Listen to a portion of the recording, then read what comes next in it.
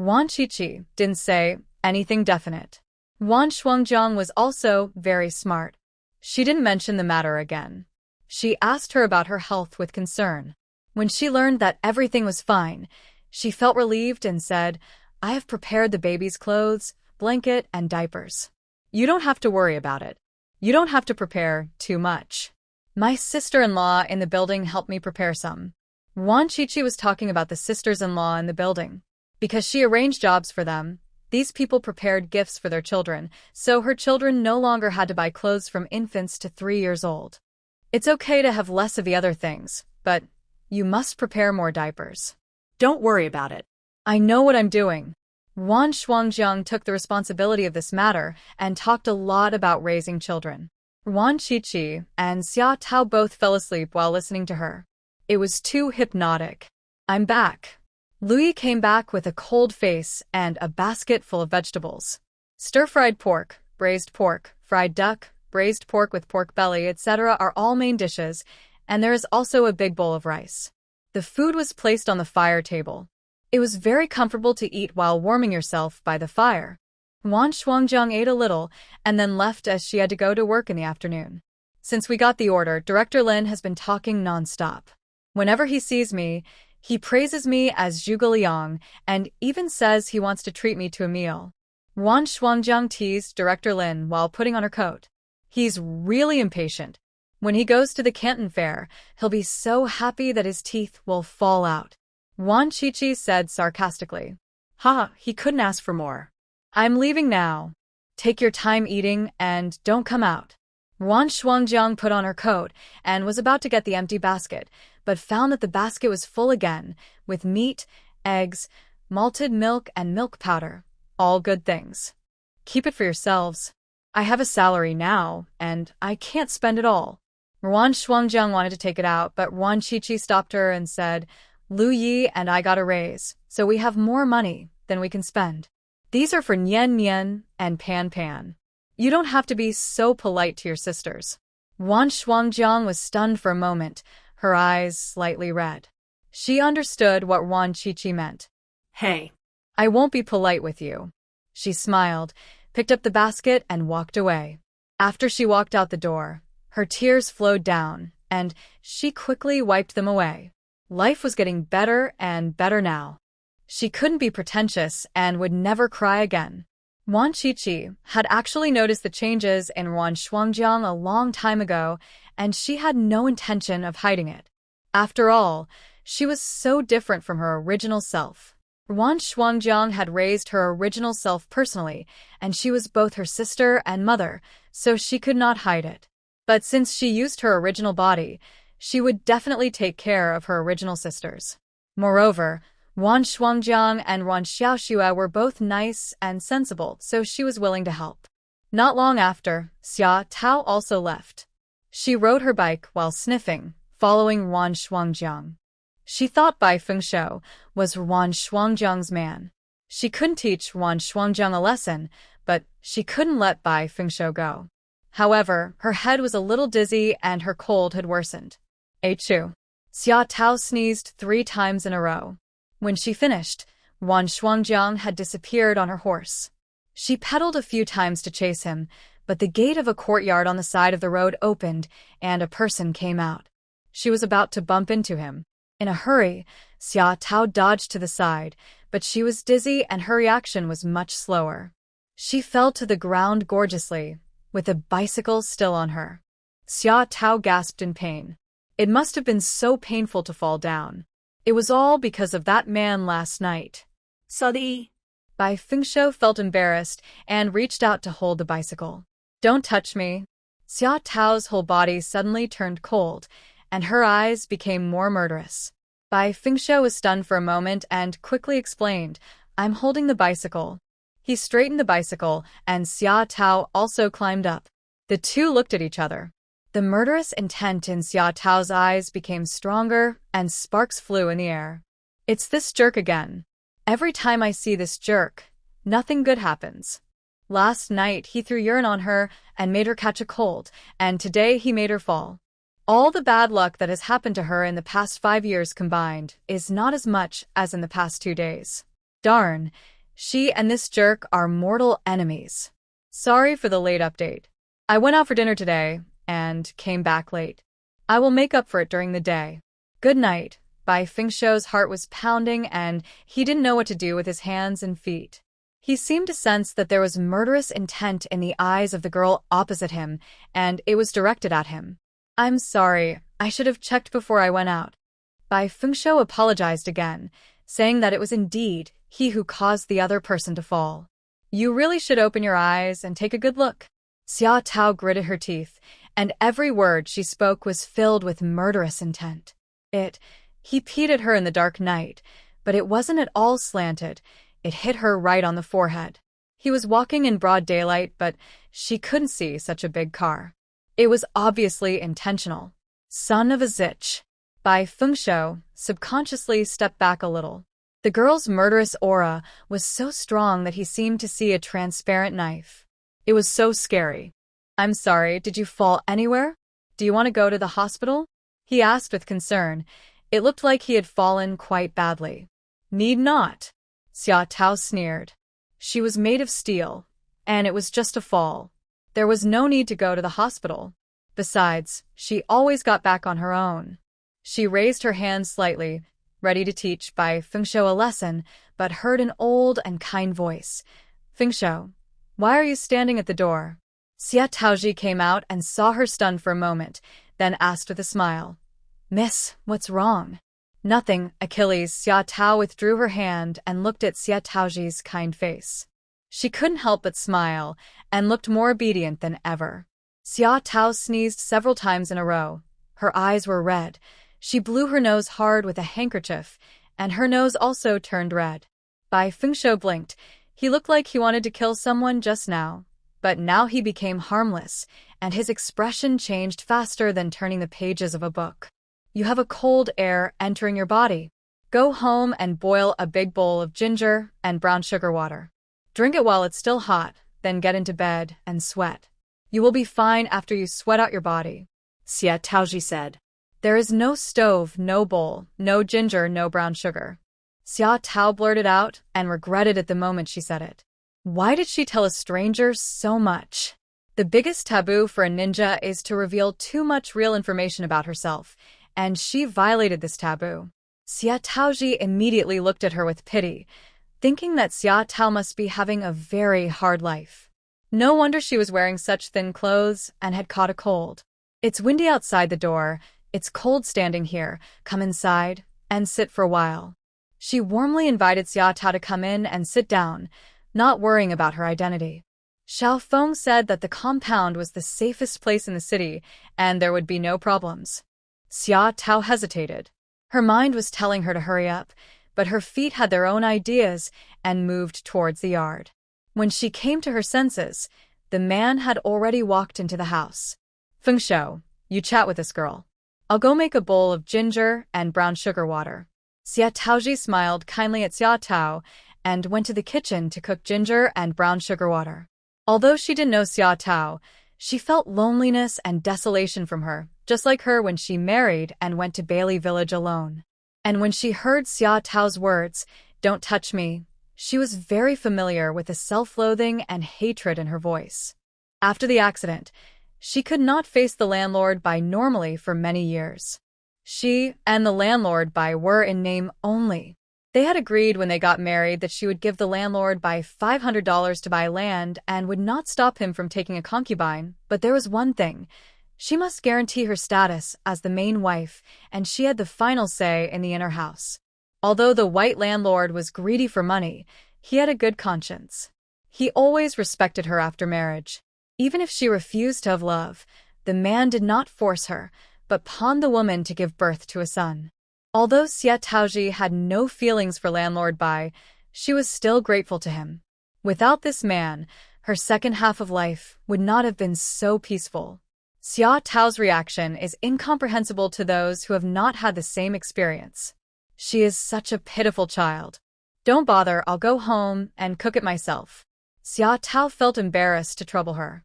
You don't have a stove, ginger, or brown sugar. It will be ready soon. Just sit back and relax. Xie Taozhi smiled and retorted with her words, leaving Xia Tao speechless.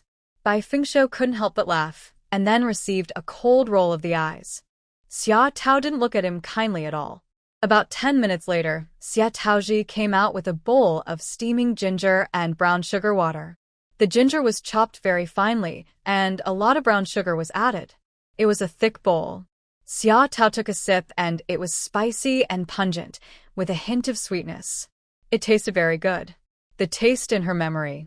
When she ran out in the rain when she was a child, her adoptive mother would scold her while making ginger and brown sugar water for her. The ginger was also chopped as finely, but not as much brown sugar, and the bowl was not as delicate and beautiful, but the taste was exactly the same. Eat it while it's hot, and the cold will go away. Xie Taozhi's kind voice sounded in Xia Tao's ears. She raised her head, and through the mist, the old lady's face seemed to have turned into that of her adoptive mother, smiling at her gently. Xia Tao gradually lost consciousness, and her eyes gradually turned red, but she soon came to her senses, pretended to wipe her eyes carelessly, and said, "It's delicious. Thank you, Grandma." After saying that, she quickly lowered her head and drank from it in big gulps. "Slow down, don't get burned," Xie Taozhi reminded.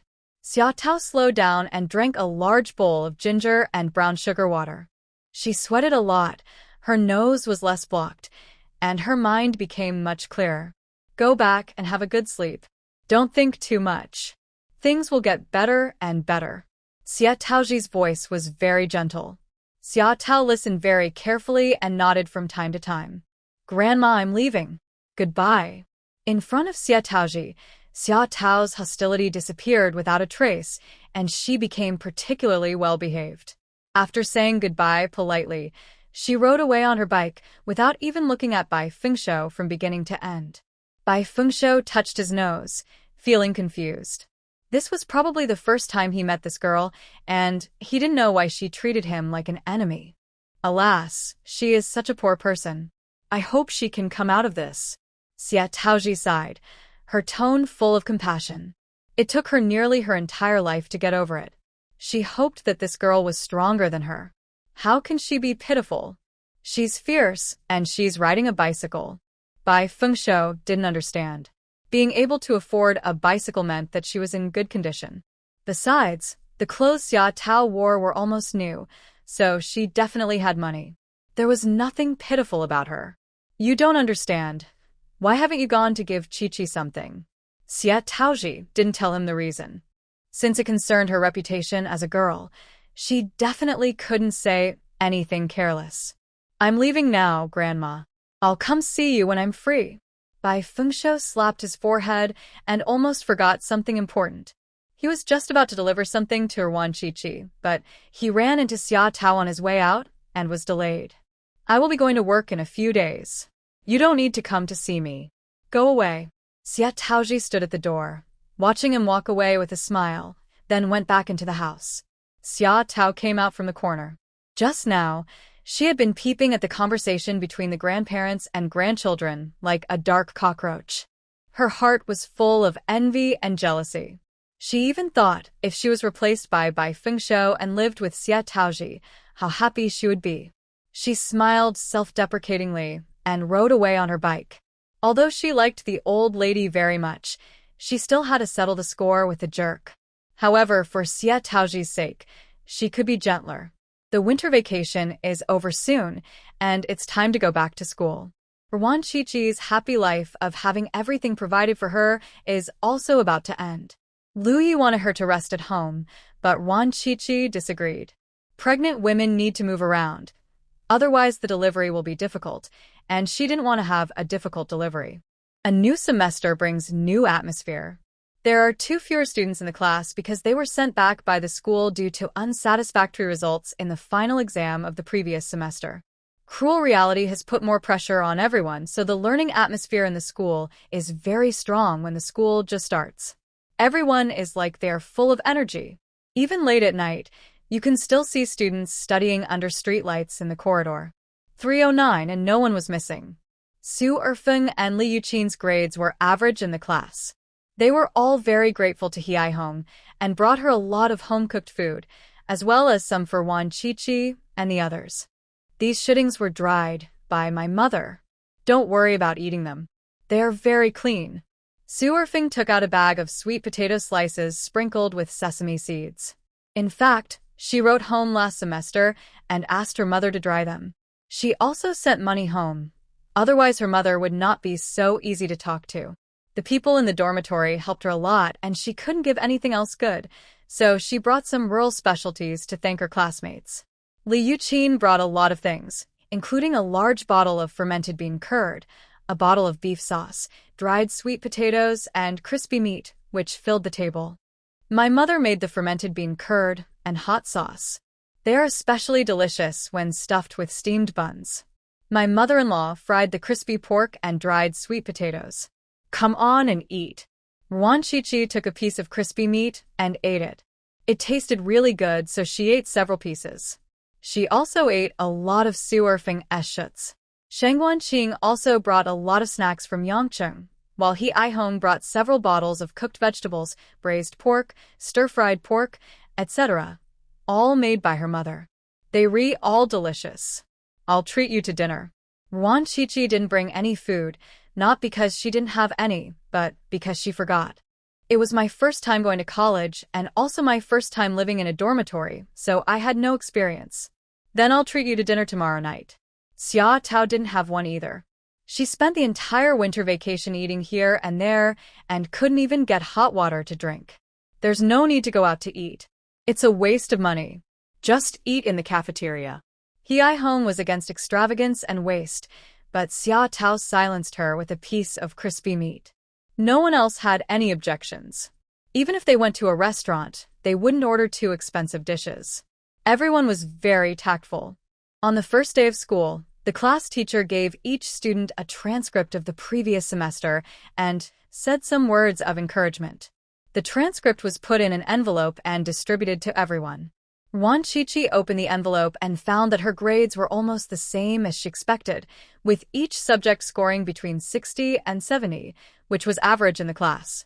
Su Erfing, Li Yuqin, and Sheng Guanqing are about the same. The one with the best grades is He Ihong, who is ranked first in the class. All of this was within Ruan Shuangjiang's expectations. He Ihong had a good foundation in studies and worked hard, so it was normal for her to be number one. But there was one person whose results surprised her greatly, and that person was Xia Tao. Why did you get 75 in this subject? Ruan Shuangjiang questioned in a low voice. Xia Tao almost relied on the Buddha and copied her. Especially in this subject, she copied almost from beginning to end, but she only scored 68. Although it was a very good number, it was 7 points lower than Xia Tao. She was very unhappy. The person who copied actually got a higher score than her.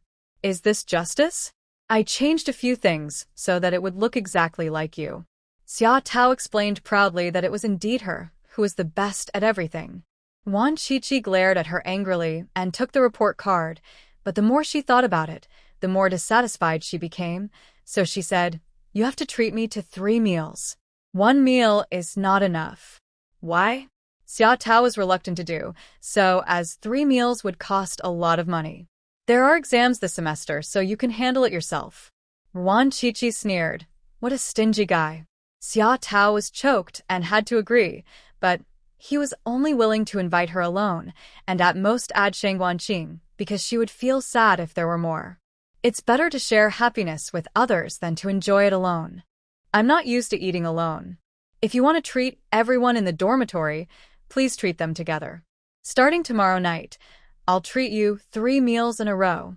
Ruan Shuangjiang would not let her go so easily.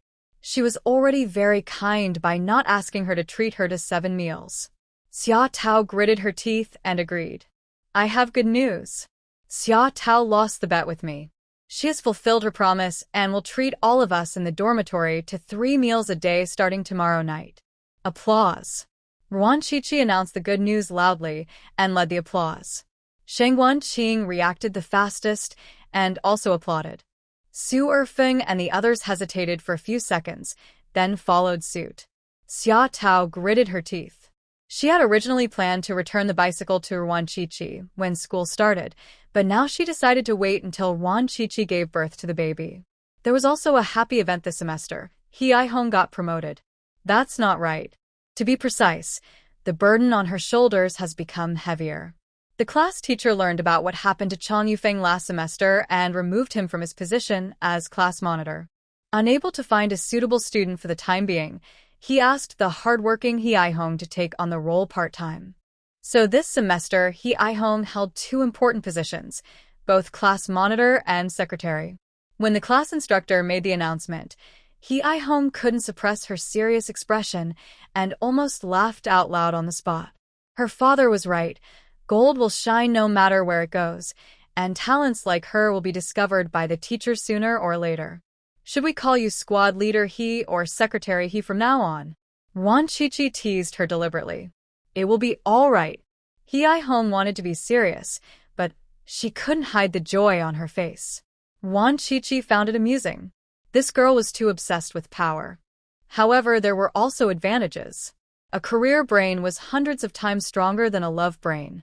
Thousands of years of history had proven that career was the most suitable partner for women. Chang Yufeng has been much more low-key this semester, not as keen on showing off as he was last semester. The female classmates who used to be close to him have also become distant from him. The whole school knows that he has a rude and overbearing rural wife and 3 children. Moreover, this rural wife is very fierce and will come to the school to make trouble. No female classmate dares to play with him. In the evening, Ruan Shuangjiang invited everyone to a restaurant near the school for dinner. Xia Tao treated everyone for the next 3 days. They had 4 days of feasting. Su Erfeng joked, "I've had more food in these 4 days than I've had in the past 4 years combined. I can be considered to have lived a comfortable life ahead of time." That's not the point. Your good days are still ahead, Ruan Shuangjiang said with a smile. Isn't this good enough? God, I don't have to go out to eat every day. As long as I can eat meat every other day, I will feel so happy. Su Erfeng's tone was a little exaggerated, but she was speaking from her heart. In her opinion, life is good as long as she can eat meat. Me too. I don't have to eat it every other day. I'm happy enough to eat it once every 3 days. Li Yuqin agreed. You'll get tired of eating meat and fish in the future and just want to eat sweet potatoes and vegetables. Ruan Shuangjiang was talking about her life in her previous life. Her parents were like that. They ate boiled vegetables at home every day and could hardly eat meat once a month. How can I get tired of eating meat? Chi, you are such a joker. Su Erfeng and Li Yuqin didn't understand. They had only seen people complaining about not having enough meat, but had never seen anyone complaining about having too much meat. Ruan Shuangjiang smiled and said nothing more. They would understand in at most 30 years. The busy and fulfilling study life passed quickly, and Ruan Shuangjiang's belly grew bigger and bigger. In the blink of an eye, it was April and the cherry blossoms on the mountain were in full bloom. The cherry blossoms in the land of cherry blossoms have also bloomed. The Kikuno family and the Fukuyama family held a grand wedding that was known throughout the country. Television stations and newspapers all reported on the wedding, and countless reporters were guarding the wedding scene. Update after midnight, Chinatsu Kikuno, who was dressed up, was supported by Masato Kikuno as she slowly walked into the wedding scene and handed the bridegroom's hand. Chinatsu Kikuno was wearing heavy makeup, her face painted as white as a ghost. She stood meekly beside the groom with her head slightly lowered. She looked beautiful and noble. In comparison, the short and ugly groom did not look good enough. Flashes of light kept flashing and reporters in the audience were pressing shutter buttons frantically. The person speaking on the stage now is the head of the Fukuyama family and the father of the groom. Everyone is listening quietly, including Masato Kikuno. Next to Kikuno Masato was a gentle, thin young man wearing a custom-made suit. His features resembled Xia Tao somewhat, but his temperament seemed much gentler. He is none other than Kikuno Taro, the heir that Kikuno Masato values the most. Ever since the family property was lost, Kikuno Masato's health has been much worse than before. Kikuno Taro has stepped out from behind the scenes to the front stage to take charge of family affairs. Looking at the bride and groom on the stage, Kikuno Masato's expression was very satisfied. He had already reached an agreement with the Fukuyama family that as soon as the wedding was over, he would give the Kikuno family several big projects. In a few years, the Kikuno family would be able to recover. It's a pity that he spent a lot of time collecting those Chinese cultural relics, but now there is nothing left. Darn Chio Kikuno. He must kill this little zitch who betrayed the family while he is still alive. The head of the Fukuyama family finished his speech. It was the turn of the Kikuno family. Kikuno Masato did not go on stage, but let his grandson Kikuno Taro go up. His health is not as good as before, and Masato Kikuno knows that he doesn't have much time left, so during this period of time, he always brings Taro Kikuno with him when he attends important occasions. Taro Kikuno's appearance and demeanor were appreciated by the guests present. After all, in the aristocratic circle of Sakura country, most young men were like the groom, short in stature and with a wretched appearance.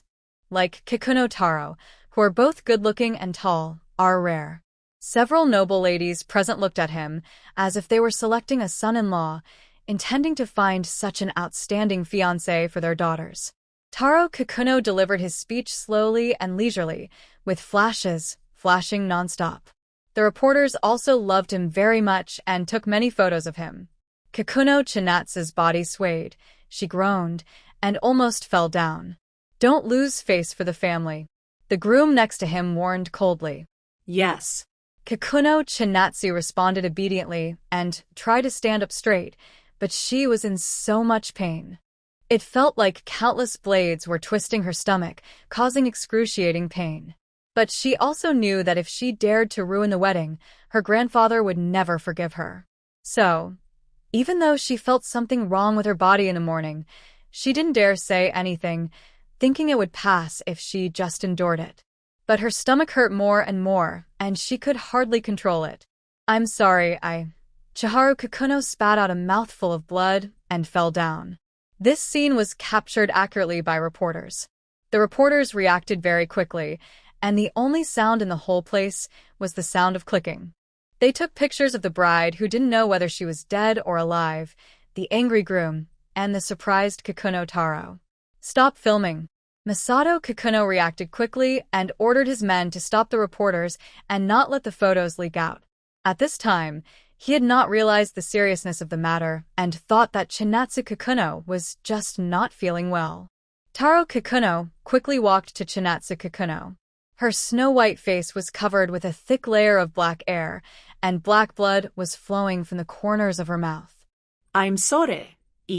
I'm in so much pain." Chinatsu Kikuno opened her eyes slightly, trying to find her grandfather and beg for his forgiveness, but she could see nothing. Taro Kikuno's heart sank to the bottom. It was obvious that he was poisoned, and it happened at the most critical moment of the wedding. Even if he died tomorrow, it would be better than today. Darn it. Taro Kikuno looked at his unconscious sister coldly, without any mercy. He thought that such a useless thing would be of no use to the family. He had long suggested to his grandfather that he should give up training the stupid Chinatsu Kikuno and find a few smart girls from the side branches to train. However, his grandfather disliked the side branches because they did not have the noble blood of the Kikuno family and did not agree. And touched Kikuno Chinatsu's carotid artery and said coldly, "She is dead. I want to hear your explanation. Chixia was fine when she left home. I don't know how she became like this. Could it be that the enemies of your Fukuyama family were secretly doing something wrong? Did they implicate Chixia?" Taro Kikuno responded calmly with a gentle smile on his face and put all the blame on the Fukuyama family. "Nonsense. Miss Chinatsu hasn't even entered the Fukuyama family. She is not even a member of the Fukuyama family. What does she have to do with us? This is clearly your Kikuno family's business." The groom angrily accused the Fukuyama family, saying that they would not take the blame.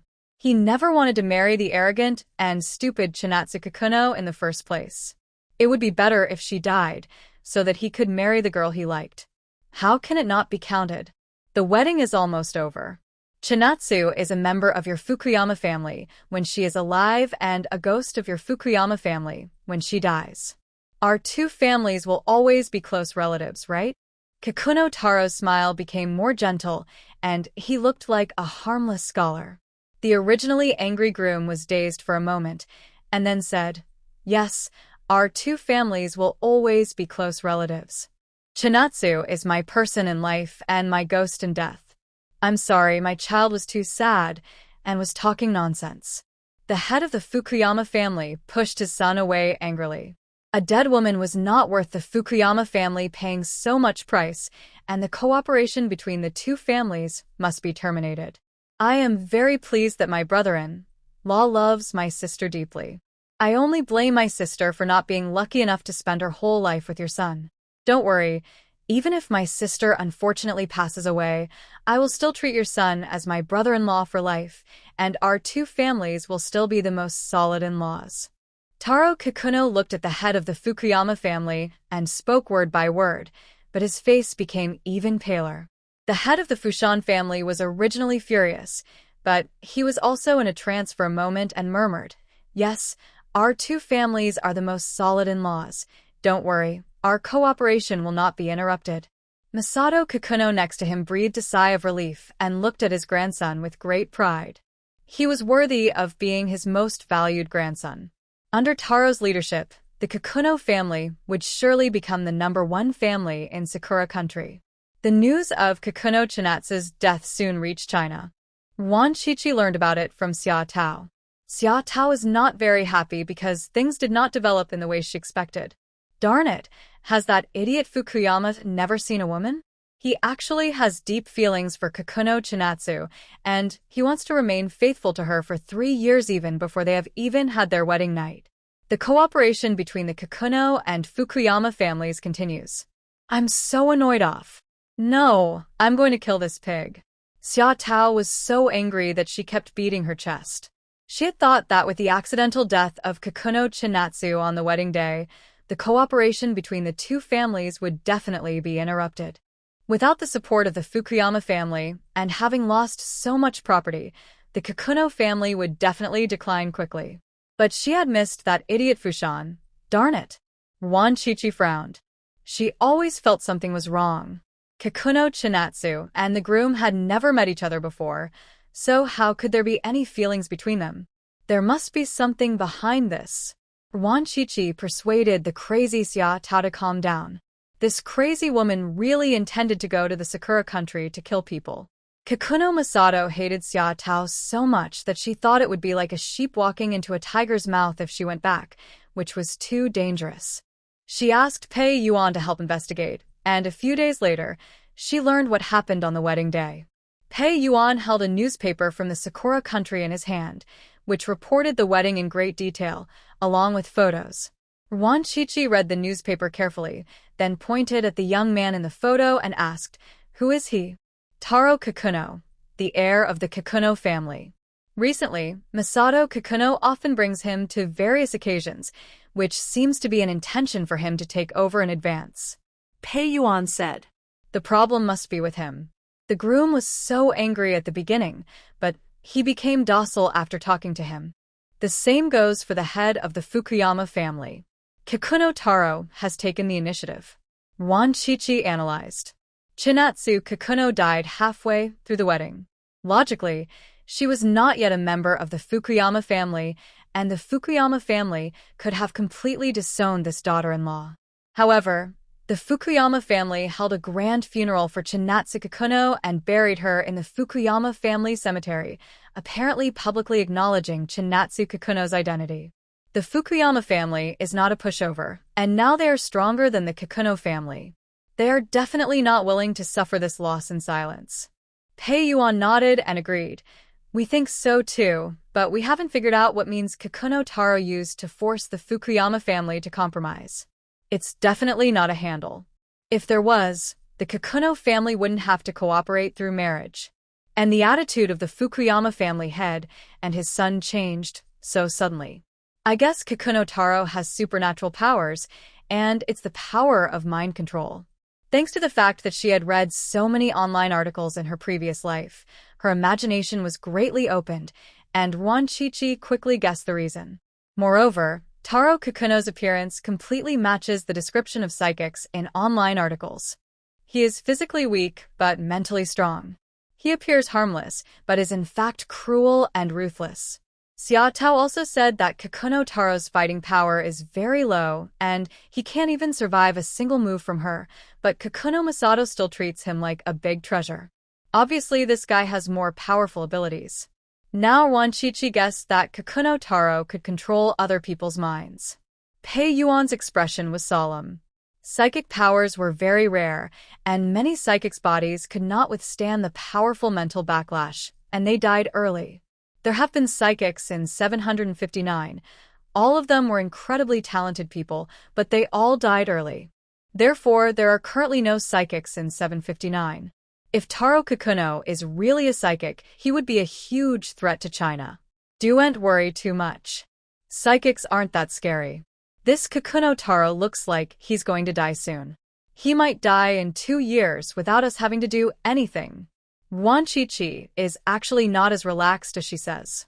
In apocalyptic novels, psychics are extremely terrifying beings, and Kikuno Taro must be a tough guy. But she is not weak either, and she will definitely not give in. I will report this to the general administration. Pei Yuan's tone was very serious. No matter what, Kikuno Taro was a strong opponent, and he could not be careless. You should also be careful. The Kukui family regards you too as a thorn in their side. And Xia Tao, you should also remind her. Pei Yuan advised. No. Ruan Qiqi took the newspaper and left. She was now 5 months pregnant, and the baby was very calm and not making any noise at all, so this pregnancy was particularly easy for her and had basically no impact on her life. After returning home, she said to Lu Yi, "You have to strengthen your mental strength. If you ever have to fight with Kikuno Taro in the future, don't let him control you." "Got it, Qiqi. I will protect you and your baby." Lu Yi's expression was very serious. He didn't care about it, but now he was not alone. He had to be more vigilant and had to protect Qiqi and Zai Zai. Ruan Qiqi smiled. She was not worried at all because her family still had the retreat route of space. No matter how powerful Taro Kikuno's psychic abilities are, he cannot enter the space. Cherry Blossom Country Taro Kikuno held a large bowl of tonic and drank it all in one gulp. His mouth was bitter, but he was used to it. He had been drinking tonic since he was a child, and he drank it every day, just like drinking water. "How about it?" Masato Kikuno asked with concern. Fine. Taro Kikuno wiped the medicine juice from the corner of his mouth with a handkerchief. In fact, he didn't feel anything special. These tonics were no longer useful to his body. Masato Kikuno also noticed it and frowned. This bowl of medicine contained various precious medicinal materials, which he bought from China at a high price, but it could not save Taro's body. Taro is the hope of the family, and nothing must happen to him. "Taro, if it doesn't work, let's use that method." Kikuno Masato sighed. "Grandfather, I just got some news. There is a man named Shanbao in Unit 759 who is seriously injured by our people. Although he did not die, his superpowers disappeared, and he became an ordinary person. But recently, he started to carry out missions again, and his superpowers are even stronger than before." Taro Kikuno changed the subject. He would never use that method unless it was absolutely necessary. If he uses that method to prolong his life, he will most likely become more and more insane. He doesn't want to be a strong man who can't control himself. He wants to be a calm and rational strong man who can look down on all living beings with a clear mind. "What medicine did he take?" Kikuno Masato asked excitedly. "I asked someone to check. If I can get the elixir that mountain leopards eat, my health will definitely be fine." The ambitious Taro Kikuno is determined to get this mysterious elixir. As long as he is given enough time, he will definitely be able to control the entire world and become the king of this world. Dingy noticed that someone was following him recently, but he was an expert at tracking and easily got rid of those people. He reported the situation to Pei Yuan. "I'll send someone to assist you and bring a few people back for interrogation." Pei Yuan's face was cold. He had to teach these little bugs a lesson. With help from others, Ding Yi quickly captured 2 people. However, just as he began to interrogate them, strange smiles appeared on the 2 men's faces, and then blood flowed from the corners of their mouths and nostrils, and they died. The 2 men died in exactly the same way, and it was not poisoning. The public doctor examined them and found no poison in the bodies.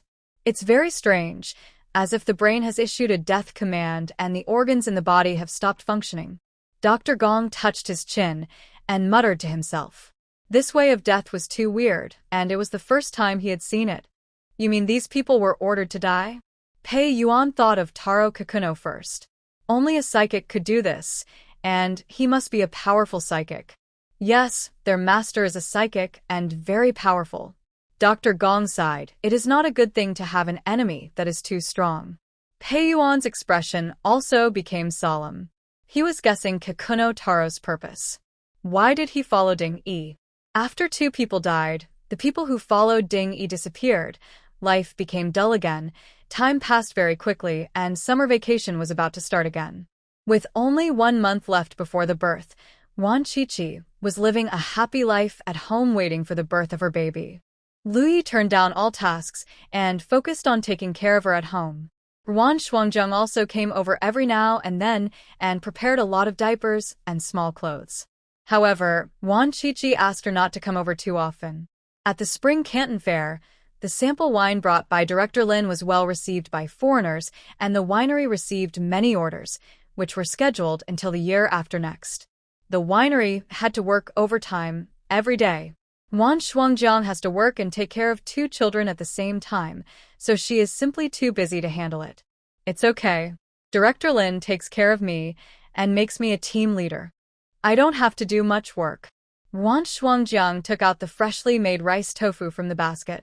Wan Qiqi mentioned it a while ago and said she wanted to eat rice tofu, so she specially bought a small stone mill and made it overnight.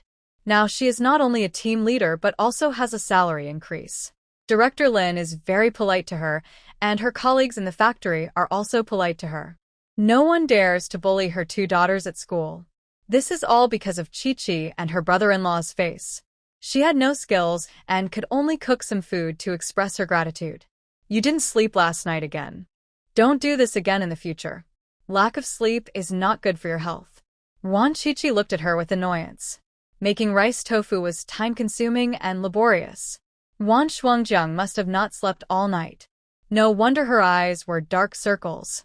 It's not like this every day. Do you want to eat now? I'll cook for you. Ruan Shuangjiang smiled disapprovingly. When she was in the Li family, she slept for 4 or 5 hours a day at most and did much more work than she does now. Now she is living in a honeypot, so how can she feel tired? Eat it, add more chili. Wan Qiqi nodded vigorously. She was almost dying of greed. Ruan Shuangjiang cooked a pot of delicious rice tofu and served her a big bowl. Wan Qiqi ate it with big mouthfuls. It was so spicy that she broke out in sweat. It was so delicious. It's delicious. The rice tofu cooked by my elder sister is the best. Wan Qiqi burped with satisfaction. A few days ago, she went to the market to buy rice tofu and cooked it at home. The taste was completely different, and it was still the authentic one cooked by Ruan Shuangjiang. Just tell me what you want to eat. You can eat for both of you now. If your stomach is well nourished, the baby will be born strong, and you will have less worries. Ruan Shuangjiang started mumbling again. Wan Qiqi yawned as she listened, but she still listened. Although Ruan Shuangjiang was a bit long-winded, he was really doing it for her own good, so she just listened. In the afternoon, so she left in a hurry and met Xia Tao in the corridor. Xiao Xia is here. What's wrong with your face? Where did you hit it? Ruan Shuangjiang greeted her warmly, but when she saw that Xia Tao had a piece of gauze wrapped around her forehead, she asked with concern. I accidentally hit the wall. Xia Tao was extremely depressed, but she couldn't speak loudly because it would pull the wound and cause pain. She is a ninja, but she can't even deal with an ordinary person. If this gets out, she won't be able to survive in the ninja circle. Why is that jerk by Fengshuo so hard to kill? Is he God's biological son? Xia Tao began to doubt her life. In the past few months, she would go and get Bai Fengshuo whenever she got the chance. Unfortunately, this guy's work location was kept secret and there were security personnel, so she could only wait until Bai Fengshuo got off work before she could take action. In total, she tried 5 times, but failed every time. The first time, She sneaked in the middle of the night and wanted to feed Bai Fengshuo dog shoot. The shoot was fed to Bai Fengshuo's mouth. The situation was like this. She was squatting beside the bed, and Bai Fengshuo was sleeping on the bed. She thought dog shoot was dirty, so she used a wooden board to hold it up. The process went smoothly. Bai Fengshuo was only a few centimeters away from eating a big piece of dog shoot. Xia Tao was so excited at the time that she couldn't help but open her mouth wide. But the darn man was fighting in his dreams, like a lunatic, and suddenly he started fighting left and right. The wooden board was knocked down, and then the pile of dog shoot she had carefully selected flew into her mouth. If it weren't for her excellent ninja's restraint, she would have definitely killed the man that night. The second time, she learned her lesson and dug a pit on the road that Bai Fengshuo had to take on his way to work. She had followed him countless times and knew that this guy would definitely take this road and would definitely fall into the pit. However, Bai Fengshuo did step into a pit, but he did not fall and passed through safely. Xia Tao, who didn't believe it, stepped on it herself, and as a result, she fell into the pit. Bai Fengshuo managed to escape the third and fourth times, and she was the unlucky one. Then, she carefully designed a method and installed a hidden weapon on Bai Fengshuo's dormitory door. She calculated that as long as Bai Fengshuo pushed and closed the door 3 to 5 times, the hidden weapon would be vibrated and fall, hitting Bai Fengshuo's head accurately and making a hole. Whenever Xia Tao thought of Bai Fengshuo with a bloody head, she became excited all over. But yesterday, Bai Fengshuo went in and out more than a dozen times, and the hidden weapon she carefully designed did not fall down, but was still hanging firmly on the door. Until Bai Fengshuo went to work in the morning, Xia Tao, who didn't believe in evil, pushed the door. Then she looked up and observed, hit her forehead accurately. Just as she expected, a hole was made, and her head was bleeding. She had just been to the hospital to get several stitches and now had a terrible headache, so she came to Ruan Shuangjiang's place to have a meal and replenish her blood. Ruan Shuangjiang looked at her with sympathy. There was blood on the gauze, and it seemed that she had been badly injured. It's better to walk slowly than to rush. It will hurt if you bump into something. You should also be careful about what you eat. You can't eat spicy food. Ruan Shuangjiang kept giving instructions, and Xia Tao agreed to them one by one. She had a good impression of Ruan Shuangjiang. Just like Xie Taozhi, they both had the shadow of their adoptive mother. Don't eat eggplant with soy sauce. It will easily leave scars. You are so beautiful. You can't have scars on your face. Ruan Shuangjiang took a moment to give these instructions, and then hurried off to work. Xia Tao smiled and ran to find Ruan Qiqi to eat. There's rice tofu in the pot. My eldest sister just cooked it. I'll give it to you for a bargain. Ruan Qiqi knew her purpose without her saying anything and let her be successful on her own. There was still a large bowl of food left in the pot, and Xia Tao ate it all. As for Ruan Shuangjiang's advice about dietary restrictions, she ignored it. Who hit you on the head? Ruan Qiqi asked curiously.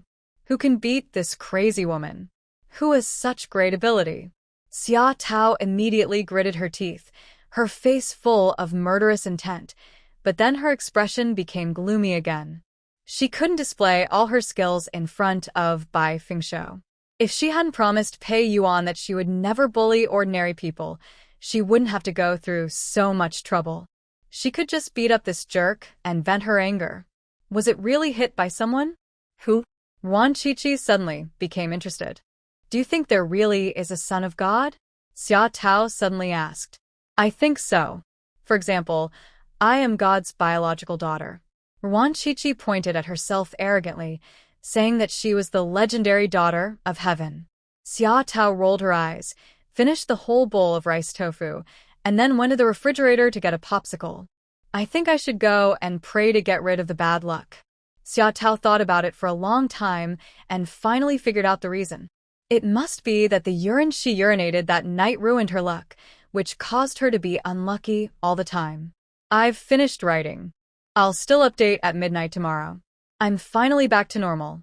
Good night. Then go and worship quietly and don't let anyone see you. Ruan Qiqi joked. Now that we are getting rid of feudal superstitions, we can no longer worship openly. I know I'm leaving. Xia Tao thought about it and decided to go find a temple right away and left in a hurry. She reached the door. She turned back and asked, "When are you going to give birth?" "Next month. Your red envelopes should be ready." "You won't let me play with the baby you gave birth to, no." Xia Tao snorted and ran away like the wind. Bai Fengshou parked the car downstairs and took out a package from his backpack. It was small clothes and sweaters made by his mother and sister for Ruan Shuangjiang's children. He had just reached the entrance of the corridor when a gust of wind blew past him. He could only vaguely feel that it was a woman, but he could not see her face clearly because she ran too fast. Bai Fengshou didn't care and prepared to go upstairs with his bag. Then another gust of wind came back and stopped in front of him. It's Xia Tao. She would despise this jerk every time she saw him. Otherwise, she would not be willing to give in. Snort. Xia Tao snorted coldly, very loudly, then raised her head and walked away proudly. Bai Fengshou touched his nose. He really couldn't understand why this girl was so dissatisfied with him and always snorted every time they met. "Comrade Xia, be careful. There's a pile of dog shit over there." Bai Fengshou kindly reminded him that what he saw when he parked the car just now was that Xia Tao had her head raised so high that she probably couldn't see it. But his reminder was a little late. Xia Tao stepped on some fresh dog shit, which got all over the sole of her shoe. Duck. Xia Tao cursed. Darn it, she and Bai Fengshou were absolutely incompatible, and nothing good happened every time she met him. Could it be that she wiped out this man's entire family in her previous life, and that's why he's harming her in this life? "I warned you." Bai Fengshou's voice became smaller and smaller in Xia Tao's murderous eyes, and finally, it was almost inaudible. He didn't dare to stay downstairs anymore and hurried upstairs. Xia Tao ran to the grass by the roadside, wiped the dog shit off the soles of her shoes, and went to find a temple while cursing. "Chi-Chi, let me ask you something. How did I offend your friend Xia Tao? Every time she sees me, she looks like she wants to kill me." Bai Fengshou couldn't help it any longer and humbly asked Ruan Chi-Chi for advice. "She does this to all men, not to you." Ruan Chi-Chi didn't think much about it and carefully admired the small clothes made by Huanxi and her daughter. They were very delicate and beautiful and even embroidered with flowers. She was reluctant to let her baby wear them. "Is she like this to other men too?" Bai Fengshou asked curiously. "Well, she hates men. When you see her next time, just stay 3 meters away from her." Ruan Chi-Chi taught him a method, and Bai Fengshou kept it in mind. "Who embroidered these flowers?" Ruan Chi-Chi pointed at the lifelike pomegranate on the small clothes and asked. "She likes to embroider. She has been learning embroidery from my grandmother since she was young, and she is quite good at it," Bai Fengshou said with a smile. Since childhood, his grandmother taught him and his sister various skills, teaching him to make antiques and to appraise, and teaching his sister to embroider and keep accounts. It's more than good. This skill is good enough to be employed in a factory. Are you happy that you haven't been engaged yet? Ruan Chi-Chi also had a good impression of Bai Huanxi, a forthright and generous girl with a personality similar to Ruan Xiaoxua. "No, I want to wait until things are stable and then bring Huanxi to live in the city. With our family background, Huanxi won't be able to find a suitable partner in the countryside." Bai Fengshou told him his plan. Instead of finding a bad man to ruin his sister, it would be better for her to stay single for the rest of her life, and he would support her.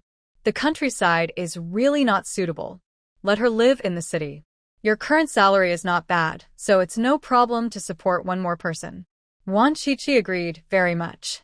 Given Bai Huanxi's status, she could only marry a lower-class woman in the countryside. It would be better for her not to marry at all. Moreover, Bai Fengshou is now highly valued by antique shops. The counterfeits he makes are very popular among foreigners and are the most sold items in antique shops. Since the American president visited China in the spring, there have been many more foreigners in Tanzhou City, and the business of the antique shops has also improved a lot. Foreigners like Chinese antiques, especially porcelain and silk. Bai Fengshou is best at making porcelain look old. His technique is becoming more and more sophisticated, and he can already handle it on his own. With Ruan Chi-Chi's support, Bai Fengshou became more determined and planned to go back to his hometown and bring his sister over next time he had a break. At the end of July, Ruan Shuangjiang was getting closer to her due date. Lu Yi and Lu Dixing were extremely nervous and asked her 100 questions a day, which made her annoyed.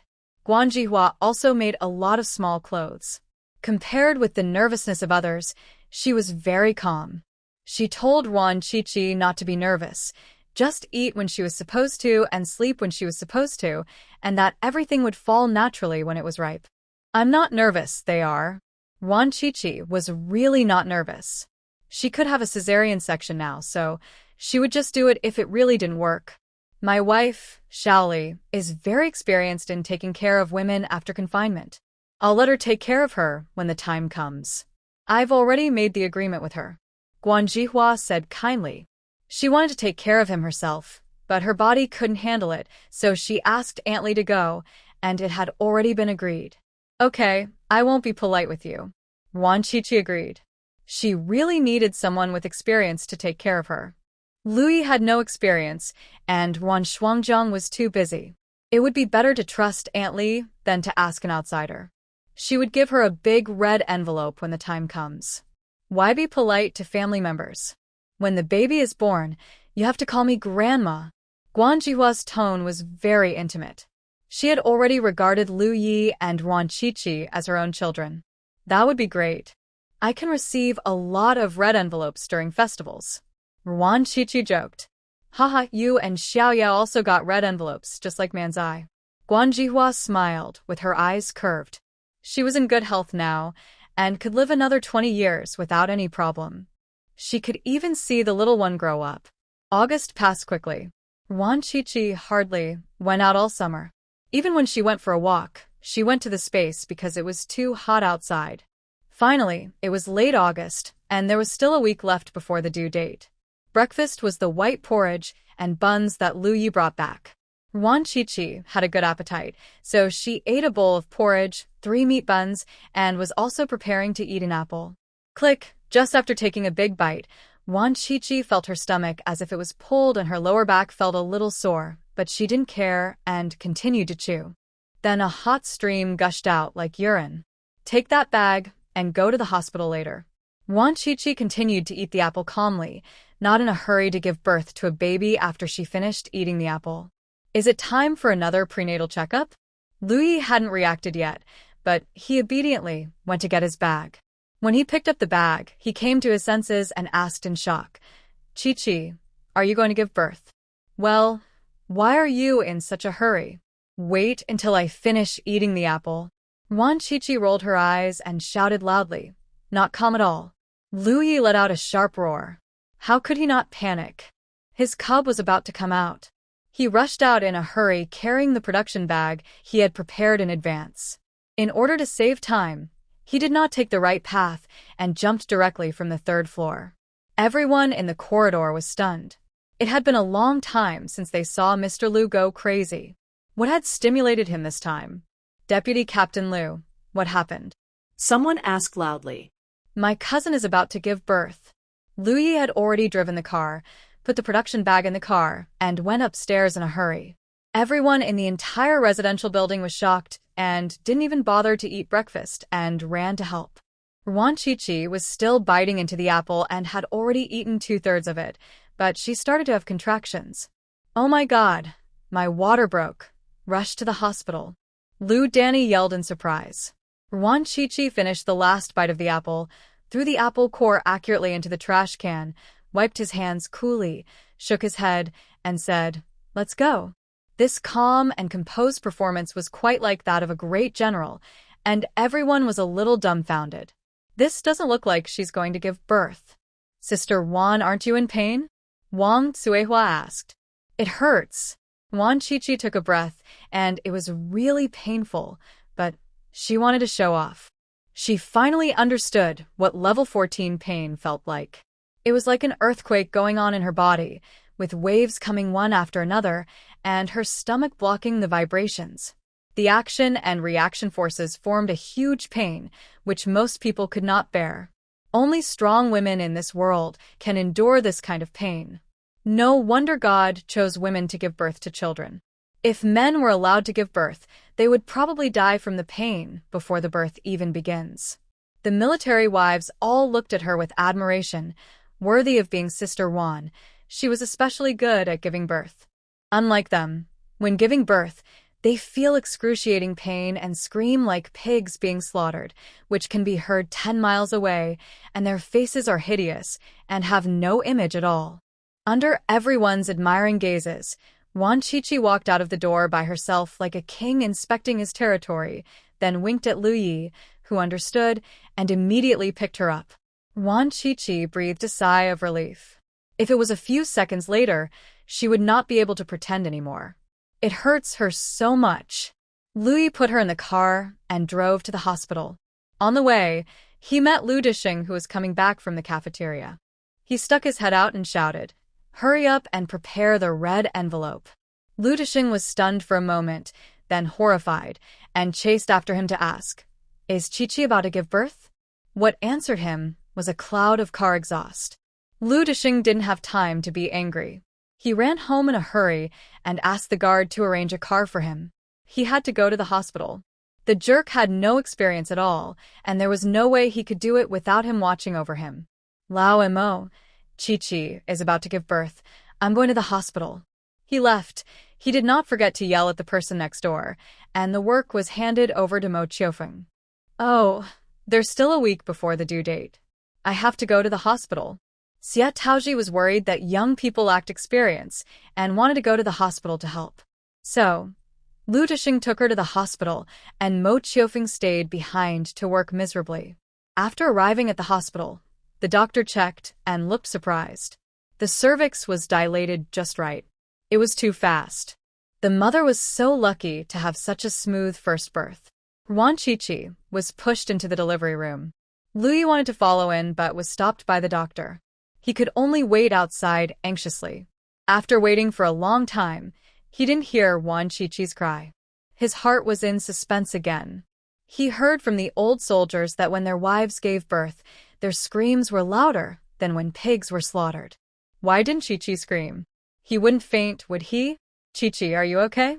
Became more and more frightened the more he thought about it, and screamed heartbreakingly outside the delivery room, and the whole hospital could hear it. Ruan Qiqi, who was giving birth on the delivery bed following the doctor's instructions, felt her ears hurt by the pig-slaughtering screams and almost lost her concentration by screaming. The doctor told her not to scream if possible, to save her energy. So, she was very obedient and didn't scream. "Qiqi, did you hear that? Just squeak, I'm coming in." Lu Yi's voice was filled with tears. If he didn't hear Qiqi's voice again, he would break in. Squeak. Ruan Qiqi squeaked hard, and Lu Yi's voice, crying with joy, came from outside. "Qiqi, I'm glad you're okay. I was so worried." "Shut up, you making so much noise." Ruan Qiqi yelled angrily. "Can't you just be a calm father? Hey, shut up." Lu Yi shut up obediently and didn't make any sound afterwards. The doctors and nurses all laughed at what they saw. The world was quiet, and Ruan Qiqi continued to give birth to the baby, breathing in, exhaling, and pushing. Her body felt like it was being torn apart, and the pain made her cry. "Your kid is a little reluctant and doesn't want to come out." The doctor's tone was helpless. She had delivered so many babies, but this one was the most stubborn and refused to come out. If he didn't come out, she would have to reach in to take it out. "Be good, little brat.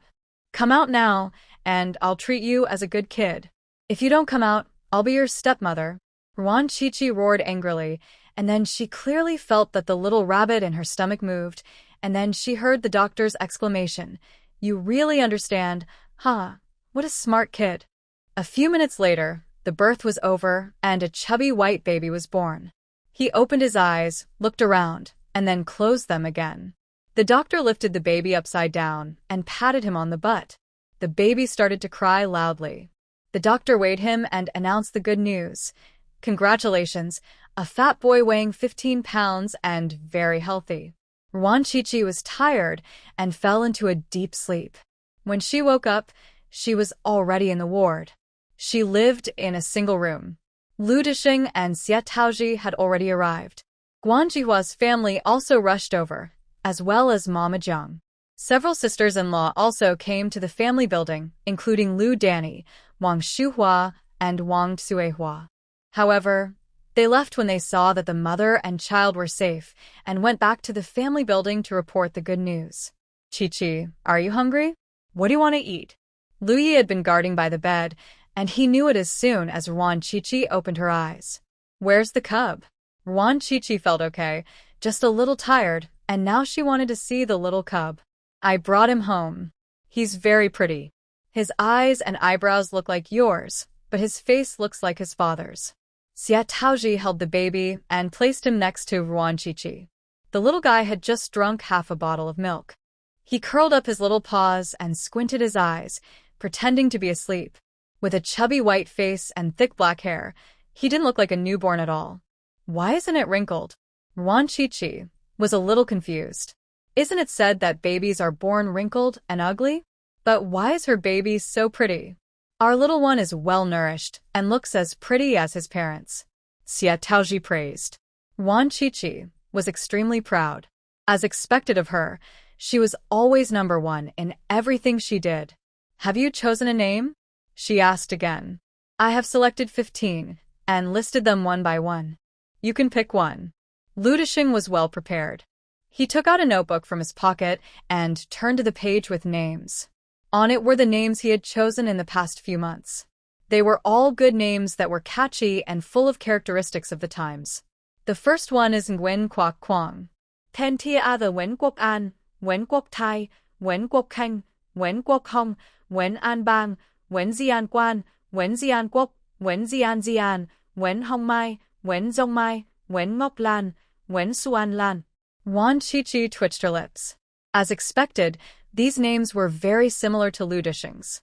One could guess the ages just by hearing these names. She didn't like any of them. Use Ruan Kai-Xian. Ruan Chi-Chi decided to use the name that Lu Yi didn't use. It was better than all these. In fact, she liked Ruan Anbong more, but this name was too stressful. Her child didn't need to bear such great pressure. He could do whatever he wanted. It didn't matter if he just lay down. Lu Disheng slapped his thigh hard and said proudly, Chi-Chi, you like this too, right? This is what I am most satisfied with. It is a triumphant return. How great it is. His father didn't use it, so it is good for the kid to use it. In fact, it is also good for the country to be strong, and it is great for the country to be strong, and the people to be rich. He collected the notebook and said, keep these names, they can be used later. Ruan Chi-Chi said silently in her heart, leave it to brother Lu Jiefeng's baby. Her baby definitely doesn't want it. She will name it herself in the future. From now on, I have to choose the name. You have no chance. Lu Yi said angrily. Letting the old man name the child once is already the most he can do. You are a live-in son-in-law. Go to work. You have no right to speak. Lu Disheng waved his hand and approached him calmly. Seeing Lu Yi's aggrieved look, he felt very happy. The rebellious son always uses the son-in-law to make him angry, but he is not angry anymore and wants to get angry back. Humph, he has eaten decades more than the jerk. How could he lose to this rebellious son? I'm hungry. Is there anything to eat? Ruan Chi-Chi interrupted the tense argument between the father and son. She was still very tired and really didn't want to listen to the two of them quarreling. It was very annoying. What does Chi-Chi want to eat? Lu Yi asked attentively, ignoring the old man. I want to eat potato dumplings. Can I get them? Ruan Chi-Chi swallowed her saliva. She didn't know why, but at this moment she was particularly craving for potato-stuffed dumplings. She had eaten them once in her previous life, the day before she came here. The dumpling shop was open near her community. There were many kinds of fillings, and she found the potato filling novel, so she ordered one. It turned out to taste quite good. She had originally planned to go eat there the next day, but unfortunately, she had to come here. Sure, I'll do it. Lu Yi nodded vigorously. Even if Chi-Chi wanted to eat the jade rabbit in the Moon Palace, he would have to find a way to get it, not to mention that they were just dumplings stuffed with potatoes.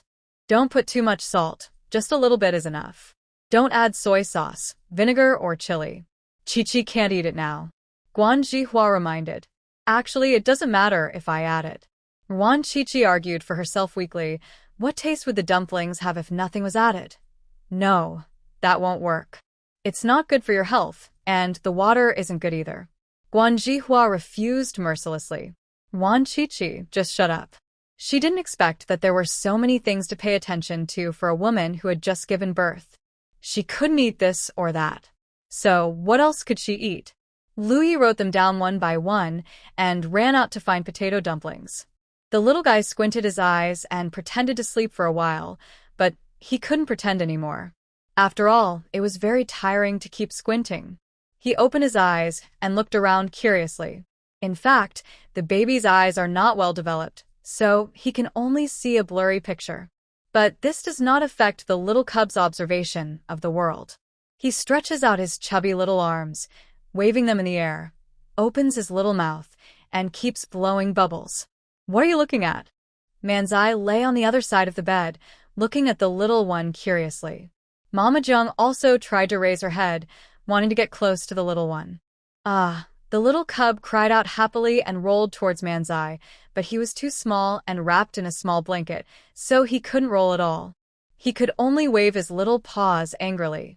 Manzai moved the little one to the edge of the bed, closer to him. The big and the small looked at each other curiously. Ah, the little cub waved his little paws at Manku a few times, spit out a big bubble, and smiled happily. Why? Manzai also responded happily. He knew that the little boy was greeting him. What a good little boy. He was even cuter than Ye when he was a child. He stretched out a finger, and a fleshy little paw reached out and grabbed his finger with great force. Manzi stretched out another finger, which was also grabbed by the other little paw. Two big hands and two small hands were clasped together and smiled at each other. The people around them also looked at them with smiles, and there was satisfaction in their eyes. Ah, the little guy seemed to like Manzi very much. He held his hand tightly and refused to let go. His big black eyes kept looking at Manzi as if he wanted to remember him. I am your grandfather. Manzai introduced himself very solemnly, saying that Chi-Chi and Ye were his children, and their little children were naturally his grandchildren. Ruan Chi-Chi was watching with a smile on her face, but when she heard these words, her smile instantly disappeared. Her little cub was treated as someone's grandson as soon as he came out. No, I should call you uncle. Guan Zhihua corrected. No, it's Gramp. Manzai shook his head stubbornly, saying that his mother was wrong, and he was not wrong. Guan Zhihua wanted to correct him, but was stopped by Ruan Chi-Chi. Manzi can call him whatever he wants, as long as he is happy. Anyway, none of their family will recognize it. Outside, Lu Yu was still looking for potato-filled dumplings in the whole city. He went to 5 restaurants, but none of them had potato-filled dumplings. Some chefs even said that this was the first time they had heard of such dumplings. Comrade, you don't have to bother looking for it. You can't find it in the whole city of Tianzhou. I've been a chef for 20 years, and this is the first time I've heard of potato dumplings. It's really rare. The 5th restaurant didn't want to see Lu Yi wasting his time, so he kindly tried to dissuade him. There must be some that my guests have eaten. It's obvious that you are a frog in a well and have very little experience. Lu Yi believed Ruan Chi-Chi's words without a doubt. Chi-Chi said there were some in Tianzhou City, so there must be some. It was just that these chefs were ignorant. Then tell me how to make these potato dumplings. The chef was also angry and actually called him a frog in a well in front of him. This was intolerable, and he had to get back at him. Potato dumplings are naturally filled with potatoes. If I knew how to make them, why would I have to come out and look for them? Lu Yi rolled his eyes in annoyance and was about to go out to look for it, but was stopped by the chef. You stay here and watch me make potato dumplings. So, the two of them, one working with their hands and the other talking, finally made the potato dumplings after an hour. After it was cooked, the chef took a bite, and his eyes suddenly lit up. He praised, I didn't expect these potato dumplings to have such a unique flavor. The saying is right, you can learn as long as you live, and learning never ends. Lu Yi also tried one and found it tasted really good. Make another portion and add only a little salt. My cousin just had a baby and can't eat too much salt. Lu Yi asked the chef to make another one so he could take it to the hospital. Are you looking for food for your guests? The chef looked at him with more appreciation. A man who is good to his wife basically has no problems with his character. Yes, my cousin wants to eat potato dumplings. Please make another portion quickly. My cousin is hungry. Lu Yi was a little worried, afraid that Ruan Shuangjiang was starving. The chef was also good-tempered. He really made another portion and was considerate enough to make the taste lighter. Thank you, I'll give you red eggs later. Lu Yi took both servings of dumplings away and also made a note of the restaurant, planning to deliver red eggs to it in a few days.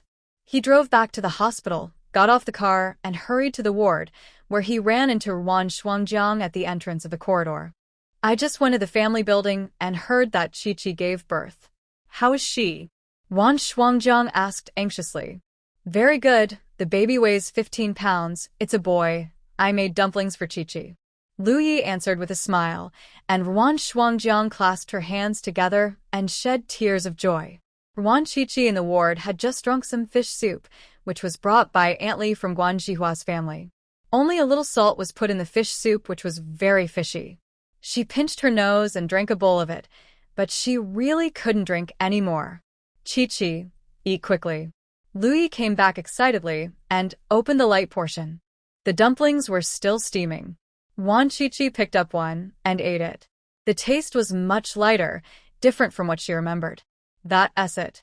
Ruan Qiqi finished the whole box of dumplings. Her husband Lu Yi was sweating profusely while looking for dumplings. She couldn't let Lu Yi down. If you want to eat it, I'll ask the chef to make it. Lu Yi wiped the sweat off his face with his sleeve and didn't feel tired at all. Ruan Shuangjiang held the little kid in her arms and looked at him, her eyes fixed on him. His facial features are like Qiqi's, and his face is like my brother-in-law's. He will definitely be a handsome boy when he grows up, as powerful and promising as his grandfather and father. Lu Disham couldn't close his mouth after hearing this. He was extremely proud. Lu Yi also grinned. Have you chosen a name for your baby? Ruan Shuangjiang asked.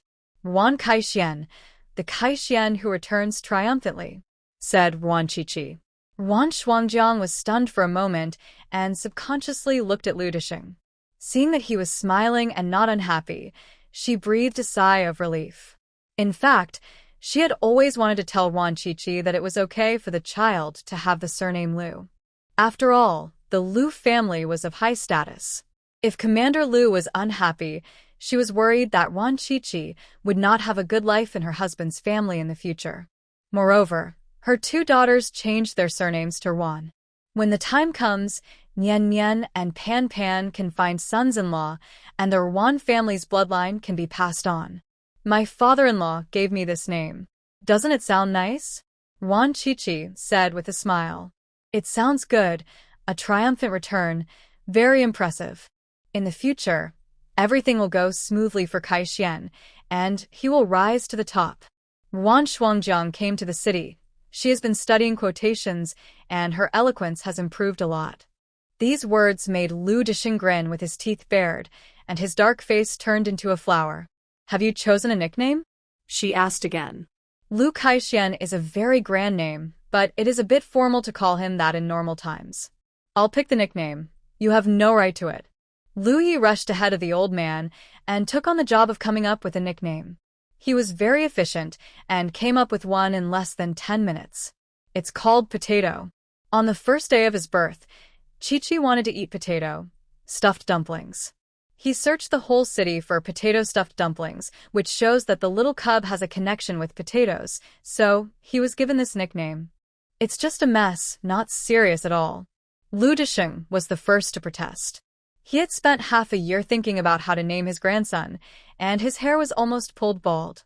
This jerk's name was too casual. Why not? Potatoes are great. They provide food and clothing, and are solid and steady. Lu Yi argued with reason, and even asked Ruan Qiqi to judge the case. I think potatoes are good too. If you're not satisfied, how about ordering dumplings? Ruan Qiqi gave another choice, either potatoes or dumplings. Lu Disheng gritted his teeth, glared at the unreliable couple, turned his head away angrily, and pretended not to see them. Potatoes are good. Food is the most important thing for people. People cannot live without potatoes. It has a very good meaning. Grandpa Lu tried to smooth things over with a smile. He indeed thought this nickname was good. So, the nickname of little Ruan Shuangjiang was Potato. Ruan Qiqi was in very good health and was discharged from the hospital after only 3 days. She went home to recuperate for a month. Both mother and child were plump and white. Lu Disheng set up a table of wine at home to hold a full-month banquet for little Potato. They are all family members, Mo Qiufeng and his second sister, Ruan Qiqi's family, Manzai's family, and Lu Jiefeng brothers. They came to Jiangxing to study and came to Tanzhou specifically to see their little nephew. But on the full moon day, an unwelcome person came to the house. It was Mo Heping, who came to give a gift to the little guy on behalf of Yuan Huilan. The third update is finished. Good night. Tanzhou was not that hot at the end of September, but the temperature was still a little high. Little Potato was wearing a red belly band, and his chubby white body looked particularly festive, just like the little golden boy in the New Year picture. Potato is a good eater and sleeper, and is very worry-free. People in the staff building say that this is the first time they have seen such an easy-to-care-for baby. He sleeps when he is full, and when he wakes up he either pees or poops. If he is hungry, he does not need to be held even if he is awake, and will lie on the bed and blow bubbles by himself, and is very self-satisfied. The full moon banquet was in the evening. In the afternoon, Ruan Qiqi took her son to Lu's house. Xiao Duan was preparing dinner in the kitchen, and Lu Disheng was playing chess with Mo Qiufeng in the yard. When Xie Taozhi saw them from afar, she stretched out her hand to greet them with a smile on her face. Of course, this enthusiasm was for little Potato. Potato, I miss my grandma so much. Do you miss your grandma? Xie Taozhi took the kid over with an exaggerated tone and expression. Ruan Qiqi curled her lips, too lazy to expose her since she had clearly just seen him yesterday. It's sunk again. Our potatoes are growing really well. They will definitely be tall and mighty in the future, even more majestic than your father and grandfather. Xie Taozhi picked it up a few times, his hands felt heavy, and he started praising it again. Little Potato lay very steadily in her arms, blowing bubbles from time to time, or showing a toothless smile, which melted everyone's heart. Xie Taozhi and Mo Qiufeng were both captured by him in this way. Oh, how can you be so cute and beautiful, my sweetheart? Xie Taozhi looked at the little baby and really wished she could put it in her pocket and take it home instead of returning it to the Lu family. Ah, little Potato stretched out his little paw and gently touched her face. Xie Taozhi smiled with her eyes narrowed and was reluctant to return the cub to Ruan Qiqi. Ruan Qiqi didn't want it either. The baby was getting heavier and heavier, and it was a pain to hold. Take a break. Be careful not to get your hands sore. She still reminded him, after all, Xie Taozhi was not young anymore. No, my hands are not sore when I hold my little baby. How can they be sore? They are not sore at all, right? Xie Taozhi didn't even raise her head. She just teased the child lovingly, without greeting anyone. Second sister, have you hugged enough? Let me hold you for a while. Mo Qiufeng quickly made the move, ended the game of chess, and came over to tease the child. No, I haven't hugged you enough. Go play chess.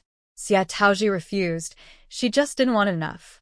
Second sister, Xiao Duan asked me to ask if the prawns should be braised. Mo Qiufeng went into the house and came out to ask seriously. It's boiled. I told Xiao Duan that Qiqi likes boiled food. Xie Taozhi believed it, stuffed the kid into Mo Qiufeng's arms, and hurried to the kitchen. Mo Qiufeng smiled proudly, sat down, and teased the child. Put away the chessboard and ran out excitedly, only to find that his grandson had been taken away by someone. He was so angry that he kept yelling, I am the real grandfather. What do you have to do with me? Give my grandson back to me. Don't yell in front of children. Pay attention to your words and deeds. Mo Qiufeng scolded him seriously. Although Lu Disheng was not convinced, in order to set a good example for his grandson, he still said softly, Have you had enough of it? Let me be fond of it too. No, I'm chatting with the kids. Mo Qiufeng refused. Although he had 3 children and a granddaughter, he had never enjoyed the joy of family. When his 3 children were born, he was either in hiding or busy with work. He rarely went home, often only once every year or two. After he returned, the children didn't recognize him anymore. By the time he had some free time, the children had grown up. The granddaughter has been raised by my daughter-in-law's parents since she was born, and she is not particularly close to him. Mo Chiufeng saw the birth of Little Potato with his own eyes. He now had a lot of free time, and Little Potato was really cute. For the first time, Mo Chiufeng felt the joy of family life with Little Potato. Montag Kifeng. Xie Taozhi came out angrily, grabbed Mo Chiufeng's ear, and said unhappily, "You are a grandfather now. Why are you still as naughty as when you were a child? When did Xiao Duan say he wanted to braise it? You are really a fool. I remembered it wrongly. I'm old and my memory is not good." Mo Chiufeng explained without much sincerity, and Xie Taozhi rolled her eyes in disgust, saying that no one would believe him. Ruan Shuangjiang and Lu Yi sat leisurely nearby, looking at their little cub, enjoying the love and affection he received, while calculating in their minds how many red envelopes they could receive today. "When will Lu Jiefang and the others arrive?" Ruan Shuangjiang asked. These two idiots were really lucky. They won a second-class merit last year. After returning to the army, the two idiots, Cui Xiongwei and several comrades ran into patrol soldiers from Xinlu while on patrol. The other side had more people, and they were in a deserted place, so the Xinlu soldiers became malicious and wanted to bully them. But they underestimated the fighting power of the Lu Jiefang brothers. Although these two were not very smart, they were very skilled. Moreover, after experiencing the baptism of blood, they had matured a lot. Together with Cui Xiongwei, who had also matured, they defeated the soldiers of Xinlu and rescued other comrades. The three of them were awarded second-class merit again. In a short period of time, they were awarded second-class merit twice in succession. Their performance was quite outstanding. Therefore, the army rewarded them by allowing them to study at Jiangcheng Military Academy for 1 year, and they can be promoted after returning. This time, the promotion was earned by brother Lu Jiefang through his own real abilities. He was upright and had a very strong character. He said he would arrive today, so I sent someone to pick him up at the airport. Luye replied. The two brothers came back on the army helicopter, along with Cui Xiongwei. The three of them have a very good relationship now. After all, they have lived and died together, and their feelings can stand the test of time. We're back. Speak of the devil and he will appear. The two brothers both have loud voices, and their voices arrive before they do. The little potato in Mo Chiufeng's arms was startled and jumped, which made the old people feel distressed. Especially Lu Disheng. Don't you know there are little kids at home? I'm not deaf. There's no need for you to yell at me so loudly. Speak softly at home from now on. Lu Disheng gave each of the two brothers a big shove and scolded them with a dark face. The two brothers returned home happily, their heads throbbing.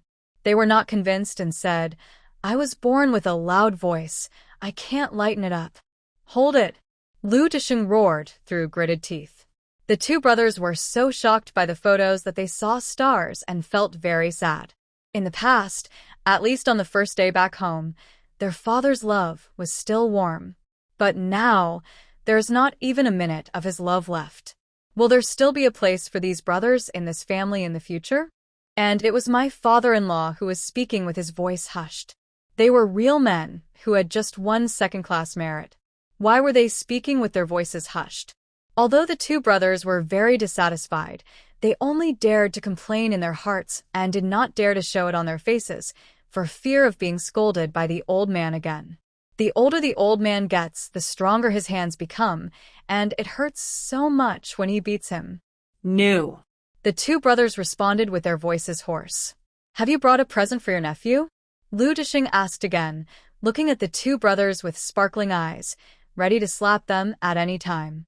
If these two brothers don't bring gifts for his grandson, he will definitely slap them in the face.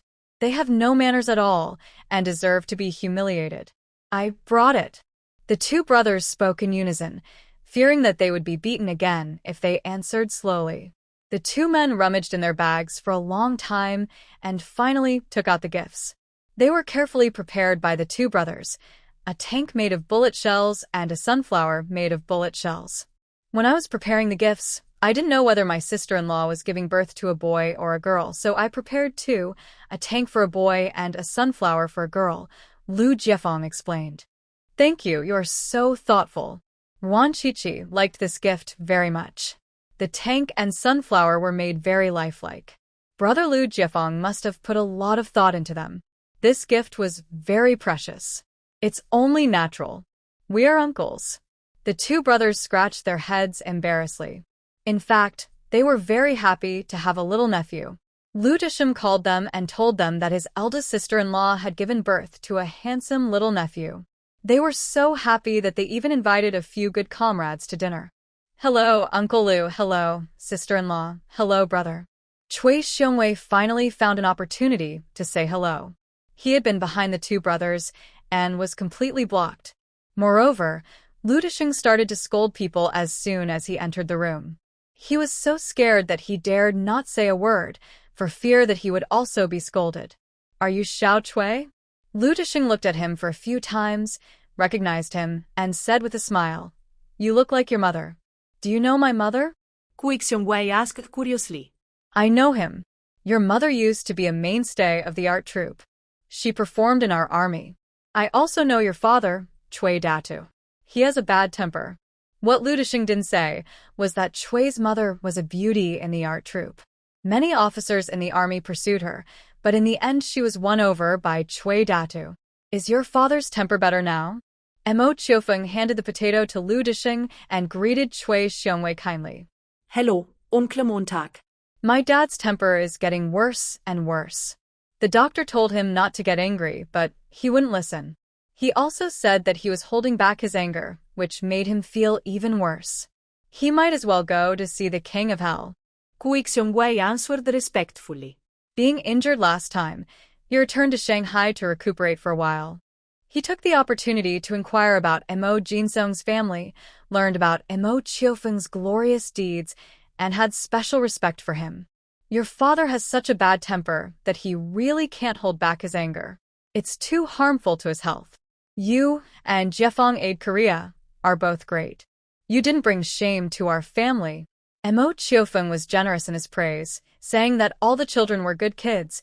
They just went a little astray in their growth, but they quickly straightened themselves out after joining the army, and they deserved praise.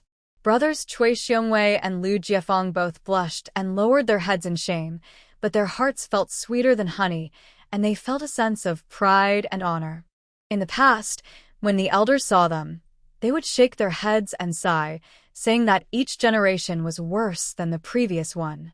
When we see them now, we all give them a thumbs up and praise them, saying that each generation is better than the previous one. Dad, let me hug you. Lu Jiefeng was watching from the side. The more he watched, the more envious he became. He wanted to hug his little nephew. Just watch from the side. I've only just started, and I'm not interested enough. Of course Lu Disheng refused, and only let him watch from the side. Lu Yuanchao and Cui Xiongwei also came over and looked at the little guy curiously. Lu Yuanchao couldn't help but reach out his hand and gently poked the child's chubby face while Lu Disheng wasn't paying attention. It was soft and bouncy, and felt great. Lu Yuanchao couldn't help but poke it again and again. He became addicted to it and had a lot of fun. He didn't notice that Lu Disheng above his head had a darker face than Bao Gong. You don't act like an uncle. You poked my grandson's face. I'll break your dog's paws. Lu Disheng gave them a big bag and prepared to take his grandson away from these idiots. Little Potato suddenly stretched out his hand and shouted happily to Cui Xiongwei, with crystal saliva flowing from the corner of his mouth. Had always been very steady, showed such liveliness for the first time. Lu Disheng felt jealous and coaxed him in a gentle voice. Potato, Grandpa will hold him. We won't let him hold him. He is just a young boy. If he falls down, it will hurt so much. Uncle Lu, I have won 2 second-class merits. I am no longer a young boy. Cui Xiongwei couldn't help but correct him. He is now a mature warrior. You're proud and complacent after winning 2 second-class merits? Has your father become proud and complacent with that box of military medals? Lu Disheng snorted coldly and attacked mercilessly. Cui Xiongwei shut his mouth in dissatisfaction and secretly deducted points from Lu Dishing in his heart. He was just like his old man, always talking about that box of military medals to show how capable he was. Ah, little potato was anxious. He wanted to be held by the sweet and soft beautiful aunt, not the stinky grandpa. The frustrated Cui Xiongwei immediately showed off. It turned out that children's eyes are the clearest and brightest, and they are very discerning. Although Lu Dishing was unwilling, he could not go against his grandson's wishes, so he had to compromise and seriously teach Cui Xiongwei how to hold a child. This hand is supporting my neck, and this hand is supporting my waist. If you hurt my grandson, I will beat you to death. Yes, I have 3 nephews and 2 nieces. Cui Xiongwei retorted impatiently that he was not an inexperienced boy.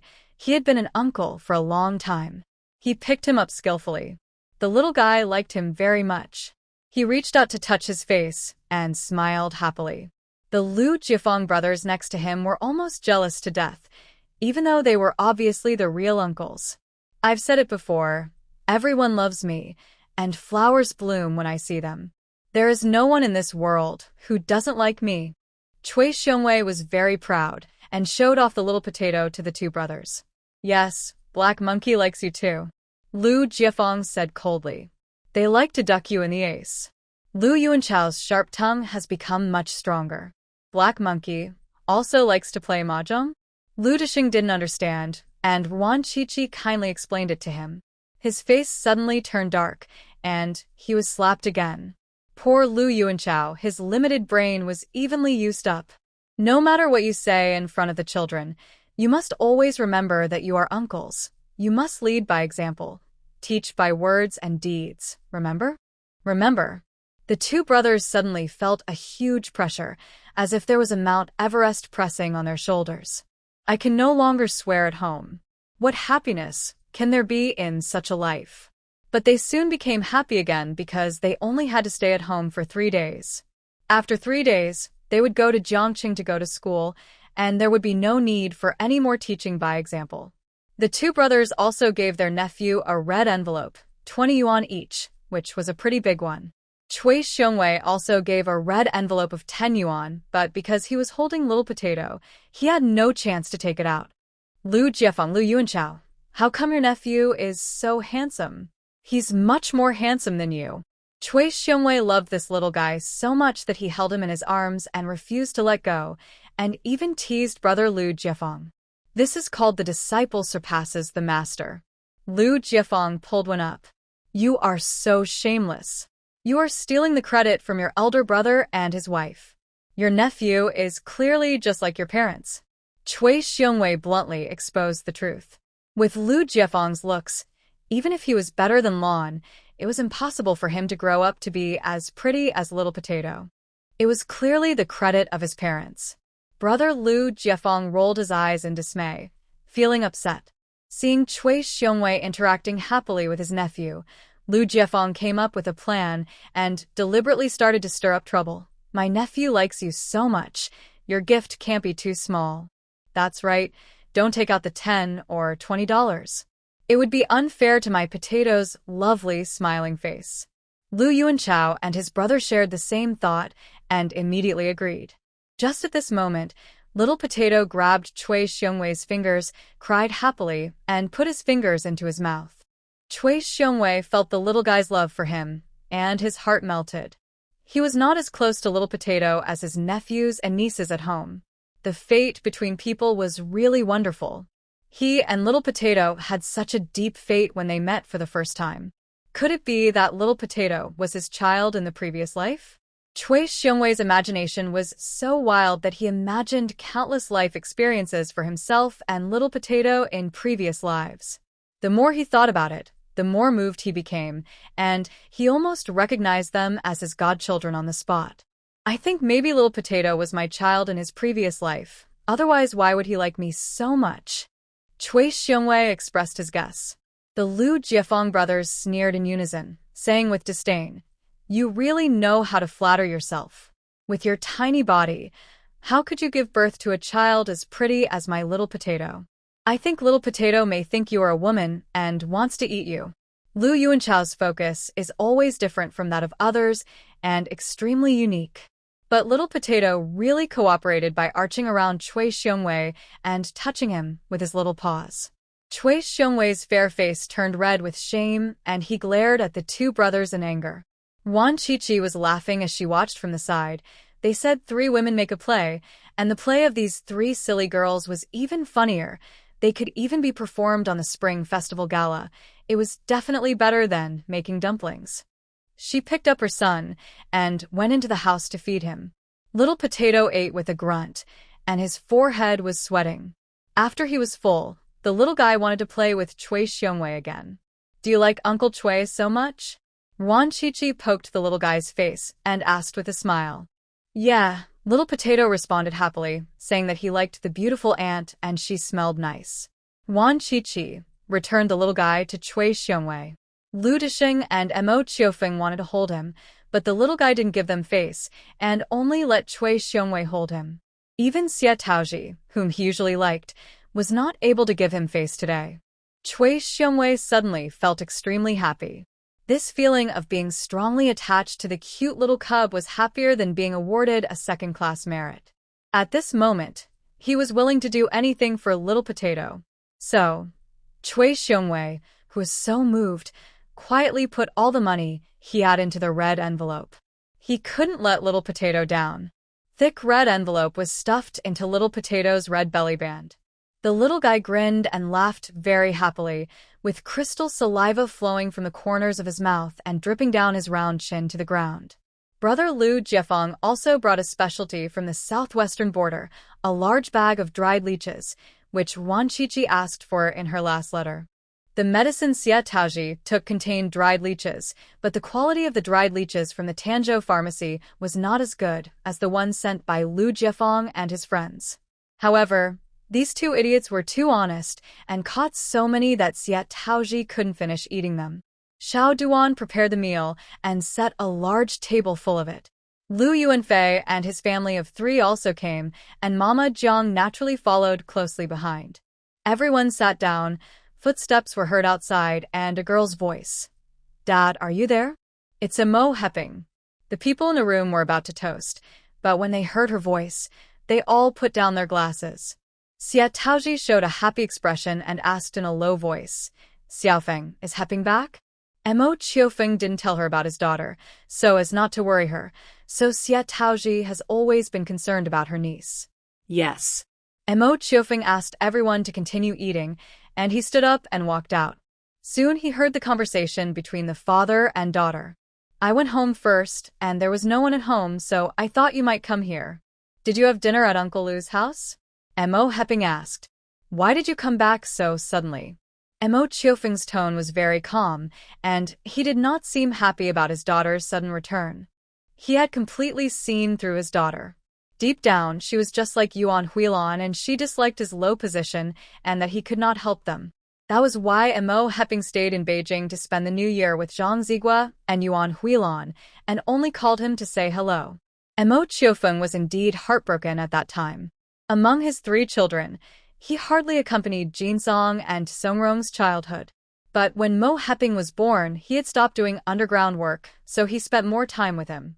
Therefore, he invested the most affection and time in Mo Heping, but his daughter stabbed him in the back. "Dad, why aren't you happy that I'm back?" Mo Heping felt her father's calmness and felt a little panicked, so she started to act like a spoiled child like she did when she was a child. When she was a child, as long as she wanted to act like a spoiled child, her father would agree to any request she made. "You didn't come back during the summer vacation. Why are you back now? What's the matter?" Mo Qiufeng's tone remained unchanged. He was not angry, but he was not expecting anything either. His daughter has grown up and he respects her choice, but his care and love for her will fade with time. "My mother asked me to come back to give a full-month gift to my second brother's child. I also wanted to come back to see you, Dad. I miss you." Mo Heping's voice became soft and her eyes were pleading, hoping to get the same response from her father as when she was a child. But she waited for a long time, and Mo Qiufeng remained indifferent, and her heart sank. "Dad, are you blaming me for not coming back for the new year?" I wanted to come back, but something happened at school, and I couldn't leave. When I was done, I couldn't buy a train ticket, so… Dad, I will definitely come back to spend the new year with you this year, really. Mo Heping spoke faster and faster. Mo Chiofeng listened quietly, without exposing her lies. This girl has been like this since she was young. Whenever she tells a lie, she will speak faster and faster without her realizing it. Let's eat first. Mo Chiofeng interrupted her, really not wanting to listen to these clumsy lies anymore. His disappointment towards his daughter deepened. If she doesn't want to come back, then don't come back. There's no need to cover it up with lies. Although he is not in the capital, he has many old friends in the capital. He had asked these old friends to take care of Mo Heping secretly before, so he is very clear about her every move in the capital. Mo Heping opened her mouth and wanted to argue again, but when she saw Mo Chiofeng's indifferent expression, she dared not say anything more. Mo Chiofeng led her into the house and introduced Xie Taozhi. Your second aunt. Hello, second aunt. Mo Heping was very confused. His father was all alone and had lost all his relatives, so where did the second aunt come from? Could it be those from other tribes who want to take advantage of us? Hey, come and sit down. My niece is so pretty. I heard from her dad that you are studying in college in Beijing. Xia Taozhi looked at her niece lovingly, her tone particularly affectionate, and asked Mo Heping to sit next to her. Mo Heping actually didn't want to sit next to her father. There was no seat next to Mo Chiofeng and he ignored her, so she could only sit next to Xia Taozhi. Yes, second aunt. Xia Taozhi wanted to touch her hand, but Mo Heping avoided her. Although she was smiling, her eyes showed distance and disgust. Your father also graduated from Beijing University. You and your daughter are both very capable. How many days will Heping stay this time? Xia Taozhi was stunned for a moment and retracted her hand.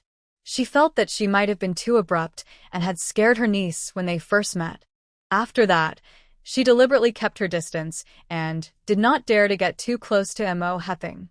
If my dad could arrange a flight for me, I would stay a few more days.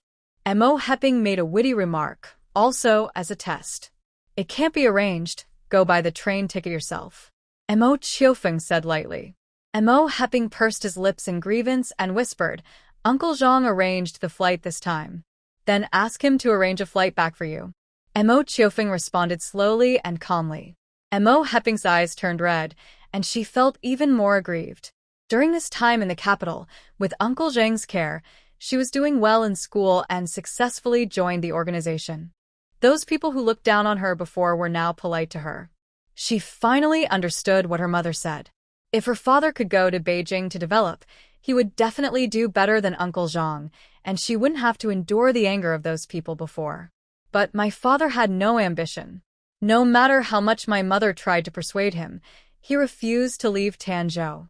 He stayed in this small place all his life.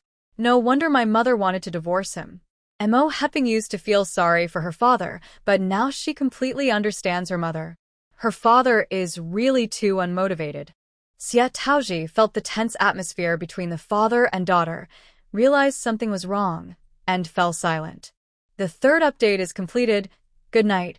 Come on, I wish little Yuan Kaishan good health, happiness, safety, and success. Cheers. Lu Disheng raised his glass, gave a toast, and everyone clinked their glasses together.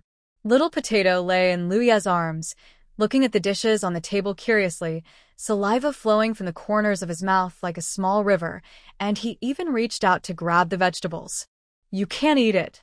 You haven't even grown any teeth yet. How can you bite it? Lu Yi quickly stopped Little Potato from stuffing the peanuts into his mouth. Little Potato held the peanuts tightly and refused to let go. The father and son were confronting each other. Lu Yi didn't dare to use too much force. Finally, he had an idea. He put his fingers into his mouth and blew on it, then scratched the little boy's armpits a few times. Ha ha! Little Potato laughed happily and loosened his hands naturally. Lu Yi proudly caught the peanuts and threw them into his mouth. Lu Yi was in a hurry during the meal and had to compete with his son in wits and courage from time to time, but he was extremely happy. Second brother, your son is so handsome. What's his name? Mo Heping asked with a smile. My full name is Ruan Shuangjiang, and my nickname is Tudo. Lui answeret briefly. The potato we ate? Isn't it a bit rustic? Mo Hepping blurted out, and she regretted it right after she said it and quickly made up for it. I mean, it's a bit too plain. I see many children in Beijing are named Junjun and Qiangqiang, which are pretty nice. When you have children, give them these names. Ruan Chichi retorted that she had no good impression of the sister-in-law at all. Mo Hepping blushed and said shyly, "It's too early." Mo Chiofeng glanced at her, his eyes becoming deep. Ruan Chichi smiled and asked tentatively, "You're not young anymore. Have you found a partner yet?" No. Not yet. Mo Hepping's face turned even redder, and she couldn't hide the shyness between her eyebrows at all. It was obvious that she lied. When you are done with the relationship, you should tell your family.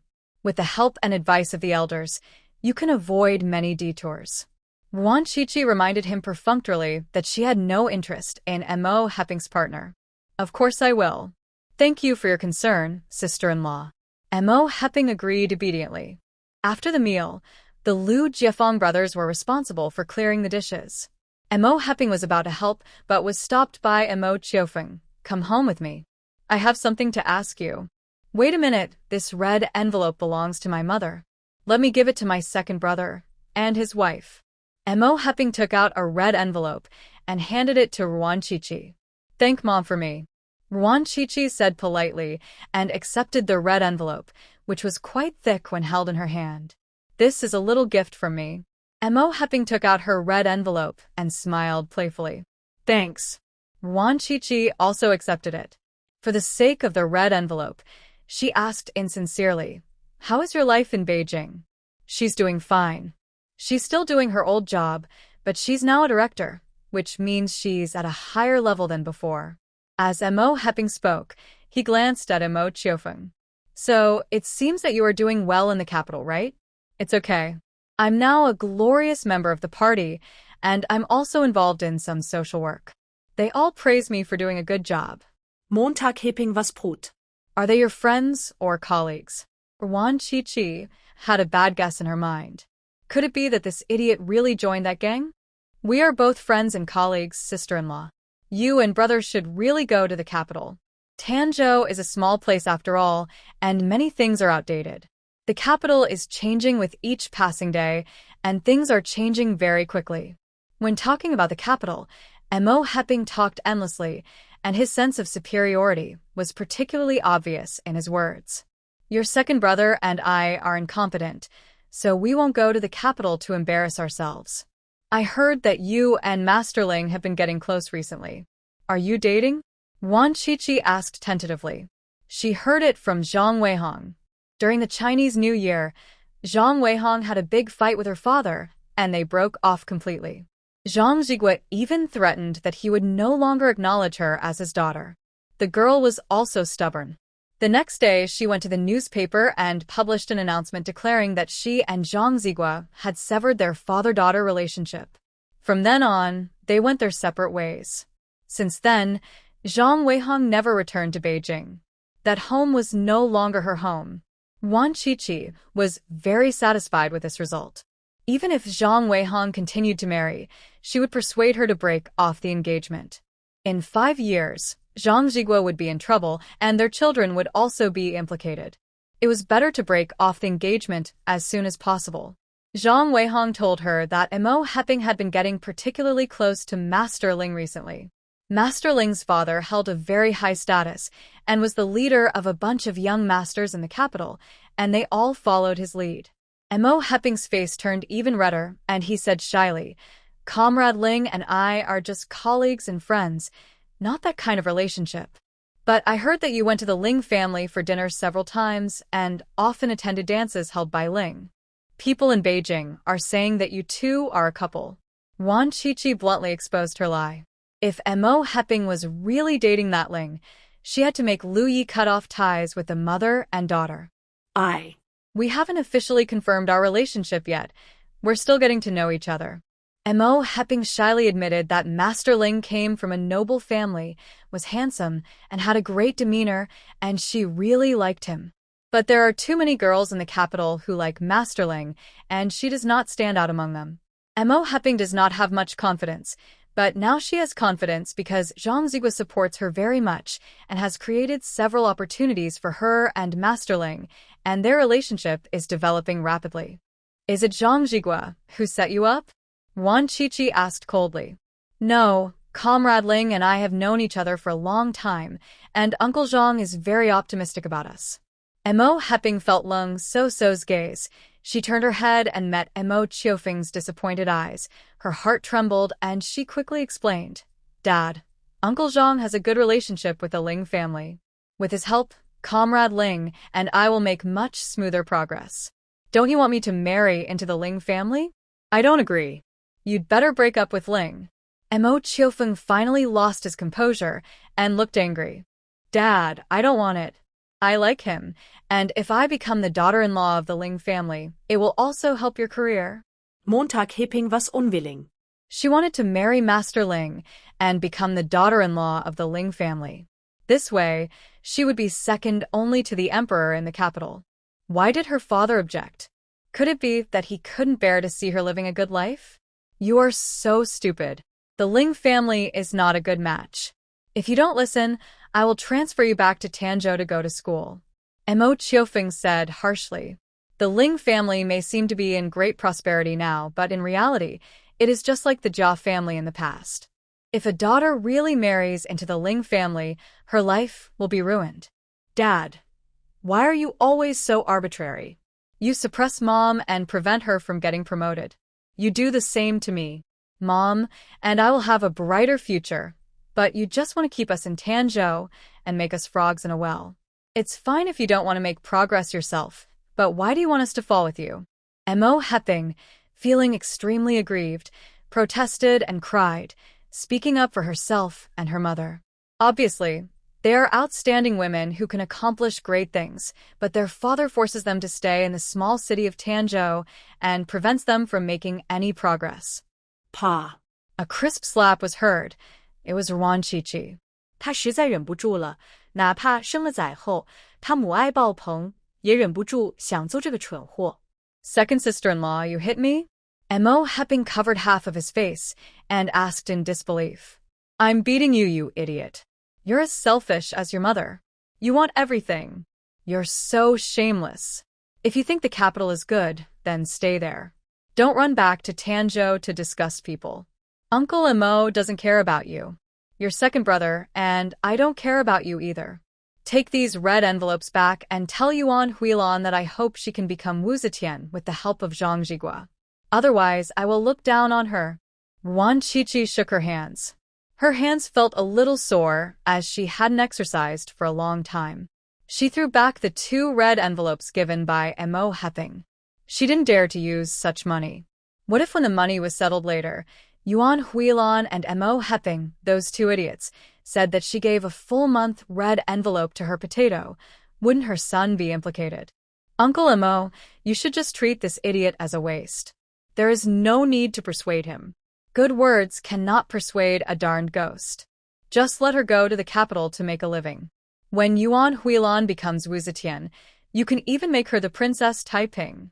Ruan Qiqi was extremely sarcastic and didn't give the mother and daughter any face at all. Okay, I won't persuade you anymore. Mo Qiufeng was very receptive to advice. Qiqi was right. It was useless to advise him. It would be a waste of time to raise him. Sister-in-law, I didn't offend you, did I? What right do you have to say that to me and my mother, and even hit me? I came all the way back to give you a gift, and this is how you treat me? Brother, don't you want to do anything about it? Mo Heping was so angry that she cried. She always thought Ruan Qiqi was a timid and gentle woman, but she didn't expect her to be a crazy woman. She started fighting without hesitation and tried to sow discord between her and her father. She had a really bad heart. Your sister-in-law was indeed wrong. Why didn't she slap you a few more times? Louis didn't even raise his head, because Little Potato was about to fall asleep, and he was coaxing his son.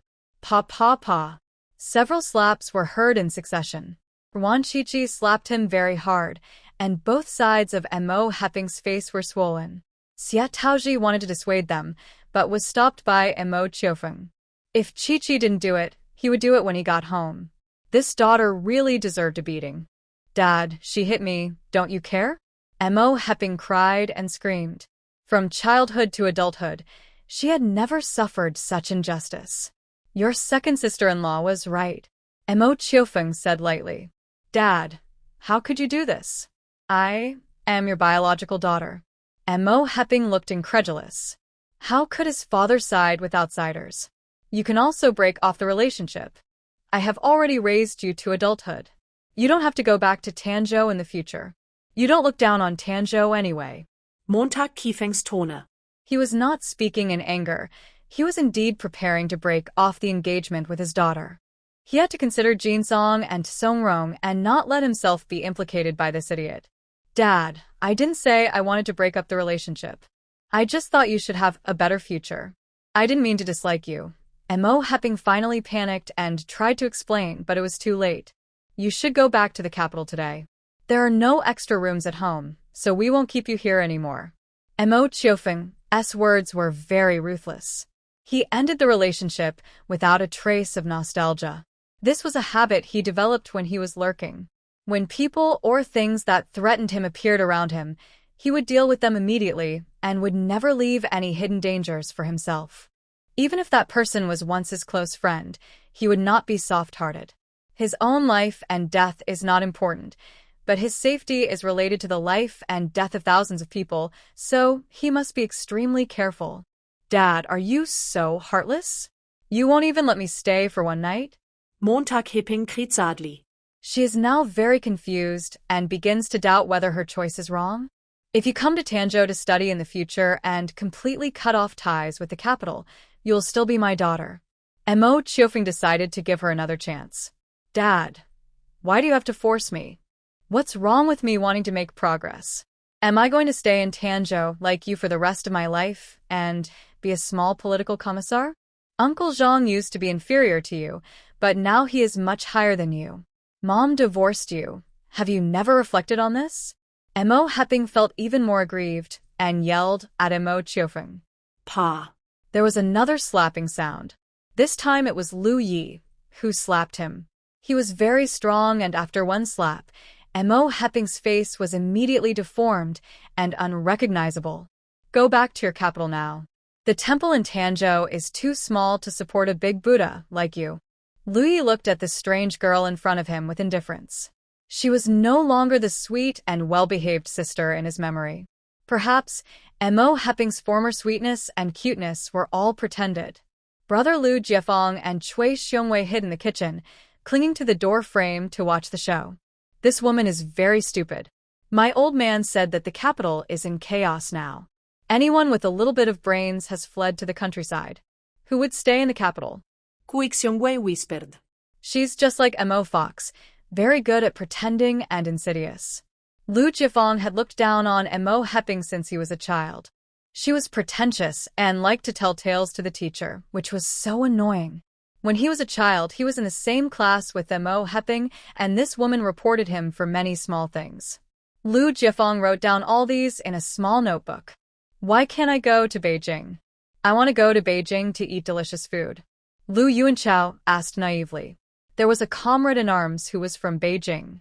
He boasted every day about how there were many delicious foods in Beijing, which made him very hungry. Listen to what Li Dazue says. How many truths does he tell? Let me tell you this. None of the delicacies he talks about are delicious. I almost starved to death in Beijing when I was a kid. Cui Xiongwei rolled his eyes. His father had been in Beijing for a few years, and he followed him there and lived there for a few years, and almost starved to death. None of them suited his taste, just like the big pot rice at the border, which was not only ugly but also unpalatable. This is just the character's need, not the author's intention. Every place has unique food. The three idiots were arguing in the kitchen about whether there were any delicious foods in Beijing. Mo Hepping, who was outside, was heartbroken and left in disappointment and determination. Dad, you're going to regret this. Before leaving, Mo Hepping made some harsh remarks. Montag Qiefeng seid inaudibly. He felt bad about the result. Xie Taozhi patted his back gently, without asking any questions. That niece seemed to be heartless. How could she dislike her own father? Moreover, Xiaofeng is now the political commissar. There is no higher official than Xiaofeng in the whole Tanzhou city, but this niece is still not satisfied. She must have inherited her mother's bad character. Ai fine. Mo Qiufeng smiled slightly. He had already gotten used to it and was not that fragile anymore. Heping is still young and can't figure it out, but she will understand it later. Lu Dishing advised. She has no future. Mo Qiufeng's tone was very cold. If Mo Heping insisted on being involved with the Ling family, she would have no future. The same goes for Yuan Huilan. Lu Dishing was stunned for a moment and asked in a low voice, "It's not that serious, right?" He and Mo Qiufeng often discussed the situation in the capital, but they had never talked about it to this extent, which showed that Mo Qiufeng was usually conservative. "I'm going back." Mo Qiufeng stood up and teased Little Potato before leaving. Xie Taozhi also said goodbye. Ruan Shuangjiang said seriously, "Dad, don't contact Mo Heping anymore. Lu Yi and I are going to sever our ties with them. Make preparations as soon as possible." Lu Yi has never enjoyed the blessing of Yuan Huilan, so he certainly cannot take the blame for this woman. He will go and break off the engagement tomorrow.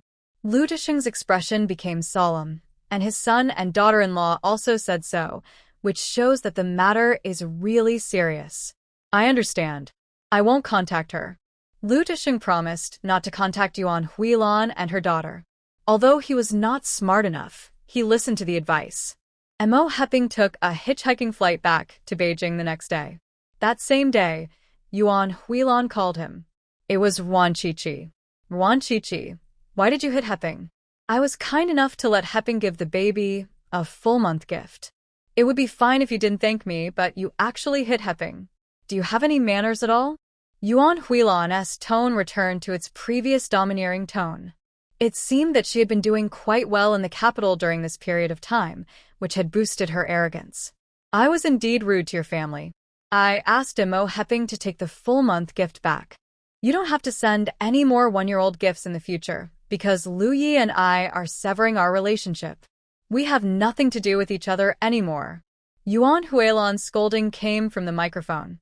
Ruan Shuangjiang was too lazy to listen and hung up decisively. "Ruan Shuangjiang, how dare you? Say it again." "Do-do-do-do." Yuan Huilan was furious and started cursing, but there was a beeping sound from the microphone. She was so angry that she smashed the phone and her whole face turned red. "This is outrageous. Ruan Shuangjiang is too bold. Don't think that giving birth to a grandson is a big deal.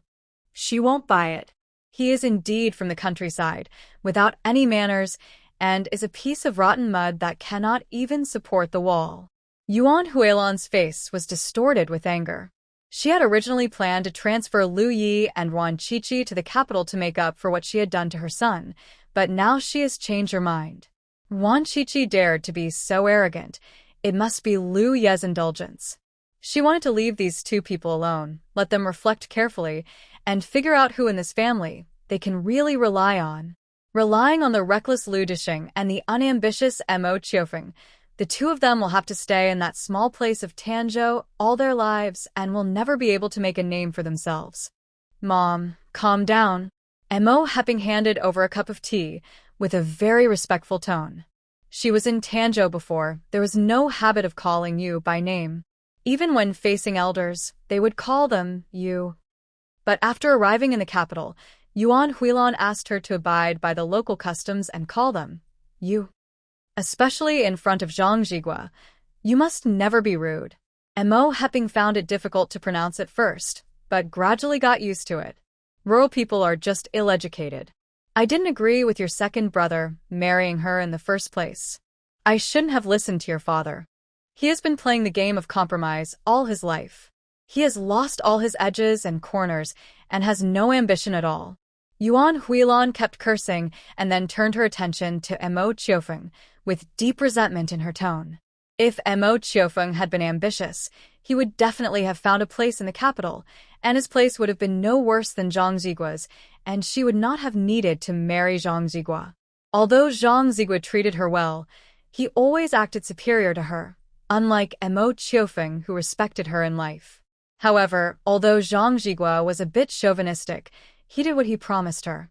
Now her rank was several levels higher than Tanzhou, and she could fully demonstrate her excellent abilities. Mom, she is the darling of the family now. Everyone dotes on her and her son. And that second aunt who came out of nowhere, an old lady from the countryside, has no sense of propriety at all. She puts her hands on me every time we meet. It's so annoying. Mo Heping continued to complain. The people she hated the most now were Ruan Shuangjiang and her son, and that inexplicable second aunt. Ruan Shuangjiang and her son for taking away her love. Mo Heping looked down on Xie Taozhi simply because she came from the countryside. Go back less often in the future. Your father is getting more and more confused as he gets older. Yuan Huilan also thought that Xie Taozhi was a poor relative of the Mo family who came to beg for money, and her tone was full of disdain. Mom, Ruan Shuangjiang and my second brother both beat me up. I can't let this go. You're not allowed to transfer their jobs. You have to delay it for at least a year or two so that I can vent my anger. Mo Heping started to act like a spoiled child. When she learned that her mother was planning to transfer Lu Yi and his wife to the capital, she was actually angry. This year she had put in a lot of effort and tried to please Yuan Huilan before she regained her favor. Lu Yi had always been so disobedient and unfilial, so how could he have gotten so much so easily? When she was a child, she saw that Lu Yi was pitiful, so she gave him a few biscuits that he didn't like to eat and said a few nice words to him, which easily made Lu Yi grateful to her. After joining the army, he earned a little allowance and sent her half of it. At that time, she thought Lu Yi was quite stupid, but she didn't refuse. She thought she would never refuse the money that was delivered to her door. But I didn't expect that this stupid second brother became a different person after marrying Ruan Shuangjiang. Not only did he speak ill of her, he also beat her yesterday. It must be the work of that Zich Ruan Shuangjiang. What qualifications does this Zich have to come to the capital? She should stay in a small place all her life and be a vulgar frog in a well. We should really leave them alone for a while. I'll tell your Uncle Zhang later that it's time for you to go back to school. Yuan Huilan urged her to go back to school. Mom, can I eat before I leave? I haven't eaten your cooking for a long time. Mo Heping asked tentatively. She still wanted to have a conversation with Uncle Zhang to enhance their relationship. The school doesn't have a cafeteria? Go back now, or people will accuse you of taking advantage of your Uncle Zhang's power to mess around. Yuan Huilan's tone became heavier, and she looked at her sternly. No. Mo Heping didn't dare to say anything more and went back to school obediently. However, at the door, she ran into Zhang Zhigua, who was returning from work. Hello, Uncle Zhang. Mo Heping called out obediently. Why don't you stay in Tanzhou for a few more days? Zhang Zhigua looked at her kindly, with a complicated look in his eyes. Mo Heping looks a lot like Yuan Huilan when she was young, so even though she is not his biological daughter, he still can't help but pamper her. I was beaten by my second brother and his wife, and my father didn't help me. Mo Heping's eyes turned red, and he shed tears of grievance. What's going on? Come inside and tell me in detail.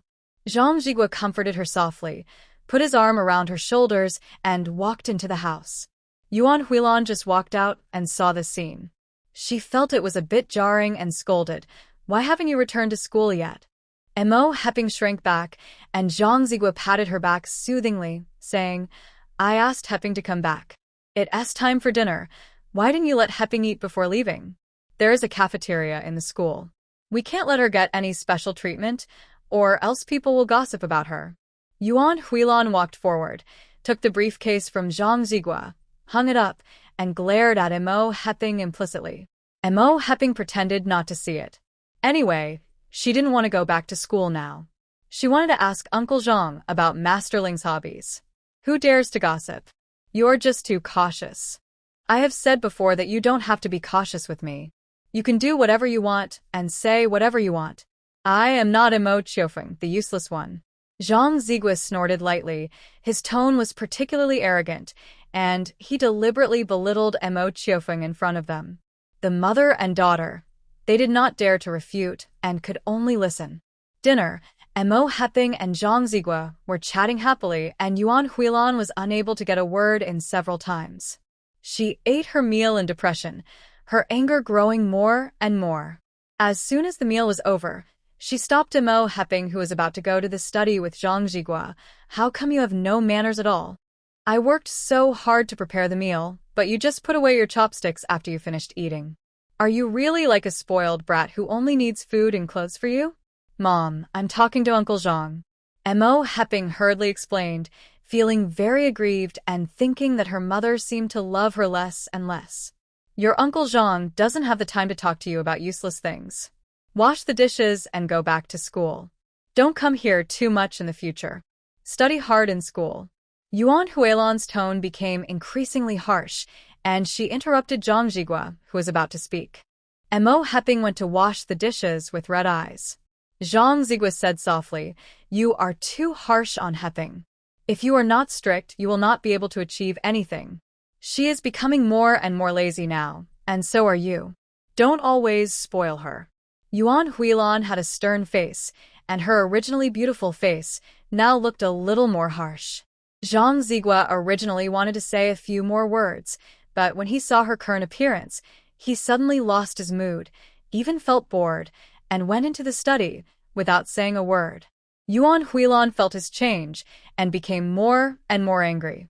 In fact, after arriving in Beijing, she and Zhang Zigua were very close in the beginning, but their relationship soon faded. Especially Zhang Zigua, who often joked that she had changed and was not the same as when she was young. This kind of talk made her very annoyed. Wasn't it just that he disliked her because she was old and not as pretty as she was when she was young? She is already 50. How can she not look old? Besides, Zhang Zigua is older than her, so what right does he have to look down on her for being old? If Yuan Huilan had been as hot-tempered as before, she would have had a big quarrel with Zhang Zigua, but now her temper had subsided a lot and she endured it, but the more she endured, the angrier she became. Mom, the dishes are done. Mo Heping came out from the kitchen. Well, let's go back to school. Yuan Huilan sat on the sofa with a gloomy face. She was knitting a woolen vest for Zhang Zigua, but she had just learned how to knit and was not very skilled. She kept missing stitches, and her knitting looked like it was chewed by a dog. Mom, do you want me to help you knit? Mo Heping wanted to please her, so he volunteered as she knitted a pretty good sweater. Yuan Huilan's face became even gloomier, and she stared at her. Mo Heping felt uncomfortable all over and didn't know what he had said wrong again. I'm going back to school, Mom, bye. Mo Heping ran away in a hurry, as if he was being chased by a ghost.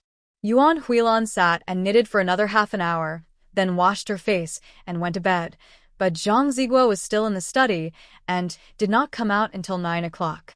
She sat alone in bed and became more and more angry as she thought about it, and her heart felt like a fire was burning. So she got out of bed and ran to the living room to make a phone call. Called Lu Disheng. The third update is complete. The number of words in the past few days has reached nearly 7,000. Yuan Huilan and her daughter will not have a good life for too long. Good night. Lu Disheng had just fallen asleep. In his dream, he was leading his precious grandson in a charge and defeating the enemy. He and his grandson planted the 5-star red flag on the battlefield. Haha. Lu Disheng laughed happily and then was awakened by the urgent ringing of the phone. He thought it was important military intelligence, so he jumped out of bed and ran to answer the phone in slippers. Hello, I'm Lu Disheng. What happened? Lu Disheng, you raised a good son. I asked Heping to give him a gift. Why did Ruan Shuangjiang and Lu Yi beat her? Are you dead? You just watched Heping get beaten? Is your hand broken or are you blind? And Ruan Shuangjiang, that uneducated country girl, actually said she wanted to break off the relationship with me. How dare she? I am Lu Ye's biological mother. Yuan Huilan's scolding came from the microphone, very smoothly without a pause. By the time Lu Disheng reacted, Yuan Huilan had already cursed for hundreds of words. Lu Yi, Ruan Shuangjiang, and him were all cursed. He gritted his teeth, suppressed his anger, and didn't curse back. A good man does not scold a woman. He is a real man and a commander. He will not argue with this woman. Heping told me that your grandson's nickname is Potato? Ah, What kind of name is that? It sounds like a country boy. Lu Desheng. You don't look like a prince even if you wear a dragon robe. You are still a country boy at heart, so the daughter-in-law you married is also a rude country girl. I think your grandson will be raised by you to be a rude country boy. Yuan Huilan's tone on the microphone was full of a sense of superiority, and her words and deeds showed her disdain for rural people. Lu Desheng had been planning to endure it, as he didn't want to quarrel with a woman in the middle of the night. But this old woman actually said that about his precious grandson, and he couldn't stand it. You, Yuan Huilan, are a big shot in the city, so what's so great about that? You still have to poop and fart, and your farts can stink 10 miles away. All the farts in the base combined are not as smelly as yours. What are you bragging about? I am a country boy, and I will be one until I die. If you have the ability, don't eat the food grown by country boys. By the way, you may not know that food is grown by the shoot and urine of country boys. From tomorrow on, you will starve and drink the northwest wind, and don't eat a grain of rice. If you can't sit down, I despise you. Tudo is my grandson. He has nothing to do with you. I'm telling you again that Xiao Yi and Qi Qi are breaking off their relationship with you. I fully support them. Don't call me anymore. I have nothing to do with you. You call me in the middle of the night. Aren't you afraid of being embarrassed? I have to avoid suspicion. Lu Desheng spoke with great force, then hung up the phone with a bang. The moment he hung up the phone, he heard Yuan Huilan scolding, but he hung up. Lu Desheng snorted complacently and went back to sleep. In his dreams, he continued to lead his grandson to victory. Yuan Huilan from the capital originally wanted to vent her anger by scolding Lu Desheng, but instead of venting her anger, she became even more angry. She was so angry that she kept pacing in circles in the room. She had to find an outlet to vent her anger, otherwise she would really explode. So she called Mo Qiufeng again. Mo Qiufeng and his second sister were both asleep. The house was very quiet, and the ringing of the phone seemed particularly harsh. Xie Taozhi's room was close, so she got up first to answer the phone. Hello, who is this? Xie Taozhi asked politely. It was very quiet on the other end of the phone because Yuan Huilan was a little slow to react. She didn't expect that there was a woman in Mo Qiufeng's house, and it was obvious that they were living together. She knew Mo Qiufeng too well. Although he seemed easygoing, he was actually very distant from others. The fact that he allowed people to live in his house showed that he had a special relationship with this woman. What made her even angrier was that the woman on the phone sounded very old, not young at all. Yuan Huilan didn't even think of the second aunt her daughter was talking about, and thought that Mo Qiufeng had found another woman. She felt angry and sad, and a little unwilling to accept this. I'm looking for Mo Qiufeng, let him answer the phone. Yuan Huilan spoke in an aggressive tone. Xiao Feng is asleep. If you don't have anything urgent, call me during the day. Xie Taozhi felt sorry for her brother and didn't want to call anyone. Besides, she didn't like this woman because her tone was so harsh and rude. Just call me when I ask you to. Why are you talking so much? I'm Yuan Huilan. Yuan Huilan yelled angrily. She also hated this old woman who lived in her former home, so openly. Second sister, I'm coming. Mo Qiufeng had already come over, took the phone, and said in a cold voice, Yuan Huilan, we are divorced. Please respect yourself and don't call me in the middle of the night. After saying that, he hung up the phone without any hesitation. He didn't have the time to listen to Yuan Huilan's crazy behavior in the middle of the night. Second sister, go to bed. Mo Qiufeng smiled and went back to the bedroom. Xie Taozhi sighed. It turned out that she was Xiao Feng's ex-girlfriend. It was a good thing they divorced such a bad woman. No wonder her daughter was of such a bad character. Alas, her Xiao Feng is such a good girl. Why can't she meet a considerate woman who understands her feelings? Yuan Huilan in Beijing had no place to vent her anger, which had burned out her rationality. She was so angry that she smashed the vase next to the telephone without thinking. The crisp sound of porcelain cracking, which was particularly loud at night, startled Zhang Zigua in his study. He came out and saw the mess on the ground, and couldn't help frowning.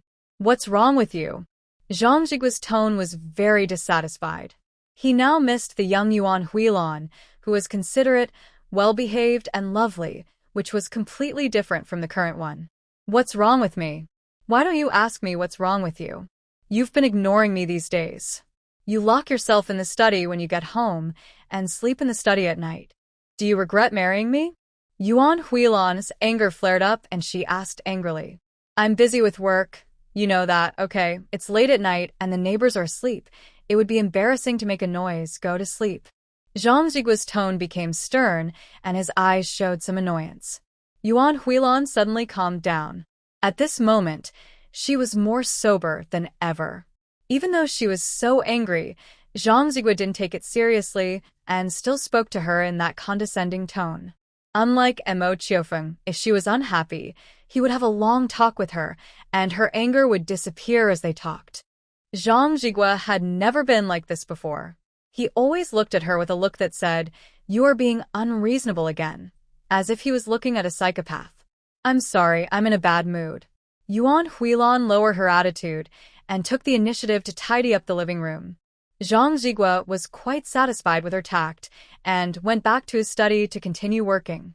That night, Yuan Huilan lay in bed with her eyes open until dawn.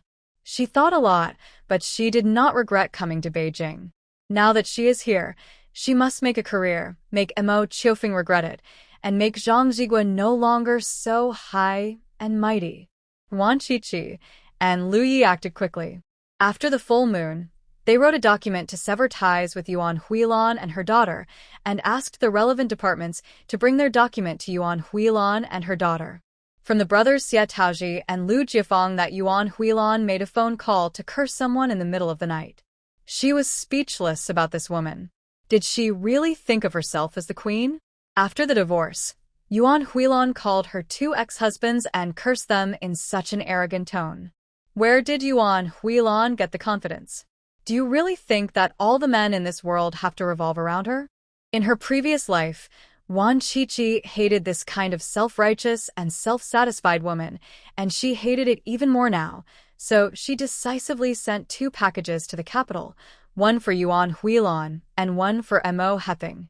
Each person gets half a pound of dried leeches, a specialty of the southwestern border. They are fat and big and look creepy. In the package, which said the same thing, "We have already severed our relationship. If you continue to pester us like leeches, we will not be polite, just like we would to these leeches." After sending it, Wan Qiqi felt better. She could foresee that after Yuan Huilan and her daughter opened the package and saw the note, they would be furious. Half a month later, the package arrived in Beijing, and Yuan Huilan and her daughter received it almost at the same time. Yuan Huilan received it first. She went to the post office to pick up the package and was very proud to see that the address was Tanzhou and the signature was Wan Qiqi. She thought Wan Qiqi came here to surrender. Humph, she kept saying she wanted to break off the engagement. She must be regretting it now. Anyone with a little bit of common sense would know whose leg to cling to. After returning home, Yuan Huilan couldn't wait to open the package. When she saw the densely packed dried leeches, her scalp went numb. When she saw the note, it was exactly as Wan Qiqi had expected. She was furious. But this time Yuan Huilan didn't smash anything. It wasn't because she didn't want to, but because she didn't dare to, for fear of angering Zhang Zhigua. You will regret it someday. Yuan Huilan cursed with gnashing teeth. She firmly believed that her choice was right, and that Lu Yi and Wan Qiqi would definitely regret it. Mo Heping at school was also frightened. After seeing the note, her face turned pale with anger. The next day, she went to Yuan Huilan to complain, but Yuan Huilan was in no mood to pay attention to her because she had received the document of severing the relationship. It was written in black and white on the paper, and there was a stamp on it. Yuan Huilan could see clearly that Lu Yi and Wan Qiqi had really broken off the engagement with her. Darn it, how dare they? Unlike the angry mother and daughter in the capital, Wan Qiqi lived a happy life raising her children in Tanzhou. Although she said she was taking care of a cub, in fact she basically did not suffer any hardship. Her cub was very worry-free. As long as he was well-fed and had enough water, she didn't have to worry about him. He was not shy and would give a grin to anyone who held him. Thanks to this trick, Little Potato was loved by everyone in the staff building. Everyone rushed to hold him, and Ruan Chi didn't even get a chance. Aunt Ruan, can I play with Potato Brother? Today is the weekend. As soon as several kids got home from school, they ran to the third floor to see the potatoes. They love little potatoes very much. Yeah. When Potato saw them, his eyes lit up. He stretched out his fat arms and waved them, kicked his short legs hard, and drooled with joy at the corners of his mouth. He loves playing with his brothers and sisters. Brother Potato, this is the new dance I learned at school. I'll show you how to dance it. The dancing little girl is Wang Suihua's daughter, who is still in kindergarten. The little girl was spinning in circles very hard, humming a song to accompany herself, and dancing the duck dance very hard, sweating profusely. Ah, little Potato was so happy watching this that he kept shouting, ah. The little girl was also very happy because her performance received the highest praise from her brother Potato.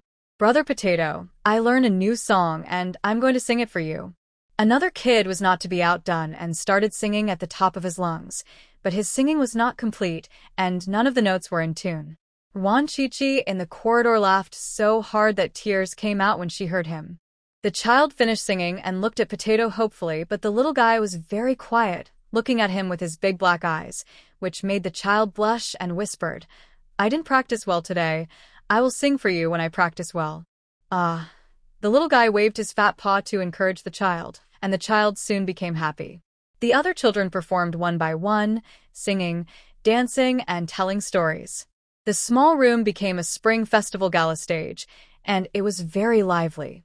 Ruan Chi sat in the corridor, eating an apple and enjoying the free shows. They were better than the spring festival gala in her previous life, and they were shown almost every day. That's right, this is a show that belongs exclusively to her little one. I don't know which kid came up with the idea of singing a song to Potato. Then the kids in the family building noticed that Potato was very happy, and then they couldn't stop. Ruan Chi often suspected that her son might have been a dandy prince in his previous life, because all the attributes of his son matched. Being lazy and greedy for enjoyment are the problems of a playboy, and her children have all of them. Where's your baby? Did you give birth? Xia Tao came in a hurry and looked much tanned. She glanced at Ruan Chi's belly and saw that it was flat. She took on a mission some time ago, and no one knew where she went. She hasn't been seen for over a month. Where's the red envelope?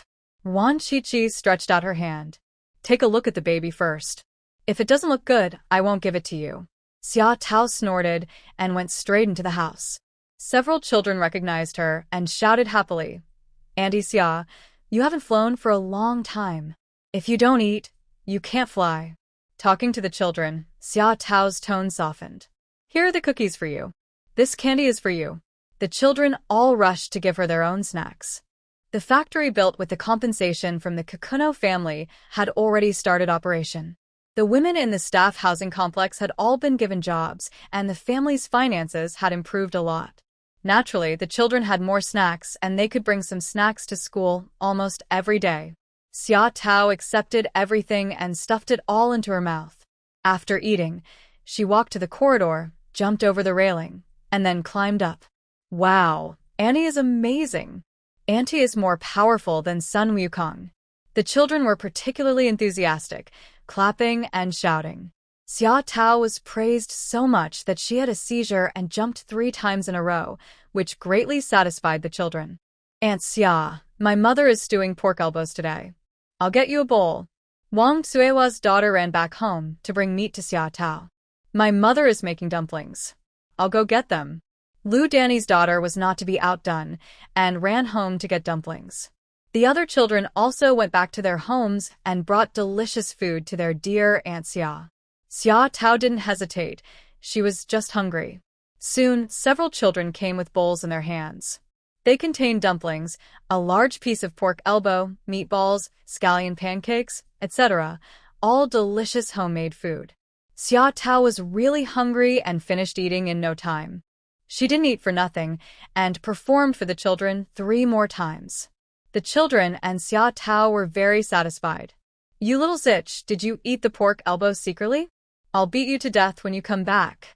Wang Xuehua's scolding voice came from downstairs. She went to the next room to chat for a while. She saw a large piece of stewed pork elbow missing and saw her little daughter acting suspiciously. It must be that the darn girl stole some food.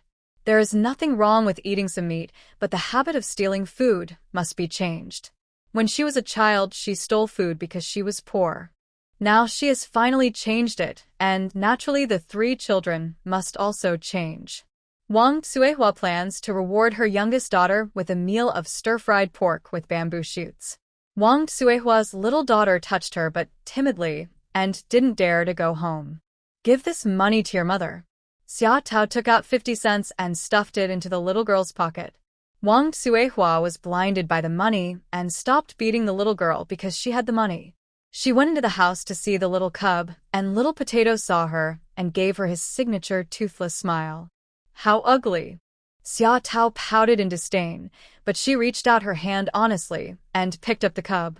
The little fellow found a comfortable position in her arms and hid himself, stretching out his fat paws, motioning her to go outside. You asked me to go, but I won't go. If you have the guts, go by yourself. Xia Tao got rebellious and started arguing with the cub, who was less than 3 months old. When she was told to go east, she insisted on going west. Little Potato tilted his head and looked at her curiously, then pointed at the bed with his fat paw. You want to sleep, but I won't let you. You need to get more sun, little one. Xia Tao was fooled and carried the little guy out. It was only when she reached the corridor that she reacted and glared at the little guy in anger. The little guy grinned, looking so cute.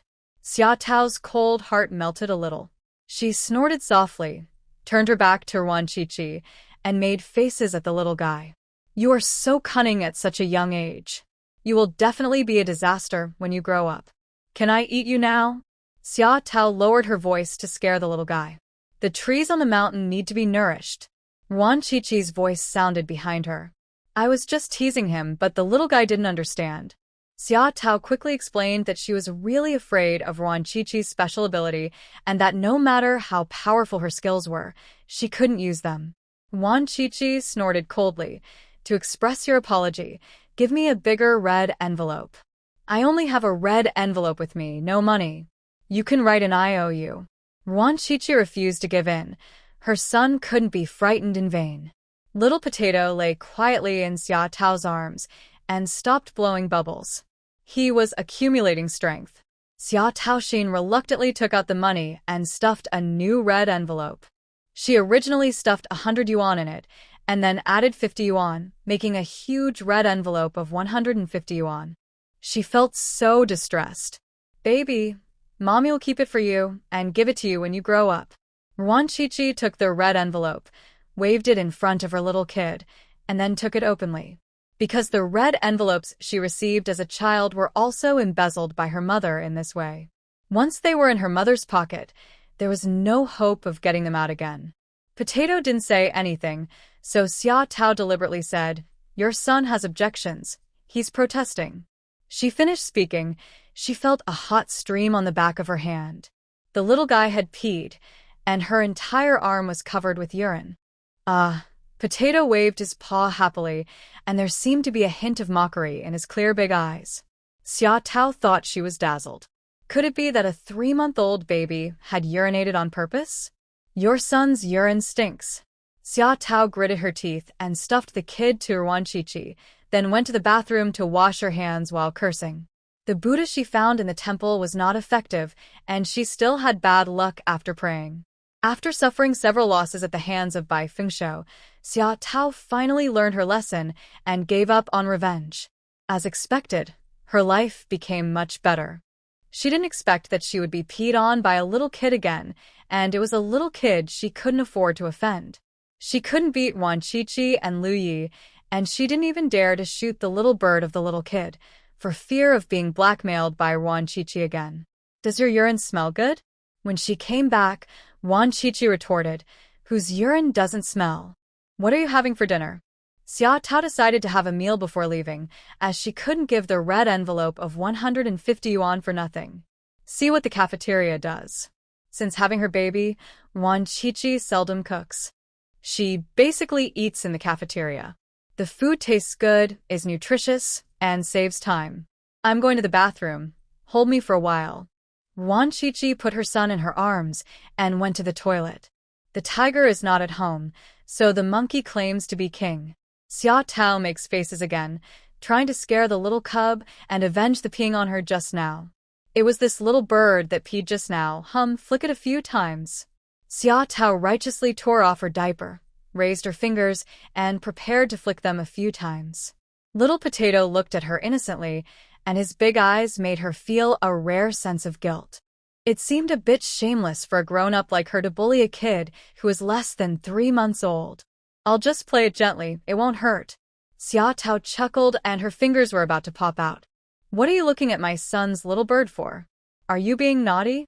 Ruan Shuangjiang came back and saw this crazy woman from afar. She was looking at her cub's little bird in a lewd way and laughing in a particularly obscene and shameless way. I want to see if he needs to pee. Xia Tao had no choice but to give up and made up an excuse. Ruan Shuangjiang snorted, not believing a word of it. She was definitely trying to play with her son's little bird. Xia Tao curled her lips, put the little guy on her lap, and prepared to stuff his diaper in. Then she found that Little Potato had become quiet again, pursing his lips tightly, as if thinking about something. He must be peeing again, that's what he did just now. He peed all over me. Xia Tao immediately became alert and wanted to return the little guy to Ruan Shuangjiang, but she was still a step too slow and her legs felt hot again. This time it was not urine, but golden poop with a faint smell of shoot. Xia Tao's face was dark as she stared at the pile of poop on her legs, which was still steaming. She had never faced poop so closely before, and it was someone else's poop. He must have done it on purpose. Ruan Shuangjiang, your son is a fox. He has more tricks than honeycomb coal. He just peed on me on purpose. He also pooped on purpose. Don't stop me. Wait till I'm done. I'm going to beat this brat's butt into pieces. Xia Tao went to the bathroom to clean up angrily. When she left, she gave the little guy a murderous look. Sure enough, he is just like his father, with such a bad heart. Ruan Shuangjiang suppressed her laughter and reminded him, my son is less than 3 months old. Are you saying this to admit that you are not as smart as a little kid? Xia Tao was stunned, and then became even angrier. Being teased by the little brat was already embarrassing enough, but if she had to admit that she was not as smart as the little brat, she would be even angrier. Just wait. Xia Tao silently threatened the kid and went to the bathroom cursing. After she left, Ruan Shuangjiang whispered to her son, don't do this again in the future, otherwise Mom will spank you and make you suffer. Don't pretend, I know you understand. Little Potato stretched out his hand, patted his mother's face gently and blew out a few bubbles. If you don't say anything, it means you agree. If you tease others like this again, you'll get hurt. Ruan Shuangjiang grabbed his fingers and warned him in a low voice. The little guy pouted, a little unhappy, but he didn't dare to disobey. His mother was the boss in the family, and his father had to listen to his mother. Xia Tao ate a lot at this dinner. She turned her grief and anger into appetite, finished all the food, and then left with a burp. Might be her last meal, so she had to eat her fill. Because she decided to come here less often in the future. The cub born by Chi was incompatible with her, just like Bai Fengshou. For safety reasons, she reluctantly gave up the delicious food in the canteen of the compound. The 3rd update is done. I will change the map soon. Chi and the others are going to do something outside. Good night. The weekend, Ruan Shuangjiang entrusted the baby to Manzai and went to school. She came back to feed Nai at noon. If he was hungry during the day, he would eat milk powder. She also came back to stay at night. After having her baby, she applied to go to school as a day student instead of living on campus. Her cubs are very easy to raise and will eat anything, but it has to be delicious. If it doesn't taste good, even if you stuff it in, you will spit it out, and you can't eat it at all. She goes to class. Manzai basically takes care of the little one. The little guy and Manzai get along very well. Manzai is also very careful when taking care of children. He is more responsible than many adults and takes good care of Potato. And with the help of Guanjihua and Antly and Mama Jiang to play with, the little guy is very happy in the Liu family. Potato, Mom is gone. Give me a kiss. Ruan Shuangjiang said goodbye to her son. The little guy waved his paws a few times, and he was visibly happy. You little heartless jerk. Ruan Shuangjiang gently pinched the little guy's face a few times and rode her bike to school. Potato, Grandpa will take you out to play. Manzai skillfully tied up the little guy with a cloth belt, carried him on his back, and took a water bottle, a milk bottle, and mama sauce, and prepared to go out. Be careful on the road. Guan Zhihua gave the usual advice and was not too worried because there were guards following him secretly. Little Potato likes to go to busy streets, so as long as it doesn't rain, Manzai will take him out for a walk. Their route every day is basically the same. The first stop was the fruit shop, the second stop was the fire palace, the third stop was the vegetable market, and the last stop was the cultural relic shop, and then we went home. A batch of apples arrived at the fruit shop. They looked very fresh. Many people were picking them. Manzai also went to pick some. He picked out several nice ones, but the potatoes didn't react. Then he picked out an inconspicuous one. The little guy's fat paw patted him on the shoulder, and Manzai knew what he was doing and put the apple in the basket. He followed suit and picked 3 more apples, went to pay the bill, and then went to Huogangdian to buy sister dumplings. Guan Zhihua, Ruan Shuangjiang, and Aunt Li all loved them, and still at the reminder of Little Potato, Manzai bought 9 sister dumplings. Then we went to the vegetable market to buy some vegetables, and finally to the cultural relic store. At the first 3 stops, we would buy something every time we went to Manzai, because Grandpa Lu and Manzai both love apples and Mama Jiang and Ye also like them, so one was just right for each of them. We need to eat vegetables every day, and now the task of buying vegetables at home is given to Manzai. There is only a cultural relic shop. Manzai doesn't buy anything every time. It depends on the mood of Little Potato. If he is happy, he will hum a few times to indicate that he can buy it. If he doesn't hum, he won't buy it. And every time Potato asked her to buy something, after being authenticated by Xie Taozhi, it was confirmed to be genuine stuff with great value for money, which made Mo Qiufeng extremely envious. There were not many customers in the antique shop, only a few. Among them, 3 were foreigners with an interpreter. They were looking at porcelain, and the salesperson was explaining it to them. This pair of vases dates back to the reign of Emperor Qianlong of the Qing dynasty. They were used exclusively by the royal family and are very exquisite. The 3 foreigners took a fancy to a pair of exquisite vases, and the salesperson explained the origin of the pair of vases. This is a vase used by Emperor Qianlong of the Qing dynasty and his concubines. It is very precious.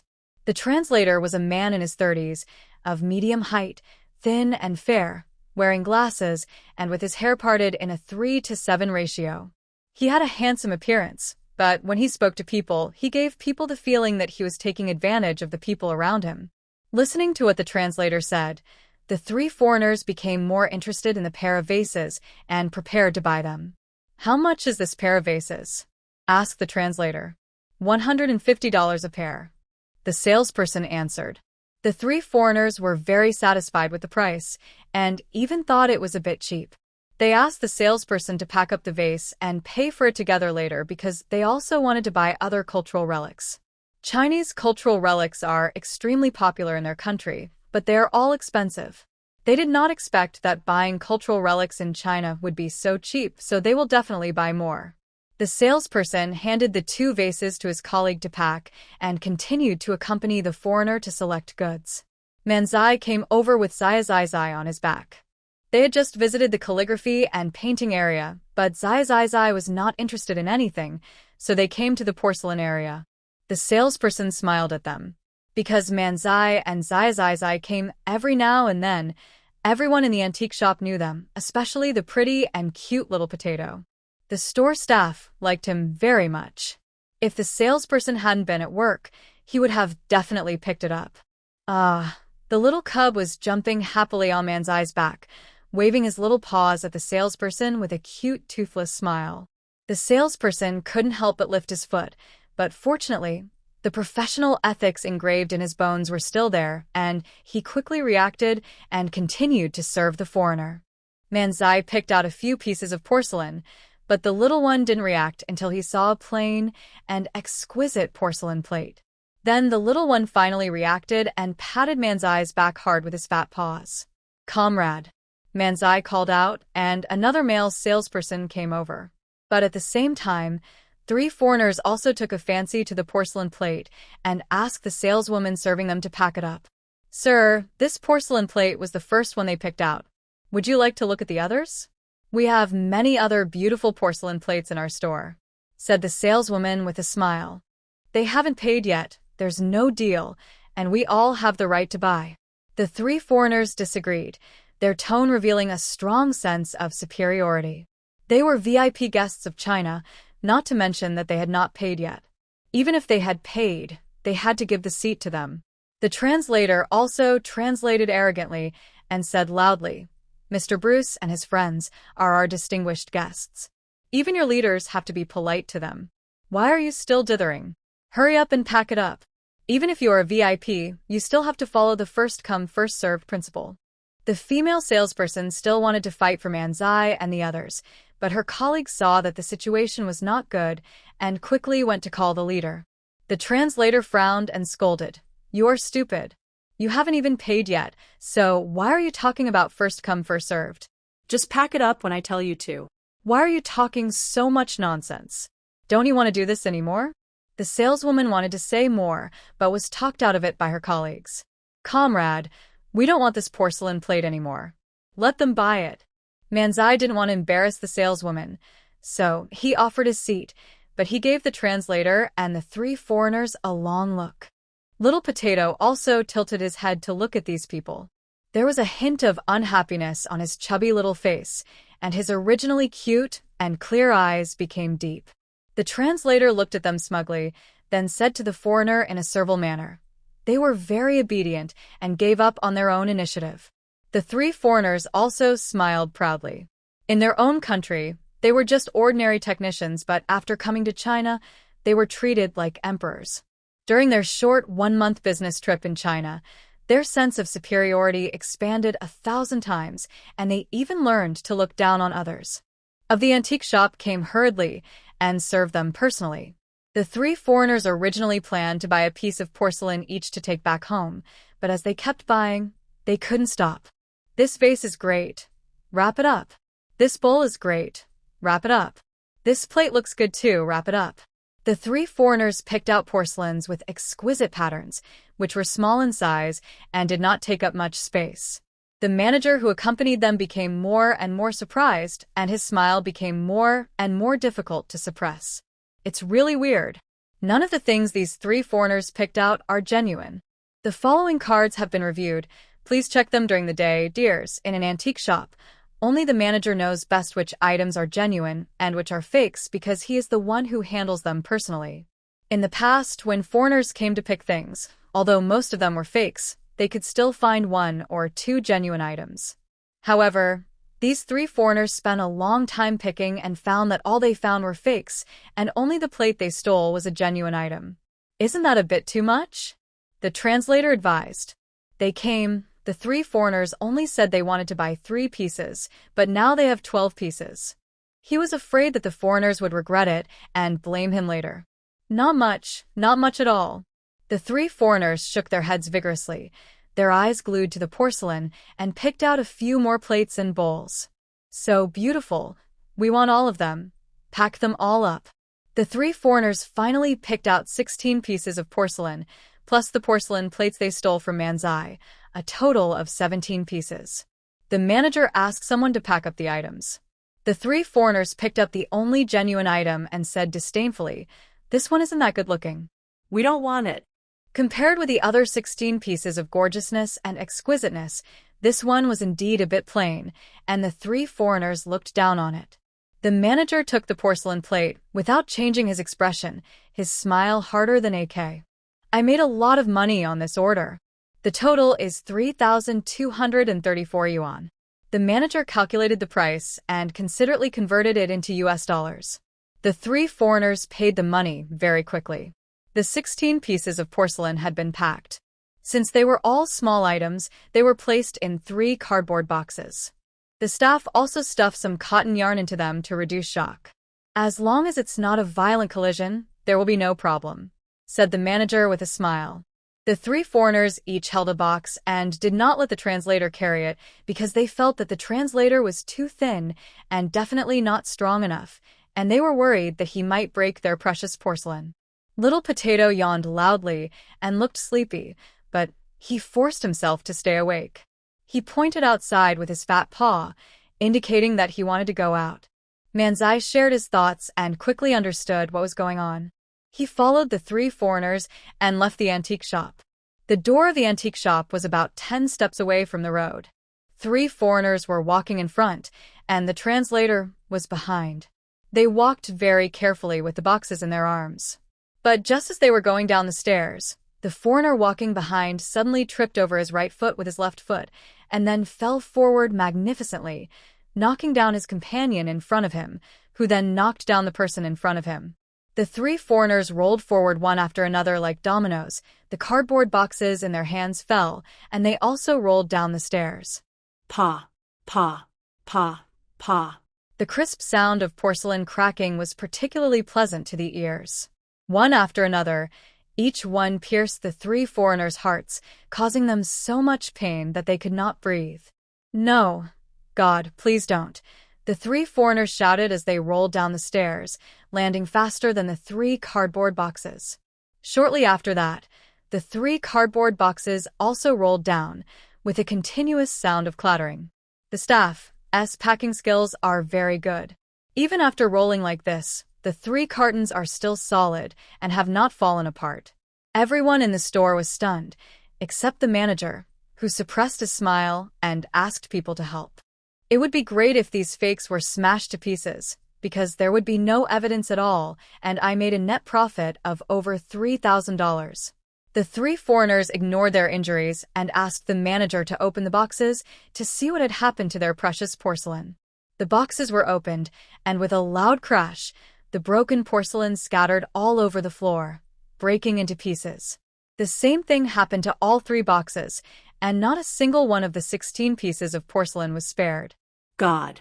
The three foreigners felt dizzy before their eyes, unable to accept the fact before them. 15 or 1,600 US dollars was not a small sum of money for them, but after they fell, it broke into pieces and became worthless. Gentlemen, we have many fine porcelains in our store. If you are afraid of dropping them, you can also buy calligraphy and paintings. These cannot be damaged. The manager took every opportunity to promote calligraphy and paintings, which were more expensive, and the store had just received a batch of high-quality imitations, which foreigners would definitely not be able to tell the difference. The three foreigners felt as if they had lost their parents. They regretted their decision to the point of losing all their money to buy these fragile porcelains. They were clearly only planning to buy 3 pieces, so how did it become 16? The three foreigners could say anything. The translator, who was relying on the power of others, started to attack and accuse them. Your packaging is not up to standard. You must compensate Mr. Bruce and his friends for their losses. Porcelain is fragile. I have reminded you that it cannot be violently impacted. Otherwise, our store will not be responsible. Of course, I also sympathize with Mr. Bruce and his experience. How about this? If they buy calligraphy and paintings, we can give them a more favorable discount. How about it? The manager spoke politely, but refused to back down even a bit. Then compensate us with 3 pieces of calligraphy and paintings. Mr. Bruce and his friends are VIPs who are here to help us advance technology. We cannot let them down. The translator still spoke in a condescending tone. I can't compensate you. The product has already left the store. It has nothing to do with our store. The manager was polite on the surface, but in his heart he was cursing. You traitor dog, I hate you. No matter how the translator put pressure on the manager, he remained unmoved. In the end, the 3 foreigners and the translator had to leave in disappointment. The little potato boy lying on Manzi's back could hardly open his eyes. But the little guy was still holding on. When the translator went down the stairs, Mama Jiang suddenly rushed over like lightning. The translator was shocked. He was most afraid of dogs. In panic, he missed a step and rolled down. Mama Jiang ran away, and the dog disappeared. Ouch. My waist. The translator fell pretty badly. He couldn't even get up and lay on the ground groaning. The manager couldn't hold back a smile. He helped the translator up and asked in a hypocritical tone, "Are you okay? There must be something wrong with your stares. It's like seeing a ghost." The translator cursed angrily and even blamed the steps. "Comrade, feudal superstition is unacceptable," the manager said in a serious tone. "It was my own carelessness. It had nothing to do with the stairs. Blame me." The translator suddenly came to his senses. His face turned pale with fright, and he quickly tried to make amends for himself. Not daring to find fault again, he limped away with the 3 foreigners. "Bah, you traitor dog!" The manager spat harshly. He asked the staff to clean up the broken porcelain pieces, and then went to report to his leader happily. Manzai spent 30 yuan to buy this simple and elegant porcelain plate. Potatoes. Potatoes? Manzai called a few times but got no response from the baby. The salesperson next to him smiled and reminded him, "He's asleep." The little guy was sleeping soundly on Manzai's back, like a little pig, so cute that people wanted to pinch him. Manzai immediately slowed down his steps for fear of waking up the little one. After walking out of the antique shop, Mama Jiang came back and wagged her tail happily at Manzai. "Go home." Manzai touched Mama Jiang's head a few times, and the two, one big and one small, and the dog, slowly walked back home. When we got home, little Potato was still asleep. At first, Guanjihua and Grandpa Lu didn't take it seriously, as it was normal for the kid to sleep a lot. But when it was lunchtime and the kid was still sleeping, the old couple realized something was wrong. They decided to go to the hospital. As soon as they walked out of the door, they ran into Ruan Shuangjiang, who came back to feed Nai. "There is one more update. I will write it during the day. The little one is very good. Good night." Knowing that the little one had slept for nearly 3 hours, Ruan Shuangjiang was a little worried. During the day, the little one would only sleep for 2 hours at most and then wake up either to pee or because he was hungry. He had never slept for more than 3 hours. Don't worry, Potato may not have slept well last night, so he slept a little longer. Ruan Shuangjiang was actually very worried, but she still comforted Manzai, who was blaming himself. She also took the baby's pulse and found it steady and strong, so he didn't seem sick, so she felt a little relieved. She also asked Manzai if anything happened when he went out to play in the morning. The little boy would definitely not sleep so deeply for no reason. Maybe he was tired from playing. "I bought apples, dumplings, vegetables, and plates." There were 3 foreigners and a traitor dog. Manzai took out today's harvest from the basket for apples, 9 sister dumplings, and the vegetables were taken to the kitchen by Aunt Lee to make lunch. There was also a simple and exquisite porcelain plate, which was placed on the table. Manzai is now much more eloquent. He told the story in detail about what happened in the antique shop and even accompanied it with actions. His story was very vivid and lifelike. These foreigners are too arrogant, and the translator is just a mean man. Guan Jihua frowned. In the future, our people will surely become more and more confident, and our national self-confidence will grow stronger and stronger. This day will come. Mr. Lu was comforting his wife, as well as speaking to himself. He has strong confidence in the future of China. He may not see that day, but his sons and grandchildren will definitely see it. The country is strong. Can the people be prosperous? Only when the people are prosperous can they stand tall and stop kowtow to foreigners. It will be soon. You will all see that day. Ruan Shuangjiang said with a smile. The 2 elders are now less than 70 years old. With the consumption of her tea and tonics, it will not be a problem for them to live to be centenarians. They will definitely see the day when the country is peaceful and the people are prosperous. Haha, I wish you good luck. The 2 elders both smiled, looking calm. They had long since become indifferent to life and death. The only thing they were worried about was Manzai, who could now take care of himself. They no longer had any worries and could face death calmly. Ruan Shuangjiang thought about it carefully and felt that there was something strange about the way the 3 foreigners wrestled. It was just the right time for them to fall, and it happened to be the last one, which happened to be like a domino effect, and the 16 pieces of porcelain were smashed to pieces. The steps in front of the antique shop many times. The steps were wide and flat, and not difficult to walk on. Moreover, These three foreigners were holding porcelain worth 15 or 1600 US dollars, so they must have been extremely careful. How could they have fallen? There is another suspicious point. According to Manzai's description, the three foreigners had not originally planned to buy so many porcelains. But suddenly they got excited and emptied their money to buy 16 pieces of porcelain. This happened to be after the foreigners snatched the porcelain plate that Tu Do had taken a fancy to. With so many coincidences coming together, Yuan Qiqi couldn't help but think too much. She looked at her son, who was sleeping soundly. The chubby boy looked harmless. Could he be a hidden boss? In fact, Yuan Qiqi had already discovered the peculiarities of her little cub. He was too smart, too lazy, and extremely picky. These 3 points are normal for adults, but not normal for a 3-month-old baby. Now Yuan Qiqi is very sure that her little kid should also have a golden finger. What could it be? The three foreigners' hot-headedness and falling were all the work of this brat. He had consumed too much of his supernatural power and was so tired that he fell asleep. With this arrangement, everything made sense, and Yuan Qiqi suddenly felt enlightened and completely relieved. It's okay, I'm just tired. I'll wake up when I get enough sleep. Yuan Qiqi smiled calmly and said there was no need to go to the hospital. What was little Potato doing outside? Guan Jihua asked his son. What could make a 3-month-old kid so tired? He wouldn't have fought outside, right? Nothing, just sleeping. Manzai shook his head. The little one was still on his back.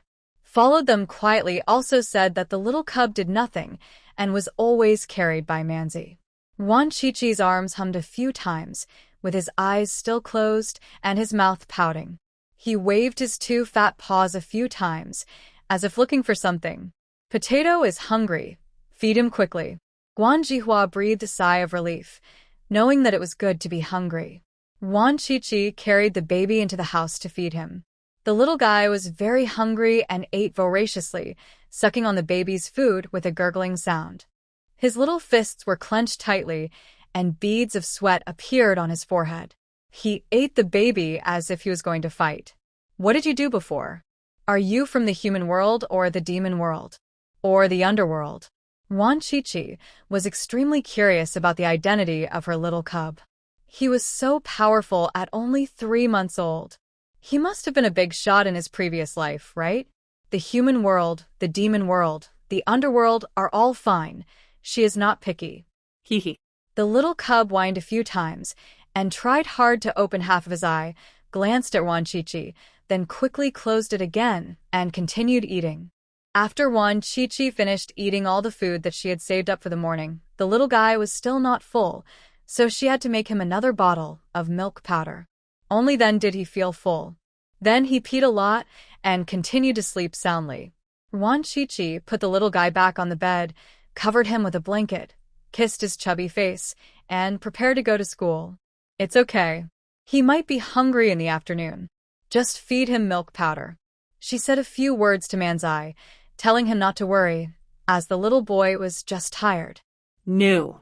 Manzai nodded seriously. He remembered everything Qiqi said and carried it out meticulously. Yuan Qiqi went to school and took 3 sister dumplings with her. The sister dumplings picked by her family had rich and fresh fillings and were especially delicious, much better than the ones she bought herself. I hurried back to school and just caught up with the afternoon class. The teacher of the first class in the afternoon was nearsighted and presbyopic, and was also a stingy person. The glasses he wore were not up to standard. He could see things up close, but everything far away was blurry. Therefore, this teacher's class is the best for sleeping. Even if you fall asleep sitting in the last row, the teacher won't know. As soon as they entered the classroom, Yuan Qiqi and Xia Tao went to the last row tacitly. The other students did not compete with them. 2 students were sent back last semester, so everyone was under a lot of pressure, and no one would sleep during class. Xia Tao was 1 step faster and grabbed the golden zone, where she could bask in the sun. In the cold, early winter, sleeping in the sun was simply a great enjoyment. Yuan Qiqi puffed out her cheeks, not feeling happy. In fact, her seat can also get sunlight, but it is only half as much as Xia Tao's seat. Only when people make comparisons, they will realize how poor and pitiful what they have is. Xia Tao rolled her eyes and whispered, I can give you this golden seat for free, but you have to fight for a mission and take me with you. No, I'm on maternity leave now. Ruan Shuangjiang rolled her eyes. She hadn't finished her maternity leave yet. You don't want to go to Hong Kong? How about we go there and rob the rich to help the poor and live a good life? Xia Tao squinted her eyes, her tone full of temptation. She only stayed in Hong Kong for a few days last time and didn't go out much. She felt upset when she thought about it now, and she wanted to go back and have a good meal. There are 3 more updates after midnight. How do you know Shuangjiang has a mission? Ruan Shuangjiang was quite curious. 759's mission was confidential. How did this crazy woman know about it? I heard last time when I went out that Beijing and Shanghai both wanted to grab this task, but their performance last year was not as high as ours. How about we grab this task? Xia Tao became more and more excited as she spoke, and her voice unconsciously became higher. How did you get involved with Beijing and Shanghai? Ruan Shuangjiang became even more interested. She just went there to give birth to a baby, so how come Xia Tao had friends all over the world? I went out a few times recently. Why don't you just go? Xia Tao was a little impatient. If Pei Yuan had not refused to let her go out alone, she would not have asked for help. Why are you so anxious? I have to ask clearly. I don't know anything. How can I promise you? You have to see what the groom looks like before the wedding night. Ruan Shuangjiang is also angry. Why are you urging her? She doesn't know anything yet. What does this have to do with the wedding night? Ruan Shuangjiang. I noticed that you have become more nagging after giving birth to the baby. You are so annoying. Xia Tao curled her lips and whispered, marriage is indeed a woman's grave. Jia Baoyu is right. Before marriage, women are pearls, but after giving birth, they are fish eyes. TSK. Who are you calling fish eyes? You're itching if I don't spank you for 3 days, right? Ruan Shuangjiang was so angry that she was about to slap him. She was so immersed in her rage that she didn't notice that the whole class was looking at them with unspeakable expressions. Su Erfeng and Li Yuqin's eyes were squeezed so hard that they were about to twitch, but neither of them saw it. Shang Guanqing looked at the 2 of them with gloating satisfaction, eager to watch the show. Huon gritted her teeth and planned to have a deep talk with the 2 of them after school. Ruan Shuangjiang didn't slap the teacher because she was stopped by the teacher with a sullen face. My eyesight is not good, but my ears are not deaf. You shouted in my class, disrespected the teacher, and acted lawless. You are wasting your time and life, and you have failed the trust and expectations of the country and the people. 400 words omitted here. The teacher looked at them with deep sorrow and scolded them harshly. If it were any other students, they would definitely be ashamed at this moment. But Ruan Shuangjiang and Xia Tao would not do that. After all, they were experienced women who had been through many battles, and this level of scolding was just like a tickle. Teacher, calm down. Xia Tao was sleeping in class, and I couldn't stand it, so I criticized her and said she was wasting her time and life and failing the country and the people's expectations. She was not convinced and scolded me for meddling in other people's business. I was so angry that I started arguing with her. Teacher, I was wrong. I shouldn't have argued with my classmates in class. I should have reported it to the teacher. I know now. After the teacher finished scolding, Ruan Shuangjiang immediately made a deep and sincere confession, but what she said made Xia Tao's eyes become wider and wider, and her eyes were full of disbelief. She looked at her as if she was a traitor. The other students also opened their mouths wide, with faces full of shock and disbelief. They knew very well that Ruan Shuangjiang and Xia Tao were birds of a feather. How could she have the nerve to say such things? How shameless. Xia Tao wanted to refute, but before she could open her mouth, Ruan Shuangjiang spoke up. Teacher, you see she is still not convinced. This is too much. Stand outside and write a 1,000-word self-criticism after class. The teacher was so angry that he blew his beard and glared, and he believed Ruan Shuangjiang's words without a doubt. After all, this female student looked like a well-behaved and obedient child, unlike that classmate Xia Tao, who looked like a troublemaker who refused to obey discipline. Xia Tao gritted her teeth, glared at Ruan Shuangjiang fiercely, held her head high, and strode out to stand against the wall. "You are good, sit down and listen to the class." The teacher looked at Ruan Shuangjiang with praise and went up to the podium to continue his lecture, not realizing that as soon as he left, Ruan Shuangjiang fell asleep on the table. The class, Xia Tao was taken to the teacher's office and severely scolded. However, because she was rebellious by nature and had a naturally cold face, the teacher saw that she was just not convinced. So the teacher added another 2,000 words to the 1,000-word self-criticism, and it now became 3,000 words, and it had to be completed within 3 days. Xia Tao returned to the classroom angrily and sought to settle the score with Ruan Shuangjiang. "Do you still want to go to Shuangjiang?" Ruan Shuangjiang's light words made her break. "Write me a 3,000-word self-criticism," Xia Tao said angrily. "You are stupid. You copied 2,800 words from the quotations and wrote 200 words yourself. Who dares to say that your writing is not good?" Ruan Shuangjiang rolled her eyes in disdain. "If you don't move the tree away, it will die. If you move the person away, he will live." She doesn't know how to adapt at all. Xia Tao's eyes lit up. This was a good idea. She urged him, "Hurry up, or someone else will grab the task." "I'll go ask around, don't worry." Ruan Shuangjiang was very calm. She had not been on any missions this year due to her pregnancy and the birth of her baby. It was indeed time for her to go out to work. After school, Ruan Shuangjiang first went to Wudong West Point to find Pei Yuan and also got a few pieces of cake from Dingy. She did not ask about Xiangjiang's mission, but said that if she wanted to go on a mission, it had to be difficult and challenging. Both Beijing and Shanghai want to grab must be difficult. Pei Yuan smiled. "Your child is so young. Are you at ease? Take the cub with you. The cub needs to go through wind and rain in order to grow strong." Ruan Shuangjiang said it in a light tone. Her child is not an ordinary person. Pei Yuan raised his thumb and gave her a big thumbs up. In fact, even if Ruan Shuangjiang didn't come to him, he would still want to go on a mission with the couple. There is indeed a difficult task right now. Other branches want to grab this task, but the headquarters has not yet decided. If you and Tyrannosaurus work together, we in Tanzhou have a great chance of grabbing it. What mission? Ruan Shuangjiang became more interested. It sounded very challenging and she liked it. In the first half of this year, an excellent intelligence officer who had been lurking in our organization for many years was betrayed by a traitor and killed. He also took away a very important piece of intelligence from us. This traitor was protected by Western forces and was elusive. Currently, there is reliable information that he went to Hong Kong. The specific situation is unknown. He has many people around him to protect him. Pei Yuan was very sad because the intelligence officer who was killed was once his comrade in arms. He had been lurking abroad for many years, obtained countless important intelligence, and contributed most of his life to the country. Originally, this comrade had received instructions from the organization to return to China in the second half of the year to resume normal life.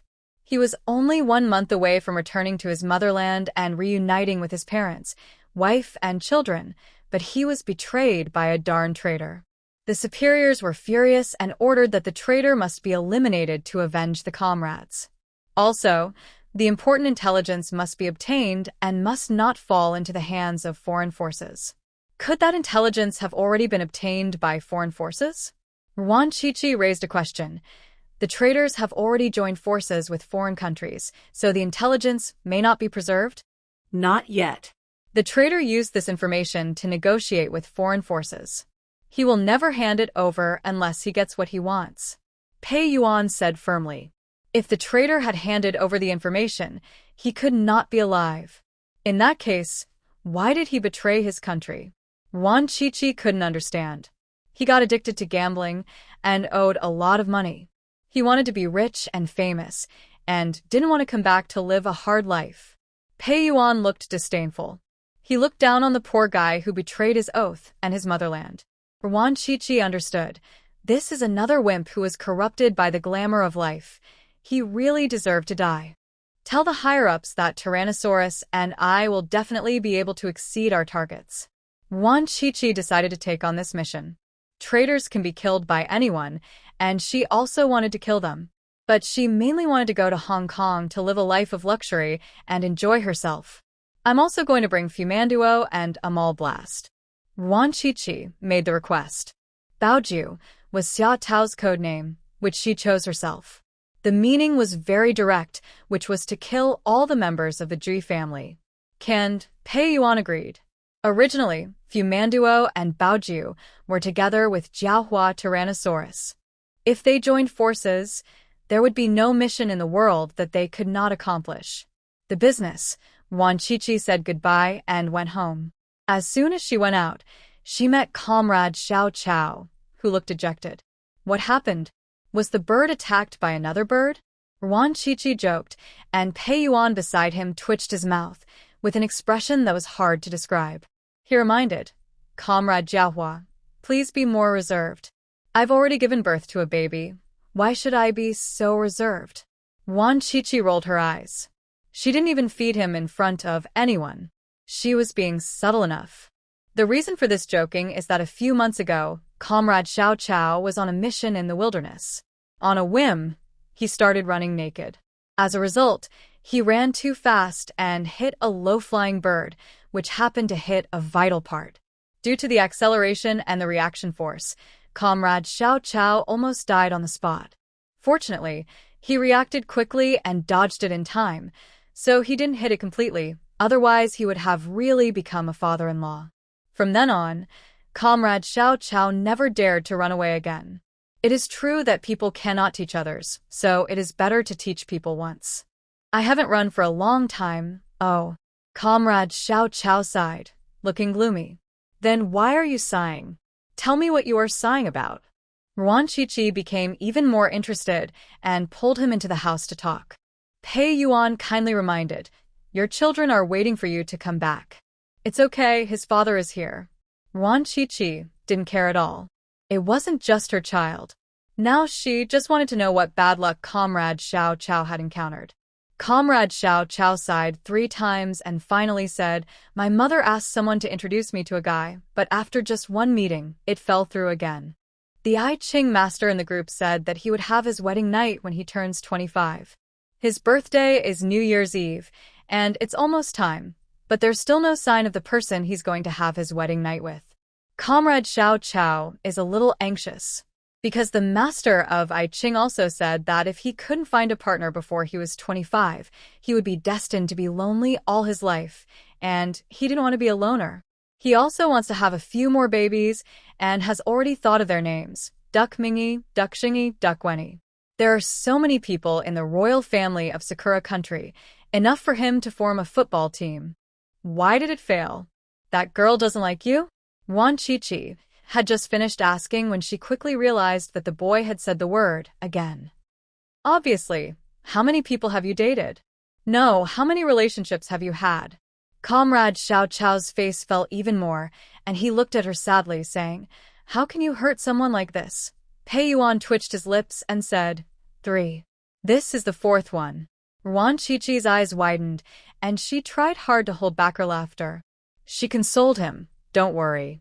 It means that your soulmate hasn't found his true love yet. Tell me in detail how these 4 people failed. I'll help you analyze the reasons. Comrade Xiao Chao looked suspicious. He felt that Ruan Shuangjiang was laughing at him. Look, I've already given birth to a child, so I'm sure I have more experience in relationships than you do. And we have Director Pei too. With the 2 of us here, nothing you have to worry about will matter. Ruan Shuangjiang spoke very sincerely and even dragged Pei Yuan into it. Pei Yuan, who had already tidied up his desk and was preparing to go home after work with a cup of tea in his hand, was forcibly pulled back. He wanted to say that he had no interest in the emotional lives of his subordinates, but he was afraid that if he said it, it would dampen their enthusiasm and affect the work of the group, so he had no choice but to sit down. Although you are not as good-looking as my man, you are still handsome, have a high salary, and are not too old. Why is that girl? Could it be? Ruan Shuangjiang suddenly thought of something, and her eyes suddenly glanced at Comrade Xiao Chao's lower body. Could it be that it was hit by a bird last time? What are you looking at? I'm fine. 8 times a night is no problem. Comrade Xiao Chao blushed with shame and shouted to clear his name. Why is that? If you don't tell me, I'll assume that's the reason. Wan Qiqi threatened him with a smile. She was so happy when she saw Comrade Xiao Chao's angry and helpless look. We met once, and she was very satisfied with me. We also made an appointment to see a movie. I bought the tickets and we were going to watch it today, but she nearly choked to death while eating eggs in the morning. She was sent to the hospital and was saved.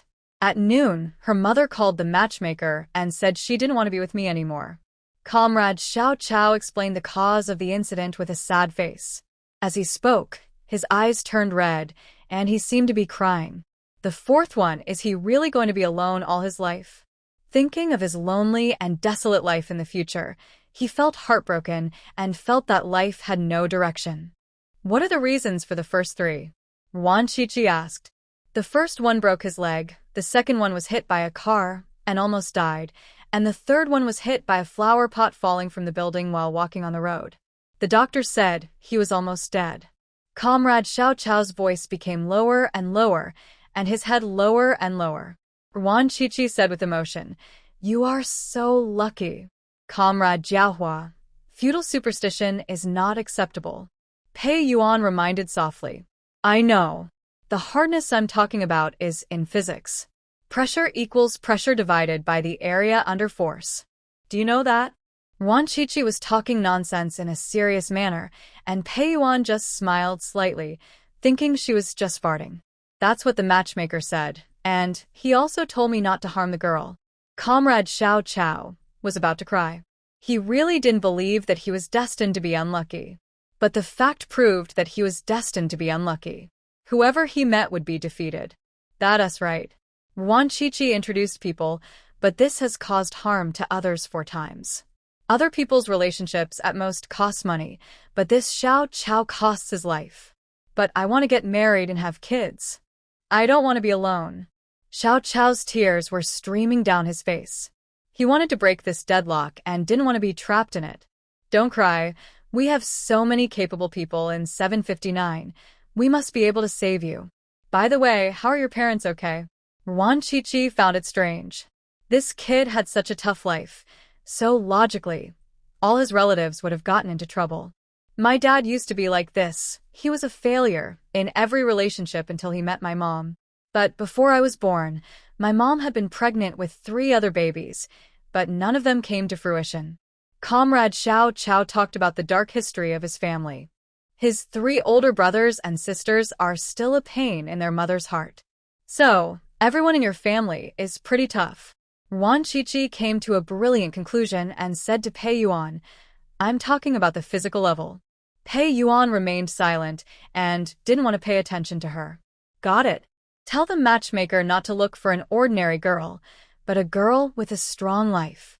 You two will definitely be able to live a good life if you can balance each other out.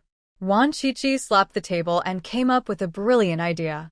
Comrade Xiao Chao's eyes lit up and his frustration was swept away.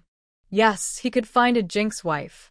Anyway, he had a strong life and was not afraid of being unlucky. I'm going to call my mom right now. Comrade Xiao Chao was so anxious that he ran out to make a phone call. Pei Yuan was also holding a teacup and was about to get off work. Ruan Qiqi stretched and left. When she passed by Comrade Xiao Chao, who was making a phone call, she patted his shoulder and whispered, Give me a big red envelope if it works. Comrade Xiao Chao nodded vigorously and said that as long as he could have his wedding night before he turned 25, he would definitely give Comrade Jiahua a huge red envelope. Mom, you won't go wrong if you listen to me. Ask someone to find a jinx. The more unlucky, the better. What other requirements are there? The appearance must be decent, and the temper can't be too bad. That's all. Pei Yuan, who had already walked to the door, turned back upon hearing this and said seriously, Feudal superstition is unacceptable. Yes, I'm talking about a real broom. Comrade Xiao Chao pushed the person away impatiently. This was concerning his lifelong event, but his leader didn't even give him face. Pei Yuan gritted his teeth and kicked the boy hard on the butt. He felt relieved and walked away humming a little tune. Sister Who, my wife, who are you comparing me to? Xiao Chao patted his butt a few times nonchalantly and continued to talk to his mother on the phone. Ruan Shuangjiang rode her bike back home.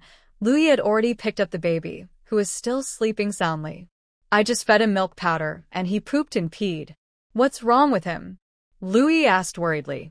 I'm tired. Ruan Shuangjiang told him what happened during the day and her analysis. Our cub is very powerful. Louis was very happy. He had been worried that his cub would be bullied, but now he was not worried anymore. Of course, don't you even look at who gave birth to the child? Ruan Shuangjiang raised her chin proudly. How could the cub she gave birth to not be awesome? Chi-Chi, you are always number one in everything you do, even giving birth to a baby. Louis's flattery never lasts forever, and is full of emotional value. The little cub slept for 3 days and 3 nights, and woke up after 3 days. He looked a little listless and not as lively as before. Ruan Shuangjiang felt very distressed. The little cub, who was less than 3 months old, must be exhausted to deal with 4 adults. Don't be so stupid in the future. Don't try your best unless you have to risk your life.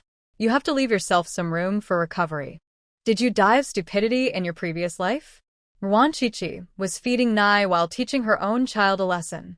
The little cub kicked his feet to express his protest. If he didn't die of stupidity, then did he die of stupidity?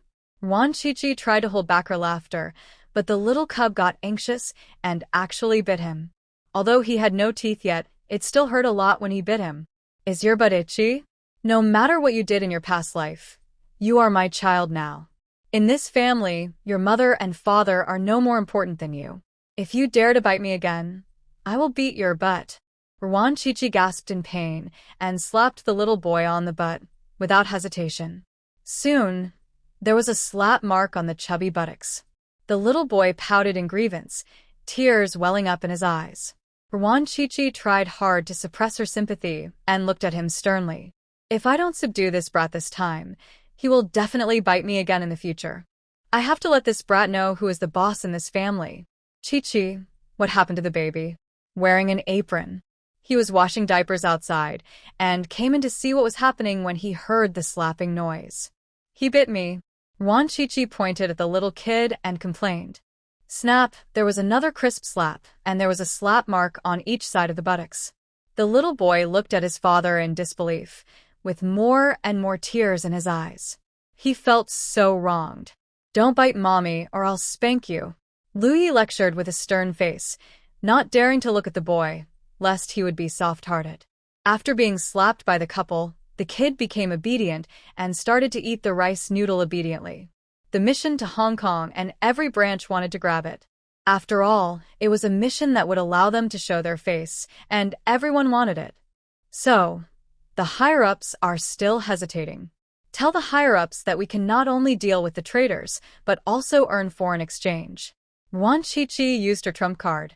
Sure enough, when they heard that they could generate foreign exchange, the higher-ups gave them the task without hesitation. Before going to Hong Kong, Ruan Shuangjiang went to the school again to inform Xia Tao and ask for another leave. It was very smooth to ask for leave, just say it. Ruan Shuangjiang got the leave note from the school leader and went to the dormitory to find Xia Tao. It was lunchtime, and most people in the dormitory were having lunch. But today everyone in the dormitory was sitting down, apparently to comfort Su Erfeng. Fortunately, your household registration has been moved out. No matter how much trouble your parents cause, it won't affect you. Liu Qin conforta. I just can't get over it. They've been humiliating me since I was a kid, and now that I'm in college, they still won't let me go. In their eyes, I'm a commodity, except that I was sold cheaply before, but now I'm sold at a higher price. Su Erfeng cried as she spoke. When she went home for the Chinese New Year last year, her parents were very warm to her, a change from their usual indifference. She thought her parents had finally discovered her good qualities and wanted to improve their relationship with her. Haha. She is still too naive. How could her parents, who have never treated her as a human being, suddenly become nice? They might just be trying to sell her out again. Ruan Shuangjiang sat down and listened quietly. After piecing together what she had learned, she almost understood.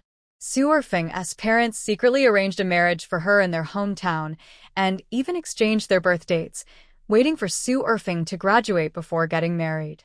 They kept all of this a secret from Su Erfing. If the man she was secretly engaged to hadn't suddenly gotten into trouble, she would still be in the dark. The man is dead? Wan Qiqi asked curiously. He was bitten by a snake. Now the snakes are hibernating, but he was bitten by a 5-step snake, and it happened to be in the mountains. By the time he was found, the venom had spread. His life was saved, but he became blind. Now his family has come to my house to make trouble, asking us to return the betrothal gift and pay for medical expenses and nutrition. My parents can't handle it, so they called me. Su Erfing spoke in a sarcastic tone. She didn't say a word when he sold her, but came to her to clean her up. Returning the betrothal money is a legitimate request, but why should you compensate for the medical expenses and nutrition expenses? The man was bitten by a snake, and it has nothing to do with your family. Hei Hong asked puzzledly. They said I was a jinx and brought bad luck to their son. Su Erfing looked self-deprecating. They are being feudal and superstitious. Report them to your local tail-cutting society and see how they can continue to be so arrogant. Hei Hong said angrily. Ruan Qiqi's eyes suddenly lit up and she looked at Su Erfing intently. When she first came to school, this girl was dark and thin. Now she is fair and clean and a little taller, with thick eyebrows and big eyes. She is quite pretty. She is also a worker peasant soldier student, and she is quite a match for Comrade Xiao Chao, the star of fate. Go back to your hometown and break off ties with your parents. The reason is that they arranged your marriage. Don't go back to your hometown anymore. Find a partner in the city and live a good life. Wan Qiqi said with a smile. Looking for a partner like this is harmful to others. Forget it. It's good to live alone. Su Erfing smiled bitterly. She also planned to break off the relationship. Since her parents didn't consider her a relative, she wouldn't force them to have a family relationship. The sooner she broke off the relationship, the sooner she could have peace of mind. As for marriage, she had long given up hope. Don't worry, the matchmaker has already cast out the red thread. I'll introduce you to someone who's more lucky than you. Wan Qiqi told everyone in the dormitory about Comrade Xiao Chao's situation. Everyone was amazed. Even Hei Hong, a staunch materialist, said with emotion, "This man and you are truly a match made in heaven." The third update is completed. Good night. Wan Qiqi was very quick and immediately called Comrade Xiao Chao to tell him about Su Erfing's situation. Can you arrange a meeting for us? Xiao Chao on the other end of the phone jumped up in excitement. It turned out that the matchmaker would never disappoint anyone who tries hard to find a partner. After obtaining Su Erfing's consent, Wan Qiqi arranged for the two of them to meet in a tea house opposite the Wudong Western pastry shop. Comrade Xiao Chao worked as a driver for a transportation company, which was one of the 4 best lucrative jobs today. With his handsome appearance and a good job, Comrade Xiao Chao's conditions are quite superior even in the whole country. Su Erfing was a little unsure, so she told him the truth after they met. I have a tough life. I was engaged 4 times, and my husband almost died. It just so happens that I've been in 4 relationships, and the women almost died each time. The more he looked at Su Erfing, the more satisfied he became. She was beautiful and a worker peasant soldier student. She was definitely the bride-to-be tailor-made for him by the matchmaker. What are the specific situations of your 4 subjects? Su Erfing was still a little worried and wanted to compare whether their evil spirits were equal. If there was a difference, the weaker one would definitely be unlucky if they were together. She didn't want to die, nor did she want this man to die, so it would be better to ask clearly. Comrade Xiao Chao described the situations of his 4 girlfriends in detail, and Su Erfing also described the situations of her 4 engaged partners. After hearing this, both of them fell silent. It seems that both of them were seriously injured, and they are indeed evenly matched. I think we're a good match. How about we get along for a while? Comrade Xiao Chao brought it up shyly. Su Erfing blushed, but still told me about her family's situation. I'm going to cut off my relationship with my parents and brothers. They might come to make trouble in the future. I'll go back to your hometown with you to break up with your relatives. I'm a good fighter, and I know some people who can help you. Comrade Xiao Chao took the initiative to recommend himself and seized every opportunity to show his abilities. The more they talked, the more they hit it off. Neither of them was shy, so after a meal of tea they decided to look around, and if they were both still alive and well after a while, they would be together. Wan Qiqi was very satisfied with the result. When the two got married, she would definitely be able to sit in the VIP seat and get 2 big red envelopes. Everything was ready, and in mid-November, Wan Qiqi and his group set off for Hong Kong. At this time, there is no regular route to Hong Kong. The only way is to go there secretly, either find a snakehead or swim over. But no matter which method you use, it all depends on luck. You will most likely encounter patrolling water police and be either beaten to death or caught and criticized. But despite this, every year there are still many people who find ways to run to the other side. If they didn't bring their cubs, they could swim across, but now they can only take a boat. Louis found a human snakehead, negotiated the price, and agreed to set off at 2 in the morning. At 2 o'clock, the snakehead saw that there was a little kid and a dog and said unhappily, "We charge by the head. Both the human head and the dog head are counted. You have to pay for 2 more." Louis was too lazy to talk nonsense. He just picked up the snake's head with one hand, spun it around for more than 10 times, and threw it into the sea. He was dizzy and couldn't swim. He swallowed several mouthfuls of seawater and almost drowned. There were a few other guests who were about to take the boat ride. They were all frightened and looked at Lu Yi in fear, not daring to make a sound. These customers were basically young and beautiful women who were carefully selected by the snakehead. He seemed to have good intentions on the surface and only charged a very low price to send these women to the other side. The women were extremely grateful to him, but in fact they had jumped into a fire pit. The human traffickers had already sold them to underground places, and once they entered that devil's den, they would never see the light of day again. This human smuggler was also on the 759 list, so Lu Yi took the opportunity to get rid of this harm to the people. The snakehead in the sea swam up wetly. He looked at Lu Yi timidly and didn't dare to act tough anymore. But he made up his mind to throw the man and the kid into the sea to feed the sharks halfway and keep the 2 beautiful women so they could be sold for a good price. The boat was getting farther and farther away from the shore and was already in the vast ocean. The snakehead deliberately stopped and said, "The marine police will pass by here soon. If you don't want to be caught, just be honest and listen to me." Several young women were so frightened that their faces turned pale, and they all said they would be obedient.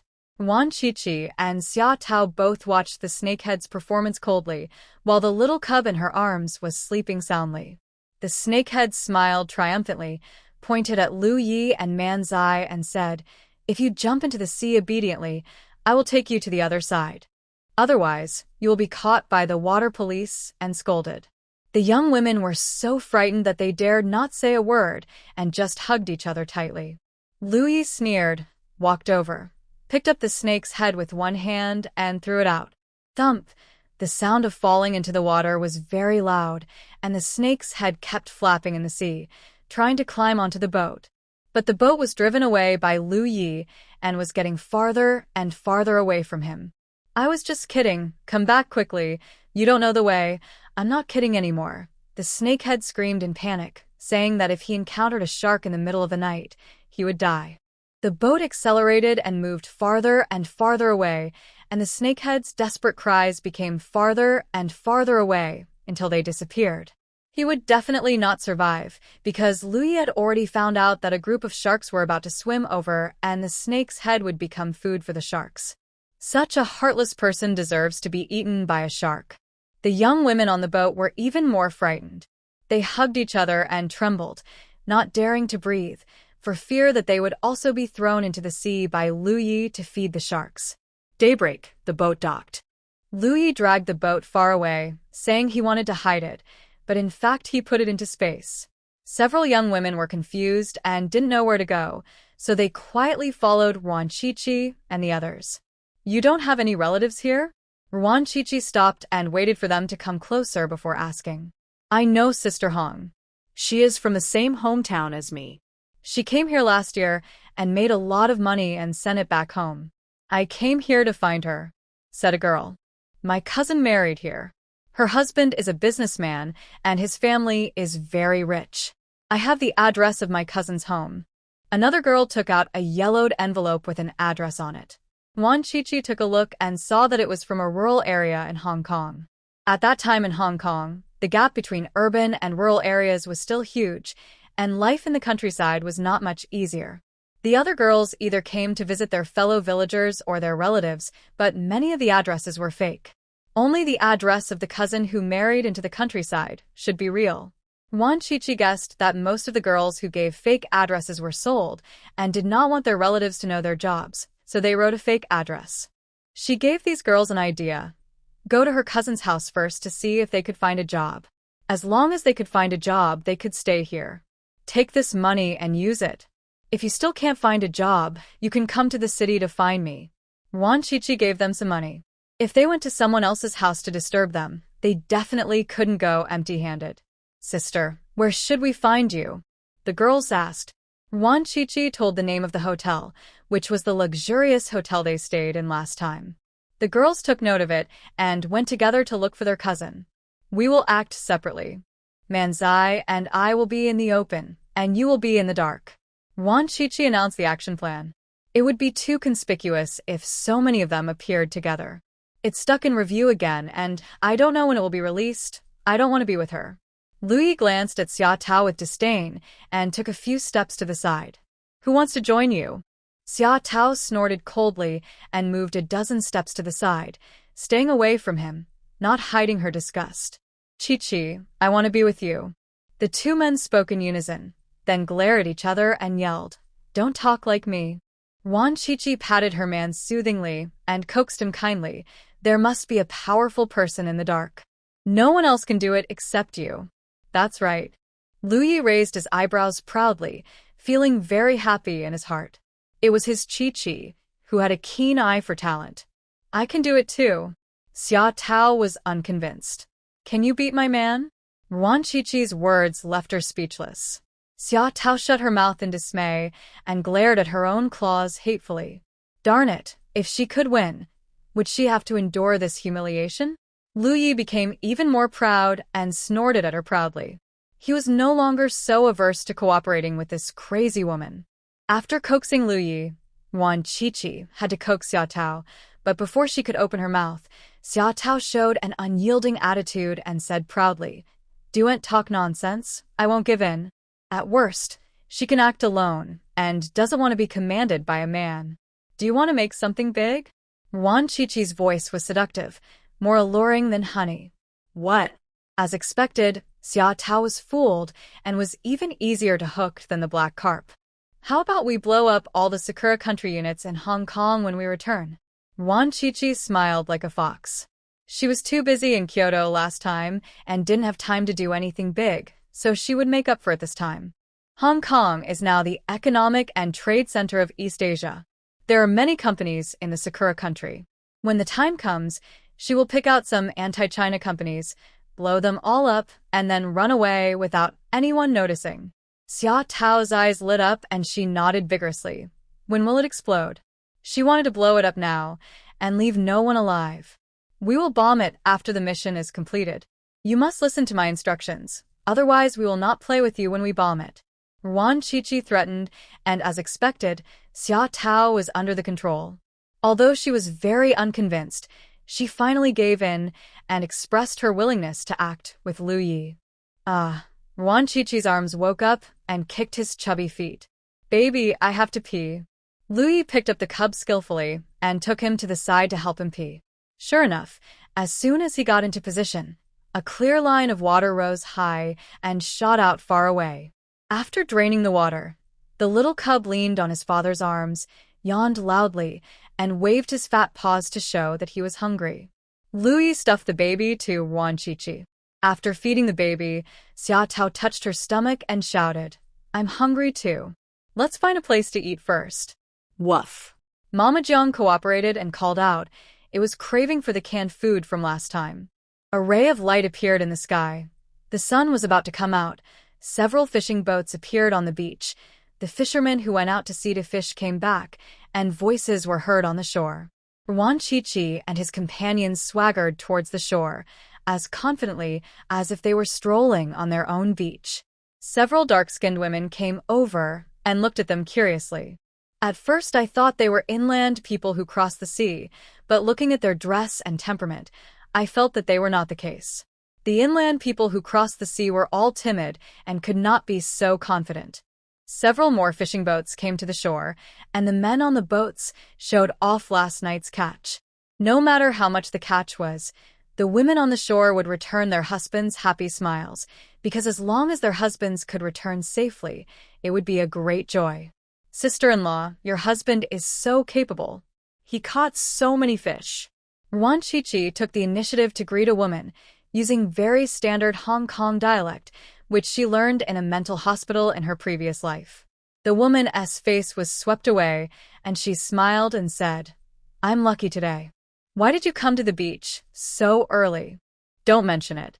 This psychopath wanted to jump into the sea because of a love affair. My whole family stayed up all night. We searched for him at every beach in the city, and finally found him here. Ruan Shuangjiang pointed at Xia Tao and complained tiredly. Xia Tao was stunned for a moment, but quickly got into the mood, raising her head defiantly, looking like she was unwilling to be disciplined. Lu Yi rolled his eyes, slapped her on the forehead, and glared at her fiercely. Xia Tao couldn't stand this kind of anger, and was about to kick him, but Ruan Shuangjiang stopped her. "That's enough. Stop embarrassing yourself in public. You're willing to die for a man? Aren't you stupid? There are so many men in the world. If you lose this one, there's another one. Why bother jumping into the sea?" After scolding her, Ruan Shuangjiang advised Lu Yi, "Don't be angry. Go home and let your parents teach her a lesson." Her performance attracted other fishermen. They looked at Xia Tao curiously. After seeing her beautiful face, they all felt that she was indeed mentally ill. With such a pretty face, are you still worried about not finding a man? Really deserves a beating. Everyone tried to persuade Xia Tao to open her eyes and not hang herself on a crooked tree. They all spoke Hong Kong dialect, and their speech was very fast. Xia Tao only half understood what she heard, so she simply raised her head defiantly, looking like a dead pig that was not afraid of boiling water. "Alas, your brain is really not good enough. I can't persuade you. What a beautiful face you have." Everyone's throats were dry from talking, but Xia Tao's expression didn't change at all. In everyone's eyes, they thought she was still sad about the scumbag, so they were all very disappointed and started to persuade Ruan Shuangjiang again. "Let her be. Good words can't persuade a darned ghost. You have done your best as a sister." "I know, thank you." Ruan Shuangjiang sighed, said goodbye to these enthusiastic fishermen one by one, and then left with a clear mind. From beginning to end, the fishermen never suspected that they were stowaways. This is a fishing village, a little far from the downtown area. They found a tea restaurant, had breakfast, and then took a bus into the city and went directly to the big hotel by Victoria Bay. Can afford to stay in this hotel, are either rich or noble. Ruan Shuangjiang asked the taxi to stop on the street not far from the hotel because the money she had was only enough to pay for the taxi fare. For the hotel stay is still in someone else's wallet. Lu Yi and Xia Tao went out for a stroll and came back with a lot of cash. Before coming, Pei Yuan prepared fake overseas Chinese passports in Southeast Asia for them so that they could stay in the hotel openly. Ruan Shuangjiang and Lu Yi went to book a room separately, an hour apart. They both booked the presidential suite and gave generous tips. The hotel's front desk and waiters were particularly enthusiastic and rushed to serve them. After entering the room, Ruan Shuangjiang put the baby on the bed and let him play with his feet by himself. "In the future, we will meet and not know each other, but we can keep in touch secretly. First of all, we have to make money. The guests of this hotel are all rich people. We can make a lot of money by messing with a few of them." Ruan Shuangjiang talked about her plan. The first step was to make money. Xia Tao immediately came up with a bad idea. "I'll go and poison them. Chi, you come out and save them. 100,000 for each one you save. 10 is 1,000,000, 100 is tens of millions. You can easily make a net profit of tens of millions. Making money is easy. Chi, I'll make them unable to pee, and you treat them. Each treatment will cost 200,000. Lu Yi was not willing to be outdone, and also came up with a bad idea. His ability to control water has become even better now. He can easily make people unable to urinate. It shouldn't be so easy to make money. Your methods are all very good, but if you continue to treat like this, my reputation as a miracle doctor will surely spread throughout Hong Kong. What if someone really has a difficult and complicated disease and asks me to treat it? Ruan Shuangjiang still approved of their method, but this method could not be used. She is not proficient in medical skills and can easily make mistakes. If there's no cure, just kill him and say that his lifespan has come to an end. Xia Tao answered straightforwardly. No need to treat them. Let them prepare for their funeral. Huadua can't save the people that the king of hell wants. Lu Yi is a little kinder, but his intentions are similar to Xia Tao's. Ruan Shuangjiang rolled her eyes and was too lazy to try to persuade him anymore, as it was useless anyway. I plan to open a fortune-telling stall. I can tell fortunes 3 times a day, and each fortune costs 10,000 gold. Rich people in Hong Kong believe in this. Once I become famous, maybe Wu Yuanji will come to me on his own initiative. Ruan Shuangjiang told her method. Fortune-telling is just fooling people, which she is good at. Moreover, she has Shushu to help her get information. She knows all the secret gossips in the wealthy circle of Hong Kong. Wu Yuanji is the traitor. Pei Yuan said that he is a bit superstitious and used to like praying to gods. Now he is in a constant state of panic and must be very confused. As long as she makes a name for herself, Wu Yuanji will most likely come to her. It's okay since this guy is hiding so deeply. She doesn't need to look for him. Let this traitor come to her door on his own. Chi-Chi, you are so smart. How did you come up with such a brilliant idea? Lu Ye's compliments were delivered promptly, and he was full of praise. Xia Tao looked at him with disdain. What a flatterer. Ruan Shuangjiang also made up an identity for herself. She was a young lady who was forced away by her family during an internal fight among a wealthy family in Southeast Asia. She came to Hong Kong with her young son to look for her husband, who had been missing for half a year. There is a Yuan family in Nanyang that is quite mysterious, that family. Ruan Shuangjiang was too lazy to even think of a name and planned to pretend to be a member of their Yuan family, a wealthy family in Southeast Asia. Anyway, information was not well developed at the time, and the Yuan family acted low-key and mysterious, and no one had ever seen the real Yuan family. Besides, she was only pretending to be someone temporary and would return to the inland in a month at most, so she would definitely not be exposed. After deciding on the action plan, Lu Yi and Xia Tao hid in the dark, while Ruan Shuangjiang and Manzai stayed in the light. She was a wealthy young lady who was forced away by her family, and Manzai was her brother. Because Ruan Shuangjiang was generous and kind, the hotel staff liked her very much. With the staff's publicity, she became famous in the hotel in less than 2 days. Many guests knew that the beautiful woman with her baby, who had just arrived in the presidential suite, was the young lady of the Yuan family in Nanyang who was forced away. She came to Hong Kong with her silly brother to look for her husband, who had been missing for more than half a year. You may not know this, but Madame Ruan is very good at fortune-telling. She only took one look at me and knew that I have 3 brothers and 2 sisters. She also knew that I gave birth to 2 children, a boy and a girl. It's amazing. In the corridor on the first floor of the hotel, several female cleaners were whispering. When one of them mentioned Ruan Shuangjiang, her tone was particularly admiring. You guessed it? Others didn't quite believe it.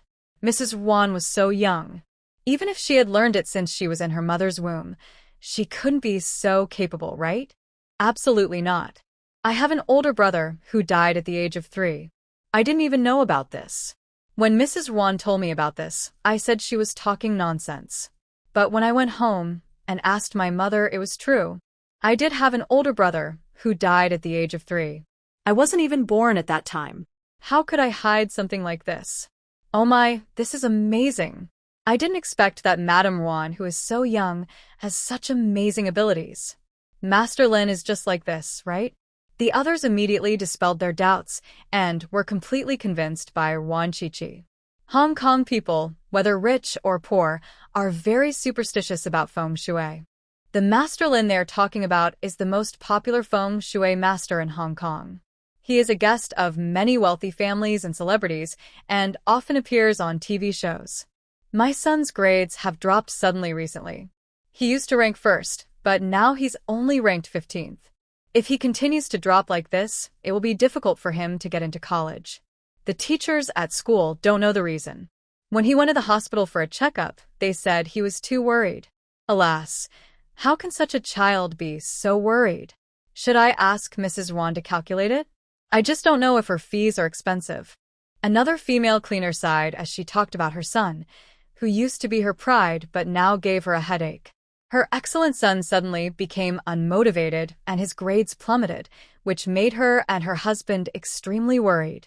Mrs. Ruan is very nice.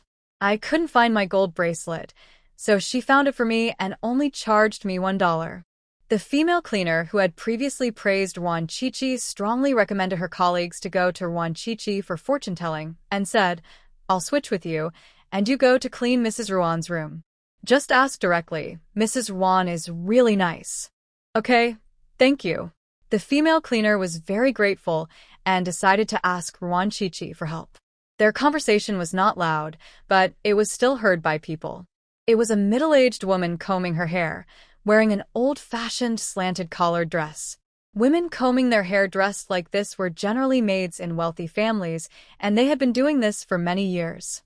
When they were young, they would comb their hair up to show that they would never marry. Rich families liked to employ such maids, and they would use them for decades, basically until they were old. Middle-aged woman was called a Lian. She went out to buy snacks for her wife and happened to hear the cleaners chatting. She couldn't help but listen for a while longer. The more she listened, the more curious she became. Is that beautiful Mrs. Ruan really that powerful? Madam is very worried now. Can she ask Mrs. Ruan for help? Alien's wife's surname is May, and her husband's family is the wealthy Gua family in Hong Kong. Alien has been serving Mrs. May since she got married. The master and servant have a deep relationship, like sisters. Mrs. May is in her 50s. She is well-maintained and looks to be in her 30s or 40s, but she looks a little haggard, and there is a hint of sadness between her brows. "Ma'am, do you know what I just heard?" As soon as Lien came in, she started yelling in surprise. "Whose man is cheating again?" Mrs. May glared. If she had been interested in listening before, she was not in the mood now. She was almost fed up because the troubles at home had not been resolved. No, this time it's a serious matter. The new Mrs. Ruan who moved in has a very beautiful baby. You just want to hold that baby when you see it. Do you remember it? Alien placed the snacks in front of Mrs. May, made her some tea, moved a chair and sat down, and began to talk vividly. "I'm not old, so I naturally remember. That baby was so pretty. I wish he was my grandson." Mrs. May really didn't remember it at first, but as soon as Alien mentioned the beautiful baby, she knew which one it was. The day before yesterday, she met Ruan Chichi and her daughter in the elevator. She fell in love with Little Potato at first sight. What a cute and beautiful baby. If she had such a beautiful grandson, she would definitely laugh out loud in her dreams. But none of her sons lived up to her expectations. The eldest son has been married for 5 years, but he still can't lay an egg. Every time he is asked, he says he hasn't had enough fun. The second son dates a celebrity today and a model tomorrow. He lives a more extravagant life than the emperors of the past, but he just refuses to get married. The third brother is a nerd. After completing his master's degree, he is going to study for a doctorate. He stays in the laboratory all day long. He is more patient with those cold test tubes than with women. She doesn't expect anything from him at all. In the past, she was proud of having 3 sons. All the wives in the circle envied her good fortune. But now she is too ashamed to face anyone. Mrs. Qian only gave birth to 1 son, but now she has 3 grandsons. Mrs. Qian used to envy her, but now she envies and is jealous of Mrs. Qian. Alas. Update after midnight. The reason why Mrs. May came to live in the hotel was because she was angry with her 3 sons. In a fit of rage, she moved to the hotel to avoid seeing them. What happened to Mrs. Ruan? Is it worth making a fuss? Mrs. May became a little curious. This Madame Ruan is very powerful. Alien told her everything she had just heard. She is so young, yet she has this ability? Mrs. May didn't quite believe it. After all, in her opinion, feng shui masters were generally quite old. For example, Master Lin, with whom her family and husband's family often cooperated, was in his 60s or 70s, but with white hair and a youthful face, he looked like an immortal and was trustworthy. That Madame Yuan is probably in her early 20s at most. How capable can she be? Feng shui is something that depends on talent, just like studying. The third young master was admitted to university at the age of 16 and became a doctor at the age of 25. Others are still in college at the age of 25. How can ordinary people compare with geniuses? Although Alien was a servant, her insights were quite extraordinary, and she used the third young master as an example, and Mrs. May was immediately convinced. That's right. Geniuses are different from ordinary people. This Madame Yuan looks extraordinary. Maybe she really has some abilities. But can she be better than Master Lin? Mrs. May was still a little confused. She had consulted Master Lin for fortune-telling several times, and each time, Master Lin said that the fate had not yet arrived and asked her to wait patiently. 3 years ago, and it is still said now. Mrs. May is so tired of hearing it that she is dissatisfied with Master Lin. It won't hurt to try. Madam, instead of groaning in the hotel, you might as well ask Mrs. Yuan to calculate when you can have a grandson. There might be a surprise. Alien persuaded her patiently, mainly because she didn't want to stay in a hotel. Even the presidential suite couldn't be as comfortable as home. There were servants doing all the housework, so she only had to chat and play cards with her wife. After moving into the hotel, she was exhausted with her old arms and legs and could not bear the work for just a few days. She had to persuade her wife to go home as soon as possible.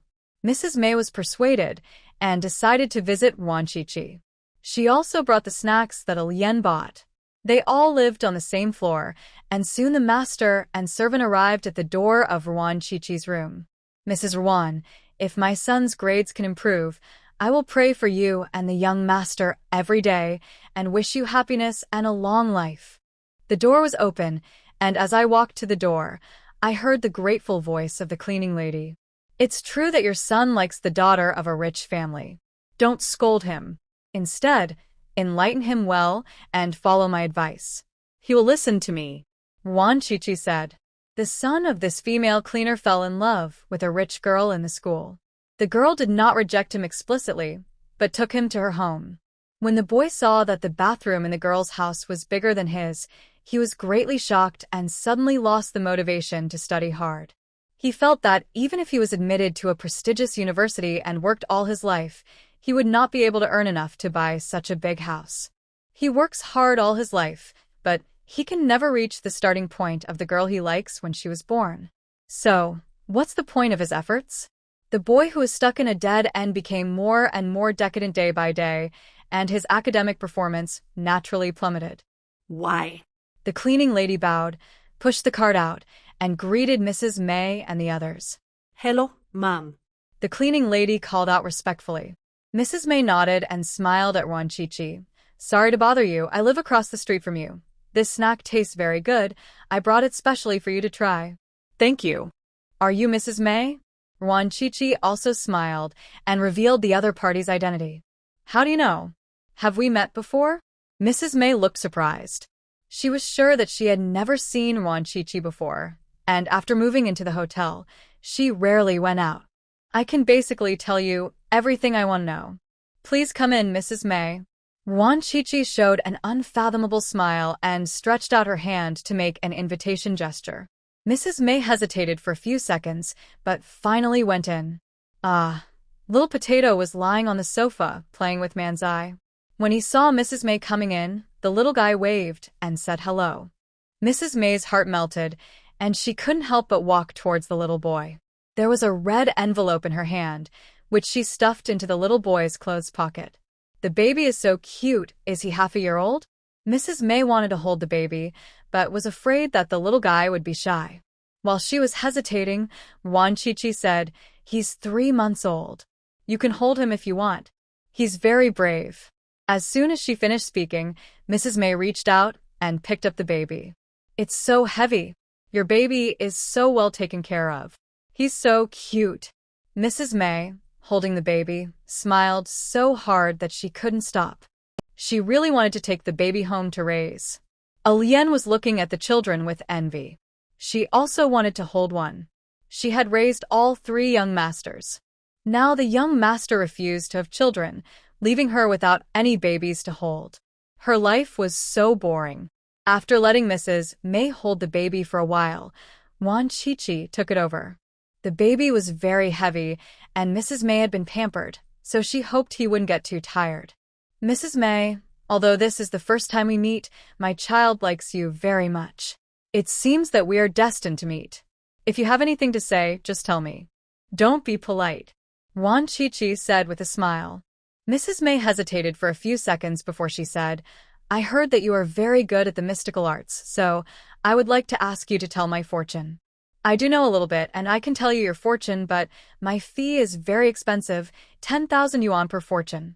Ruan Shuangjiang said frankly that 10,000 yuan is not a small number. In Hong Kong now, the salary of an ordinary worker is only a few thousand yuan. So expensive? Not $1? Yuan blurted out that she clearly heard the cleaner say that it only cost $1. Ruan Shuangjiang smiled and explained, the divination fee varies from person to person. The cleaner only charges $1, but Mrs. May is different. Naturally, she charges $10,000. As long as you calculate accurately, 10,000 yuan is not expensive. Mrs. May felt very comfortable listening to this. She was definitely not the same as the cleaner. You are not allowed to take a penny. Ruan Shuangjiang spoke in an arrogant tone. Mrs. May became even more convinced. She believed that only people with real ability dared to act so arrogantly. This young Mrs. Ruan might really have some ability. I want to calculate when I can hold my grandson in my arms.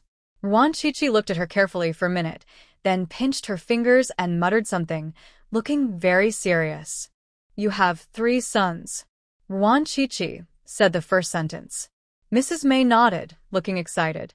The calculation was so accurate.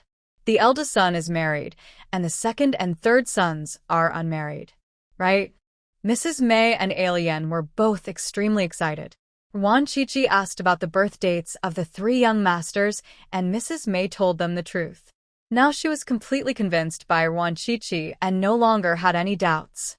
After pretending to pinch her fingers for a while, Ruan Shuangjiang frowned, which made Mrs. May and her servant feel uneasy.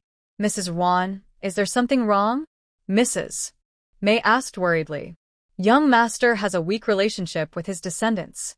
Ruan Shuangjiang's words made Mrs. May's eyes go dark, and she almost fainted. Yuan skillfully took out the cooling oil and rubbed it under Mrs. May's nose, and she came back to life. Mrs. Ruan, is it possible that my eldest daughter is unable to have children? Mrs. May's voice was choked with sobs. The second son is a playboy. The third son is calm and composed. She can't count on either of them. The only son she can count on, the eldest son, has no chance of having children. What hope is there for her in this life? Don't panic. Just because you have little chance of having children doesn't mean you won't have any. As long as you work hard to find a famous doctor, you can still have children. Ruan Shuangjiang comforted. With Lu Yi and Xia Tao secretly investigating, and with the help of Shu Shu, she knew all the secrets of the Gui family, including the servants. The eldest son of the Gui family wants to have a child more than anyone else, but he is unable to do so. He goes abroad for treatment every year, but the effect is not obvious. Mrs. May is still kept in the dark and thinks that her eldest son and his wife are too playful to have a child. Mrs. May understood immediately and asked hurriedly, is it my son's problem or my daughter-in-law's? It's because your son's descendants are not close, so it's naturally your son's problem. Ruan Shuangjiang told him the truth. If it was a problem with her daughter-in-law, who had not been able to give birth to a child in 5 years, she would have divorced her long ago in such a wealthy family. Mrs. May's eyes went dark again, and Yuan applied some cooling oil on her with very skillful movements. As long as you find a famous doctor to treat him, your son will still be able to have children. Ruan Shuangjiang comforted. For difficult and complicated cases like infertility, one should seek help from an old Chinese doctor. It would be strange if the eldest son of the Guo family could have a baby if he went abroad for treatment. I'll be back soon.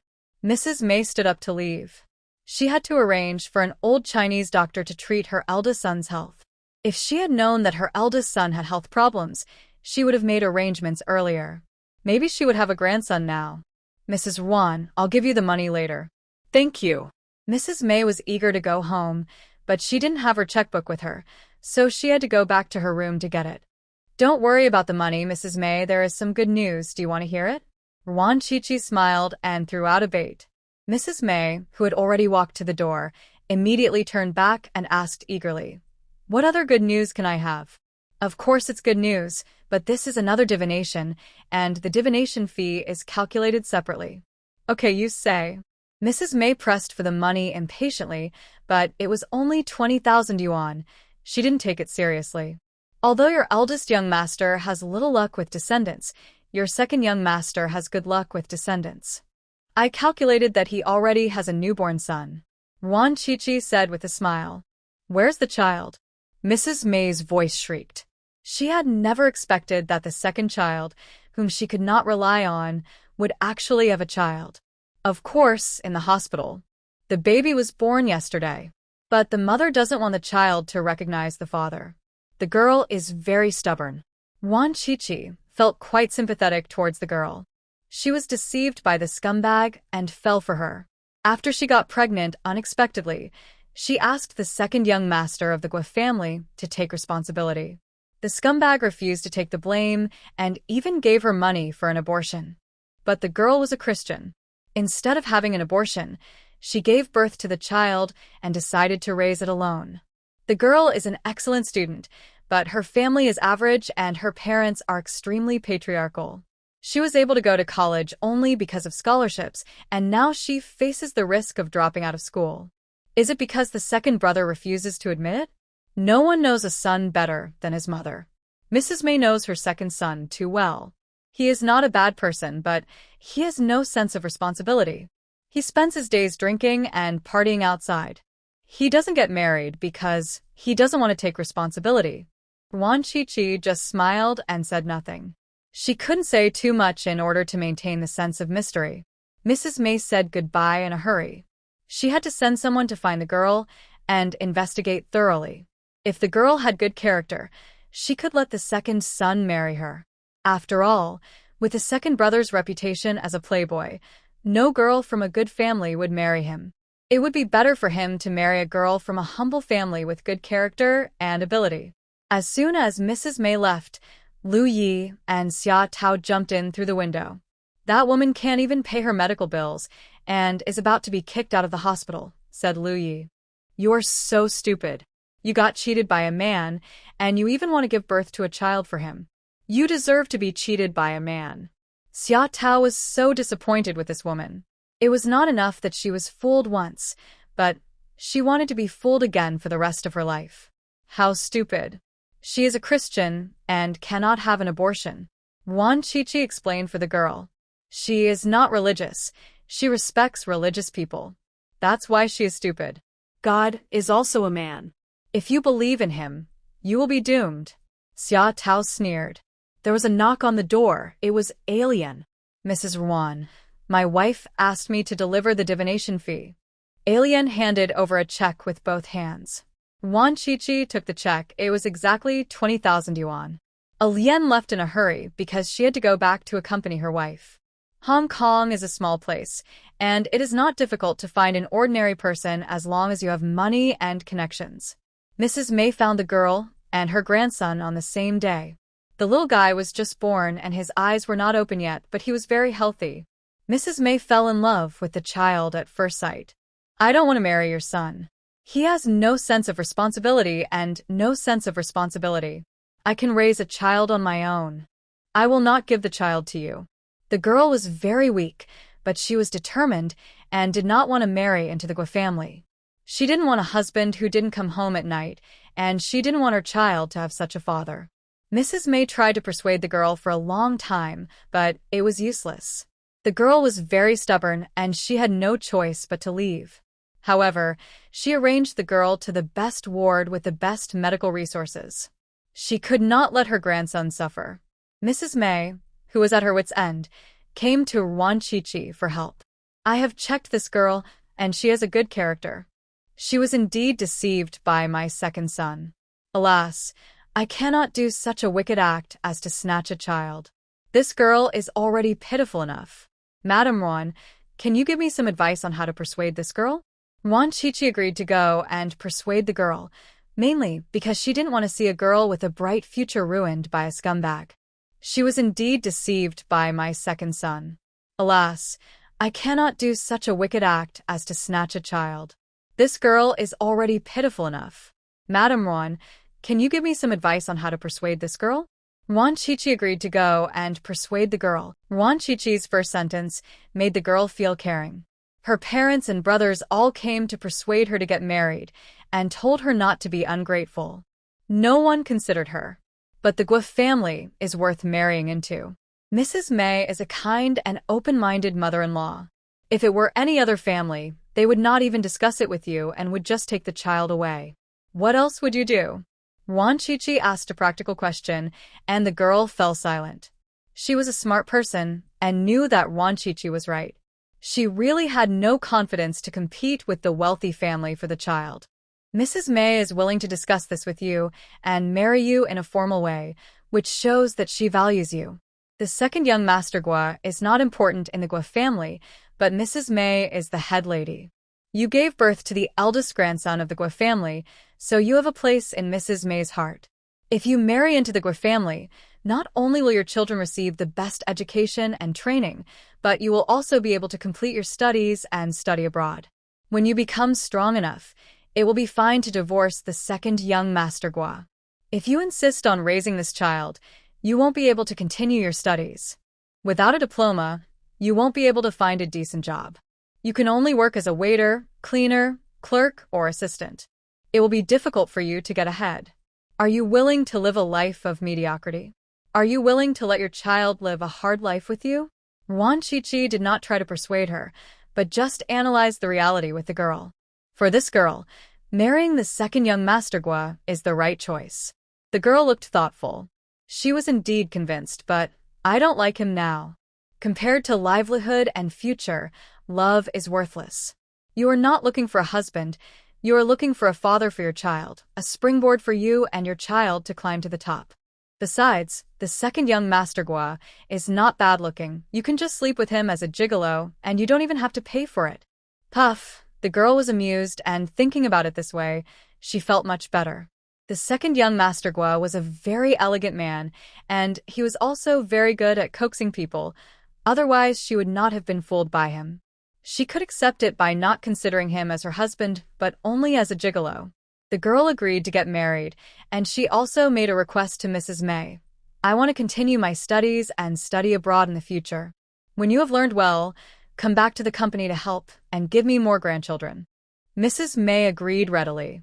She couldn't rely on her eldest son for the time being, and the only one she could count on was her second daughter-in-law. She looked easy to raise, and as long as she gave her a grandson, it would be no problem even if she got a doctorate. The two parties reached an agreement, and as for the second young Master Guo, no one asked for his opinion.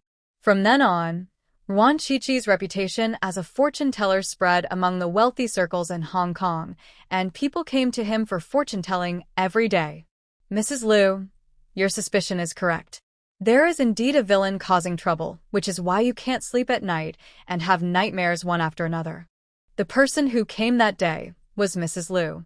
She hadn't had a good night's sleep for a month and looked very haggard. Her face, which had been well maintained, now looked much older. Who wants to harm me? Mrs. Liu was so angry that she gnashed her teeth and wished she could eat that guy alive and cut him into pieces. There is a pair of sharp scissors under your pillow. Just take it out. Ruan Shuangjiang didn't say who it was. She only told the reason why Mrs. Liu had a nightmare. In fact, it was Mrs. Liu's daughter-in-law who put the scissors there. Because Mrs. Liu had a strong desire for control, the daughter-in-law was very resentful, so she secretly put a pair of scissors under Mrs. Liu's pillow, hoping to make Mrs. Liu sick.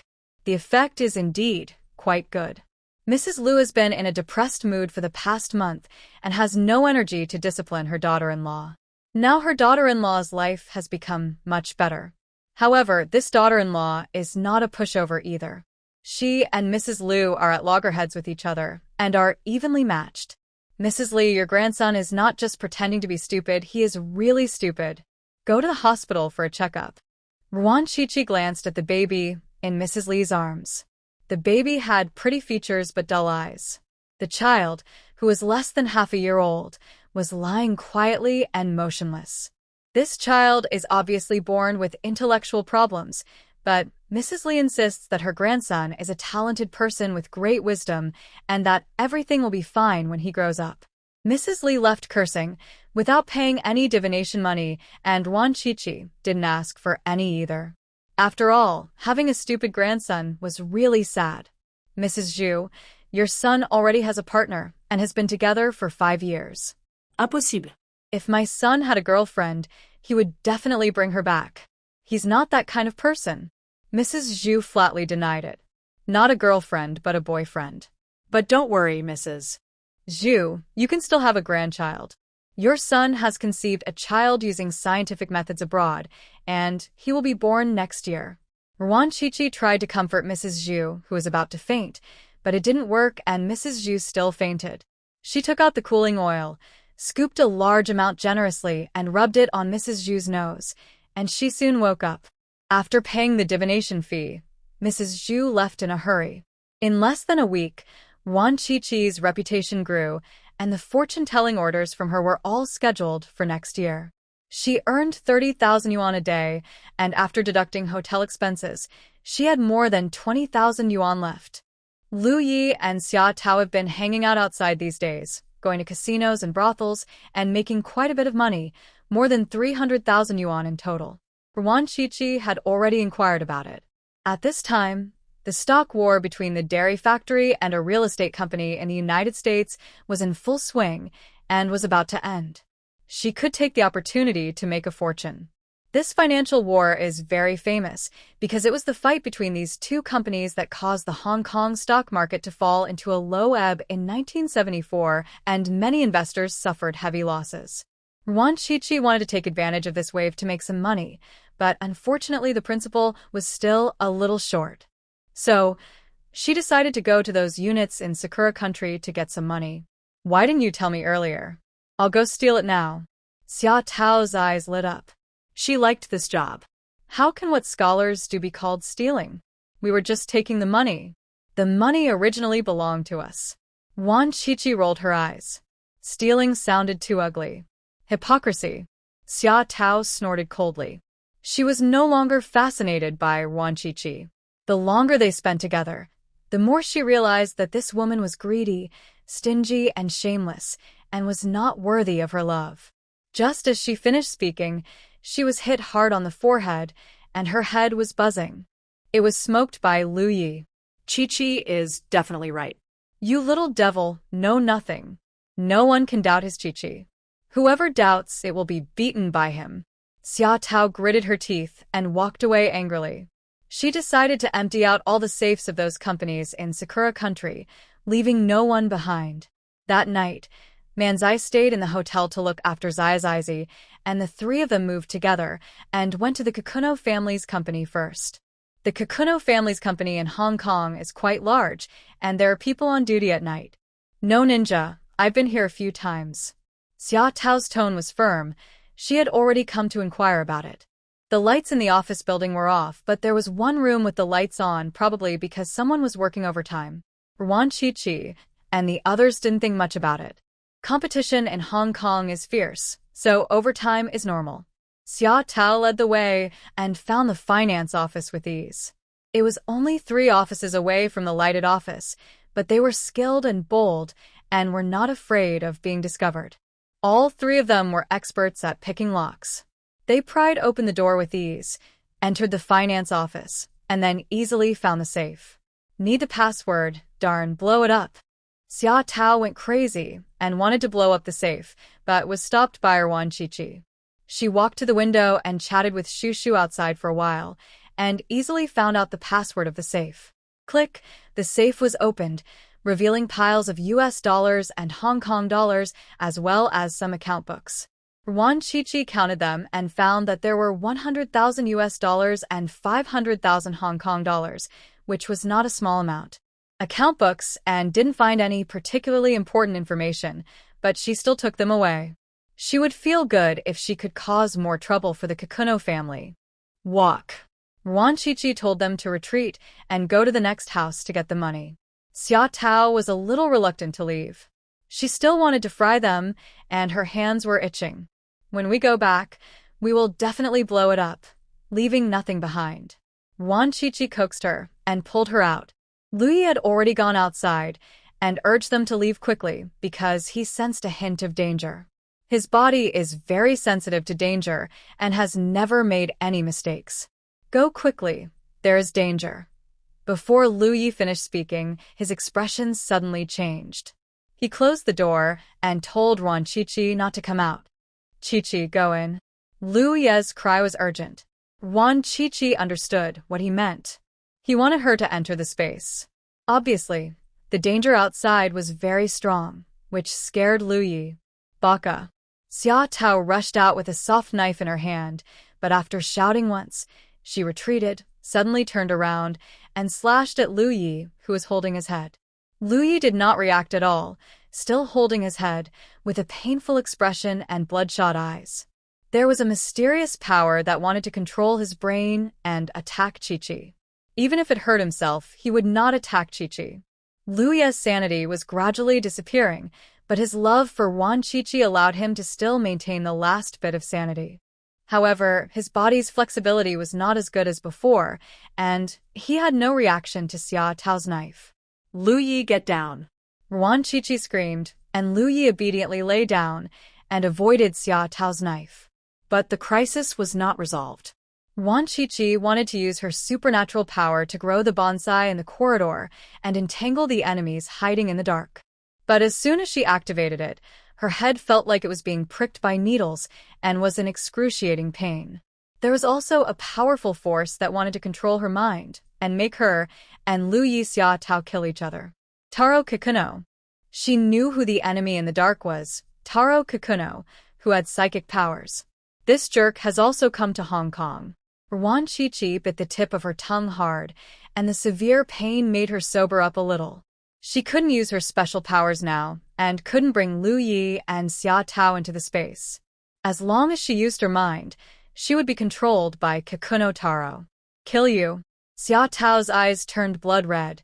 She completely lost her mind, and swung the knife towards Ruan Shuangjiang. Ruan Shuangjiang took out a bone whip from the space and whipped him without mercy, cursing, "Wake up! Do you want to work for that jerk Kikuno Taro?" Xia Tao hesitated, and the knife slowed down in the air. Taro Kikuno cursed in secret. The man's supernatural power was too strong. Coupled with the traitor Chio Kikuno, his mental power was almost exhausted.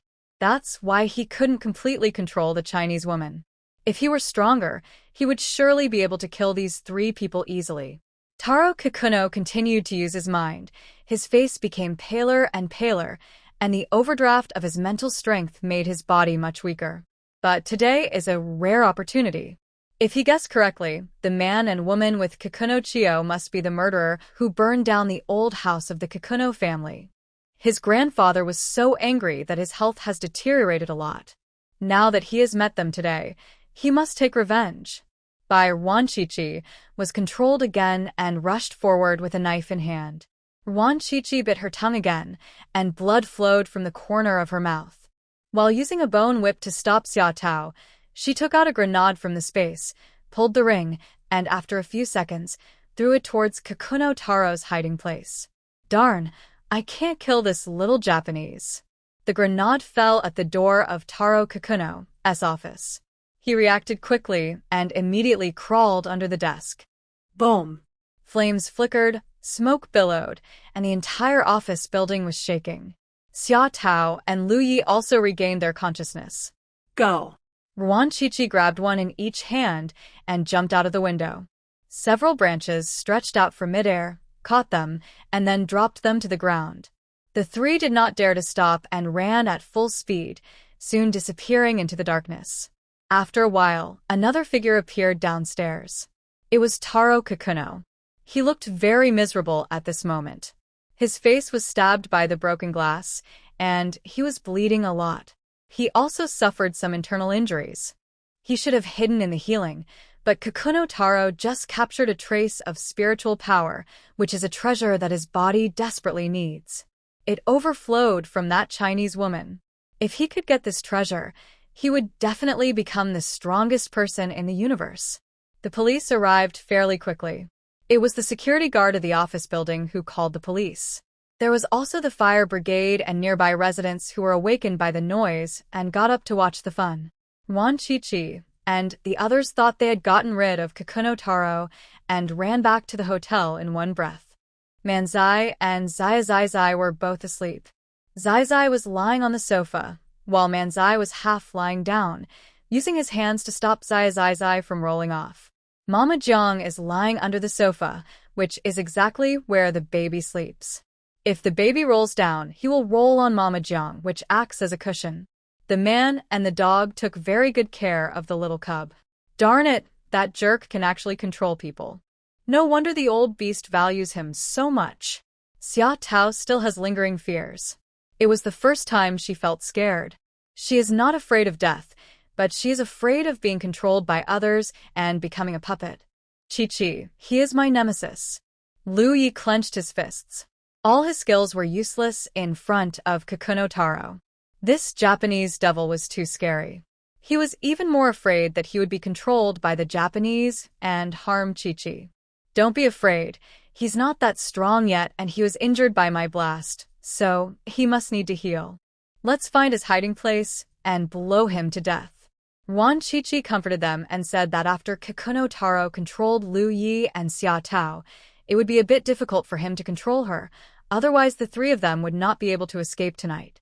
In order to kill him while he is ill, Ruan Chi wants to kill Kakuno Taro in Hong Kong and cannot leave this great threat behind. Yes, blow him up. The old beast will be so angry that he will vomit blood. Xia Tao responded positively. Lu Yi is more active. He wants revenge. They didn't know that Taro Kakuno had already found the hotel. He changed his appearance and turned into an elegant gentleman. He took the elevator to the presidential suite floor. He's coming. As soon as Kakuno Taro stepped out of the elevator, Lu Yi sensed it and his whole body tensed up. Give me the grenade, I'll blow him up. Xia Tao stretched out her hand to ask for the grenade. Ruan Chi took out a grenade from her bag and gave it to her, then gave one to Lu Yi and took one for herself. She wanted to not give Kakuno Taro the chance to activate his superpowers, so she had to blow him up first. The three nervous people didn't notice that the little kid who was sleeping soundly on the sofa suddenly opened his eyes and looked towards the door. Taro Kakuno was just outside the door. He had already activated his supernatural powers. This time, he went directly against Ruan Chi and tried to snatch the treasure from her. However, he was injured now and had overdrawn a lot before, so he could barely activate his supernatural powers. Taro Kakuno had a beautiful idea. As long as he could control Ruan Chi and get the treasure, he would become strong quickly and it would not be a problem to deal with Lu Yi and Xia Tao. But everything is unpredictable. As soon as he activated his special ability, he was attacked by another mental wave. Taro Kakuno groaned. His already overdrawn brain felt as if it was being pricked by millions of needles. The pain was so severe that he squatted down holding his head. He had no energy left to deal with Ruan Chi. Fortunately, this mental wave was not too powerful and had insufficient follow-up force, so Taro Kakuno recovered quickly. He did not dare to fight and used all his strength to escape. If he was slower, he would have been blown to pieces by that crazy woman Chio Kakuno. Excited Xia Tao opened the door, but only saw a lightning-fast figure that quickly disappeared. Grass. Let this jerk get away again. Ruan Chi also chased out. There were a few drops of blood on the carpet at the door. They belonged to Taro Kakuno. He chased them just to kill them. Why did he suddenly run away? Chi, yeah, you guys are back? Manzai woke up, smiled naively when he saw them, picked up the sleeping baby, and wanted to put him on the bed to sleep. Yuan Qiqi suddenly had an idea in her mind and guessed the reason. It must be something her cub did that scared Kikuno Taro away. Baby, is that you? Yuan Qiqi held the little guy in her arms and asked softly in his ear. The little cub groaned softly, too tired to even open his eyelids. Go to sleep, dear boy. Yuan Qiqi kissed her baby's face lovingly. Her baby was exhausted. Darn Kikuno Taro. She would go and settle the score with this jerk later. Taro Kikuno fled all the way and ran straight back to the Kikuno family's secret base in Hong Kong. After confirming that it was temporarily safe, he spat out several mouthfuls of blood, and his face was paler than a dead person. Arrange a boat. I want to return home immediately. Taro Kikuno had no time to rest. He had a keen ability to foresee danger. He could not stay in Hong Kong any longer and had to return home. The hotel, Xia Tao went to bed cursing, and Ruan Qiqi and Lu Yi also went to sleep. The night was getting deeper and deeper. Hong Kong is indeed a city that never sleeps. There were still flashing neon lights outside, and people on the streets. Ruan Qiqi got out of bed, opened the door, and went out. Lu Yi and Xia Tao both woke up and wanted to chase after him. You look after your son, I'm going. Xia Tao stopped him. If Kikuno Taro came back, Lu Yi was a better fighter than her and could protect the little cub. Yeah. Manzai also woke up looking worried. Together, Lu Yi decisively picked up the sleeping baby, took Manzi and Mama Jiang with him, and chased after him. A family must be together, and no one should be left out. You are the father, right? Bringing your little cub to fight? You are totally heartless and evil. Xia Tao was stunned for a few seconds, then chased after him, cursing. The kid is only 3 months old, but he is more heartless than Zhou Baopi. If you don't shut up, I'll feed you shoot. Lu Yi was afraid of waking up Ruan Qiqi, so he turned around and growled. Xia Tao shut her mouth in dissatisfaction and once again despised herself for 3 seconds. If she was better at fighting, would she have been threatened again and again by this jerk? Ruan Qiqi walked quickly on the road. After walking for a while, she would stop, stand under a tree for a while, and then continue on her way. Lu Yi and the others followed silently behind her. To the harbor. Xia Tao whispered. I don't know. Why do you tell me? Lu Yi retorted. He had seen through it long ago. Xia Tao gritted her teeth and endured it. It's sooner or later. Never mind, if you take a step back, the world will be broader. If you endure for a while, money will roll in. Xia Tao comforted herself for several minutes before she calmed down a little. There were still people working at the harbor late at night.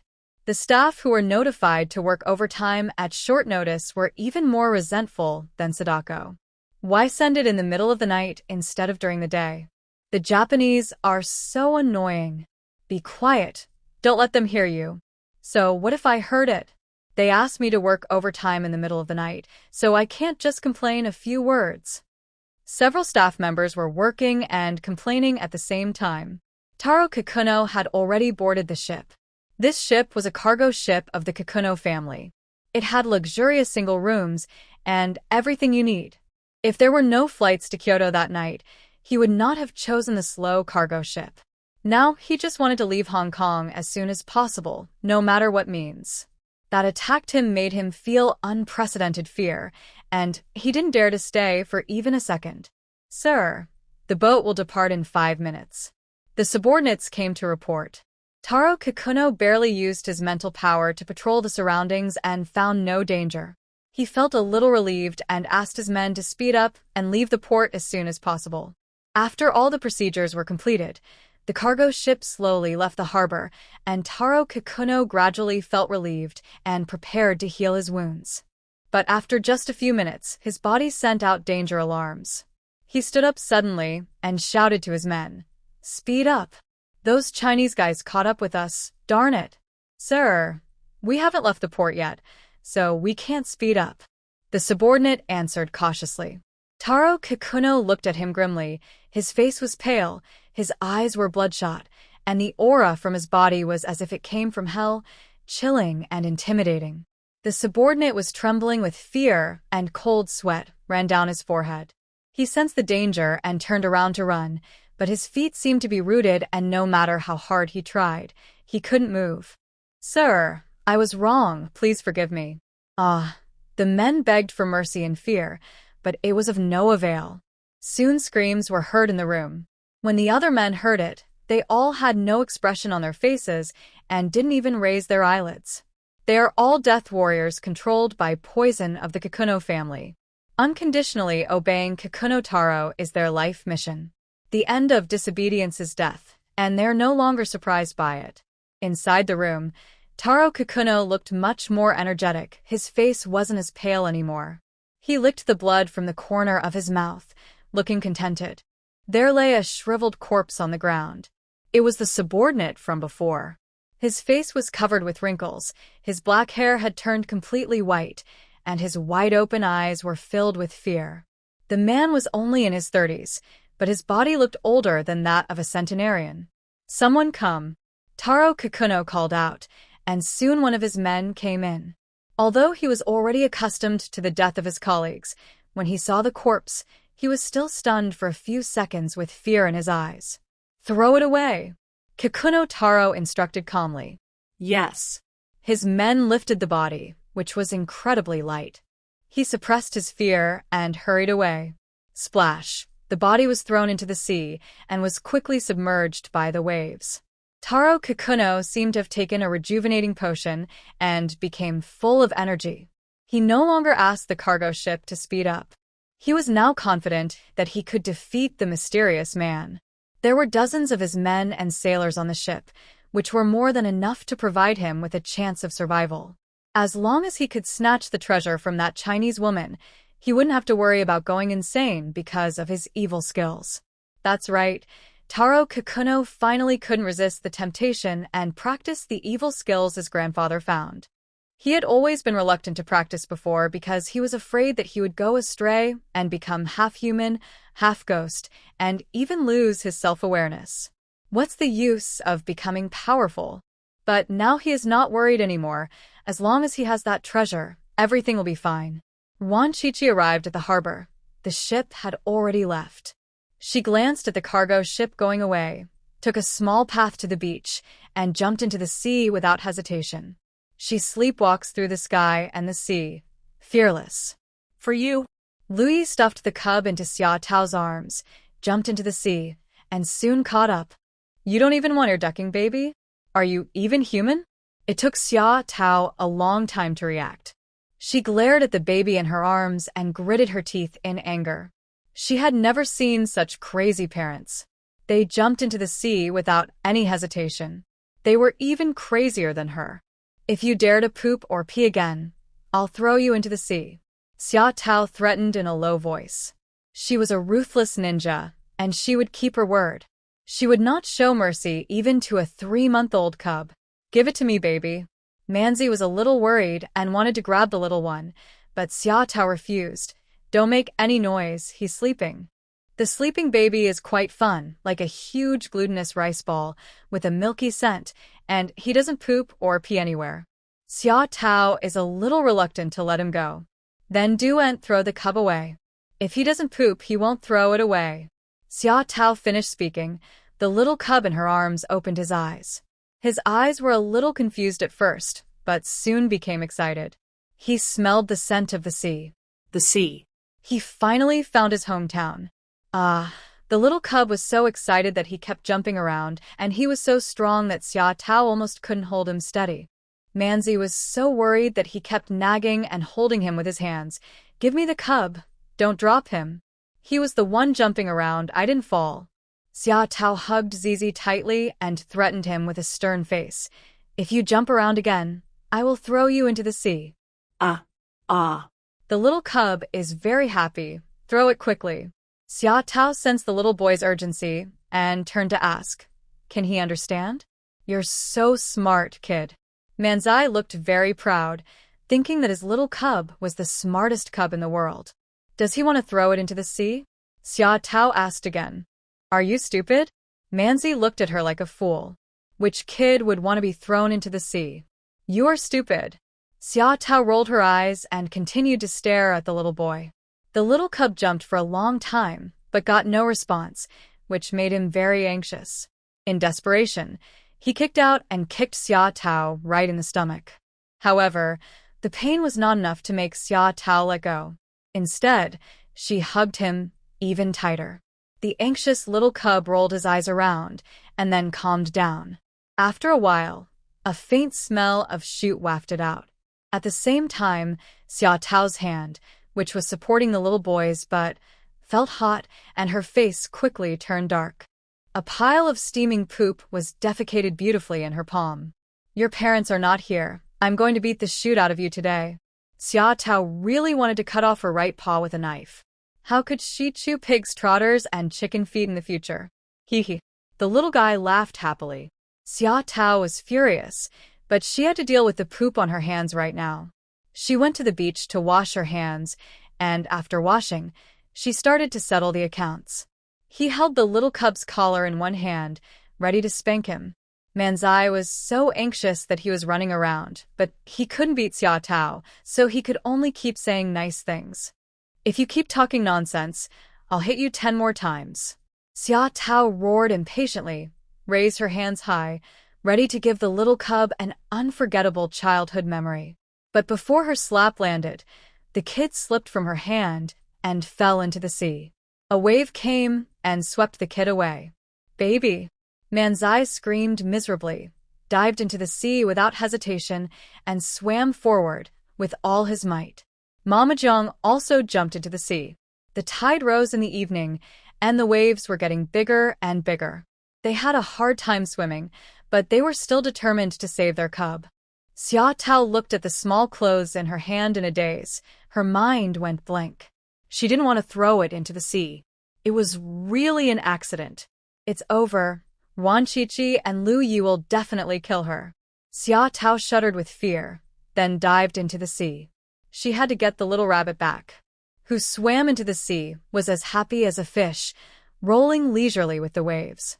He felt that Manzi, Mama Jiang, and Auntie Silly were having a hard time swimming in the sea, so he opened his arms, and one wave after another rushed towards them.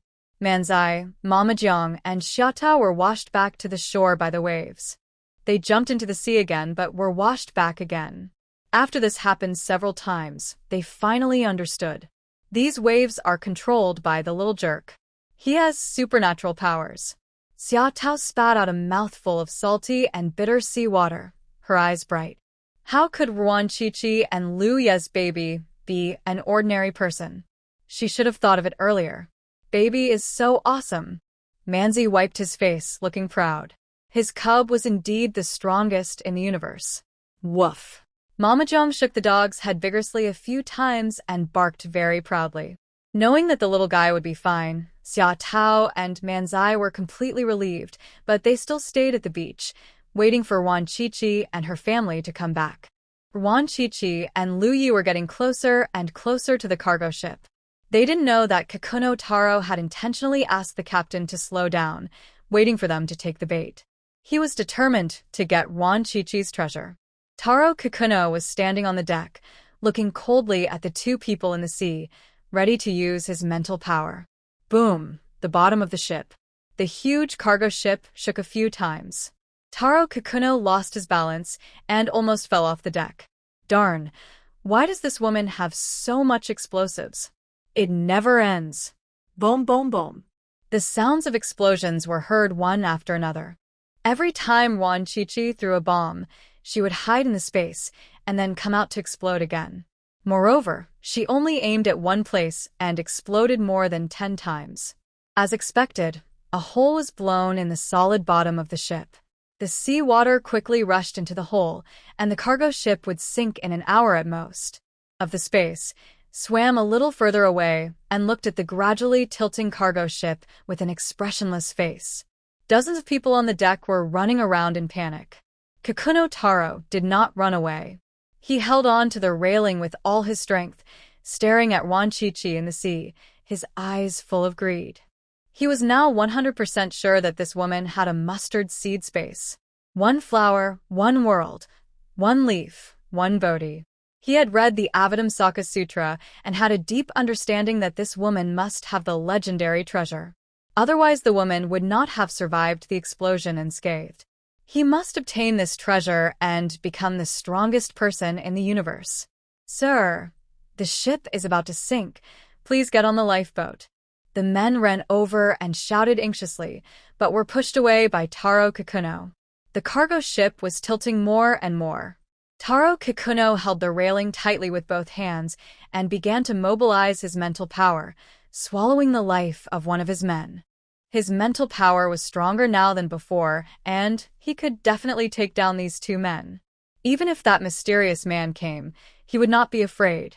But just as he activated his mental power, that familiar mental wave appeared again, even more powerful than before.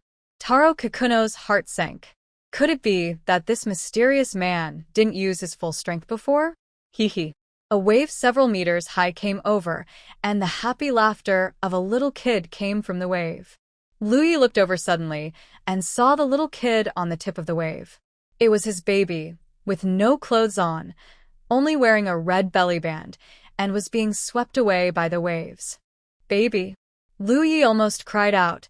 He quickly covered his mouth and wanted to save his baby, beating Xia Tao to death at least 80 times in his heart. This crazy woman is totally unreliable. When he gets back, he will tell Chi-Chi that he won't play with this crazy woman anymore. Hee. The little boy also saw his father and waved happily. The waves brought him to Lu Yi. The father and son looked at each other in the waves and soon understood. Lu Yi looked at his baby in surprise. It turned out that his baby had inherited his special ability. As expected, the baby born to him and Chi-Chi was not an ordinary person.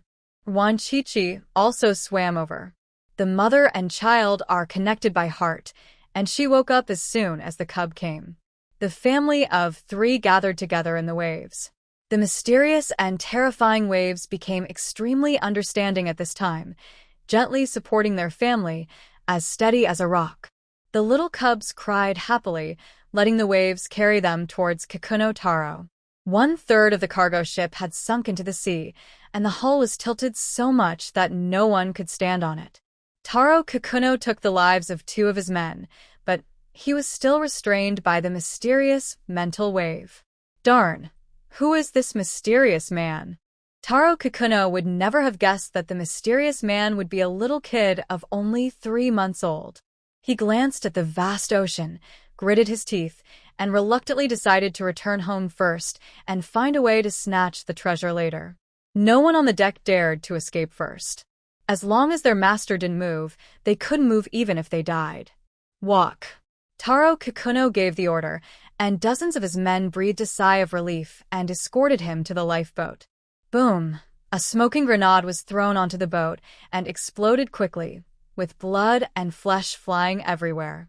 Before Taro Kikuno and the others could react, grenades were thrown at them one after another, as if they were free. From the boat, and the sounds of ghosts crying and wolves howling were endless. Broken hands and feet and pieces of flesh fell into the sea like rain. 3rd update completed. Good night, hee. The little guy laughed happily, and it was obvious that he really liked this exciting game. After Lu Yi threw more than 10 grenades, the cargo ship was already riddled with holes. However, the seawater told him that most of Kikuno Taro's men were dead, but this jerk was still alive and was protected by his loyal subordinates and put on a lifeboat. Chase him and blow him up. Ruan Chi-Chi did not hesitate. Kikuno Taro was a serious threat and must be killed.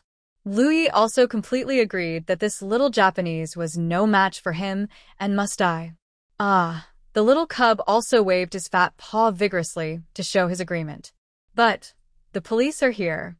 Louis frowned, and Hai Shui said that several speedboats were chasing them, and they were the police from Hong Kong.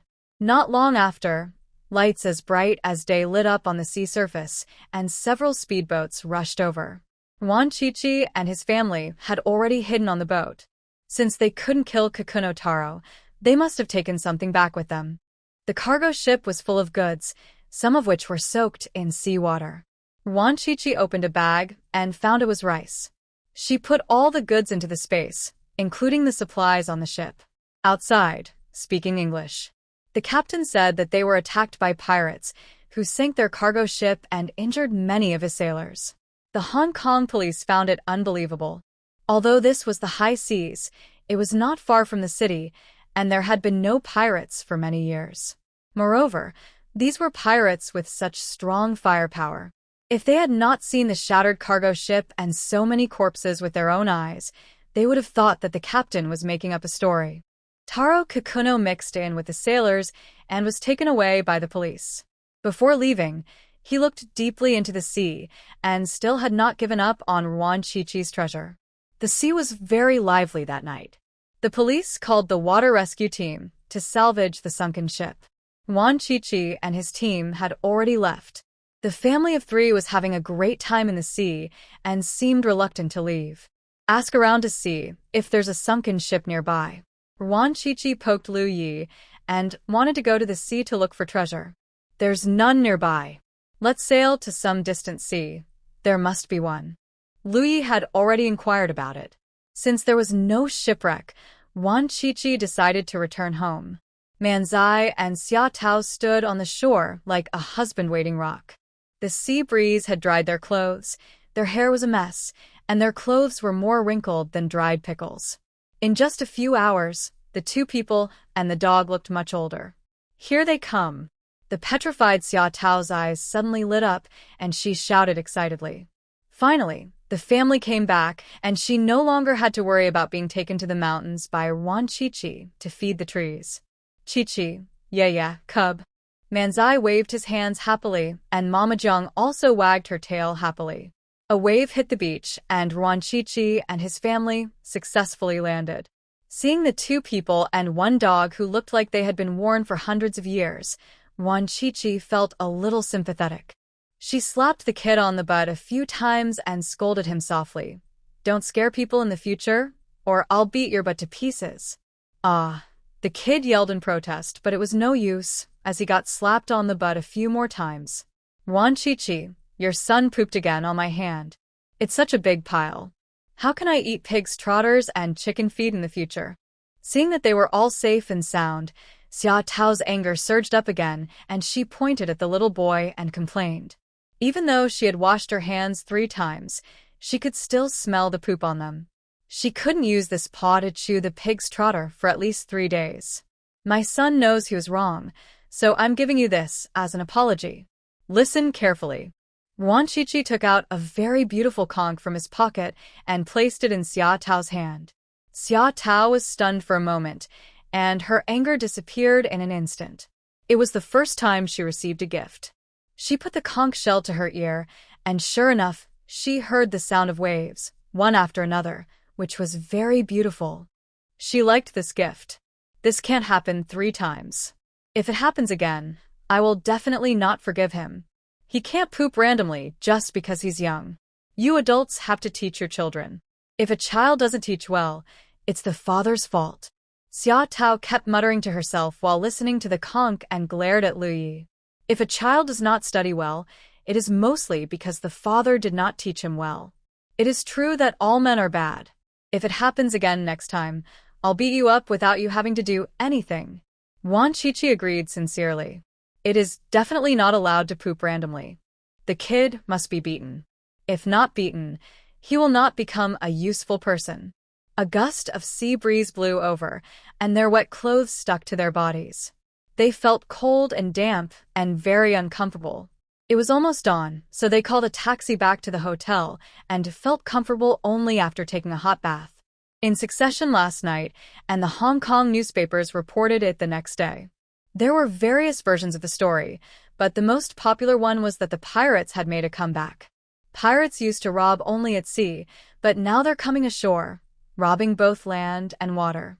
We won't have a peaceful life in the future. What are you afraid of? We are poor people with no roof over our heads or land to live on.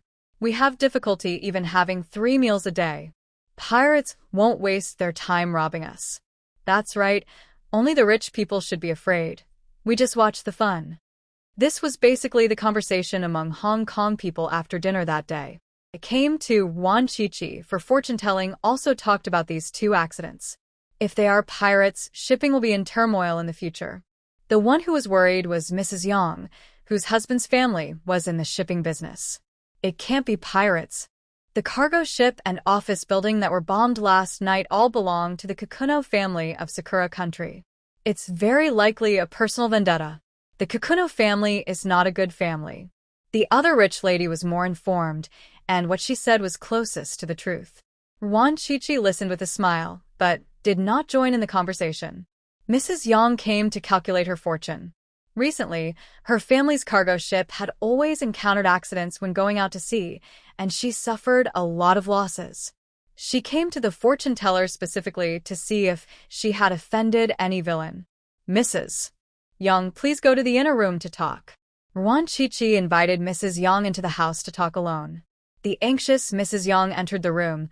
She asked in panic, Mrs. Ruan, is this difficult to resolve? It's a bit difficult indeed. Excuse me, but your family must have made a lot of dirty money in the past, right? Ruan Shuangjiang spoke frankly. She had already found out that Mrs. Yang's father-in-law had made a fortune from the national crisis. 20 years ago, when China crossed the Yalu River, there was a shortage of all kinds of supplies, especially medicines and weapons. The Western blockade was very strict at that time, but there were still many patriotic businessmen who risked their lives to transport supplies to the inland.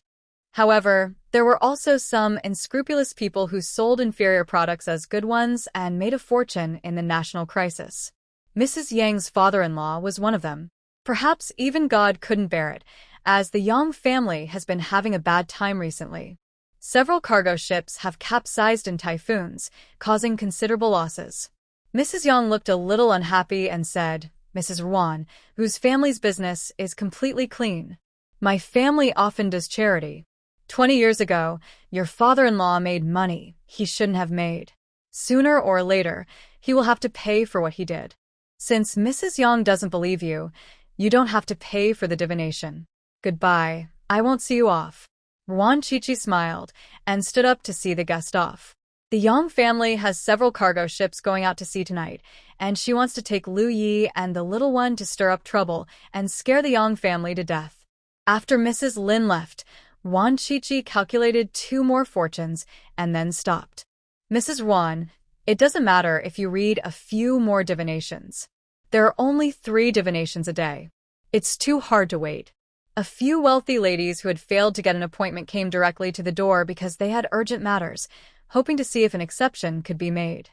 Yes, Master Lin doesn't have the rule of reading 3 divinations a day, Madame Yuan. Why don't you read a few more divinations? Everyone agreed. Too much won't work.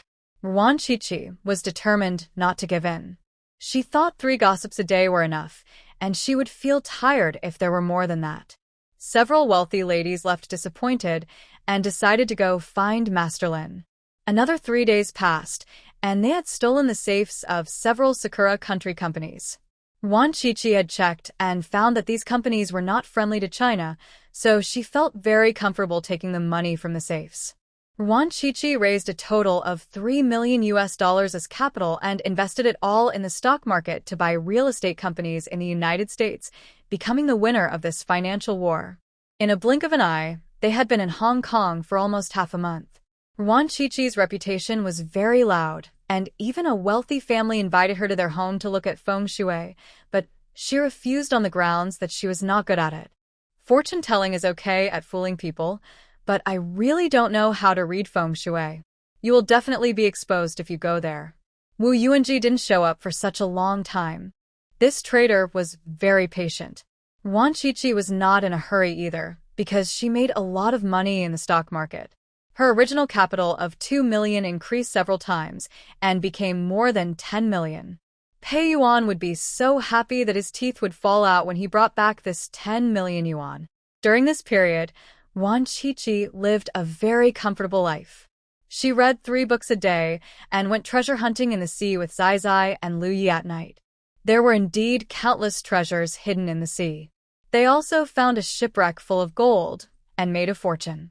The treasures in the space have become richer, and Ruan Shuangjiang is in a very good mood, feeling happy every day until she sees someone who comes uninvited. I heard that Madame Ruan is a fortune teller, so I came here specially to tell your fortune. Came to the door was Mo Jinsong, who had not been seen for a long time.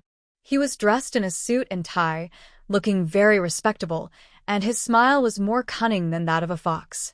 Does Mr. Xiong believe this, too? Several wealthy ladies came together to have their fortunes told. When they saw Emo Jinsong, they all greeted him warmly. It seemed that this fox was doing quite well in Hong Kong. Mrs. Qian, Mrs. Zhu, Mrs. Liu, I haven't seen you for a long time. How come you look younger and more beautiful? Emo Jinsong's words were sweeter than honey, which made several middle-aged rich ladies very happy. They looked at him with even more passion, just like the way a rich woman looks at the top easy-sold woman in a gigolo club. Wan Qiqi looked at Emo Jinsong with interest. Could this guy come to Hong Kong to be a gigolo? Mrs. Qian, do you know this gentleman? Wan Qiqi pretended not to know the man and asked around with several wealthy ladies. How could I not know the romantic and talented Mr. Xiong? Mr. Xiong has charmed half of the women in Hong Kong. Several rich ladies teased Emo Jinsong, but one could tell that their souls had been hooked away. Even when they were talking to Wan Qiqi, their eyes were still glancing at Emo Jinsong. These rich ladies were all over 50 years old, but after seeing Emo Jinsong, they all became rejuvenated and turned back into 18-year-old girls. You guys are such a joke. I've been running out of inspiration for writing lately, so I came to ask Mrs. Ruan for help. Emo Jinsong smiled slightly, exuding a refined aura from head to toe. A gentle, mature man like him, with a sweet mouth and great talent, has an invincible killing power over women of all ages. No wonder he can make these wealthy ladies so obsessed with him. What does Mr. Xiong do for a living? Wan Qiqi asked. I'm a freelance writer. I write a little bit of everything to make a living. Emo Jinsong said with a smile. Mr. Xiong is too modest. Your every word is worth 1,000 gold. There is no writer in the city who makes more money than you. Mr. Xiong, I want to write an autobiography. When are you free to come to my house? I want to write an autobiography, too. I made the appointment first. Don't forget it, Mr. Xiong. Several wealthy ladies who were as close as sisters almost fell out with each other in order to monopolize Emo Jinsong. Emo Jinsong was like central air conditioning. He quickly coaxed them into submission and also took orders for several autobiographies, receiving deposits of over 100,000 yuan. Wan Qiqi's eyes widened. This guy earned more than her. It was true that living off a gigolo was the most satisfying thing since ancient times. She summarized it to Emo Jinsong, a handsome, elegant, talented, mature man who can say sweet words and give enough emotional value can almost charm all the women in Hong Kong. No woman can escape the deliberate seduction of such a man. She also guessed the purpose of Emo Jinsong's coming to Hong Kong. These few years have been a sensitive period for the inland and Hong Kong. The higher-ups have been trying to find a way to take back Hong Kong, so Emo Jinsong must have come here with a mission. His identity, he can easily get along with various wealthy ladies and must be able to find out a lot of information. Although he is not a gigolo, he is better than a gigolo. Wan Qiqi really admired Emo Jinsong. In order to get promoted, this guy was able to bend and stretch, and could be both tough and soft. There were not many people who could do that, and it was hard for such a person to fail. She asked Emo Jinsong to write a random word. Emo Jinsong picked up the pen and wrote the word, Dan. New Year's Day is only 1 month away, so just write this word, he said with a smile. Wan Qiqi glanced at him, then carefully looked at the word, Dan, for about 10 seconds before slowly saying, Dan means the sun on top and the sun on the bottom. The sun represents fire. Mr. Xiong, you have been a little irritable recently. I was a little anxious because I couldn't write the manuscript. Emo Jinsong smiled and did not deny it. Dawn means dawn. Mr. Xiong, the night is long and lonely. This is why the imbalance of yin and yang causes internal heat. You need to drink more heat-clearing and detoxifying soup to reduce the internal heat. Once the internal heat is reduced, inspiration will naturally come. Ruan Qiqi tried hard to hold back her laughter and deliberately teased this guy. Emo Jinsong mentioned New Year's Day before. He emphasized the word, Yuan. Obviously, he wanted to talk about Wu Yuanji. As for coming to tell fortunes, It was just an excuse, so she could talk nonsense. Several wealthy ladies who were listening attentively suddenly lit up, and they looked at Mo Jinsong like a hungry wolves looking at a little white rabbit. Wan Qiqi's mouth twitched. These three rich ladies are all single, either widowed or divorced, and they are at an age where they are as fierce as wolves and tigers. They must have that kind of thoughts about Mo Jinsong. Mo Jinsong subconsciously moved his body. He also felt the burning gaze, but his back was very cold. He had an appointment with Mrs. Zhu tomorrow. He would go to her house to listen to her tell her legendary stories in the past and write a wonderful autobiography for her. He was a little hesitant, but he had already received the deposit, and he had to keep his word. Besides, he also wanted to get some useful information from Mrs. Zhu. Mo Jinsong glanced at Ruan Qiqi warningly. If she continued talking nonsense like this, he would have no peace in the future. Mrs. Ruan, I have been feeling unwell lately, and often feel overwhelmed. Mo Jinsong hurriedly tried to make up for it, pretending to be weak and coughing a few times. I know a little bit about medicine. Let me take Mr. Xiong's pulse. Ruan Qiqi decided to stop while she was ahead. After all, Mo Jinsong was working for the government. She pretended to take his pulse and said seriously, Mr. Xiong is indeed a little weak. It would be best for him to rest for half a year, otherwise it will damage his health and cause endless troubles. Is it really that serious? Mo Jinsong pretended to be startled and looked shocked. It's not serious. Just rest for half a year. Stop drinking and love. Don't break the rules. Ruan Qiqi's tone was very serious, and the three rich ladies believed it. The look in their eyes when they looked at Mo Jinsong became much colder. They had to abstain from love for half a year, so they should try again after half a year. It would be a waste of effort to try now. There is one more update during the day. The work and rest schedule is too difficult to adjust. I can't sleep at night, and I have no energy during the day.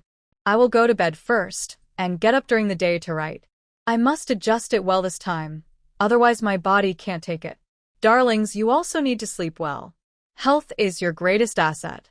Good night, Mr. Xiong. Remember to come to my house tomorrow. Don't forget. Zhu Taichung threw a coquettish glance at Mo Jinsong. Even if he couldn't do any practical work, it would be good to eat some hollow tofu. Even if I forget to eat, I won't forget Mrs. Zhu's appointment. Mo Jinsong's smile was charming, and his words were even more alluring. Mrs. Zhu walked away laughing so hard that her body was shaking. The other two wealthy ladies also made an appointment with Mo Jinsong and left in a happy mood. Are you here in Hong Kong to be the director of women's affairs? Don't forget, you have a family. Louis crawled in through the window like a ghost. Xia Tao followed closely behind, her words as venomous as ever. After arriving in Hong Kong, where there is so much luxury and extravagance, how could you not be tempted by other things? You've already forgotten your old hag at home. Mo Jinsong changed his sitting position to make himself more comfortable. Wu Yuanji is asking around for your background. If nothing goes wrong, he'll come to your house within a week to predict your fortune. He told me the news he had just heard. Wu Yuanji is a person of poor character. He still has some abilities. He used to be lurking in Hong Kong for a period of time and has a very good relationship with people in the underworld. He also has a lot of secrets of wealthy families in his hands. Relying on these handles, the Hong Kong gangs have recently made some fortunes. Therefore, Wu Yuanji was well protected by the gang and no one knew where he was hiding. Mo Jinsong found out about this from Mrs. Zhu. Mrs. Zhu's husband, who died early, was once a gang member. Although her husband was dead, she still had connections with the gang. So, Zhu Tai is here to explore the way? Ruan Qiqi asked. Mo Jinsong nodded. This woman is not simple. She is even more cruel than her husband. Ruan Qiqi's heart sank. It turned out that no one in the rich family was a good person.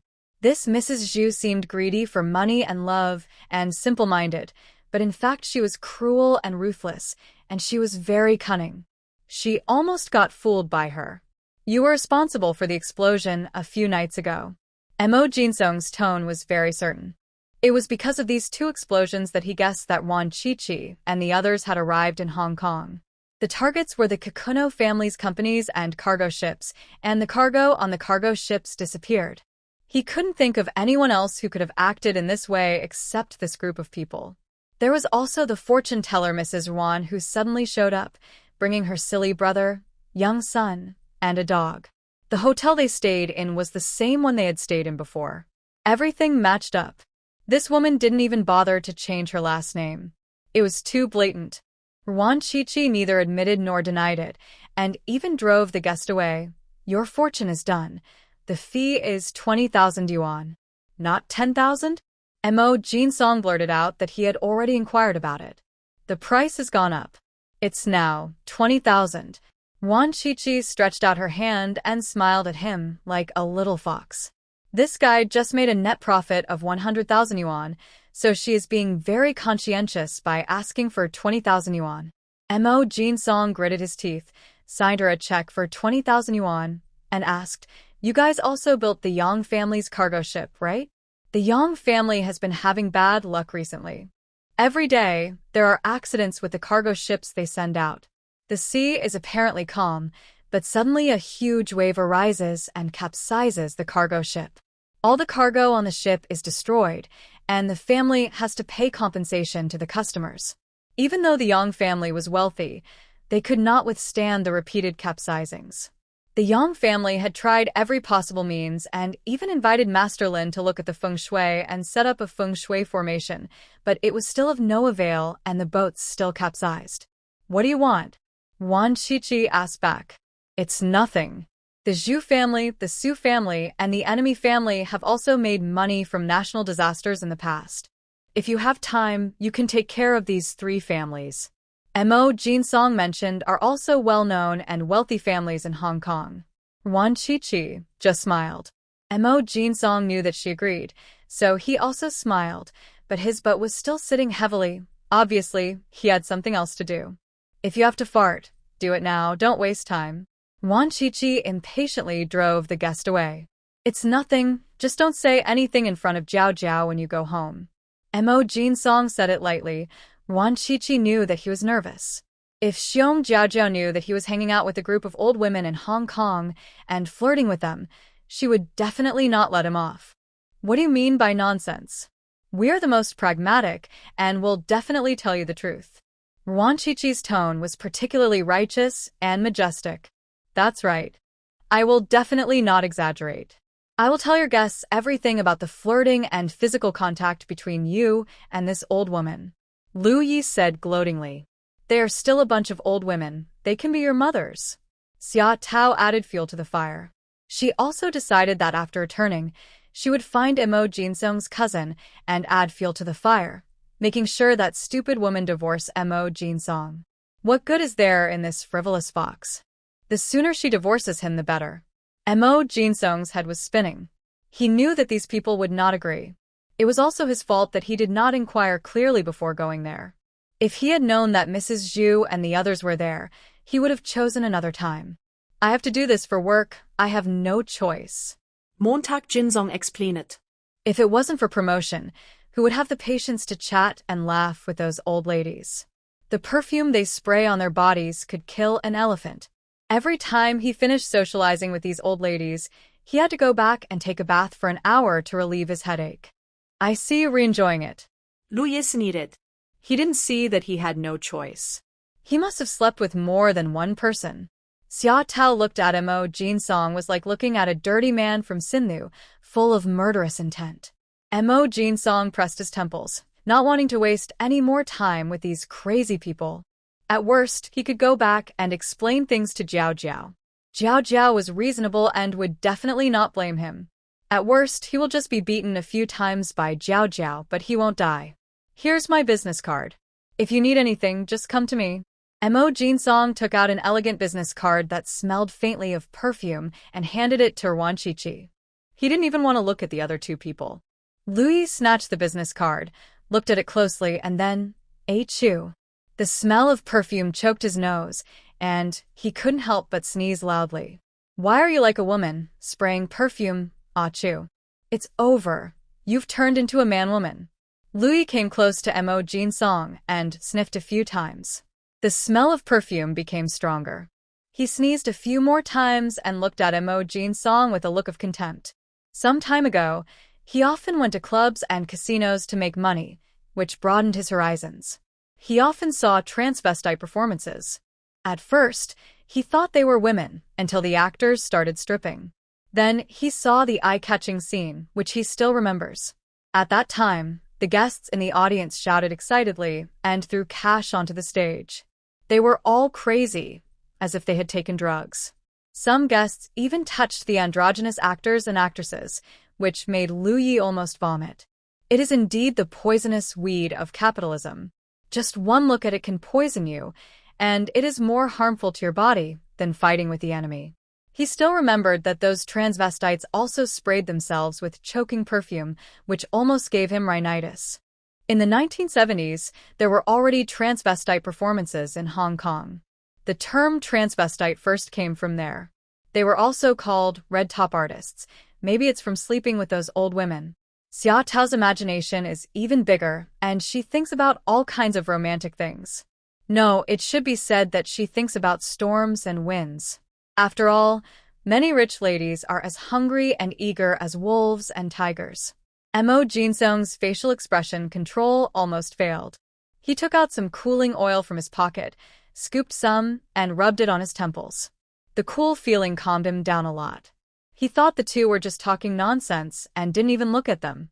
He smiled at Ruan Shuangjiang and said, "As for the four families Yang, Zhu, Su, and Xiu, you can just do it with confidence. The higher-ups also mean the same thing. Is it okay to die?" Ruan Shuangjiang's eyes lit up. If that was the case, she would have to let go. Update after midnight. Mo Jin-song smiled slightly. Just kill the person involved and make an example of him. He was afraid that these people would go crazy and recklessly mess up these four companies and scare away the wealthy people in Hong Kong. The higher-ups just want to intimidate people, not scare them away. Hong Kong's economy still depends on the support of these people, otherwise it will just be an empty shell if they are taken back. As for the four families of Yang, Su, Zhu, and Chou, it was because they were too unscrupulous back then and killed many soldiers.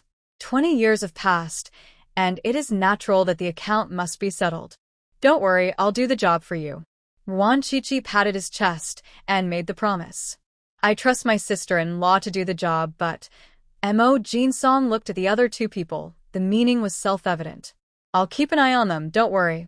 Ruan Shuangjiang once again assured that since it was a matter of national importance, she would definitely not act recklessly, but would do her best. Thank you, brothers and sisters. Mo Jin-song stood up and said goodbye. Wait, I haven't seen you for a while. I have a small gift for you. Ruan Shuangjiang called him and smiled sweetly, but Mo Jin-song was on edge. He didn't believe that this crazy woman would give him anything decent. Your family, so don't be polite. I have something else to do, so I'll leave first. Mo Jin-song did not stop and even accelerated, but was blocked by someone at the door and was hit by two people on the left and right. Chi-Chi gives you something and you don't accept it, which means you are not giving Chi-Chi face. Lu Yi stood on the left, with his fist as big as a casserole, ready to swing out at any time. You can leave if you want, but leave 2 ounces of meat behind. Xia Tao stood on the right, looking down, which made Mo Jin-song's scalp tingle and his back feel cold. Even though he had the eloquence to debate with a group of scholars, he couldn't communicate with the crazy man and woman. These two people didn't follow the normal path at all. Moreover, his affinity had less and less effect on these people, and they no longer gave him any face. Ruan Shuangjiang came over and said with a smile, "It's really a small gift. I'm sure you can use it. It's just in case you need it." She handed over a small box with exquisite packaging. The pattern on it was a man and a woman in bikinis hugging each other intimately. Mo Jin-song knew what it was at a glance, and his face felt a little hot. Mrs. Zhu is as fierce as a wolf and has a bunch of followers. If you go there alone tomorrow, it will be like a sheep walking into a tiger's mouth. A famous person once said that if you can't beat them, just join them. This box of condoms is the most expensive. You will definitely need it. It is clean and hygienic and will never cause trouble. What if Mrs. Zhu gives birth to a baby for you? What will you do? Ruan Qiqi's tone was particularly sincere, and she looked like she was caring about Mo Jinsong.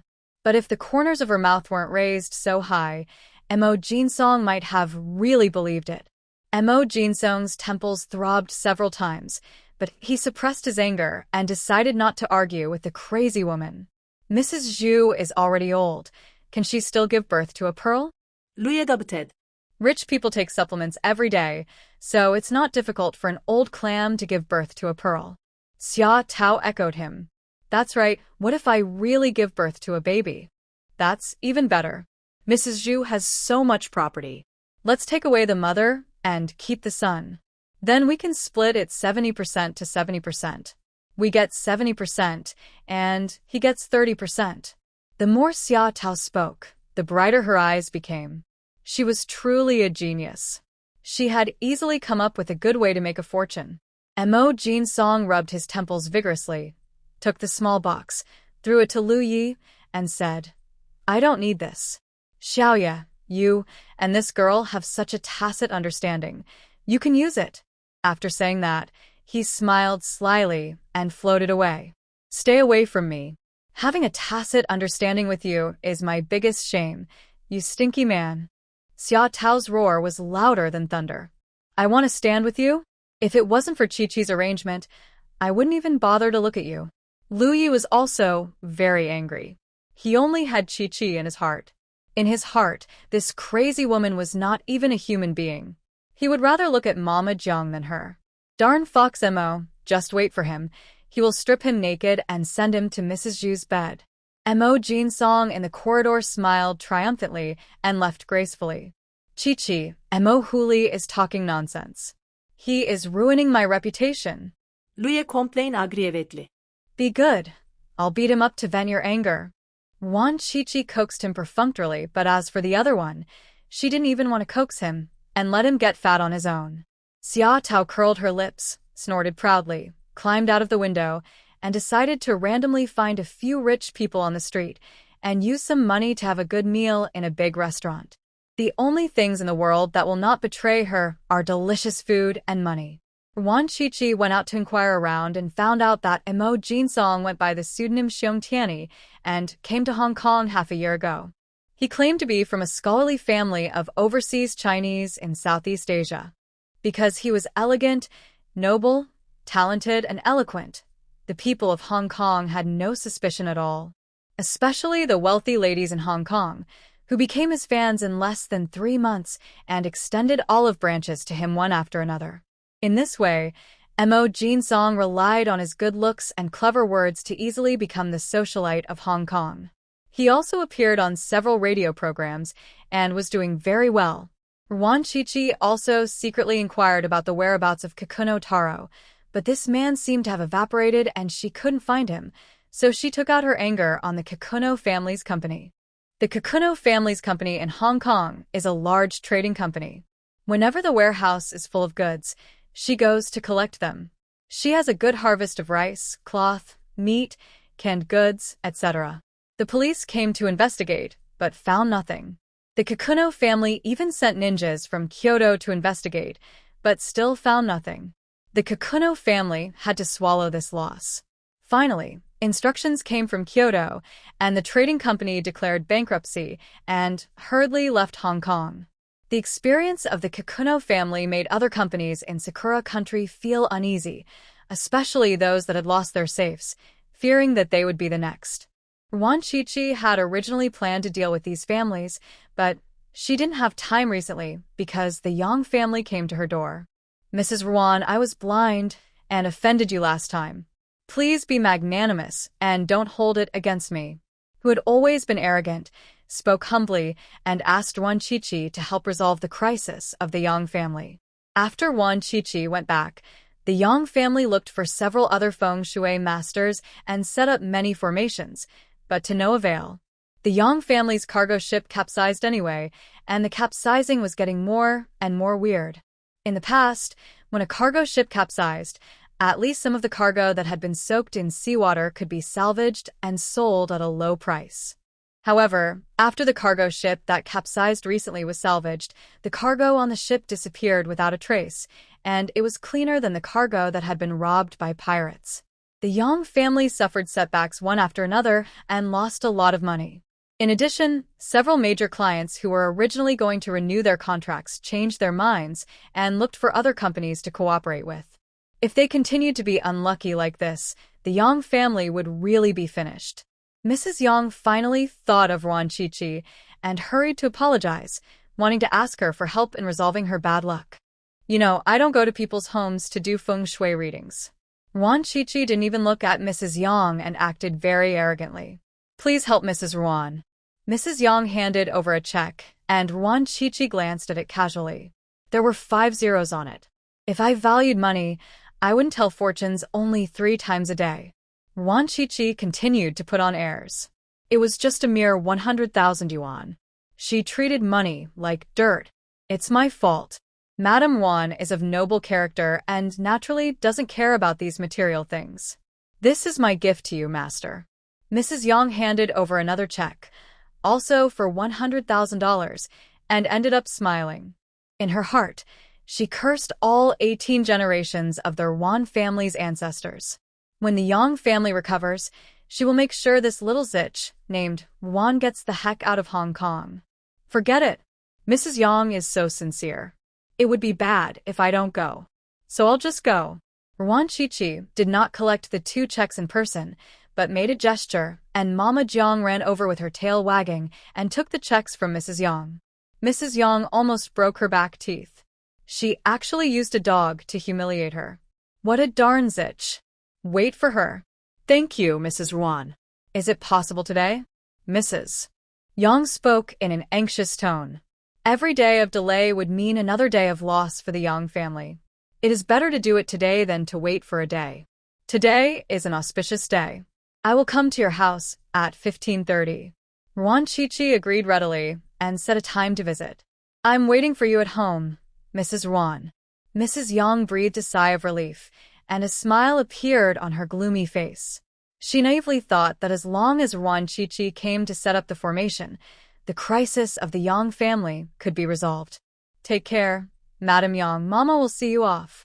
Ruan Shuangjiang didn't even move and acted more arrogantly than the governor of Hong Kong, even asking Mama Jiang to see him off.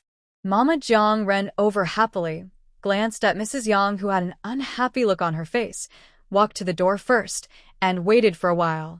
Mrs. Yang didn't catch up, so Mama Jiang turned back unhappily and called out to her, urging her to hurry up and not delay her from playing with the cub. Mrs. Yang gritted her teeth, suppressed her anger, and said through her teeth, Mrs. Ruan, goodbye. She will endure the humiliation first. After the Yang family's troubles are resolved, she will ask people on the underworld to teach this arrogant little zitch a profound lesson.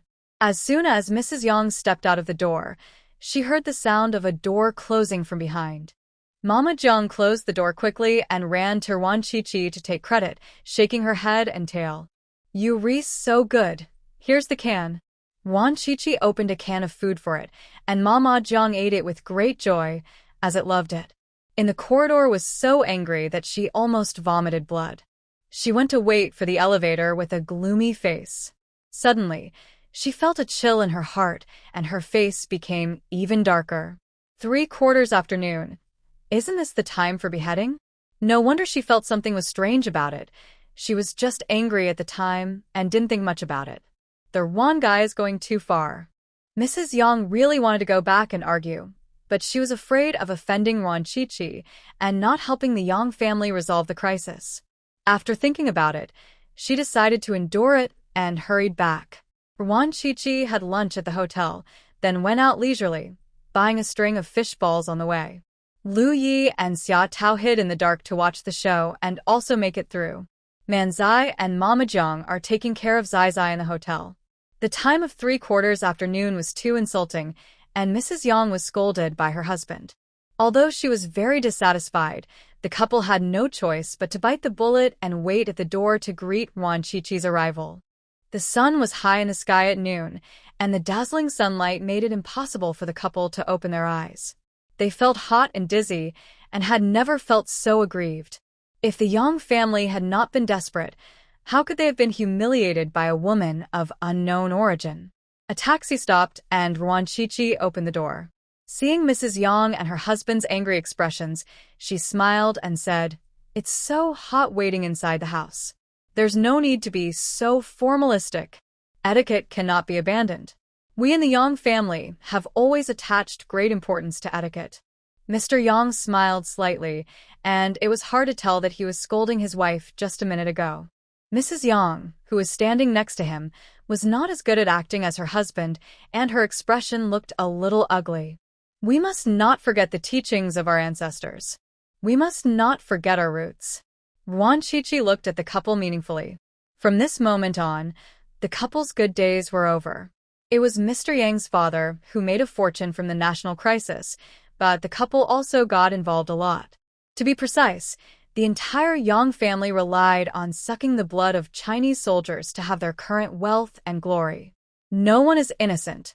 Mr. Yang's heart sank, sensing Ruan Shuangjiang's hidden meaning, and he smiled and said, "Of course, I dare not forget. Although our Yang family is in Hong Kong, our hearts are always with our hometown." He said this particularly loudly, as if he was saying it intentionally for someone to hear. Because he was sensitive to the changes in the situation, he even suspected that there was a spy in the house who was monitoring his every move every day. Mr. Yang now felt a little regretful.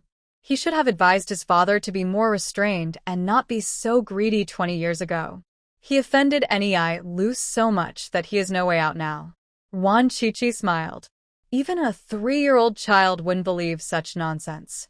People who do evil things will never regret what they have done, but will only feel bad because their interests have been damaged. Walking through the garden and arriving at the hall, Ruan Shuangjiang had already seen 2 formations. She didn't understand formations, but the rockery and fish pond in the garden and the bonsai screen in the garden were obviously new, so she guessed that they were formations. These formations were set up by a master, and the effects are not very obvious. Mr. Yang's tone was gloomy. He had invited all the famous feng shui masters in Hong Kong and spent a lot of money, but it was all in vain. Your family is in a life-and-death situation this time. If you don't set up a few formations, you will see blood. Ruan Shuangjiang pinched her fingers a few times, her tone very serious. Mrs. Yang's eyes went dark, and she almost fainted. Mr. Yang managed to hold on, but his face looked very ugly. He tried to stay calm and asked, "What does it mean to see blood? How do you kill a pig? You stab it with a knife and blood gushes out. That's seeing blood." Ruan Shuangjiang's tone was light, but her words made Mrs. Yang faint completely. "Mrs. Ruan, do you mean that someone in our family will die in this disaster?" Mr. Yang's voice trembled. "Yes, 10 days ago, I reminded your wife that sooner or later, you'll get into trouble. The ghosts who made the dirty money back then are here to claim your life. But your Yang family has lived a prosperous life for 20 years, and it's enough." After that, Ruan Shuangjiang pointed at the roof of the Yang family mansion and said mysteriously, "See? They're all up there. Haven't you felt anything these days? You can't eat or sleep well, and everything is going wrong." Mr. Yang broke out in a cold sweat after hearing this. Every single one of them matched the mark. No wonder he had lost his appetite and had nightmares at night. The company's cargo ship capsized when it went out to sea. It turned out that those people came to collect the debt. "Mrs. Ruan, as long as you are willing to help resolve the situation, I am willing to pay a large sum of money." Mr. Yang placed all his hopes on Ruan Shuangjiang, as if he was grabbing a life-saving straw. "It cannot be resolved. It must be blood. It must be the blood of the Yang family." Ruan Shuangjiang asked again, "How is your father's health?" Mr. Yang's eyes lit up, and he looked thoughtful. "Mrs. Ruan, is there no other way?" Mr. Yang still couldn't make up his mind, and asked in embarrassment, "Do you know what their expressions were when you spoke just now?" Ruan Shuangjiang pointed at the roof, with a mocking look on her face. Without waiting for Mr. Yang to answer, she said, "They are very angry. If they were not bound by the rules, they could wipe out your Yang family at any time." Mr. Yang gritted his teeth and asked, "I'll go find a master to drive them away." Ruan Shuangjiang sneered, "They all have great merits. Which master in Hong Kong can have as much merit as them? I have given you the method. It is up to you whether you want to use it or not." After saying that, she turned around and left. When she reached the gate, she turned back and reminded them, "If you delay for one more day, your Yang family will suffer one more day, and it's not just the cargo ship." Mr. Yang's face changed drastically, and he wanted to ask exactly how unlucky she was, but Ruan Shuangjiang walked very quickly. The taxi waiting at the door soon took her away. "Darn it!" Who chased out, was sprayed with exhaust fumes in the face. He was so angry that he kicked the tree at the door and almost broke his leg. "Husband, what should I do?" Woke up and ran out in a panic, as anxious as a headless fly. She didn't want to live a hard life. Go to the temple and invite a monk to perform a ritual. Mr. Yang limped away to make a phone call. He invited all the eminent monks in Hong Kong to come and perform a grand ritual to help those creatures to be reincarnated. Darn it, he should be reincarnated after he dies. What's the point of coming to his family to cause trouble?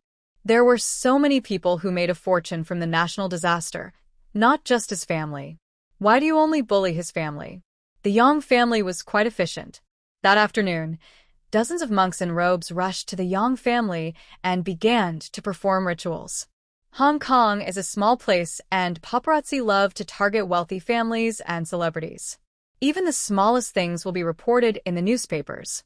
The Yang family made such a big fuss that it made the headlines of the newspapers the next day. Ruan Shuangjiang naturally knew about it, and she arranged some work for Liu Yi and Xia Tao. Just scare them, but don't kill anyone. She designed very aesthetic ways of death for these 4 black-hearted families. First, she broke down their nerves, then caused them to collapse psychologically. Then, she gave them some psychological hints, and these people would kill each other and die in endless despair and regret. How artistic. Why don't you just kill him? Why go through all this trouble? Xia Tao was very dissatisfied and felt that Ruan Shuangjiang was too nagging. There are more than 10 people in the Yang family. She can easily kill them in less than an hour. Girls don't fight all the time. Go watch a movie or go shopping when you're bored. Ruan Shuangjiang tried to straighten out this crazy woman and tell her not to just think about killing people all day long. She is Xia Tao now, not Kikuno Chio, and she is no longer a ruthless killing machine. People who go to the movies are poor people with no money. The mall is pretty good because there are many rich people. Xia Tao likes shopping in shopping malls because she can steal a lot of money. She has also been to the cinema, but there are young people who are extremely poor, so she is too disdainful to buy anything and wastes her time. Ruan Shuangjiang rolled her eyes and waved her hand to tell her to get out. This crazy woman is obsessed with money, but it is still progress. At least it is better than thinking about killing people all day long. On the night of the ritual, perhaps due to psychological effects, the Yang family slept relatively soundly. They felt much more at ease the next day, thinking that Ruan Shuangjiang must be exaggerating and deliberately trying to scare them. A woman of unknown origin, deliberately making a fuss to fool a rich woman. You are too easy to fool. No wonder they say women's money is the easiest to earn. The person who was speaking was the young master of the Yang family. He was in high school and often bullied students from poor families at school. He even used a female classmate and took photos to threaten her afterwards. The female classmate did not dare to speak out and went to study abroad. That's right. What about the ghost seeking repayment? It's already 1972, and you still believe this nonsense. How funny! The daughter of the Yang family looked down on her parents' superstition. She was a freshman with an ordinary appearance, but she was very jealous. She and her brother often bullied their classmates together, and she was more vicious than her brother and had harmed many people. Shut up. The one who was scolded was the eldest son of the Yang family, who had already joined the company and was not a good guy either. It can only be said that the Yang family has evil genes in their bones, passed down from generation to generation. After breakfast, some members of the Yang family went to school or to the company, while Mrs. Yang stayed at home and watched the monks perform rituals. On this day, something happened to the Yang family. When the young master of the Yang family was drinking water at school, a mouthful of water got stuck in his throat, and he couldn't get it up or down, and he almost choked to death. During the physical education class, the football was clearly flying in another direction, but it suddenly turned a corner halfway and hit the young master on the head, causing a concussion on the spot. The school sent him to the hospital, and he is still lying in bed. The incident happened to the daughter of the Yang family in a bar. She went to the bar with a bunch of friends to have fun at night. She got drunk and took some drugs. She ran onto the stage and acted crazy. For some reason, she started a fight with another group of people. In the melee, the daughter of the Yang family was hit on the head with a wine bottle, and the glass fragments pierced her eyes.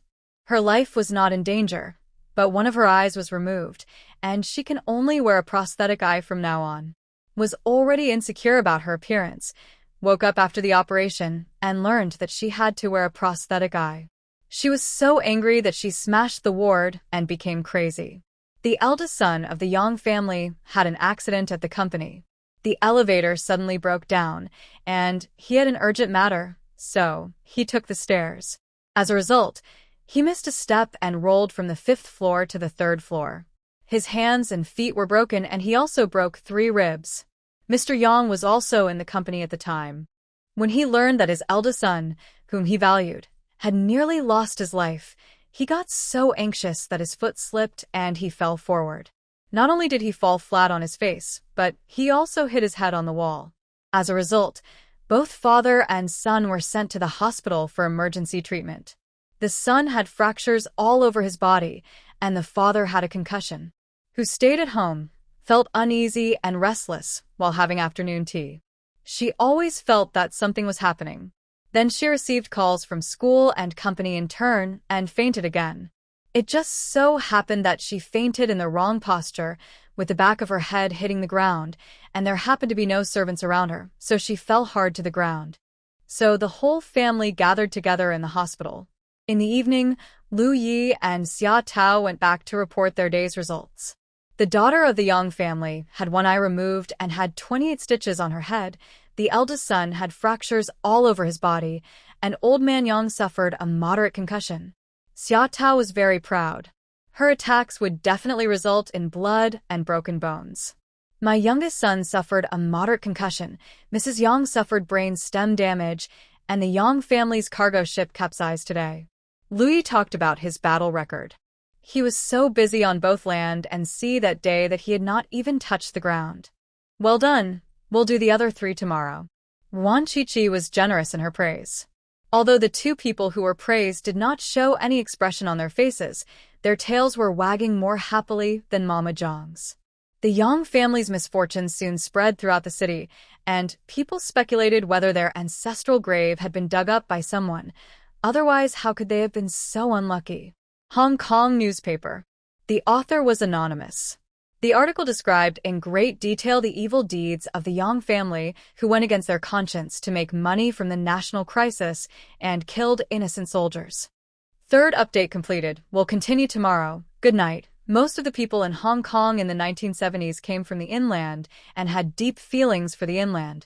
After reading the article, the common people cursed the Yang family for bringing disaster upon themselves. It's retribution. Even God can't stand it anymore. They killed so many people, and yet they still lived a prosperous life for 20 years. It was a bargain for them. The indignant people cursed the Yang family every time they had dinner. They were gloating over their tragic fate, and even hoped it would be worse. Of Su, Zhu, and Cho all became frightened birds. They knew very well that their family and the Yang family were birds of a feather, and they would definitely not be able to escape this disaster. As for the theory that wronged ghosts were seeking repayment for their debts, they were skeptical. There couldn't be so many coincidences in the world. It was obvious that such an article had been arranged by someone after the Yang family got into trouble. Who can have such great energy? The 3 families all felt the same as Ming Jing and were even more frightened. Plus, everything had been going wrong at home in the past 2 days. Either a car rear-ended an accident, or the kids got into trouble outside, or a flower pot suddenly fell on the road while they were walking. Just like the Yang family in the past, bad luck continued. Even more bizarre is that the goods stored in the warehouse, which were watched 24 hours a day, disappeared out of thin air. The police came to investigate several times but found no clues. The 3 panicked families discussed urgently and decided to move their business abroad. The children in the family also immigrated to Hong Kong to avoid any accidents. The 3 children of the Yang family were all lying in the hospital. The little actions of the 3 families, and Lu Yi and Xia Tao kept an eye on them every day. Why bother with so much trouble?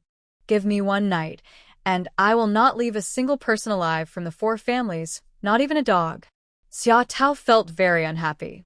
If it weren't for Ruan Shuangjiang's suppression, her family would have been wiped out long ago. Woof. Mama Zheng barked at her in dissatisfaction. If you want to wipe out the whole family, then so be it. What the heck is this? I'm not talking about you. You're a dog. Why are you so sensitive?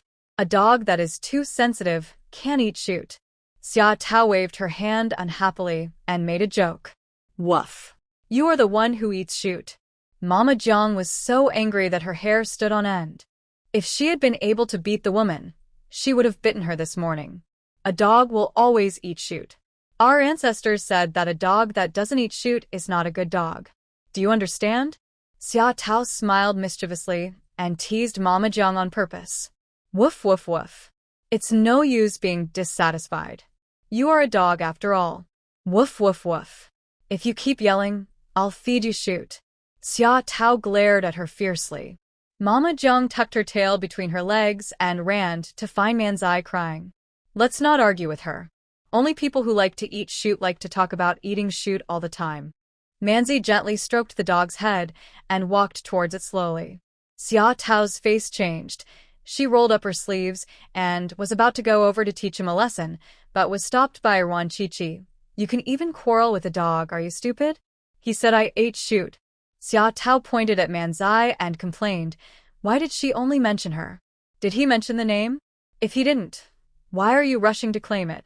You're stupid, and you still refuse to admit it. Ruan Shuangjiang rolled her eyes in annoyance. She had never seen anyone rushing to claim the responsibility of eating shoot. He was becoming more and more stupid. You're stupid. Your whole family is stupid. What are those 4 families doing? If it were me, I would just wipe out the whole family tonight. It would save a lot of trouble. Xia Tao yelled angrily, saying that it was a painless job every day, and she was not happy at all. Why are you in such a hurry? A quick death would be a relief for them. If you have nothing better to do, go to the mall or the park. Ruan Shuangjiang didn't tell us about her next action plan. She was waiting for the 3 families of Su, Zhu, and Chou to come to her. The businesses of these 3 companies are mainly in Hong Kong. It is not so easy to transfer them abroad, let alone immigrate. With her around, none of these 3 companies can escape. Anyway, she has plenty of time, so she can visit each family one by one. There is no need to rush. Compared with the panic of the Chiu, Su, and Zhu families, the Yang family was in chaos at this time. People in the company were in turmoil, and even the servants at home had started looking for new jobs. I heard that my employer's company can't even survive the new year. I've already found a new employer and will go back to work after the new year. It's not that serious, right? The owner is a listed company after all, and even a rotten boat still has 3 pounds of nails. The 3-pound nails on the rotten boat will be destroyed by the evil wind. Didn't you hear what Mrs. Ruan said last time? This is a life and death disaster for the boss, and it can only be resolved by bloodshed. We'd better make plans early. That's right. We are servants. We have no business doing anything. There is no need to hang ourselves on a tree. Several servants were hiding in the garden and whispering. As there was no master in the house, they spoke without restraint and did not notice Mr. Yang with a gloomy face behind them. Mr. Yang has not recovered from a moderate concussion, but he is forcing himself to come out and take charge of the situation. Otherwise, the company will be leaderless and will surely be in chaos, and its stock price will plummet. As soon as he got home, he heard the servants' discouraging words. Mr. Yang was so angry that his head hurt even more. He coughed loudly, and several servants immediately scattered. Those monks who were hired at a high price also dispersed. Mr. Yang didn't know if it was an illusion, but he seemed to see a large group of black fog gathering on the roof. He stared at it for a long time, and the black fog gradually turned into a group of bloody faces, opening their mouths wide and roaring at him angrily. He was so frightened that he took a few steps back and felt cold all over. Your family is in a life and death crisis. It can only be resolved by blood, and it has to be the blood of a member of the Yang family. Ruan Shuangjiang's voice rang in his ears. Mr. Yang clenched his teeth, his face gloomy. The Yang family must not collapse. No matter what method he uses, he must support the Yang family. Made up his mind and asked the driver to prepare a car to go to the advanced nursing home. His father had suffered a stroke and hemiplegia 2 years ago and had been admitted here. There was a special medical and nursing team to take care of him. The old man was in very good health and would have no problem living another 10 or 8 years. Old man Yang was not in the ward. He was pushed by the nurse to the garden to relax. Mr. Yang found his father in the garden. His face was ruddy and he looked energetic. He was in better spirits than him. Seeing his son, Old man Yang was in a good mood. He slowly raised his hand and waved, with a smile on his crooked mouth. Mr. Yang is recovering very well. At this rate, he will be able to walk with a cane in 2 years. The nurse smiled as she told the good news. In the past, whenever Old man Yang showed improvement, Mr. Yang would give them red envelopes. Mr. Yang forced a smile, said nothing, took the wheelchair from the nurse, and slowly pushed his father back to the ward. An hour later, Old man Yang was taken home, and Mr. Yang completed the discharge procedures for his father. Just 1 day later, the Yang family published an obituary in the newspaper announcing the death of Old man Yang. How cruel! Watching your own father drown in the bathtub with your own eyes. Ruan Shuangjiang finished reading the newspaper, and the result was as she expected. Old man Yang, this evil old man, died at the hands of his own son. He must have been very desperate before his death, right? You will suffer the consequences if you bring trouble upon yourself. This is the consequence of stabbing your motherland in the back. The Yang family's funeral was very grand. The monks who had performed rituals in the past were invited back to chant sutras for 49 days to pray for the soul of Old man Yang. People who don't know the truth all praise Mr. Yang for being filial. Only Ruan Shuangjiang knew that Mr. Yang was afraid that his own father would turn into a fierce ghost and come after him, so he asked the monks to pray for his father's soul to be at peace for 49 days. Although the Yang family was in turmoil, it still had some influence. Almost all the prominent people in Hong Kong came to pay their respects. The filial sons and grandsons of the Yang family, and even the eldest son of the Yang family, who had suffered a broken bone, came to mourn and cry. The most eye-catching among them is the daughter of the Yang family. Her prosthetic eye has not been made yet, so she can only wear an eye patch. The good daughter of the rich family has become a one-eyed person.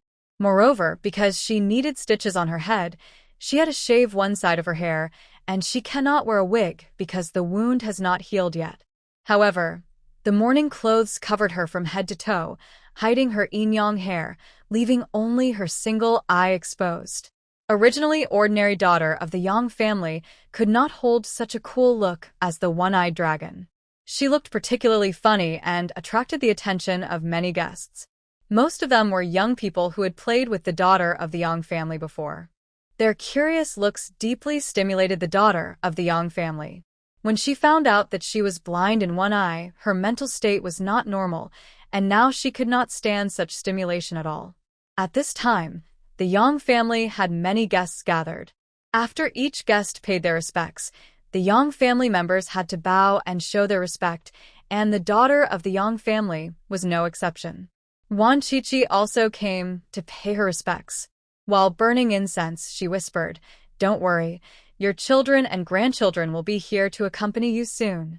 After she finished speaking, she lit the incense, walked up to the Yang family and said solemnly, "My condolences." The Yang family members bowed collectively, and Ruan Shuangjiang also returned the greeting. Then they withdrew and stood with the other guests. Next to where the daughter of the Yang family was standing, there was a bonsai of a cypress tree, which was almost as tall as her. Another wave of guests arrived, and when she bowed, all the branches of the bonsai stretched out and hooked on the mourning clothes on her head. When she stood up, the mourning clothes slipped down, revealing her yin-yang head and a centipede-like scar. Off guard and were startled, but they were well-mannered and did not make any sound. But their gasps and shocked looks were like knives, piercing the sensitive nerves of the Yang family's daughter. The nerves, which had been tense since the funeral, finally broke. Don't look at it. Who told you to look at it? Get out of here. The daughter of the Yang family was like a madman, yelling at the guests. The Yang family wanted to catch her, but she ran very fast. At the funeral, the Yang family staged a chase and escape drama, and soon the funeral became chaos. Even the spirit tablet of Old Man Yang was smashed by the crazy daughter of the Yang family. The photo frame was smashed to pieces, and the black and white portrait of Old Man Yang lay on the ground, covered with footprints. "Stop right there, you evil creature," was so furious that he wanted to kill the rebellious girl with a knife. He ordered his men to catch her by any means. "No one is allowed to look at me. Get out of here. I am the most beautiful." Ha ha ha ha. The daughter of the Yang family ran and screamed wildly, and before she knew it, she ran out of the funeral home and onto the street. "Miss, don't run. It's dangerous." The people behind were shouting anxiously, but the daughter of the Yang family continued to run regardless and rushed to the middle of the road without hesitation. Bang! Of harsh brakes, angry curses, and the sound of heavy objects hitting each other. The road was in chaos. All the cars were forced to stop. The people who were chasing also stopped and looked in astonishment at the Yang family's daughter lying on the road with her forelegs up in the air. The only thing in her one eye was shock, fear, and regret. Perhaps at the moment before her death, her mind returned to normal. Daughter, who was driven out, screamed when she saw this scene, spat out blood, and then lost consciousness. The last time she fell at home, her head hit the ground, and the injury to her brain stem was quite serious. Now she was under such a great shock. The injury was aggravated, and she immediately became critically ill. The Yang family's funeral was only halfway through when one person died and one was injured. 2 ambulances came rumbling, one for cremation and the other for emergency treatment, so the funeral had to be interrupted. Exhausted, went to see Ruan Chichi again. "Mrs. Ruan, you said last time that blood can resolve the problem. Why is my family still so unlucky?" Mr. Yang's tone was accusatory. 2 people in his family had died, but the company's cargo ship was still capsizing and there was no improvement. He now suspected that Ruan Chichi was deliberately trying to trick him. Of course, the evil spirit has not been resolved yet. Now, it's not just those people, but also your father and your daughter. They all died suddenly, and the evil spirit is very heavy. Ruan Chichi told him seriously. "What do you mean?" Mr. Yang's face changed, and he asked with gritted teeth. "It's just that the evil spirit in your house is too strong, and we need to see more blood." Ruan Chichi's tone was calm, as if she was just talking about killing a few mosquitoes. "Does it take the death of all the members of our Yang family to calm things down?" Mr. Yang suppressed his anger and asked word by word. He is now 100% sure that Ruan Chichi doesn't understand feng shui at all, and he has been cheated. It's very likely. After all, your family has killed so many people, and they have all done great deeds. It's normal for the whole family to be wiped out. Ruan Chichi shrugged, and what she said was enough to infuriate people to death. Mr. Yang's face turned blue with anger, but he was able to keep his composure and did not lose his temper. Instead, he looked at Ruan Chichi coldly and said hatefully, "I have taken note of Madame Ruan's advice. There is still a long way to go, and I will definitely repay you. It's better to report back as soon as possible. I'm afraid your family won't have much time left."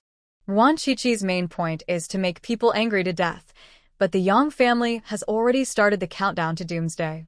Mr. Yang was so angry that he almost fainted. He looked at Ruan Chichi gloomily and walked away angrily. The Yang family's revenge came quickly. Manzai took the little one and took Mama Jiang for a walk in the park. They met a few men who didn't look like good people, and they started fighting without saying a word. However, the fists they swung suddenly changed direction and swung towards their accomplices. After a short while, these guys started fighting each other. The people around them were dumbfounded. It was the first time they encountered such stupid gangsters that they started fighting before they even started. Manzai tied the little boy to his back and rushed forward with his fists swinging. He was very strong and could knock out a tooth with one punch. The gangsters whose minds were controlled were no match to him at all. With Mama Jiang's help, these gangsters were beaten black and blue in a few minutes, with several bloody wounds on their bodies, which were caused by Mama Jiang's bites. Eventually, they were all taken to the police station. Ruan Shuangjiang received a call from the police station in the hotel and rushed over. She saw Manzai was handcuffed, and even Mama Jiang was tied up. Fortunately, these people still had some humanity and did not tie up her son. Chi, they are in cahoots with the bad guys. Seeing her, Manzai felt aggrieved. He originally thought that the police would punish those gangsters, but when he arrived at the police station, the police handcuffed him and said that he had beaten others without reason and caused serious injuries, which was a criminal case. Either pay the ransom or go to jail. The police said this with a sneer on his face. They were completely different from the police in the inland. Manzai felt that they were worse than bad guys. They were the first to attack. My brother was acting in self-defense. Why were they handcuffing him? Ruan Shuangjiang rushed over to question. He had watched TVB dramas before, in which the police and gangs colluded with each other to oppress the people in the 1970s. Today he finally saw it. No wonder Hong Kong is so chaotic now. Hong Kong was in chaos in the 1960s and 1970s. Police officers colluded with gangs and the people complained bitterly. Who can prove that they were the first to attack? On the contrary, someone has proved that it was your brother who attacked first and seriously injured someone. The nature of this is extremely bad. The person who received Ruan Shuangjiang was a male policeman in his 30s. He looked at her unscrupulously with a disgusting look. Ruan Shuangjiang was so angry that she almost laughed. They couldn't tell right from wrong and called a horse a zebra. These people were even more cruel than bandits. She was too lazy to argue with these people and just paid the ransom. Your brother is worth 100,000 yuan. Your son is worth 50,000 yuan. Will you redeem the dog? The police asked for a huge sum of money, even including the dog and the puppies. My son is only 3 months old and has no civil capacity. If I don't redeem him, will you arrest a 3-month-old baby and put him in jail? Ruan Shuangjiang didn't want to argue anymore, but these people once again refreshed her 3 views. They even didn't let the baby go. They had no bottom line at all. Madam, we have the final say here. If you don't pay, you will go to jail. The male police officer smiled with a fake smile and looked at Ruan Shuangjiang with a lecherous look and said in a low voice, "If Madam doesn't want to pay, there is still a way. Let's have dinner together tonight." Sir, I see your forehead is black. You will have a bloody disaster within 3 days. Be careful when you go out. Ruan Shuangjiang memorized the face of the male policeman and asked Lu Yi to teach him a lesson within 3 days. If you don't accept my offer, I'll pay you back. 2 people and a dog, a total of 200,000 yuan in ransom. Will you pay it? The male policeman's face darkened. This woman was asking for trouble and had offended the Yi gang. Sooner or later, she would be taken to a nightclub by the Yi gang to be sold. Humph, he would go there again when the time comes. Ruan Shuangjiang paid 200,000 yuan, and the police officers handling the case all smiled very proudly. She knew that her 200,000 yuan would definitely be divided up, and these police officers could only get a small share, and the bulk of the money would have to be presented to her superiors. Humph, her money isn't that easy to take. You can get it back with interest in a few days. I watched a TV series before. It seemed to be called Inspector Lei Luo, played by Andy Lau.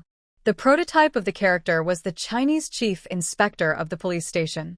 He was involved in both black and white affairs, had embezzled 400 million, and was wanted by the Independent Commission Against Corruption.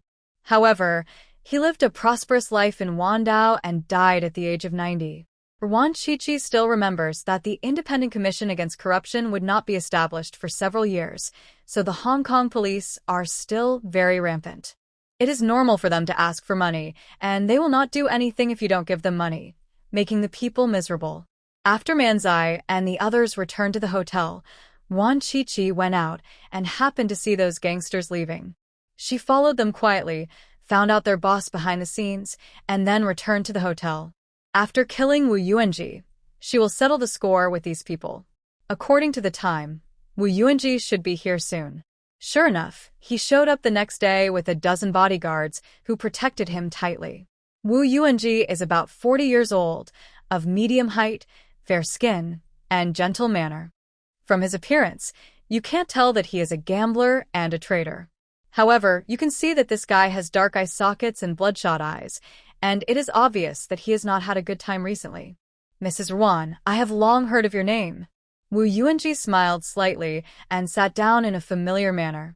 The positions of the dozen or so bodyguards were very interesting. They blocked all the sniping points and ensured Wu Yuanji's personal safety. What is that? Ruan Shuangjiang asked. To predict good and bad luck. Wu Yuanji replied. He couldn't eat or sleep well these days. As soon as he closed his eyes, he felt that there were people around him who wanted to kill him. He was living in fear more than a frightened bird.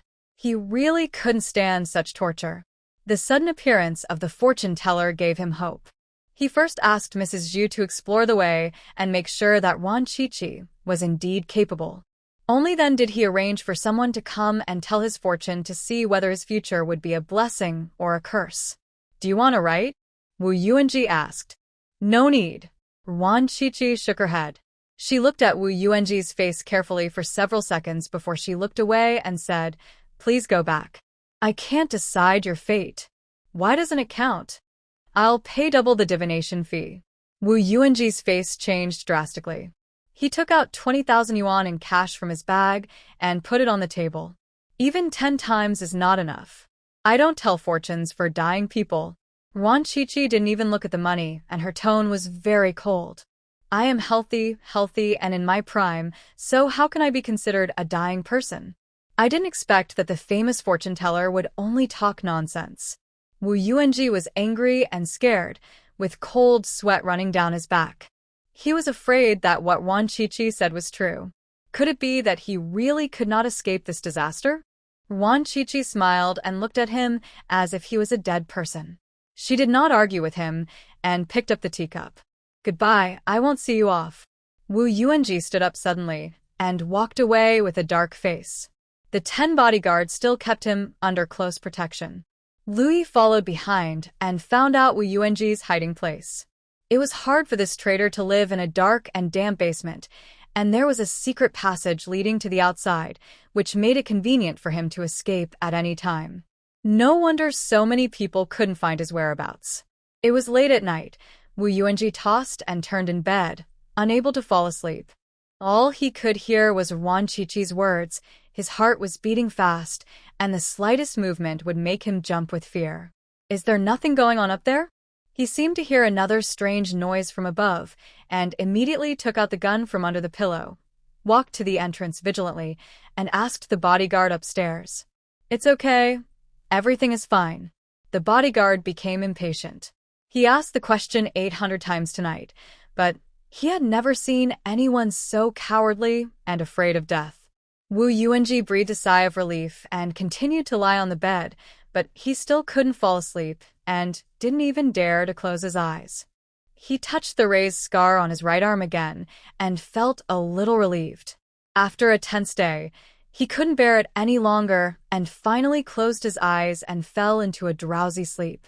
But he didn't sleep for long as he was awakened by a nightmare. He dreamed that he was captured, tied up, and tortured with various instruments, and was forced to tell him the whereabouts of the information. Wu Yuanji opened his eyes and reached out to wipe the cold sweat from his forehead. He soon realized something was wrong. There were other people in the room. He reacted quickly and reached for the gun under the pillow. Don't move. There was a cold feeling on his neck and a man's voice. Wu Yuanji saw a vague figure and his heart sank to the bottom. However, he pretended to be calm and asked, Where are you from? Want the information he has, so Wu Yuanji wants to find out this person's background to facilitate his negotiations. Your father's side. Be quiet. Louis removed his jaw and carried him out of the basement. The bodyguards outside had been knocked down by Xia Tao, and she was touching the corpses one by one. Soon her personal assets increased a lot. Wu Yuanji was taken to the forest on the mountain, and Ruan Shuangjiang was also there. In the moonlight, Wu Yuanji saw her face clearly and understood everything. Lu Yi closed his chin and asked impatiently, "Who are you from?" "I have the information you want." "What about the intelligence?" Ruan Shuangjiang asked. "I want to see your boss, and I'll take it out when I see him." Wu Yuanji refused to hand it over as he still wanted to rely on this information to save his life. "You took it out on your own initiative, so I let you die quickly. But since you are so stubborn, I can only let you die slowly." Ruan Shuangjiang sneered and winked at Lu Yi. Lu Yi immediately interrogated this guy in a unique way. After a few minutes, Wu Yuanji could not bear it anymore and confessed the information. Hidden in the fake scar on his arm was a roll of microfilm. "I have already given the information. Can you spare my life?" Wu Yuanji, who was half dead, still held on to a glimmer of hope, thinking he could survive. "Of course not. Don't worry, we will make you die in great pain." Ruan Shuangjiang smiled very sincerely and said to Xia Tao, "I'll leave it to you. You can use it to your heart's content. Recent updates after midnight are always stuck in review and can only be released at 7 o'clock. Yoshi." Xia Tao's eyes were brighter than the moon in the sky. The way she looked at Wu Yuanji was more affectionate than when she looked at a lover. Wu Yuanji's scalp tingled and his body trembled involuntarily. "Are you from Sakura country?" "I know Masato Kikuno and have worked with him several times." Wu Yuanji heard the strong flavor of kernel in Xia Tao's yashishi. Only people from Sakura country could speak it so authentically. He seemed to see a glimmer of hope and brought up the old man Kikuno Masato. He didn't lie completely. When he was short of money in the past, he had done business with countries such as the United States, the British Empire, and the Bear Empire. However, he had only traded with people under Old Man Kikuno. With his level, he couldn't meet Old Man Kikuno. "Are you close to Kikuno Masato?"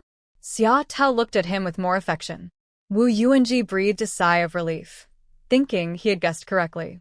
He nodded vigorously and said, "Very good. We have had meals together several times. I was originally planning to give this information to Mr. Kikuno. Now that you have it, it saves me the trouble." "How is Mr. Kikuno? We haven't seen each other for a while. Do you have time to have a meal together?" His tone became more and more relaxed, and he even sounded like a friendly person.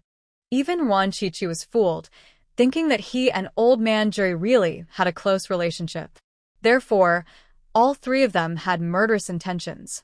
Ruan Shuangjiang and Lu Yi, they actually colluded with the Japanese. They deserved to be killed. Xia Tao, darn you for being on good terms with that old beast Joy. Masato Kikuno has been ill recently and will pass away soon. You may not be able to see him for the last time. Xia Tao whispered softly. Wu Yuanji was stunned for a moment, then said with regret, "I didn't expect that after just a few months of not seeing you, the old man would be bedridden. I should have visited him earlier." "It's okay, you can go downstairs and meet him." Xia Tao smiled, and before Wu Yuanji could react, she kicked him and broke his jaw. Wu Yuanji then realized that this woman from the Sakura country had been teasing him. He opened his mouth and shouted silently, trying to exchange other information for his life. Ruan Shuangjiang and Lu Yi looked on coldly, indifferent. Xia Tao ran down the mountain and came back half an hour later with a big bag full of fresh flowers, chrysanthemums, carnations, lilies, daisies, etc. She had just bought some at the cemetery. She also had a piece of cake in her mouth. There is a cemetery next to it. People come to sweep the tombs every day and place a lot of offerings and flowers. "Do you want to eat?" Xia Tao took out a piece of cake from her pocket and handed it to Ruan Shuangjiang generously. "Thank you, help yourself." Ruan Shuangjiang declined politely. There were plenty of delicious foods in her space, so there was no need to eat the offerings. She was afraid that the ghosts in the cemetery would crawl out and settle accounts with her. Xia Tao stuffed the cake into her mouth and threw the flowers she had picked up on the ground, arranging them into a beautiful circle. She did this very carefully and with a solemn expression, as if she was performing some grand ceremony. "Are you going to kill me or not? If not, I will do it." Lu Yi was getting impatient. It was such a hassle to kill someone. Women were just dragging their feet, except for his Chi-Chi. "You know nothing. What you did is called brutal killing. What I did is art." Xia Tao rolled her eyes in disdain and continued fiddling with her flower array. When the blade cut through the skin, blood flowed out, flying in the air, and then dripped onto the flowers. At this time, a ray of cold moonlight shone on the face of the dying man, with despair and pain on one side and blood and beauty on the other. What an art of sharp contrasts! Ordinary people simply cannot understand this extreme beauty. Yes, yes, yes, even eating is an art, but you still have to poop in the end. Lu Yi snorted coldly and rolled his eyes even more. With all the time he had, he could have killed 100 people.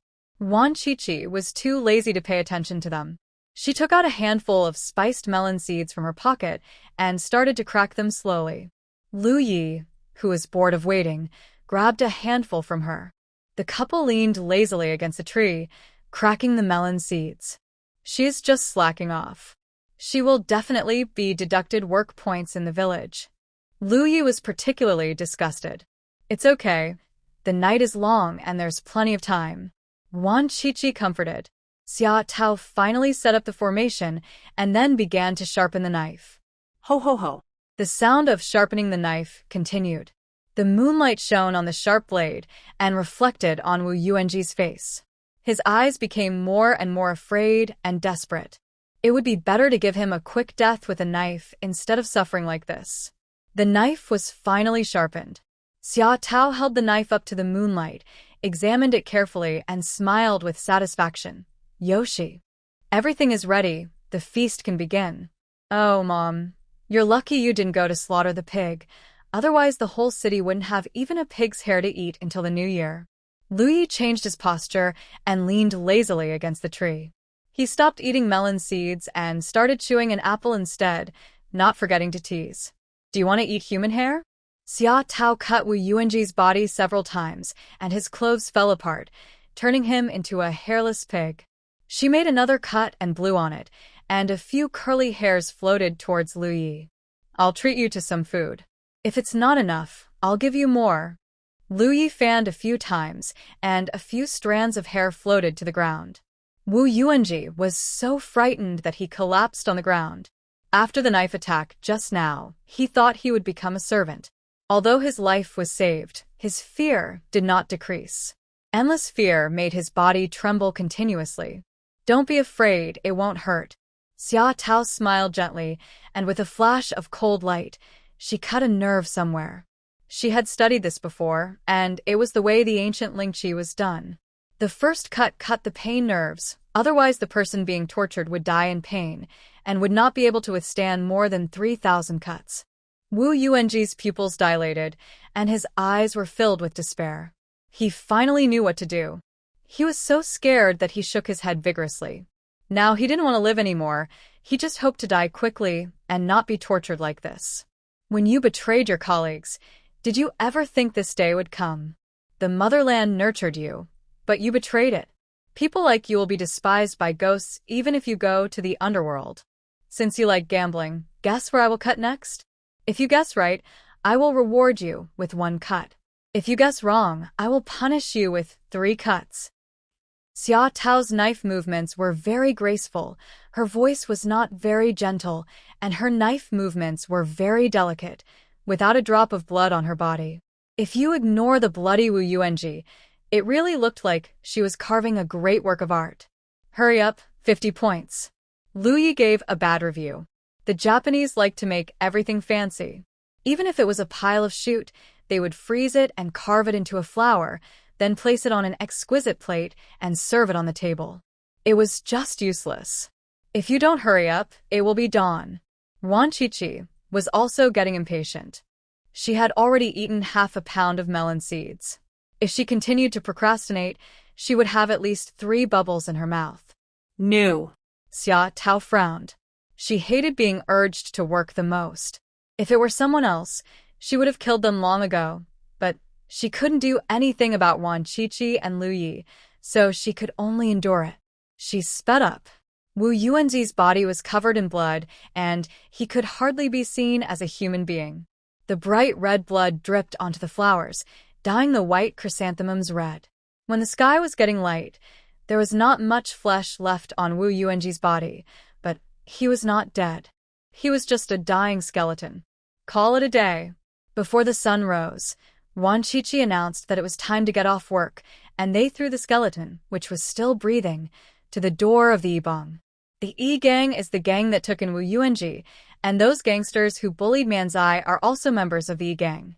First scare them, then settle the accounts together. Xia Tao gently placed Wu Yuanji at the door of a magnificent villa. This was the home of the favorite mistress of Yi-Gang boss Chen Xiong, who had been staying here recently. Wu Yuanji has some friendship with Yi-Gang boss Chen Xiong. During his time in Hong Kong, Chen Xiong protected Wu Yuanji. Try to hold on until the sun rises, come on. Xia Tao wiped the blood off Wu Yuanji's face and covered his skeleton with a blanket. Her movements were very gentle. Of course, it was not because she was kind-hearted, but she was afraid that if she moved too much, Wu Yuanji would die. The only intact part of Wu Yuanji's body was his head. He looked at Ruan Shuangjiang pleadingly, hoping that she would kill him. Gone. Ruan Shuangjiang urged coldly, then turned and left. Lui followed behind happily. Xia Tao smiled sweetly at Wu Yuanji and walked away lightly and lively, like a little deer. Her back was beautiful and graceful, but in Wu Yuanji's eyes, she was scarier than the evil spirit from hell. They didn't walk far and found a tea house nearby to have breakfast. The three of them had big appetites, and the table was filled with food. Xia Tao ate especially much, because it was Ruan Shuangjiang's treat, and she ate for free. A dead person suddenly appeared over there, wrapped in a blanket. At first I thought he was a drunk, but when I lifted the blanket, oh my, it was so scary. The person who spoke was a middle-aged woman in her 40s or 50s with a thick Shanghai accent. She looked frightened and obviously very scared. What's wrong with lifting the blanket? Tell me now. Everyone was urging us to eat, so we didn't even have time to have morning tea. It was a skeleton with some pieces of meat hanging from the bones. You could even see the internal organs. He had just died, but his heart was still beating. I just came back from morning exercise and saw this. It was terrible. I won't be able to eat meat for at least a year. The aunt from Shanghai has a talent for storytelling, and her descriptions were very vivid. The interest of the people nearby was aroused. They didn't even have their morning tea, and ran to watch the fun. It's really scary. I advise you not to go. You will definitely have nightmares.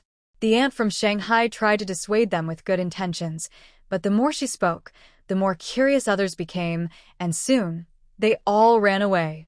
Let's go and have a look. Ruan Shuangjiang paid the bill and took them to watch the fun. There were a lot of people crowding at the door of Chen Xiong's mansion, and the police also arrived. The first person to discover Wu Yuanji was an old man who was jogging in the morning, and it was he who called the police. When the police arrived, Chen Xiong was still being affectionate with his lover in bed. He was woken up by the police and was filled with rage. After seeing Wu Yuanji's body, his rage was instantly ignited, and he almost exploded. Everyone in the underworld knew that Wu Yuanji was protected by him. Who would be so bold as to cut Wu Yuanji into pieces and dump the body at his doorstep? This was a blatant provocation.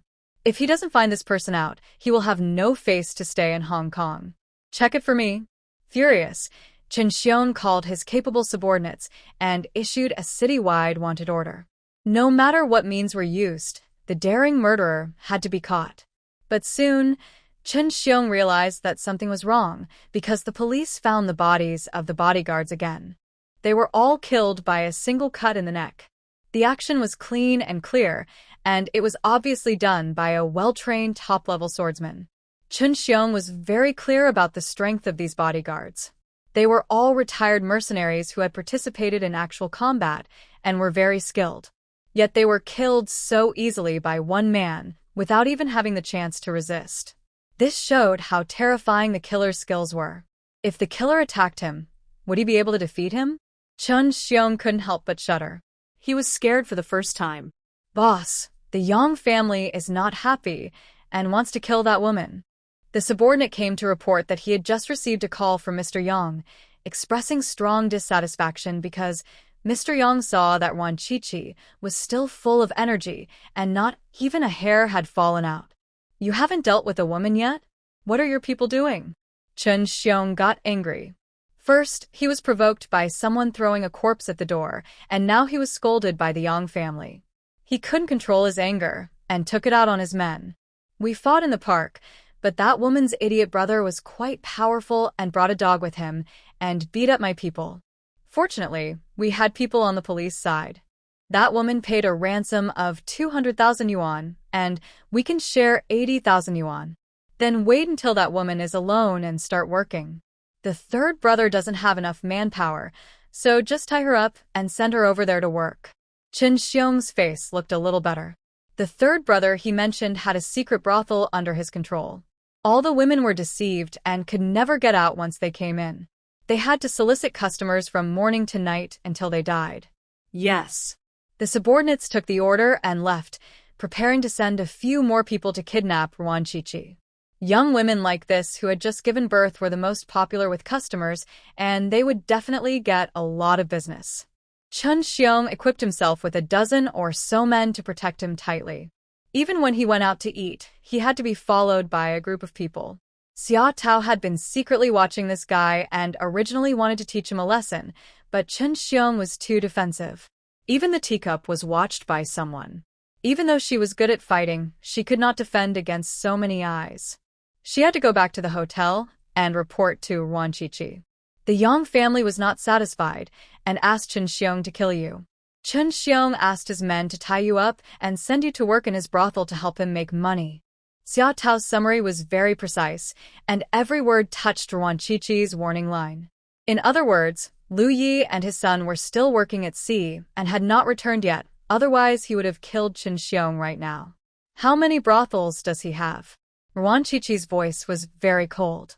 She originally wanted to teach those who helped the police a lesson first, but since Chen Xiong was so keen on seeking death, she would just deal with him first. There is only one secret kiln, and there are also several nightclubs and casinos. There are many people guarding the secret kiln, and there are guns.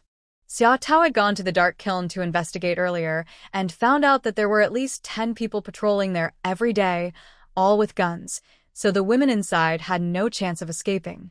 Let's go to the Yang family to cause trouble first, and then go back to explore the secret kiln. Ruan Shuangjiang made an action plan. The Yang family had been jumping around for too long, and today no one would be left alive. The Yang family's cargo ships have been in accidents recently, and the compensation alone requires a huge sum of money.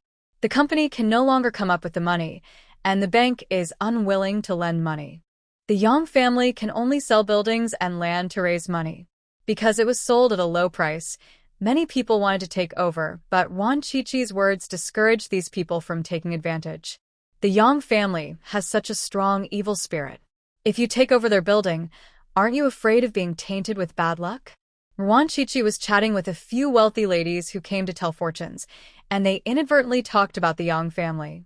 She casually said something. Soon the news spread throughout the wealthy circle. Several families that were about to sign contracts with the Yang family immediately changed their minds. Even if the Yang family lowered the price again, they would refuse to buy. Mrs. Yuan said that your family is too evil and we can't get involved with it. Someone told Mr. Yang the reason, and he was so angry that he vomited blood. He had been exhausted by family affairs and the company these days, and he had not recovered from his concussion. How could he bear the shock? He was so angry that he was admitted to the hospital. The company could only be taken over by the eldest son of the Yang family, but a good cook cannot cook without rice. The high compensation made the Yang family breathless. Fortunately, someone finally dared to take over the Yang family's building, but the price was very low. The eldest son had no choice but to agree to sell the house. The money from the sale of the house could at least pay half of the compensation and temporarily ease the crisis. Mr. Yang was in the hospital for emergency treatment. When he woke up, he saw Ruan Shuangjiang, who was smiling and holding a bouquet of white chrysanthemums in her hand. "Are you awake? Have you seen the King of Hell?" Ruan Shuangjiang placed Bai Ju on the bedside table and sat down to chat in a familiar manner. "Get out. Get out." Mr. Yang had just undergone a stroke surgery and was not very clear in his speech. He pointed at "Tell her to get out of here." "No, you just got half of your foot back from Hades, don't step back again." You may not know this yet, but if you kill a virtuous person, you won't be able to reincarnate after death.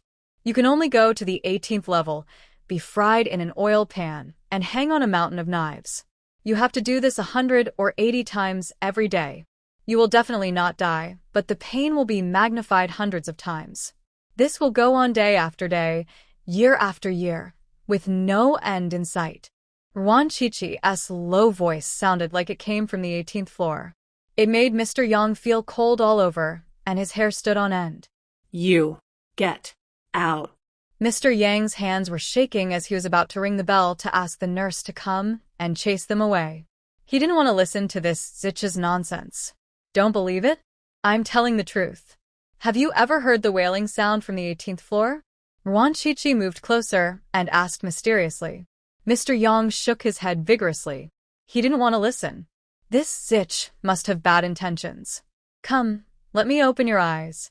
Ruan Shuangjiang took out a small box wrapped in black cloth, which was actually her cell phone. When she was taken to the underworld by the ox-head and horse-faced demons, her cell phone also went there. Perhaps the ox-head and horse-faced demons also coveted the cell phone, so they brought it down to play with it. That Ruan Shuangjiang was in the underworld. She relied on this standalone game on her phone to not only subdue the judge and the ox-head and horse-faced demons, but also those evil spirits, and she thrived in the underworld. So going to the 18th floor was like strolling in her own back garden. She saw with her own eyes the ghosts who had committed heinous crimes in their lifetime being fried in oil and then thrown onto the mountain of knives and hung there, just like candied haws. The sharp tips of the knives pierced their bodies, bleeding profusely, and the pain was magnified 100 times. The wailing was the most terrifying sound Ruan Shuangjiang had ever heard. It was impossible for a human being to hear such a sound that could strike deep into the soul. Even though she was a fearless, crazy woman, she was frightened when she heard it for the first time. Ruan Shuangjiang was very dissatisfied with her own cowardice, so she recorded it and listened to it 100 or 80 times every day. After listening to it for a while, she got used to it. No. Don't listen. Get out. Get out. Mr. Yang wanted to ring the bell again, but Ruan Shuangjiang slapped his hand away and said unhappily, "You are the first lucky person in the world to hear this sound. Don't be ungrateful." She pressed the play button, turned the volume down to a moderate level, and put it next to Mr. Yang's ear.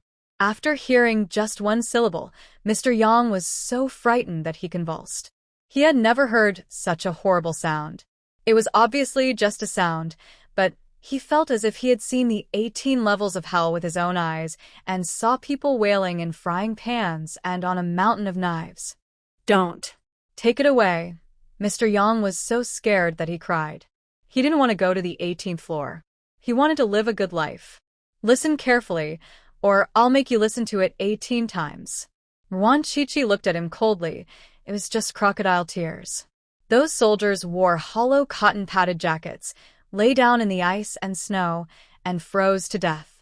The wounded soldiers used expired and inferior drugs and died in agony. They were all young and vibrant lives. Their parents, wives, and children cried their eyes out. The tears of the Yang family were worthless. After listening to the recording of the wailing, Mr. Yang was so frightened that he could only exhale but not breathe in, and glared at Ruan Shuangjiang angrily. "I'll show you something good." Ruan Shuangjiang smiled and took out a few documents from her bag. They were contracts for the sale of real estate. The title deeds had not yet been issued, but these contracts were also legally binding. The person who bought Yangjia at a low price was Lu Yi, who had disguised himself. The household registration management in Hong Kong is very chaotic now. Money can make the world go round, and it is not difficult to get several identities. Therefore, they all have legal Hong Kong ID cards now. Did you recognize it? It's the building your eldest son sold. Did you see the price? It's a real bargain, not even half the price. It's such a great bargain. Thank you for raising a good son. Ruan Shuangjiang showed him the bills one by one and patiently pointed out the prices. Mr. Yang's breathing was rough and heavy, like an old bellows under load, and his eyes were bulging like a dead fish. Can't stand it? This is just the beginning. Live well and witness the demise of your Yang family, then go to the 18th floor to be punished. Ruan Shuangjiang threatened him coldly in his ear. Mr. Yang rolled his eyes and fainted. It's useless. Ruan Shuangjiang curled her lips in disdain, kindly pressed the bell, and jumped out of the window. From beginning to end, no one noticed she was there. The nurse ran over in a panic, and seeing that Mr. Yang was in a bad condition, she quickly called a doctor. A few minutes later, Mr. Yang, who had just been rescued, was sent for another rescue. Ruan Shuangjiang, who was hiding in the tree, was a little annoyed. If she had known that she would be so frightened, she would have been more gentle. She designed for Mr. Yang was to be the last one in the Yang family. He watched the Yang family members die one by one, and then died with hatred in his heart. Unfortunately, her condition was too severe, and it seemed that Mr. Yang could not save her. Sure enough, Mr. Yang's servant's notice was published in the newspaper the next day. This time, the Yang family did not hold a grand funeral, but just held a simple funeral. Not many people came to pay their respects. Anyone with a discerning eye could see that the Yang family's current situation was irreparable, and there was no need to maintain friendship. As soon as Mr. Yang died, his eldest son was unable to control the old employees in the company, and they all jumped out to oppose him. The Yang family stock price plummeted, and they eventually declared bankruptcy. The Yang family's mansion, luxury cars, and jewelry were all sealed up. Mrs. Yang, who was still in the hospital for emergency treatment, was kicked out because she could not pay the medical bills. The younger son's tuition was paid in full at one time, so he was able to continue his studies. However, he had bullied many people in school before.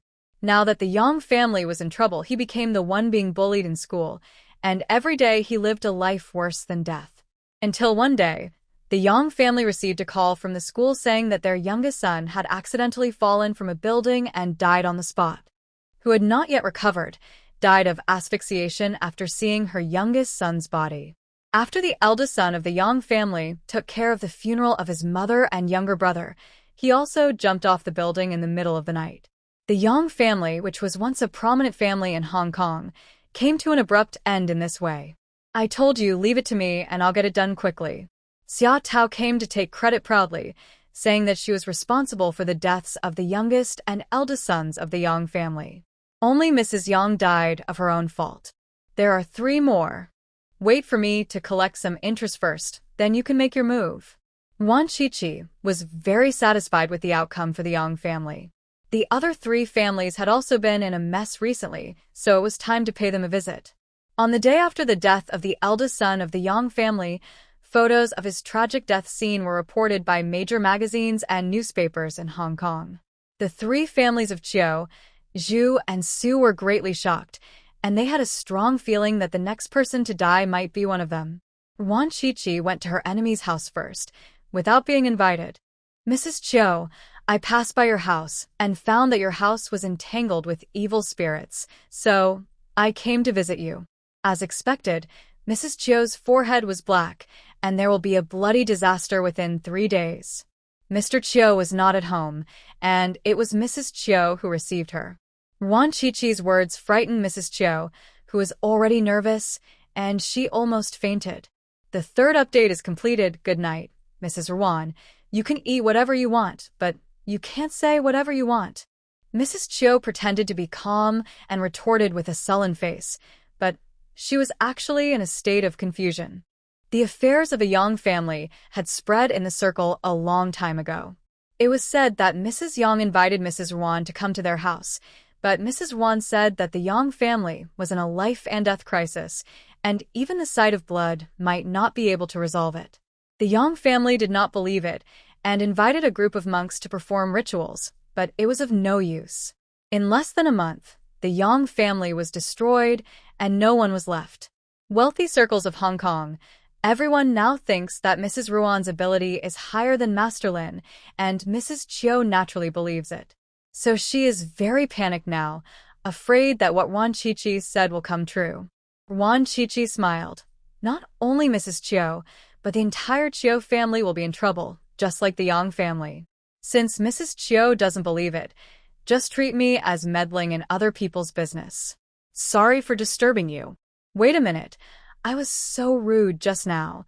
Does Mrs. Ruan have any way to resolve this? Mrs. Chiu couldn't sit still any longer and asked anxiously. There is only one way. Spend all your wealth, go back to where you came from, and add 3 lives. Then you can save the descendants of your enemy.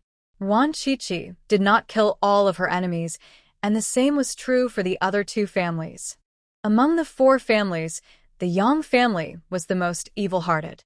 The consciences of these 3 families were not completely black, and they did not do as much evil as the Yang family. Mrs. Chiu's face instantly disappeared, and she asked in a trembling voice, Mrs. Ruan, please say it again. I don't understand. Your husband will understand. Ruan Qiqi smiled and left. Mrs. Chiu, who was at a loss, called her husband to the company and asked him to go home quickly. Mr. Chiu hurried back, and when he heard his wife relay Ruan Qiqi's original words, his face turned very ugly. He did understand, and Ruan Qiqi's visit also confirmed his guess. This mysterious Mrs. Ruan was most likely sent by higher-ups to settle accounts with them from 20 years ago. She also said that I will have a bloody disaster within 3 days. Husband, am I going to die? The more Mrs. Chiu thought about it, the more frightened she became, and tears began to flow. She really said that? Mr. Chiu's face became even uglier. If he guessed correctly, these 3 lives must be his wife and father. That's what I said. No, I'll go find Master Lin to resolve the situation. Our family will definitely be fine. Mrs. Chiu didn't want to sit there and wait for death, so she prepared to go find Master Lin. Do you think the Yang family was really killed by evil spirits? Use your brain. Mr. Chiu stopped her. The evil spirit and the life and death calamity were just excuses. The root cause was the ships of cargo from 20 years ago. The Yang family sold the most, and their products were the worst, so they ended up with their family broken up. He and his father were timid and did not dare to act as blatantly as the Yang family, so the other party only wanted their 3 lives and their property. At this moment, Mr. Chiu felt much more at ease. After being worried and frightened for so many days, he could finally rest assured. Compared to the complete annihilation of the Yang family, at least the descendants of the enemy can survive. As long as people are around, they will definitely be able to make a comeback. Ruan Qiqi also visited the remaining Su and Zhu families and left the same words. She was not worried about her identity being exposed. As long as the heads of these 3 families had a bit of brains, they would not go against the already powerful inland area. They would definitely make the wisest choice. In fact, according to her temper, she was planning to wipe out all 4 families, but Mo Jinsong called her and stopped her from killing them all, saying that it was the order from above, so she had no choice but to do as he said. As she expected, the heads of the 3 families took the initiative to meet with her and said that they would do it, but it would take some time to arrange it. Ruan Qiqi agreed. While the 3 families were arranging their funeral affairs, she took the time to visit the secret kiln of Yibong. On the surface, it looked like a factory. In fact, it was originally a factory.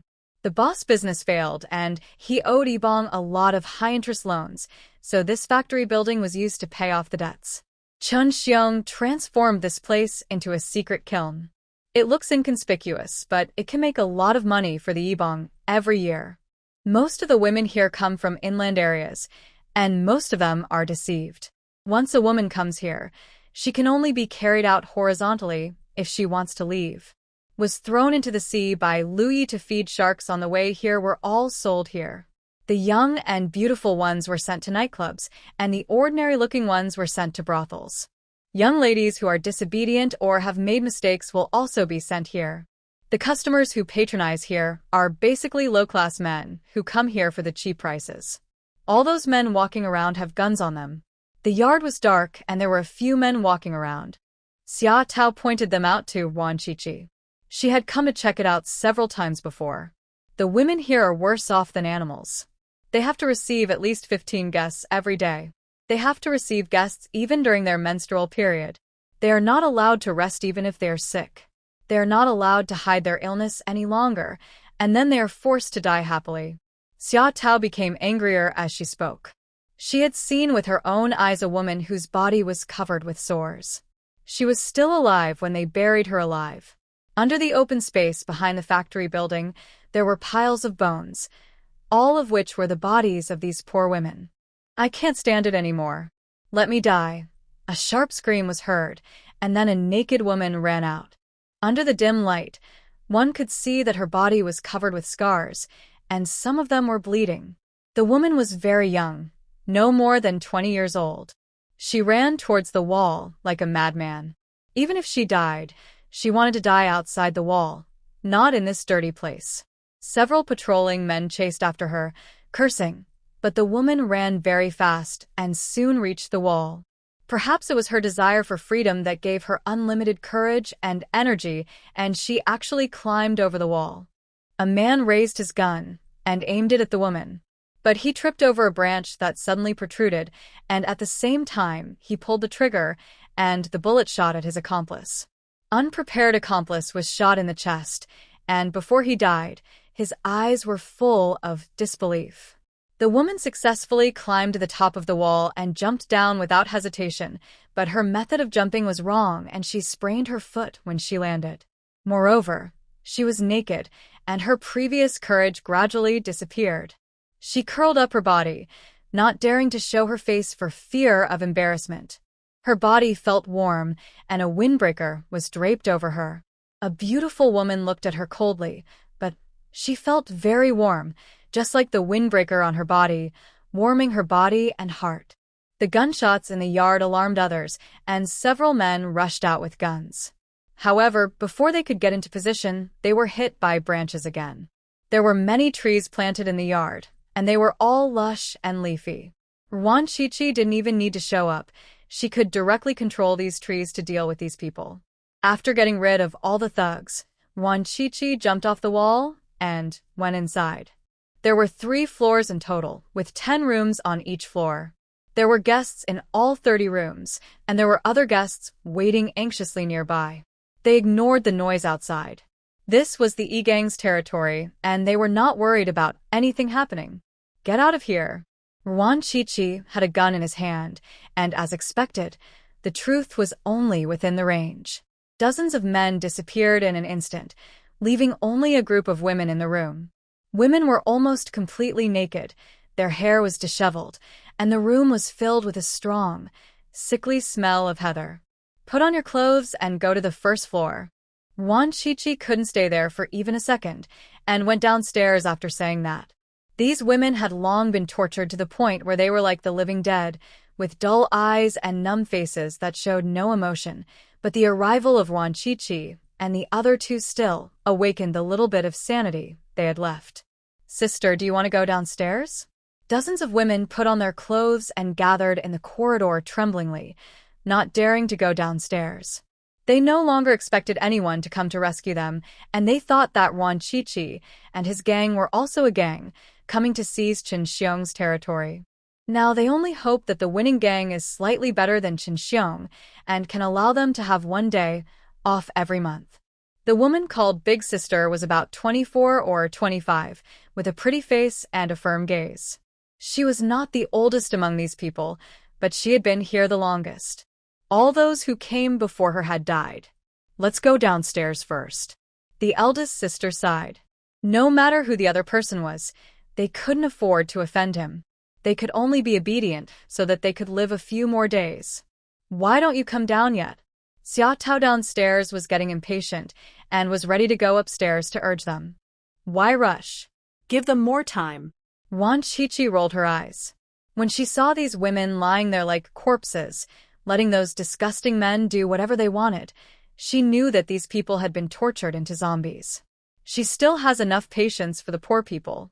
A few minutes later, a group of ragged women came downstairs hesitantly. The eldest sister was walking in front, and the others followed timidly. Everyone here? Ruan Shuangjiang asked loudly. She counted 36 people in total. There are 3 more, and they're sick. The eldest sister replied quickly. Seeing 2 young and beautiful women in the hall, and looking at them with normal eyes, without contempt or arrogance, she suddenly felt a glimmer of hope. Perhaps they really had waited for their savior? Can you walk? Ruan Shuangjiang asked again. One can't walk, but we can carry him. The eldest sister answered hurriedly, worried that Ruan Shuangjiang would abandon 17. 17 had a fever for several days, and the fever wouldn't go away. They had no medicine and didn't dare ask the guards for it, for fear that they would bury 17 alive. So, every time it was 17's shift, they would take turns to replace her. Fortunately, those people did not do a thorough check and were able to get away with it for a week. But if 17 had not gone to the hospital, he would still not have survived. Ruan Shuangjiang went to the third floor to see 3 patients. They were squeezed into a narrow, hot and humid room with 4 bunk beds. There was not enough space left even for turning around. 17's condition was the worst. His temperature was so high that it was scalding and he was unconscious. The conditions of the other 2 were slightly better, and they could walk on their own, but their condition was not too good either. Ruan Shuangjiang saw that they were all infected with heart disease and had to be sent to the hospital in time. Sister 29 just ran away. I wonder if she... A young woman cried and said that she looked no more than 17 or 18 years old, with a thin and haggard face. A few younger girls' faces changed, their eyes turned red, and they lowered their heads and sobbed softly. The other women looked numb. Even their eyes did not change. It's better to be free, so as not to suffer in life. The eldest sister sighed softly and smiled bitterly. This devil's den is more terrifying than hell, and there is no escape from it. She used to be ranked 45th and saw with her own eyes those women who couldn't stand the torture and tried to escape by climbing over the wall, but were caught by those people and tortured even more severely. They died within a few days. Then they were buried in the woods behind the factory. A life was gone, but no one cared. Their lives were worth less than those of ants. The 29 you're talking about, is that her? Ruan Shuangjiang pointed at the woman who had fainted in the corner. She was still wearing her windbreaker. She was knocked unconscious by Xia Tao. Xia Tao wanted to carry her in, but the woman was probably stressed out and refused to let anyone touch her. Helplessly, Xia Tao could only knock her out with a palm and then carry her in. Not dead. Sister 29 is still alive. The young girl ran over, touched Erju's nose, and burst into tears of joy. The other women couldn't believe it and ran over to feel 29's breath. Sure enough, he was alive. Their numb expressions turned into joy and they hugged each other and cried. There was a lot of crying in the hall. Xia Tao hated the crying sound the most, which was more annoying than the quacking of ducks. She curled her lips and went out to get some quiet time. Louis called back and called Mo Jinsong. Someone has to take care of the women here. The police certainly can't do it. They are more brutal than bandits. Handing these women over to them would be like jumping into another fire pit. Ruan Shuangjiang thought of Mo Jinsong and thought that this kind of thing would be best handled by the government. Mo Fox said to send them to the hospital first, and someone will come to take over tomorrow. Louis had his back to the women. He didn't even look at them since he entered the house, so as not to cause panic among the women. He did make the women feel more at ease, and their bodies relaxed a little. There was a van in the factory that could carry 10 women at a time. Louis sent these women to a private hospital in 4 trips. The public hospital wanted to check their ID cards. These women were all illegal immigrants and would be sent back if they were found out. Ruan Shuangjiang paid a large sum of money, which was more than 300,000 yuan from the safe in the secret kiln, which was enough to cover their medical expenses. As for those thugs, Ruan Shuangjiang didn't kill them. Instead, he cut off all their limbs and locked them up in a small dark room in the kiln. They would be of great use in the future. Xia Tao went outside and bought dozens of glutinous rice dumplings. The boss was so happy that he brought his staff to deliver the goods to her door personally. Eat first, and then I'll ask you something. Ruan Shuangjiang gave everyone a portion of dumplings. These people were as thin as skeletons and looked very bad. It was obvious that they were not getting enough to eat on a regular basis. The women smelled the sweet fragrance of the dumplings, their eyes brightened, and they couldn't help but drool. They came here at risk just to fill their stomachs and earn more money to send back home so that their families can also have enough food to eat. But the fact is that after they were deceived, they have never had a full meal. If the number of customers they receive does not meet the requirements, they will be punished by going hungry. It is better to stay in my hometown and live a hard life than to live a life where I am neither human nor ghost. At least I can live a clean life." Where eating the dumplings thought of their families at home and couldn't help but burst into tears. The bitter and salty tears mixed with the sweet and glutinous dumplings as they ate them, and their hearts were filled with mixed feelings. Eating the dumplings, everyone felt much more energetic except 17, who was the sickest. "Do you want to go back home?" Ruan Shuangjiang asked. Everyone's face changed, and someone asked quietly, "Will we be criticized when we go back?" They ran away secretly, and they didn't dare to go back because they were afraid they would be sent to a farm for reform. Ruan Shuangjiang didn't say anything. These people came from different places. Even if she had 8 hands, she couldn't take care of so many things. "Comrade, I know you are a good person. Can you let us stay? We can endure hardships. As long as you don't let us do shameful things, we can do anything. Please be a good person and help us." The eldest sister suddenly knelt down and kowtowed loudly. The other women were stunned for a few seconds and then also knelt down and kowtowed. "Comrade, please help us. We cannot repay you in this life, but we will serve you like servants in the next life. We pray for you every day, wishing you a long life and success in everything." These women seemed to be insensitive to the pain, and each time they hit someone they hit him very hard. They had already accepted their fate and were waiting for death in the abyss of despair, but the arrival of Ruan Shuangjiang and others was like a ray of sunshine that shot into the abyss, illuminating their hearts and giving them a glimmer of hope. It is also their only hope. If they miss it this time, they may never have it again. Women grasped at straws as if they were lifelines. "Take a rest first and we'll talk about it tomorrow." Ruan Shuangjiang couldn't think of how to arrange them for the time being, and Mo Jinsong's people would come over tomorrow to hear that person's opinion. After settling these women, Ruan Shuangjiang and the others also returned to the hotel. Manzai and Zai slept on the sofa, and Mama Jiang slept under the sofa. When she heard the noise at the door, she pricked up her ears, then drooped them again, and continued to have a sweet dream. The next morning, Ruan Shuangjiang rushed to the hospital. Lu Yi and Xia Tao each had a task. Lu Yi went to Qin Xiong's place to cause trouble, while Xia Tao went to teach those policemen a lesson. Mo Jinsong was a man in his 30s, dressed in a suit and tie, thin, and wearing glasses. He looked like a weak scholar.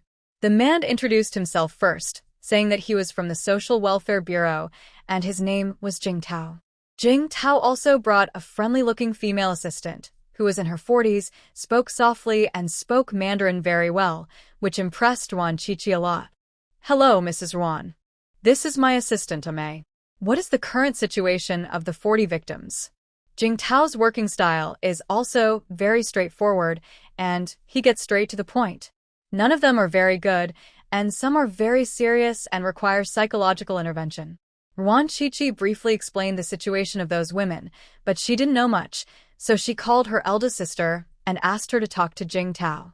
"Can I ask your name?" Jing Tao's voice became much softer. The elder sister looked confused. She finally found herself in her distant memories. She whispered, "My name is Shi Hongmei. I'm 22 years old, and I've been here for 2 years." She also talked about her hometown in a remote mountainous area in Guangdong province. It was extremely poor. People had to eat sweet potatoes for 300 days out of 365 days a year, and they still could not get enough. "I didn't want to stay in the mountains and live a hard life, so I started dating an educated youth from the city. But he took my body and went back to the city without a word. My reputation was ruined, and I couldn't get married in my hometown. My family was implicated because of me, and people would point fingers at me whenever I went out, so I jumped into the sea." When talking about her own unbearable past, Shi Hongmei's tone was very calm, without any ups and downs, as if she was talking about someone else's business. She laughed at herself and continued, "I am a lowly person with a great life. I tied myself to a rock and jumped, but I didn't die. The waves washed me to the next county. My hometown thought I was dead and built a grave for me. I couldn't go back, so I thought about crossing the sea to come here to make money. I can endure hardships and have strength, but the snakehead deceived me and sold me to this shameful place. I can never go back. Shi Hongmei finally lost her calmness and started crying with her face covered. She had planned to earn enough money here and bring it back to build a new house for her family so that her parents could stand up straight in the village. Because of her, her parents lost face in the village and could not even straighten their backs. She wanted to use her own hands to support her parents' broken backs. But all this was ruined by that darn snakehead. She is neither human nor ghost now. How can she have the face to go back? Ruan Shuangjiang and the others didn't try to persuade her. Shi Hongmei had been suppressing her emotions for so long and she needed a good cry to release the sadness and pain in her heart. Mei handed over a clean handkerchief, but Shi Hongmei didn't take it. She was so dirty that she didn't deserve to use such a clean handkerchief. If it's dirty, just wash it and it will be clean. Wipe your tears. Mei saw what she was thinking and persuaded her gently. Some of them are dirty and can't be washed clean. Shi Hongmei still didn't accept it. Her dirt could not be washed away, and her bones were dirty. Even if she died, the dirt would be taken into the coffin. The dirty ones are the bad guys who bully you. You are not dirty. You are the clean victim. Mei came closer, wiped her tears, and comforted her softly. Her voice sounded like the sound of a quiet river flowing in her hometown. The gurgling sound of the water was like rejuvenating water, instantly making the people floating in the air take root and firmly planted in the land, no longer wandering and confused. Ruan Shuangjiang looked at Mei with admiration. She had an ordinary appearance and a bad figure. She looked like an ordinary fat middle-aged woman, but she possessed magical powers. Like Mother Earth, she gave people in the abyss hope and the strength to climb out. But people only curse women, not bad people. Shi Hongmei had a mocking look on her face. She thought that since ancient times, people only scolded easy-souled women, and no one scolded the clients. Don't care about those people. Live for yourself. When you become strong and stand on a high place, those people below you won't be able to see the scars on your body. They will only admire you, envy you, and flatter you. Mei said some very wonderful words, every word of which can give people strength to bravely fight against the world. Shi Hongmei's eyes brightened a lot, and her dead heart sprouted new buds because of these words. We can help you, but the key is to rely on your self-reliance, otherwise no one's help will be of any use. Ruan Shuangjiang said at the right time. Shi Hongmei's eyes became brighter and brighter. She wanted to stand out, to impress the people in her hometown, and to return home in glory.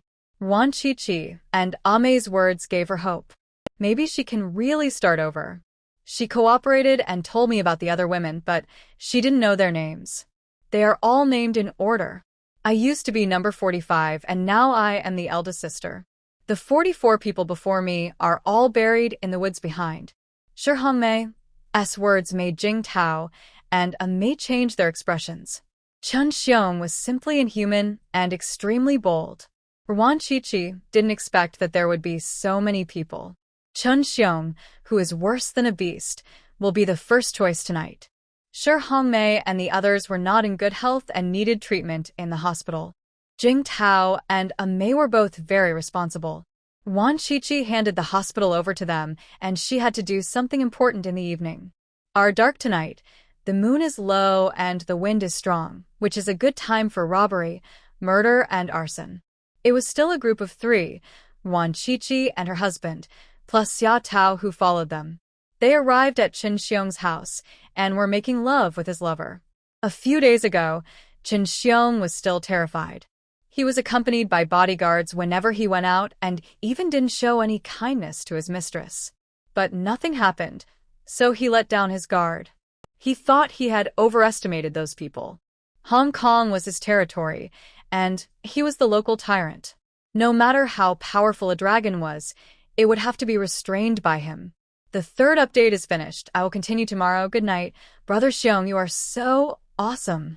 The woman's screams and expressions were extremely exaggerated, but they still made Chen Xiong so happy that he didn't even notice someone had entered the room.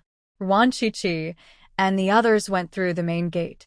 Doing justice on behalf of heaven is a righteous thing to do, so they must go through the main gate. There were 5 or 6 of Qin Xiong's men in the villa, and they were all sleepy in the middle of the night. Xia Tao subdued them effortlessly without making any sound. Why not kill him? Xia Tao was very dissatisfied. They were all darn stinky men. They were wasting the Earth's resources when they were alive, but they could make a contribution by being used as fertilizer after they died. Keep it for later use. I'll invite you to watch the show. Ruan Shuangjiang had already thought of a way to deal with Qin Xiong and his gang. Xia Tao was intrigued, so she showed mercy and spared the lives of these men. They also walked through the main door to the bedroom in a serious manner. Qin Xiong was immersed in giving rain and dew, or perhaps he had great confidence in his subordinates' abilities, so his vigilance was almost reduced to 0, and he was unaware of anything. 50 points. Ruan Shuangjiang watched the play for a while leaning against the door frame, gave it a bad review, and also formed a vision of the role that Qin Xiong would play in the future. How many points can I get?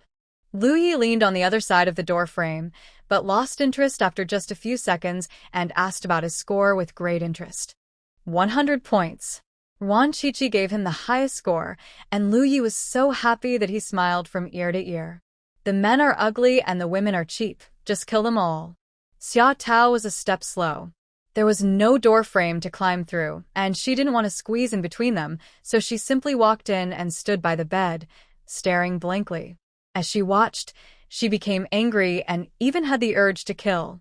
Even a worm digging a hole is prettier than this. It would be a disservice to her eyes if she didn't kill it. Who? Qin Xiong finally woke up from the immersive experience, and his reaction was not slow. He grabbed his lover, who was still performing an exaggerated performance, and blocked him in front of him, while his other hand reached for the firewood under the pillow. But Xia Tao was faster than him. She kicked him directly on the temple, and he fainted without even a sound. No. No. Don't kill me, please. The young lover closed his eyes tightly, did not dare to raise his head, and cried for mercy. Roll. Xia Tao shouted coldly, but her lover didn't react and was still crying. If you don't get out of here, I'll kill you. Xia Tao's voice was more aggressive.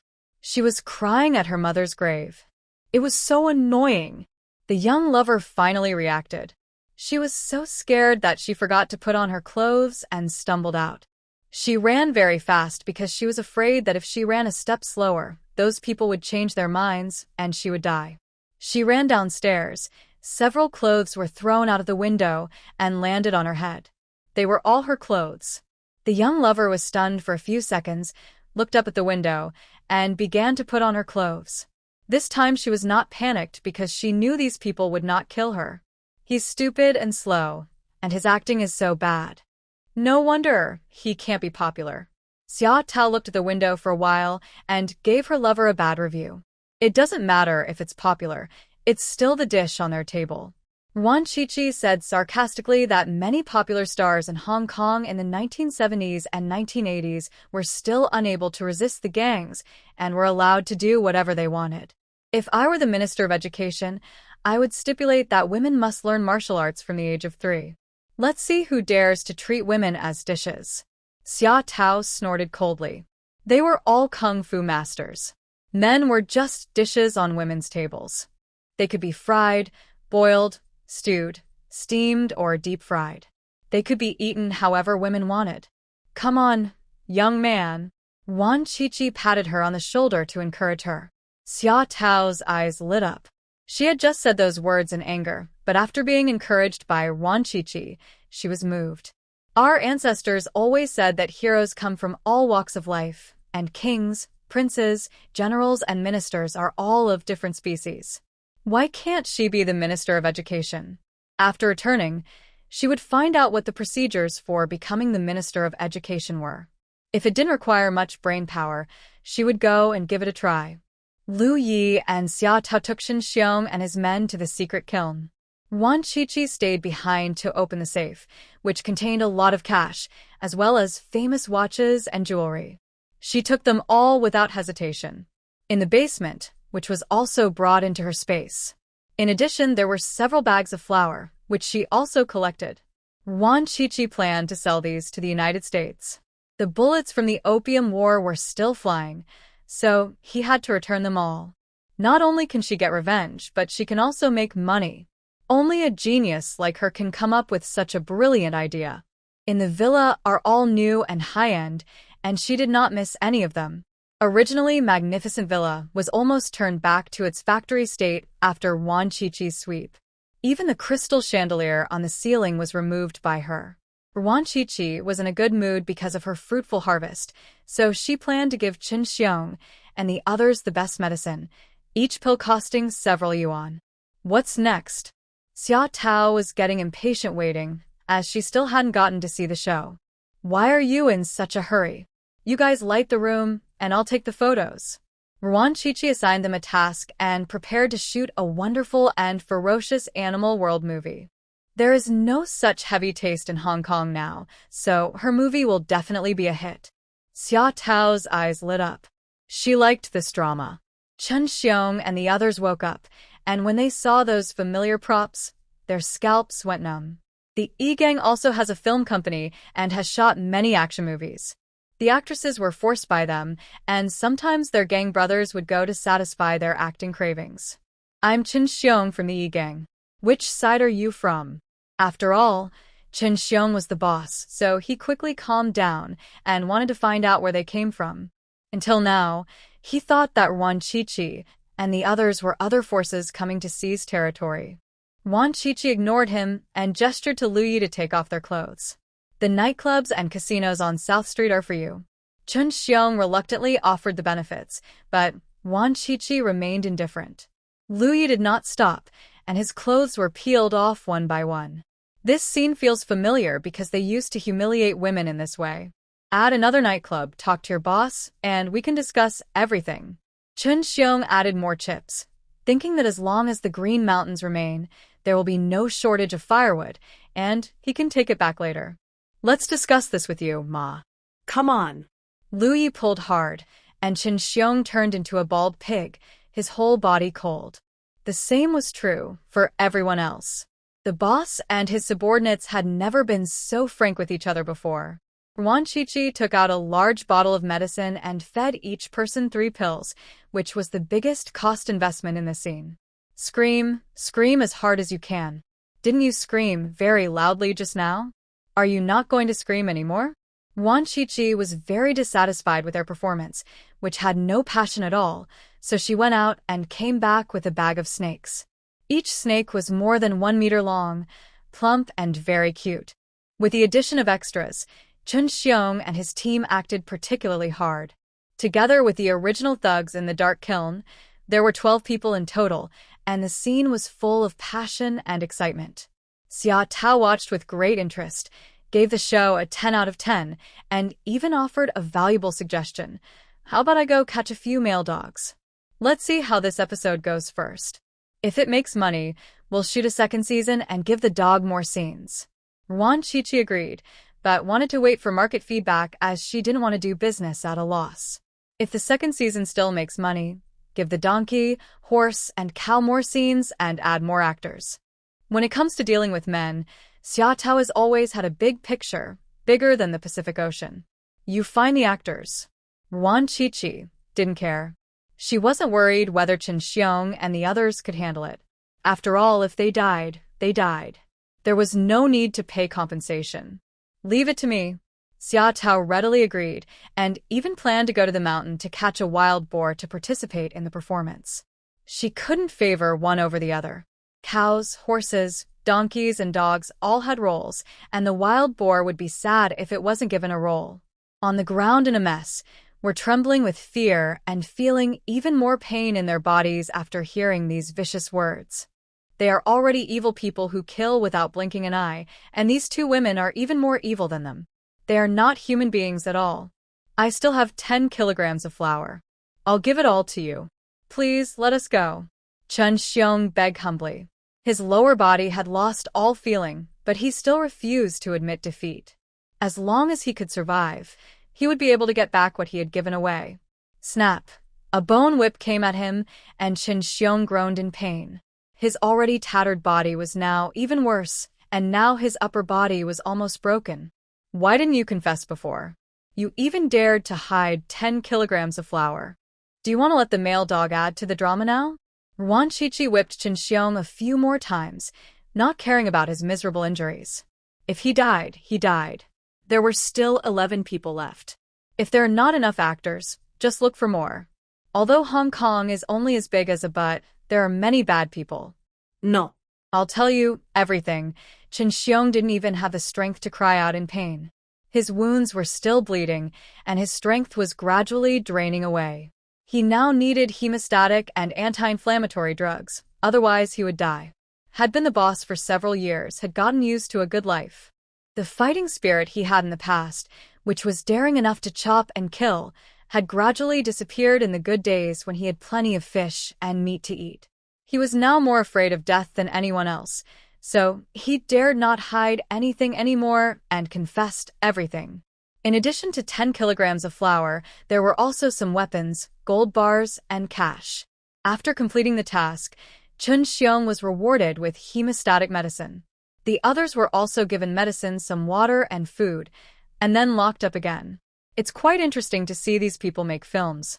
If the film they just made is a hit, they will definitely have to let the original crew shoot the second season, at least to let them live long enough to get market feedback.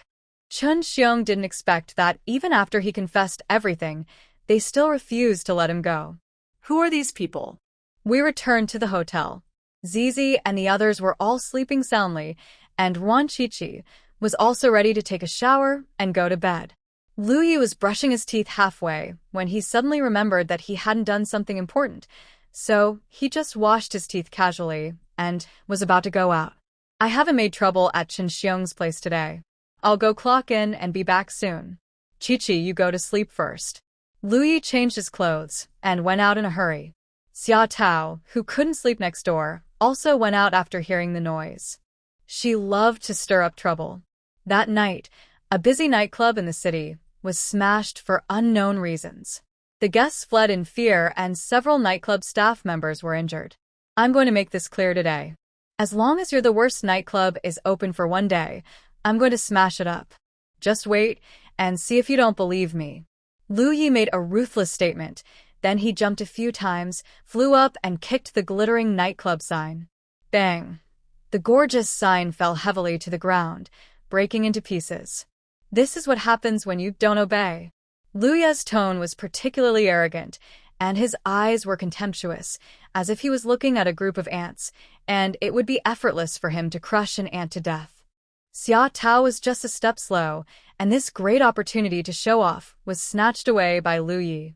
She was so angry that she stomped hard, and the light box, which was already broken into pieces, was finally shattered into pieces.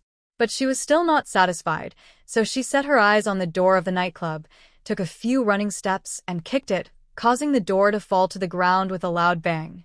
This is what happens when you don't obey. Xia Tao said these harsh words in a haughty manner, but when she saw the look of disbelief on the faces of the people in the nightclub, she finally felt balanced and left with a proud look on her face. The person in charge of the nightclub was a big man with tattoos. After Lu Yi and the others left, the big man with tattoos immediately called the boss. Brother gone, someone came to destroy the place. They smashed the door and the sign. They also said that they would come to destroy it once every day when the nightclub is open. They are a pair of jerks. They are so darn arrogant. Have the brothers and the gang been fighting for territory again recently? The voice on the other end of the phone was very rough, and it was also a big man with tattoos. Absolutely not. You said you wanted to stop for a while. We are all in charge of the brothers below, and they won't do anything rash. That's good. I'll go check out the background of that couple. You haven't had a rest for a long time, so take a good rest for a few days. The boss doesn't let his men act rashly. Even if they are in a gang, they can't rely on brute force to fight and kill. They have to use their brains and earn the biggest return with the smallest investment. The adulterous couple they were talking about had already returned to the hotel. Ruan Shuangjiang had already fallen asleep. Lu Yi tiptoed to wash up, kissed the baby first, then went to bed and hugged his wife, and soon fell asleep. Ruan Shuangjiang slept until dawn. She was too lazy to get up and just dozed off. Lu Yi also woke up. Both of them were too lazy to get up and just chatted intermittently. Where did you smash last night? The nightclub on South Street was smashed to pieces. Here you go. Ruan Shuangjiang praised him, then felt a little drowsy again and prepared to take a nap. There was a knock on the door. Mrs. Ruan, I am gone defa. The man's voice was rough. He was quite polite and spoke in a gentle and refined manner. Which one is gone defa? Ruan Shuangjiang was a little confused. The name sounded strange. He's the boss of another gang, which is a little smaller than the E gang, but it's also considered a big gang in Hong Kong. Luye planet. He has been moving around the city these days and has learned a lot about the situation here. Mrs. Ruan, excuse me, I have something urgent to tell you. Please open the door. Gon Defa at the door raised his voice, as if he would shout until the door was opened. Manzai went to open the door. Mr. Yuan. Mr. Yuan, good morning. Gon Defa saw Manzai's appearance. He immediately changed his words. He was big and strong, even rougher than the wilderness, but he spoke in a refined manner and wore a suit and tie.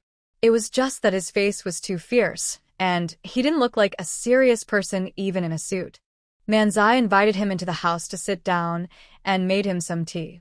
Ruan Shuangjiang and Lu Yi both got up, washed up, and went to see Gon Defa. Hello, Mrs. Ruan, I am Gon Defa. Gon Defa was very polite and stood up to introduce himself. What's your surname? Is it the Gon that your uncle ducked? Ruan Shuangjiang blurted out that this surname immediately reminded her of Comrade Xiao Chao. If you count back 100 years, they must be one family, right? There will be another update later.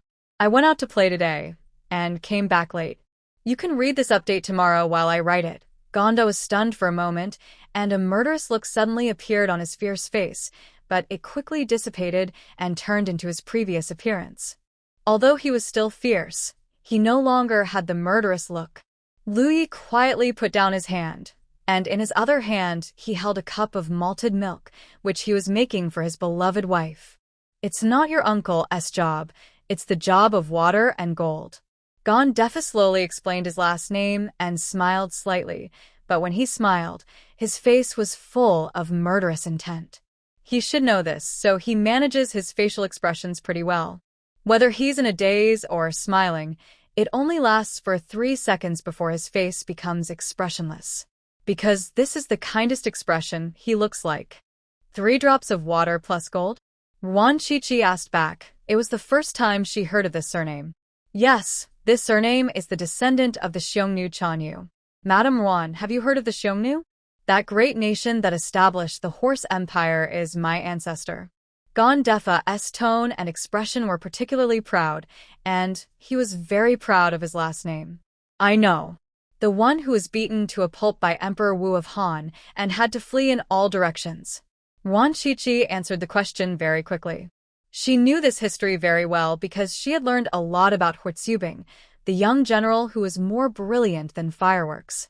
She even fantasized about traveling back in time with the magic medicine to save Huon. Gon Defa's face froze for a moment, and he said weakly, winning and losing in a war is normal, and there is no running around. Do you know Hungary in Europe? We have the same ancestor.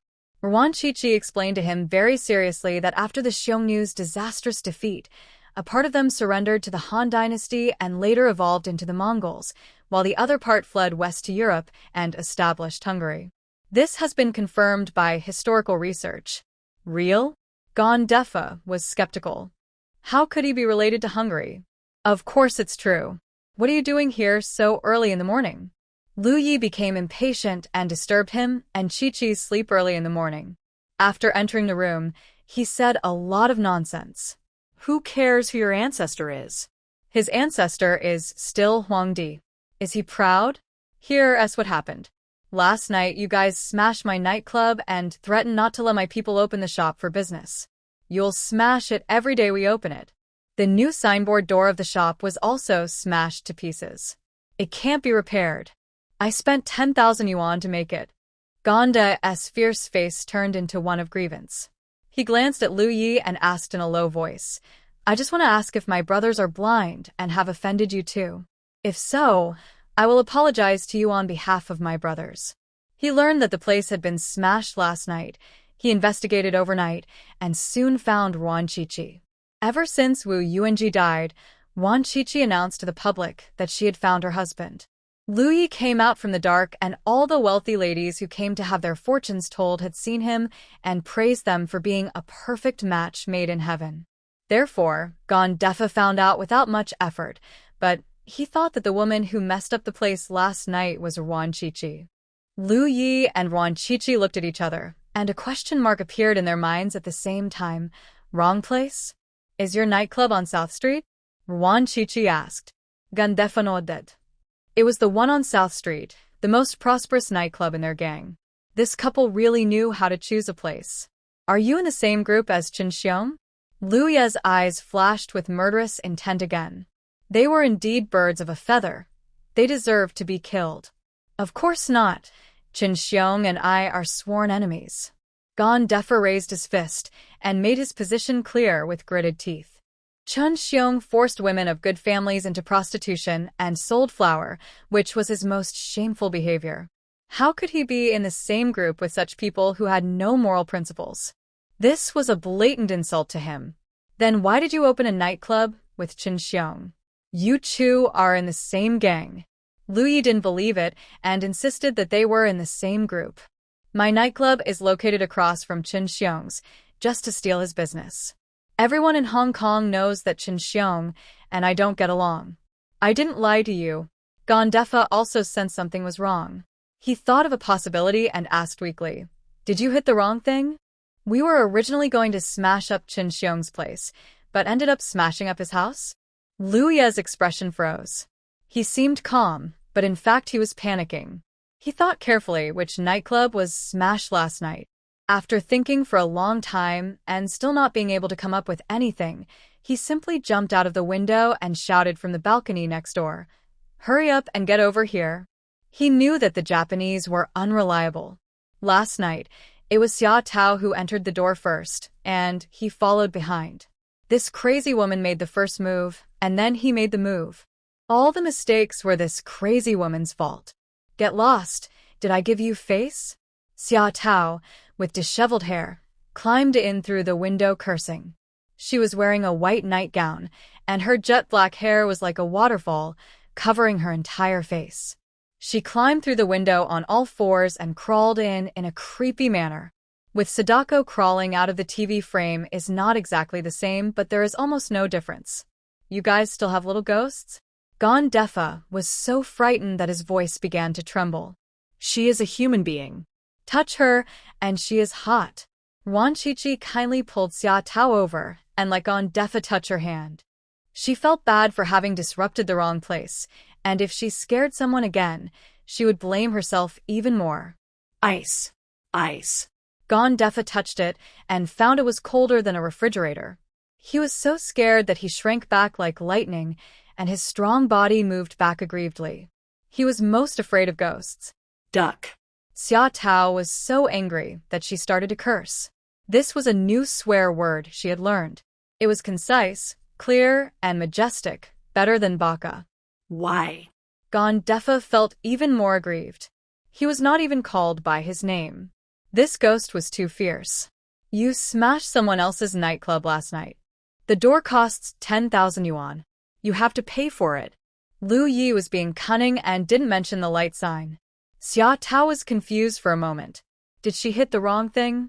She reviewed last night and vaguely remembered that there seemed to be a nightclub across the street, with a few seductive women standing at the door soliciting business. I'll pay. Xia Tao dared to admit her mistakes and pay compensation if she was wrong. She did not suspect Lu Yi of cheating. It was only 10,000 yuan. She had made a lot of money from touching corpses recently, so it was a small amount. 5,000 for the main gate, 5,000 for the signboard, 10,000 in total. Gon Defa quickly explained that he did not want to suffer any loss, nor did he want to take advantage of others. Lu Yi glared at her unhappily and then received a sinister roll of the eyes from Xia Tao. She took out 5,000 yuan and handed it to Gon Defa readily. Ruan Shuangjiang also contributed 5,000 yuan. Gon Defa came. He had planned for a fierce battle, but he didn't expect it to be resolved so easily. He thought about it and asked curiously, Do you have a grudge against Qin Xiong? As the quotation says, The enemy of my enemy is my friend, and he should make friends with him. That's right. As the gang leader, Gondefa's biggest hobby is reading, especially history books and quotations, which he reads every day. I'm just doing justice. What's the grudge between you and Chen Xiong? Ruan Chichi was also very curious. She became a little interested in Gondefa. His behavior didn't seem like a gang member at all, but rather like an insurance salesman. I just can't stand it. He forces women of good families into prostitution and even sells flour. Gondefa ansvaret truthfully. Don't you also run a nightclub? Ruan Chichi retorted, Ada, stop laughing at air. My girls are all willing, and I will take them for regular medical examinations. They also have menstrual leave every month. After working for 5 years, they can redeem themselves. Gondefa defended himself, saying that if he stopped selling flour, he would lose more than half of his money, so he would have to open a nightclub, but he would definitely not force women. Lu Yi whispered in Ruan Chichi's ear, It's true. People in the underworld call him a fool. Ruan Chichi immediately felt respect for him. This is called a thief should have his own code of conduct. He should be kind and righteous while living in the underworld. He is a good comrade. She was worried about not being able to find anyone to collaborate with for the film she shot last night, and now this guy just landed on her doorstep. Silly. Mr. Gon, do you want to make a lot of money? It's a no-cost business. Ruan Chichi asked seductively. I don't sell flour. Gondefa shook his head vigorously with a serious expression. It's not flour. You can find someone who can edit the videos. Take these things and edit them as soon as possible to put them on the market. We will split the profits 50-50. We will do the same for the 2nd, 3rd, 4th, and 5th seasons. Ruan Chichi took out the film she took last night and stuffed it into Gondefa's hand. Gondefa came out in a daze, with a box of film in his hand. Boss, what's going on? The younger brothers who were waiting downstairs saw him and rushed over. The boss asked them to wait downstairs and listen to his signal before rushing up to fight, but they waited for a long time and didn't get any signal. It was so boring. Aliang, go find someone who can edit videos. Gondefa took the other brothers back home. That night, he, a few of his trusted subordinates, and the film editors stayed up all night and finally saw the finished film. Gun brother tis. Is this Chen Xiong?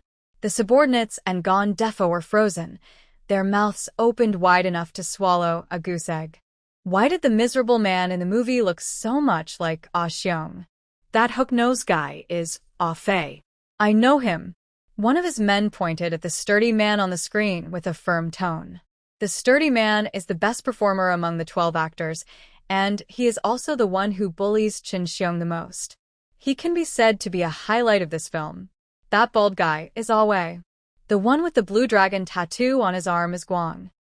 Subordinates pointed out that they were in a hostile relationship with the E-gang and often fought with them. They saw these people more often than they saw their parents. Within just a few minutes of the film, but they were not sure. It was only after they finished watching the 2-hour film that they were sure. The identities of the 11 people have been confirmed, and the remaining one, who looks miserable, is most likely Chen Xiong. Although Chen Xiong is worse than a beast, he was able to become the leader of the righteous gang thanks to his desperate enthusiasm. He is considered a good man in the underworld. He didn't expect that he would be bullied so badly now. Brother Gon, who is this Mrs. Ruan? Someone couldn't help but ask. There are many gangs of all sizes in Hong Kong, and the E-gang can at least be ranked among the top 5. Chen Xiong has been so powerful for so many years, but he was destroyed by a Mrs. Ruan of unknown origin. No one dared to believe it if they told others about it. It is said to be the Ruan family in Nanyang. Gondefa's tone was hesitant. He was actually skeptical. The things that Mrs. Ruan did after arriving in Hong Kong had nothing to do with the Ruan family in Southeast Asia. Moreover, the Yang family, which had just been destroyed, still had business dealings with the Ruan family. Both publicly and privately, the Ruan family has no need to be so harsh with their business partners and wipe out the entire family. Even if they are a gang, they would not be so cruel. Brother Gon, are we really going to show this movie? The subordinate asked excitedly. If this is put on the market, it will definitely cause a sensation in the city. It can also be sold to Wandao and Nanyang, which will definitely make a lot of money. Let it go, why not? Defa did not hesitate. He had been fighting with Qin Xiong for so long and finally waited for this day. Mrs. Ruan had set up a ladder for him. If he still didn't know how to climb up, then all his reading of books would be in vain. Brother gone, Qin Xiong is definitely doomed, and the other gangs don't know yet. Should we strike first? Asked a trusted subordinate. I'm going to negotiate with Madame Ruan, so don't act rashly. Defa saw that his men were ready to make a move and try to stop them. Even Qin Xiong can't defeat Mrs. Ruan. He doesn't want to confront her head-on. It would be best if they could negotiate peacefully. It was already certain that Qin Xiong would never be able to make a comeback, so everyone relaxed and even played the film again. Why call him Qin Xiong? He should be called Xiao Lao. Those snakes are quite fat. They will definitely make delicious soup. Can you eat something that has been touched by Qin Xiong shoot? After watching it for the second time, everyone overcame their psychological barriers and was able to not only appreciate the actor's acting skills, but also crack a few jokes. Just one day later, Defa came to discuss cooperation. Can we split it 40-60, with me taking 60 and Mrs. Ruan taking 40? My brothers do a lot of work and have to support their families, so I want to give them more money. Defa embarrassedly proposed to take 60%. The brothers in his gang had high salaries, higher than many civil servants, which was also the reason why his gang had a low population turnover rate. No matter whether you are a gangster or a white gangster, the purpose is to support your family. As long as the salary is stable and enough to support the family, no one will change jobs. Therefore, most of the money earned by the gang was used by him to pay salaries, and he was able to recruit a lot of new brothers every year. His gang started with only 5 or 6 people but now has nearly 100 people, and he relied on high salaries. Are all your men married? Ruan Chichi was a little surprised. 4 gang members like this, they live from day to day, and very few of them can get married and lead a stable life. Listening to what Defa said, if you didn't know, you would think he was the boss of the company. 60% of them are married and have babies. Raising children is very expensive, and we have rewards for getting married and having children in our gang. Defa forced a smile from his ferocious face. Although he looked even more ferocious, one could feel that he was telling the truth. Ruan Chichi's mouth twitched. This Defa was really a lotus in the gang and didn't look like a gangster at all. You like children very much? I like it. The child is so cute. Left even harder. He liked all the children born to his gang brothers, but they were too timid. They would cry every time they saw him, so he was embarrassed to tease them. Does Mr. Gon have any children? Ruan Chichi was quite curious. Since he liked children so much, he must have been married a long time ago, right? No, I'm not married yet. Defa spoke in a resentful tone. He really wanted to get married and have a football team, but no girl was willing to marry him. Every time his mother arranged a blind date for him, they would only meet once at most, and then there would be no news after that. The girls and their introducers gave the same reason. They were worried that he would commit domestic violence. How is that possible? He is very gentlemanly. Every time he fights back after others strike first. Ruan Chichi looked interested. This Defa completely overturned her fixed impression of gang leaders. He is polite, well-behaved, traditional in his thinking, and very family-oriented. Apart from his fierce appearance, he is truly a good man suitable for family life. She was quite curious. How did such an honest man end up in a gang? What do your parents do? Ruan Chichi couldn't help but ask. They opened a tea restaurant, Gonji Tea Restaurant. The food is delicious. Mrs. Ruan can bring your husband and friends there. Just mention my name and you'll get a 12% discount. Defa said with a smile. Okay, I'll definitely go when I have time. Ruan Chichi agreed with a smile and became more and more curious. Since her parents opened a tea restaurant, it was definitely not hereditary, and Defa was a member of the Black generation. When they got to know each other better, she had a hunch that Defa's experience must be very interesting. Okay, I'll give you 60%. When will it be released? Yuan Qiqi agreed readily. After all, it was a business with no capital investment and she would make pure profit. It will be released in a few days. I will come to settle accounts with Mrs. Ruan on the 15th of every month.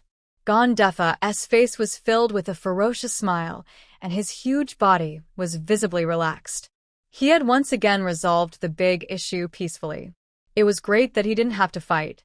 As a gang leader, what he hates most is fighting and killing, and he is also afraid of blood. Unless it is absolutely necessary, he will never use his hands, only his mouth. Yuan Qiqi naturally had no problem with this.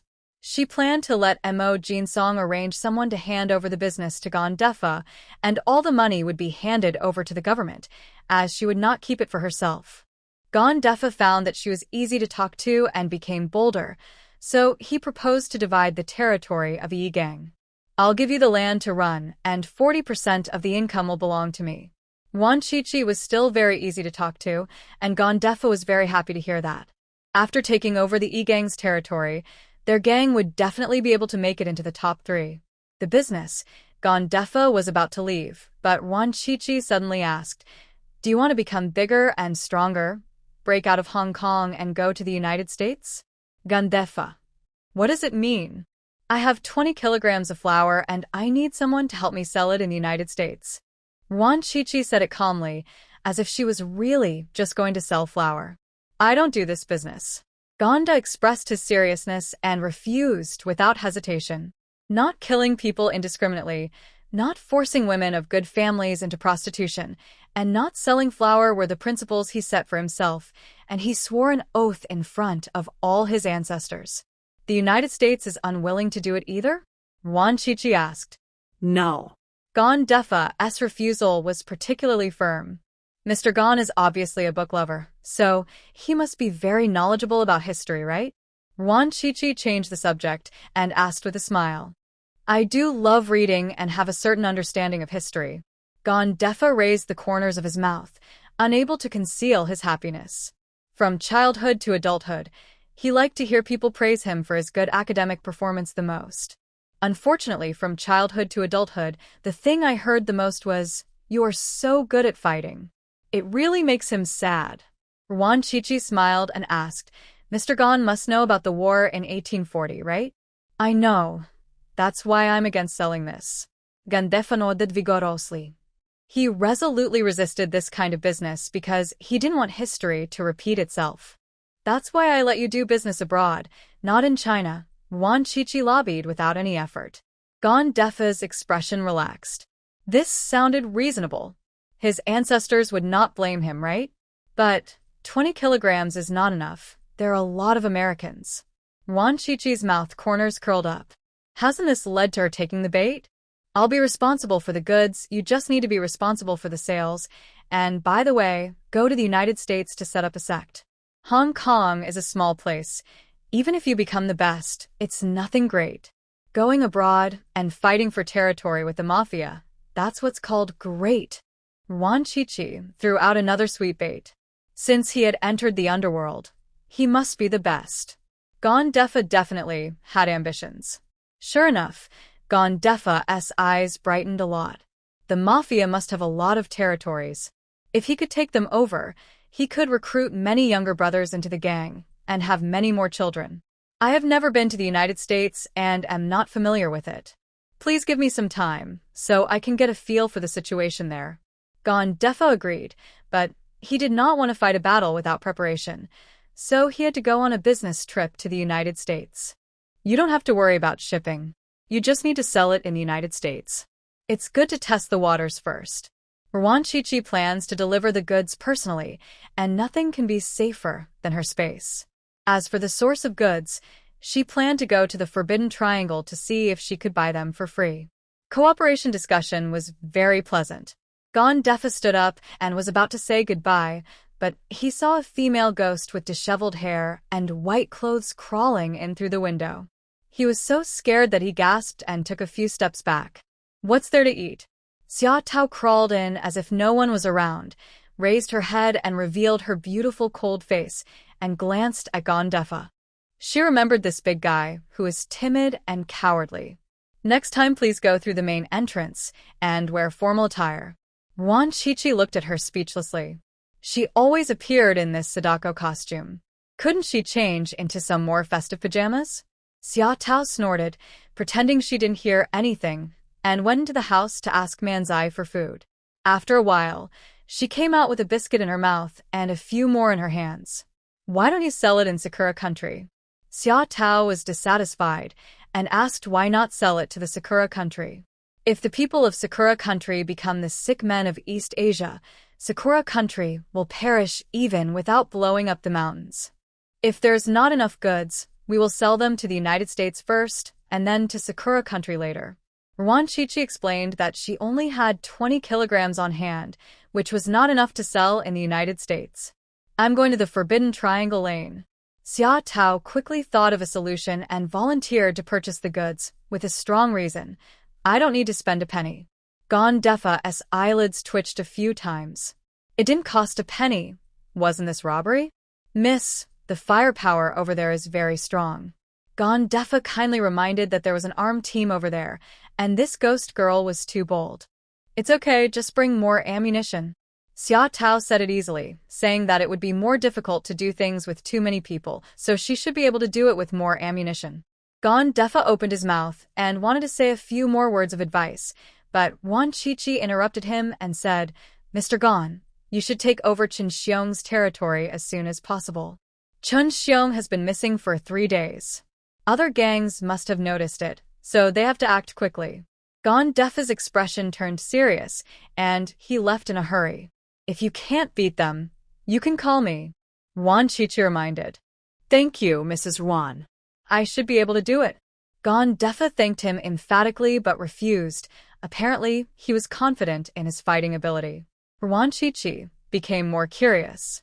After Defa left, she made a bet with Xia Tao on whether Defa could defeat other gangs, with a stake of 1,000 yuan. If you are so cowardly, you will definitely not win. Xia Tao spoke with disdain and was not optimistic about Defa. Not necessarily. I think he can win. Ruan Shuangjiang still has confidence in Defa. I'll keep an eye on it. Xia Tao suddenly became interested and planned to keep an eye on Defa every day. It happened that she had nothing to do recently and was very bored. After that, Xia Tao kept an eye on Defa like a shadow every day, just like she was at work, and reported to Ruan Shuangjiang after work. I've never seen such a stupid person. He's in a gang, but he still tried to reason with others. He talked for an hour, but the situation could have been solved in 10 minutes at most with fists. Xia Tao became more and more disgusted with Defa. How could such a cowardly person become a gang leader? Then there will be no problem for her to be the Minister of Education. She is much more capable than Ruan Shuangjiang. In the next few days, Defa took over Chen Xiong's territory. There were quite a few people in the E-gang, and they were divided into several factions, and none of them were willing to be taken over by outsiders. So, no matter how much Defa disliked fighting, he still fought a few battles in the past few days and won all of them. Taking over the E-gang was relatively smooth. Those who were unwilling to accept the situation were defeated by Defa and surrendered to his gang. However, even though the internal situation was resolved, there was still a group of wolves outside who were eyeing him covetously. On this day, Defa met with the biggest gang in Hong Kong. The boss asked me to tell you something. If you are willing to submit to our gang, the boss will let you be the leader. The other party sent a hall leader with 20 or 30 brothers, all holding weapons and looking very aggressive. I'd rather be the head of a chicken than the tail of a phoenix. Please thank your boss for me. I appreciate your kindness. Defa politely declined. He just wanted to be the boss. Duck, you don't want to drink the toast. You have to drink the forfeit. You are shameless. Please use civilized language and don't lead children astray. He hated people who swore all the time. It was obvious that they were uneducated and did not like to read. They were terrible. Civilization, you mother, I insist on saying it. Come and fight. The other party was very arrogant and even hooked his finger at Defa provocatively, which made him really deserve a beating. Defa's brothers couldn't bear it anymore and rushed forward to fight, but were stopped by Gon Defa. I'll do it. Gon Defa spoke in a cold tone. He took off his haute couture suit and asked his men to hold it. Then he unbuttoned his shirt collar, rolled up his sleeves, stretched his neck a few times, and walked towards the dozens of people opposite him. TSK, who are you pretending for? I can kill you with just one punch. The other party's arrogant voice came to an abrupt halt as Gon Defa silenced him with a punch. He was extremely quick and agile, and with 3 bangs he crippled the man. People who are uncivilized will be beaten. Will you swear again next time? Gon Defa lifted the man up with one hand and faced him. Still unwilling to change? Gon Defa frowned, waiting for a long time, but getting no reply. He was really stubborn. The guy who had completely fainted was beaten again and brought back to life. Will you still swear in the future? Gon Defa asked again. Change it, I won't say it again. You speak so quickly, without any sincerity at all. Gon Defa was very dissatisfied and beat him again, and the other party fainted again. The younger brothers nearby wanted to save people, but they were intimidated by Gon Defa's terrifying fighting power, and no one dared to step forward. Will you still swear in the future? Gon Defa held the person in one hand and asked slowly, while he clenched his other hand, ready to swing his fist at any time. No. I won't say it anymore. I won't say it even if you kill me. The guy who got beaten was in tears. Why the heck had he never heard of this before? How could a fool be so good at fighting? Grass. No wonder no one else in the gang wanted to come. He was the only one who came and was beaten so badly that even his parents couldn't recognize him. You're still going to tell me if I don't kill you? Gon Defa's eyebrows were twisted into a straight line, and he looked at him with a look of disappointment, saying that it was really impossible to carve a rotten wood or carve a stubborn stone. His fist, which was bigger than a casserole, was raised a few centimeters, ready to strike. I won't tell you unless you kill me. Please stop. My father often patronizes your business, and we have a long-standing friendship. The victim was forced to bring up his own father. Now, he only hopes that what the old man said about his first love with the silly mother is true. The friendship between first loves should be strong enough, right? Who is your dad? Gon Defa moved his fist a little and asked seriously. Fish seller Lien, your dad often buys fish for my dad. Our 2 families are old friends. The sucker was eager to make friends with them and even told them about his parents' business, which he had previously disdained. Gon Defa lowered his fist and threw him to the ground. What's your name? Wan Fuxing, just let Brother Gon tell me to have a baby. Shengzai jumped up from the ground, his colorful face filled with a fawning smile, completely devoid of his previous arrogance. The younger brothers beside him looked at him in confusion, and one of them reminded him quietly, Brother Sheng, the boss asked us to do something. Shut up. Shengzai glared angrily. His life is almost gone. What the heck is going on? And the boss, knowing that the fool was such a good fighter, still cruelly sent him to die. He even gave the boss the cigar that he was reluctant to eat, but in return he was treated like this. So disheartening. Saved all his cigars and sold them for money, and never gave even a single one to his father. Give birth to a baby? Gon Defa shouted. Yes. Birth to the baby very quickly, with a slightly hunched back, and her appearance and behavior were very much like a servant in the palace. How much do you earn in the gang? Gon Defa asked. Being a lackey gets paid? Shengzai and his brothers all had their eyes wide open. It was the first time they heard that working as a henchman got paid. Didn't they just make money by demarcating the territory? What kind of bizarre story is this? If the henchman gets paid, then wouldn't the lady have to take a paid vacation? Why don't the lackeys get paid? We in the Rongyao gang will pay them. A younger brother behind Gon Defa spoke with a particularly proud tone. How much? Someone asked curiously. If there are only a few melons and dates, it would be meaningless. 1,500 per month for days of paid vacation, bonuses for getting married and having children, and you can borrow money from the gang to buy a house, interest-free. Gon Defa signaled his younger brother beside him to explain, but the younger brother explained reluctantly. They concealed everything and their mouths were tighter than those covered with super glue, just to guard against these people. The gang's great benefits with outsiders. It's enough for them to know about it internally. If they recruit a large group of people, they are worried that the gang will be short of funds and won't have enough to share. Xingzai and his little brothers' eyeballs almost popped out, and their mouths were wide open enough to swallow goose eggs. They live in the same Hong Kong as these people, right? They are in the same world, right? Why is the difference so big? The police only get 700 to 800 yuan salary a month, but these thugs can actually get 1,500 yuan. They even get bonuses for getting married and having kids? Gandefa seriously ill? Xingzai and his gang all looked at Gandefa, their eyes acting as if they were caring for a mentally slow person. No wonder he is called Silly Guy. It turns out he doesn't just look silly, he is really silly. A group of people were crazy about it. The reason they became henchmen was to make money quickly. They could earn 1,500 yuan a month, which was higher than working in a company. Even a fool would be tempted.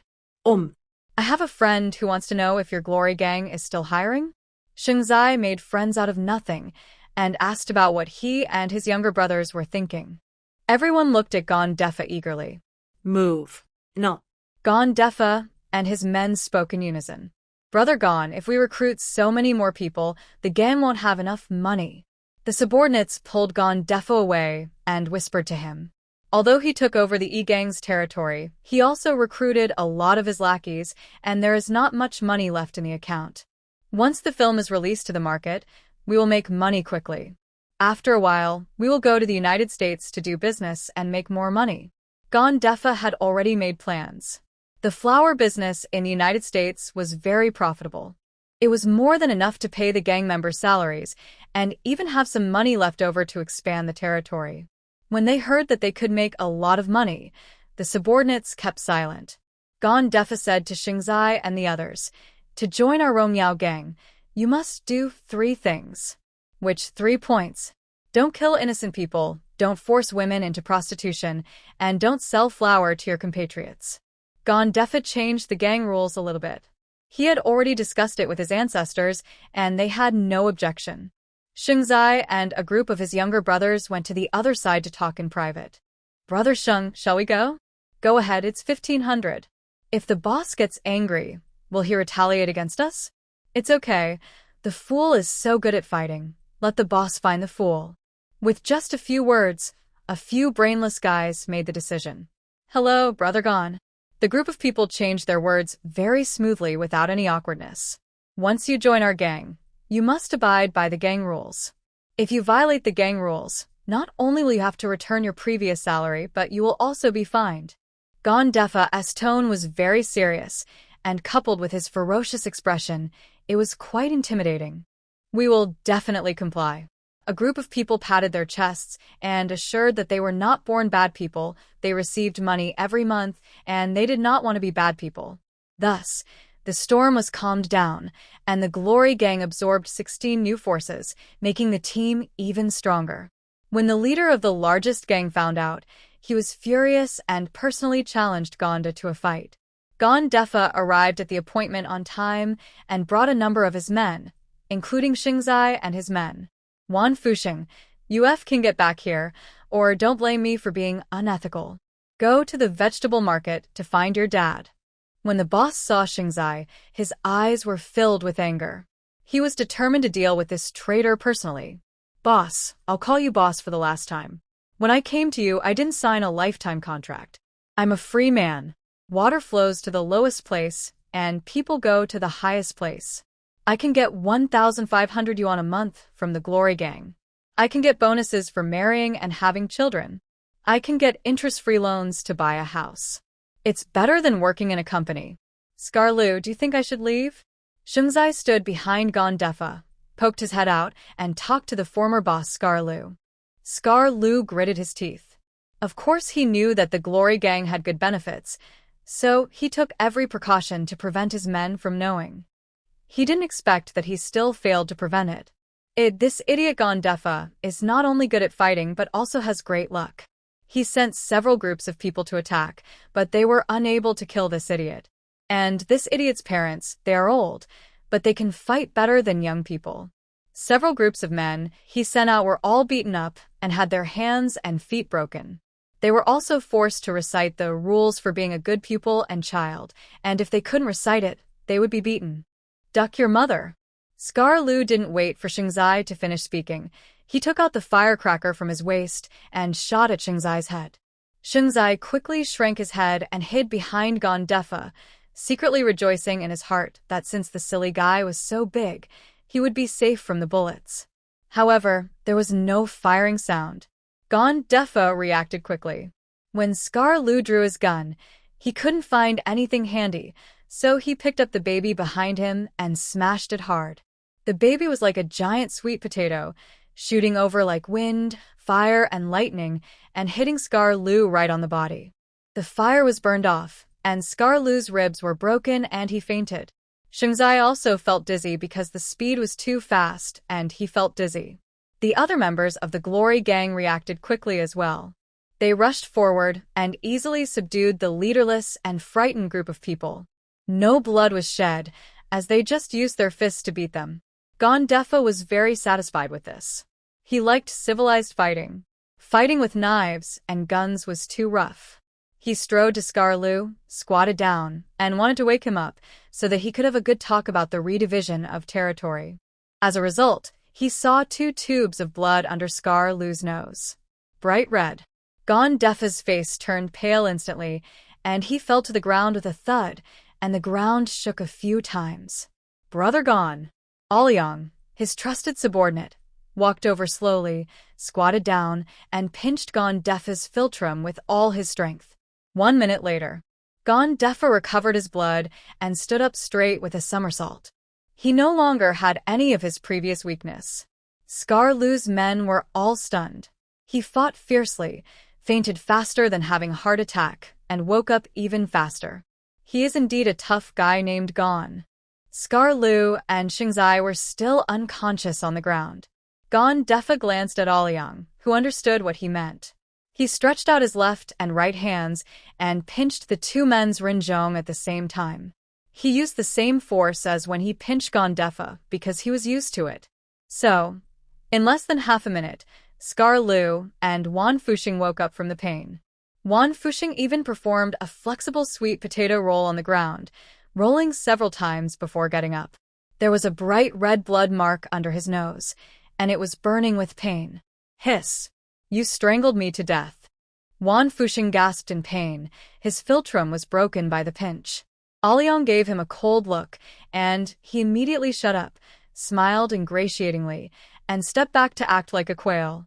Scar Lu also wanted to get up, but the pain was so severe that he almost died.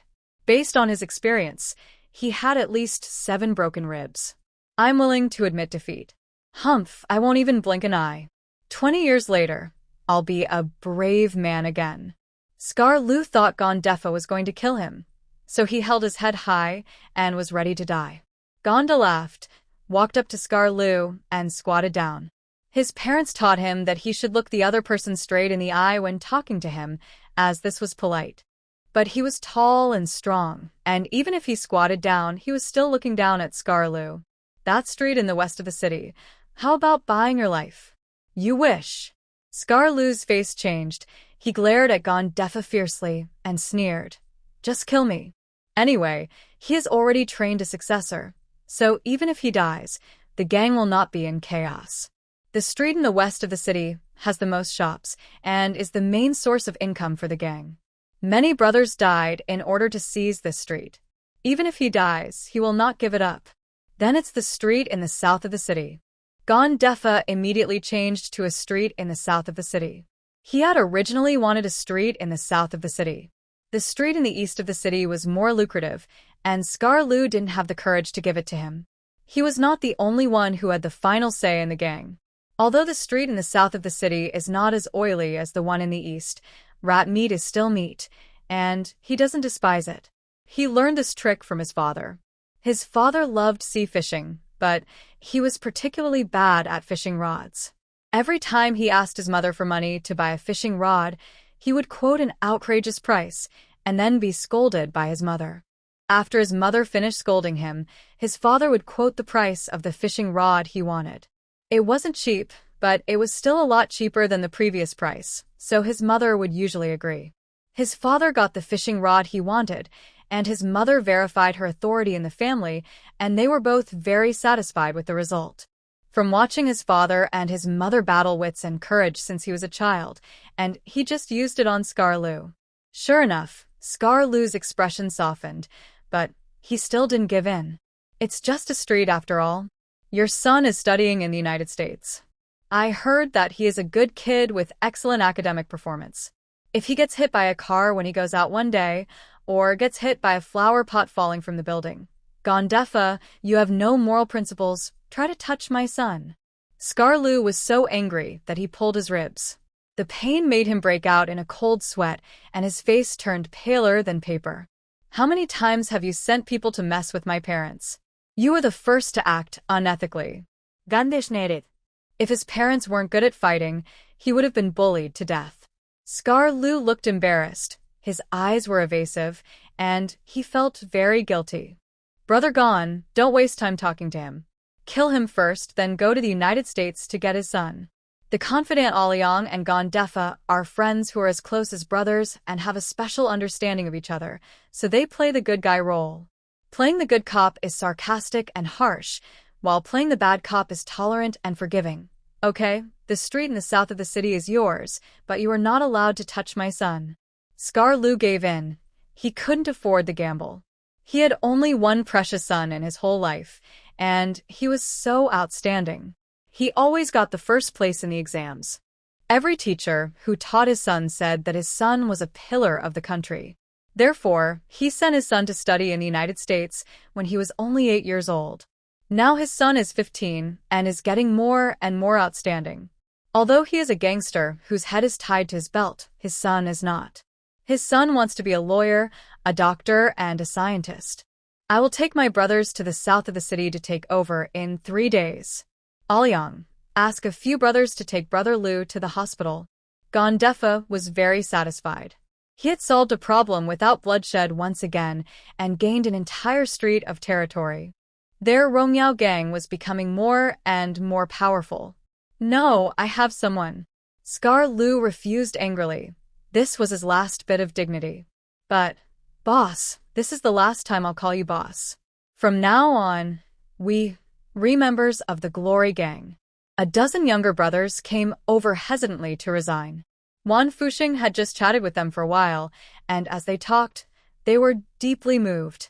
A salary of 1,500 yuan, paid vacation, bonuses for getting married and having children, and interest-free loans for buying a house. Who wouldn't be tempted by such good benefits? They also want to get married, have children, buy a house, and live a stable life. The Glory Gang can help them realize their wishes. They are not betraying their master. They are just following their heart. Duck your mother, I don't agree. Scarlu was so angry that his body shook so violently that his broken ribs almost pierced his lungs, and he almost died from the pain. Didn't your parents teach you to use civilized language since you were a child? Gondefa reminded unhappily that he hated to hear swear words the most, as they polluted social morals and would also lead children astray, and he would correct them every time he saw them. Duck, it's none of your business. Scarlu was so angry that he forgot his situation and blurted out swear words, and then nothing happened. Was knocked unconscious by Gondefa. Although most of his men had jumped ship, there were still 2 loyal men who remained steadfast in guarding Scarlu. The kind-hearted Gondefa took off a broken door panel and lent it to them so that they could carry Scarlu to the hospital. Remember to return the door panels after use. Gondefa reminded seriously that although the door panel was broken, it could be used for a few more years after being repaired and should not be wasted. Scarlu woke up slowly and just happened to hear these words. He glanced down and saw the broken door panel under him. He was so angry that he fainted again. The door panels are used to carry dead people, and he is not dead yet. He and Gondefa are sworn enemies. Gondefa took 15 brothers with him for this battle. When he came back, he had 12 more brothers and an extra street, so he returned with a full load. Xia Tao had been watching secretly, enjoying it every day like she was watching a play, and she would share it with Ruan Shuangjiang when she got home.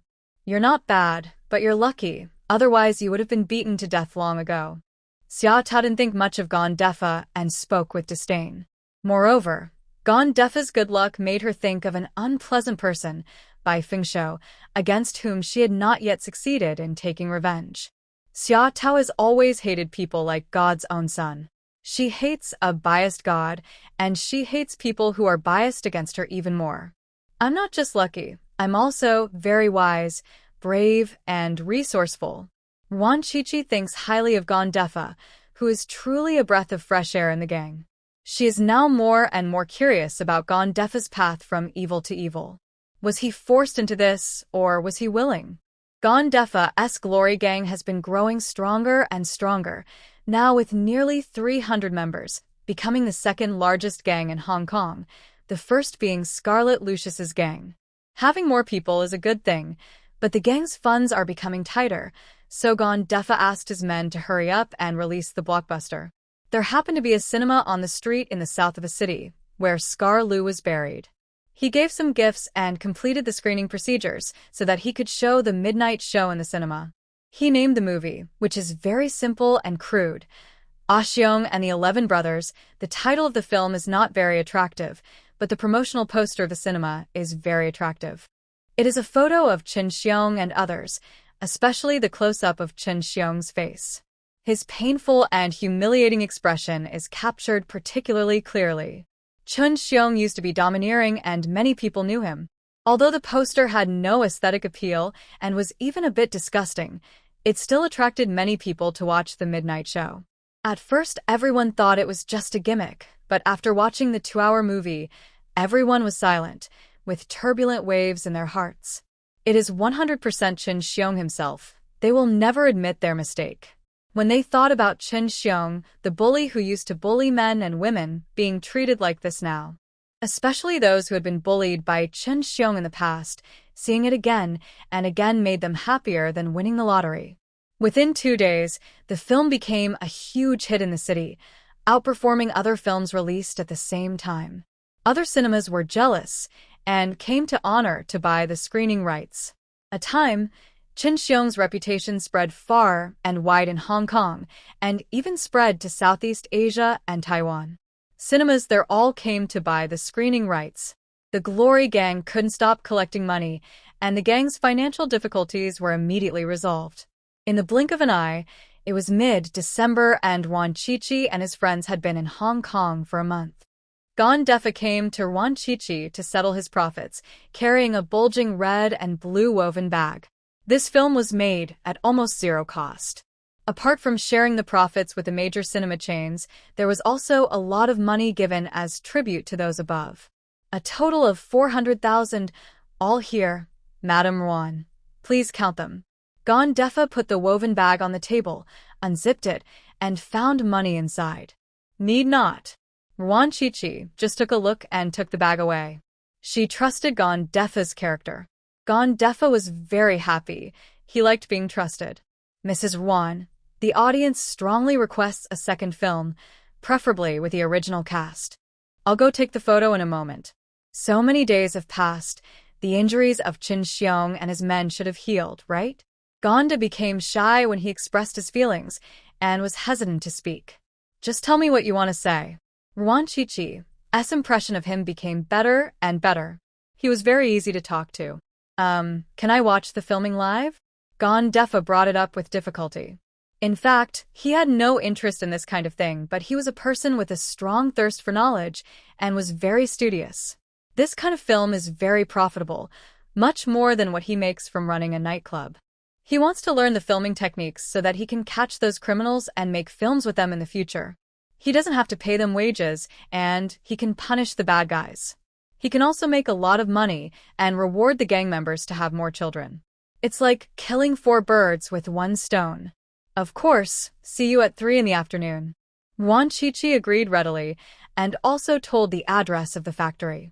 Defa said he would arrive on time and then said goodbye and left.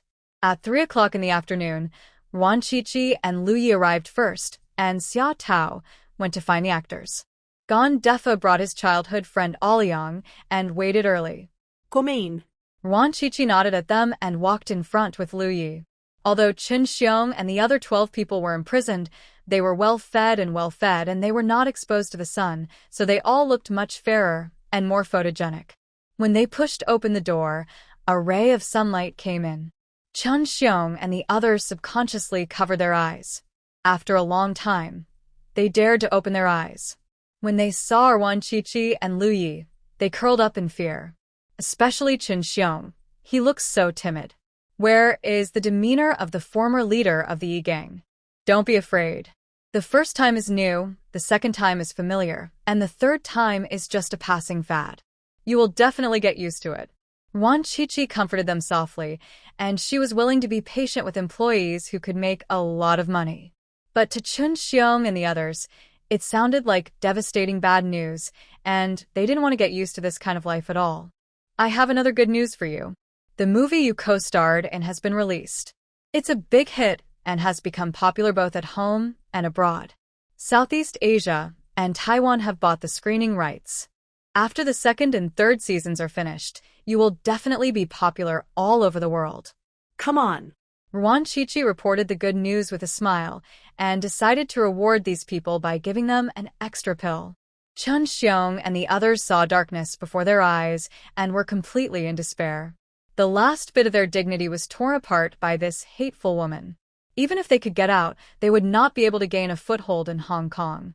Zitch, if you have the guts, kill me, kill me.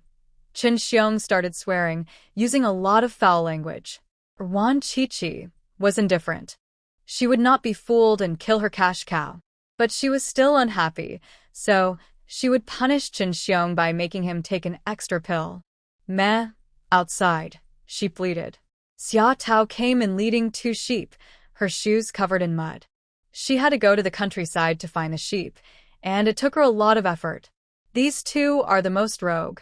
Xia Tao introduced the 2 new actors in a particularly grand manner. Get to work. Ruan Qiqi fed the medicine to Qin Xiong and the others, and also fed a pill to the 2 sheep, and Qin Xiong added 2 more pills. Gon Defa watched intently, holding a pen and a small notebook in his hands. His father said that a good memory is not as good as a bad pen, so he developed the good habit of taking notes since he was a child. However, Gon Defa felt a little nauseous just after the filming began. However, in order to make a lot of money, he still suppressed his nausea and tried hard to watch and learn with his eyes wide open. Why do you remember it in such detail? Do you want to practice it yourself? Xia Tao asked curiously. Not only did this guy remember it in detail, he also provided pictures. Not to mention, the big guy's simple sketches were very good and lifelike. Of course not, I just want to learn how to make a film. Gonda's face turned red with embarrassment. He liked the opposite love, and he felt disgusted just by looking at this kind of thing. Are you stupid? There are so many directors in Hong Kong. Do you really need to shoot the film yourself? Everyone has their own expertise. Why are you trying to steal the director's job? Xia Tao rolled her eyes. She couldn't figure out where this big idiot came from. Yes, thank you, miss. Xia, for your advice. Gon Defa almost slipped up and quickly changed his words. You said I was a ghost? Xia Tao had very pointed ears, and she looked at him grimly, with a gloomy face. No. No, you heard it wrong. Gon Defa shook his head vigorously and moved back a little. This Miss Xia would definitely be a hit in a ghost movie. She looked more like a ghost than a real ghost, and she didn't even need to wear makeup. Xia Tao snorted coldly and continued to light the room. After an hour of filming, Qin Xiong had suffered many wounds and was bleeding profusely. Gon Defa gritted his teeth and used all his strength, but he still couldn't stop the dizziness. Give me some light. Xia Tao was in a hurry to pee, so she stuffed the lighting board into his hands. But, I'm sorry, Gonda could finish his words. His huge body fell straight down on her. Xia Tao could actually have dodged, but she was holding a lighting board that she had bought at a high price, and it affected her speed, so Gon Defa hit her accurately. Duck. Xia Tao's bones were almost broken from the blow, and Gon Defa was pressing on her so hard that she couldn't be pushed away. Alyong didn't come over and pinch his Renjong point in time, because he was immersed in watching and had no idea that his dear boss had fainted. It took Xia Tao's hands and feet, using all her strength to push Gon Defo aside. He lay on the ground motionless, his face pale, as if he were dead. Don't play dead, I didn't do anything cruel. Xia Tao kicked her feet, but there was no response, and she couldn't help feeling a little panicked. Before coming to Hong Kong, she made a promise in front of Ruan Shuangjiang that she would never kill anyone casually, otherwise she would be thrown into the mountains to feed the trees. Hey, wake up. If you don't wake up, I'll castrate you. Xia Tao kicked him a few more times and threatened him viciously, but failed to wake Gon Def up. Her end finally alarmed Ruan Shuangjiang. The light was gone, so what was the point of taking pictures? Ruan Shuangjiang looked over with dissatisfaction, and Xia Tao quickly explained, I didn't do it, he hit me first, I just pushed him lightly, and that's how he did it. Darn, it looks stronger than a bear, but is as soft as tofu. Bad review. Aoyang finally realized what was happening and remembered his boss. He hurried over and pinched his Renjong point skillfully. 1 minute later. Gandefaretsovered. I'm sorry, I didn't mean to do that. I faint when I see blood. Gon Defa had just stood firm when he hurriedly explained that what he had done was really offensive, was furious and full of murderous intent, calmed down immediately after hearing this. She looked him up and down curiously. How could such a big guy faint at the sight of blood? Are you fainting at just a little bit of blood? Xia Tao has a strong desire for knowledge. This is the first time she has seen someone fainting at the sight of blood. Yes. Gandefa nodded slowly. He didn't want to do that either. But this is innate, he can't control it. What about your wedding night? Xia Tao spoke with sympathy. There was no way to ask someone to do this kind of thing for you. TSK. How pitiful. Ugh. Gon Defa was confused and didn't react. His fainting at the sight of blood and his wedding night? Moreover, he has never even held a girl's hand, and he dare not even think about the wedding night. Aoyang stood on tiptoe and whispered something in his ear. Gon Defa suddenly became shy and his face turned purple. I don't have a girlfriend yet, and not all girls bleed. It depends on the individual's physique and the nature of their work. Also, it's just a layer of membrane. It's not that important, just like our hair and nails. Gon Defa is very serious about popularizing science. He does not like the practice of using the onset of menstruation as the only criterion for judging a woman's chastity, as it is too disrespectful to women. Even if one loses virginity, it is the man's fault, so why blame the woman? Xia Tao was stunned and looked at the man in front of her in surprise. She didn't expect that this rough guy would actually speak up for a woman. It really shows that you can't judge a person by his appearance. Numbular. Xia Tao snorted, turned her head away, and continued to light the room. Although he seems calm on the surface, his mind is full of thoughts and all kinds of messy things. Call it a day. The filming was finally finished and Ruan Shuangjiang announced that it was time to go off work.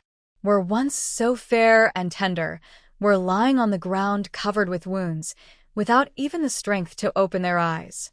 Shall we have mutton soup for dinner? Xia Tao looked at the two sheep with shining eyes. It had been a long time since she had eaten mutton soup. After all, he's an employee, just keep him. Ruan Shuangjiang felt a little reluctant. After all, he had put in a lot of effort. He should be a moral person and not just kill him after using his strength. Meh. The two sheep that escaped from the tiger's mouth bleated at Ruan Shuangjiang with gratitude. Send someone to take care of them. They must be carefully raised so as not to affect the filming of the 3rd season. Also, look for some new actors who have committed serious crimes, regardless of gender, age, or species. Ruan Shuangjiang gave instructions one by one, and Gon Defa took notes carefully in a small notebook, nodding from time to time. Please rest assured, we will definitely keep them fat and healthy. It will not affect our work at all, and we will find new actors as soon as possible. Gon Defa solemnly assured that these people were all gods of wealth and must be carefully raised like canaries. There's one more thing. Chen Xiong is now considered a star, so he needs a catchy stage name. The name Chen Xiong doesn't fit the mainstream of the film, so give him a more suitable name. Ruan Shuangjiang thought of another thing and asked everyone to think of a stage name together. Little Earthworm. Xia Tao. Yan Hong. Lu Yi chose a popular name for a brothel. How is Chenmeyer? Gondefa thought of a name very seriously. That's it. From now on, I'll leave my stage name to you. Wan Qiqi was very satisfied with his stage name and readily handed the naming task to Gondefa. Gondefa grinned. He liked being entrusted with important tasks. It showed that he was capable and trustworthy. On the ground, fainted again out of anger when he heard that he had a new stage name, Fenji Yubian.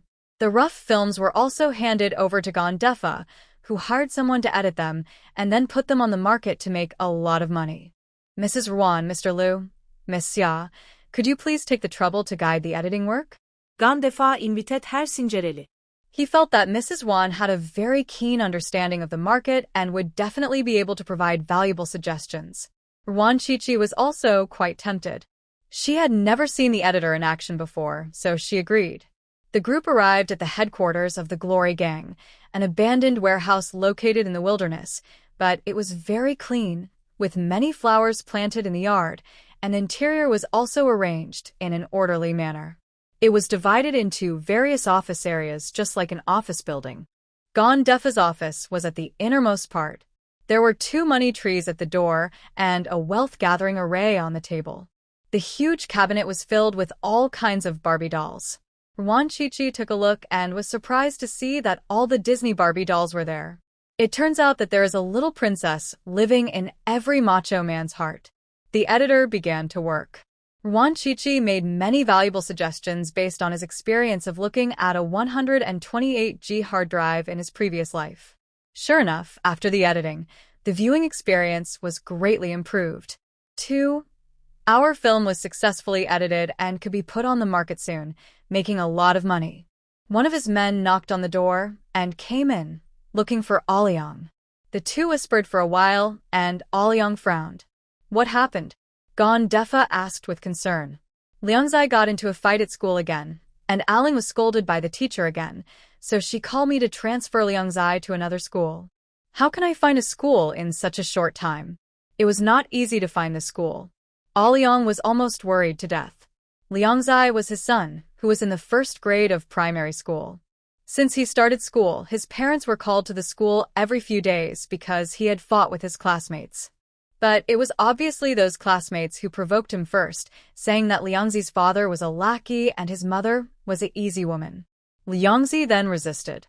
The teacher was indiscriminate and only criticized his son every time and mocked his wife. He was so angry that he wanted to beat the teacher to death. He is a henchman. He has never bullied anyone.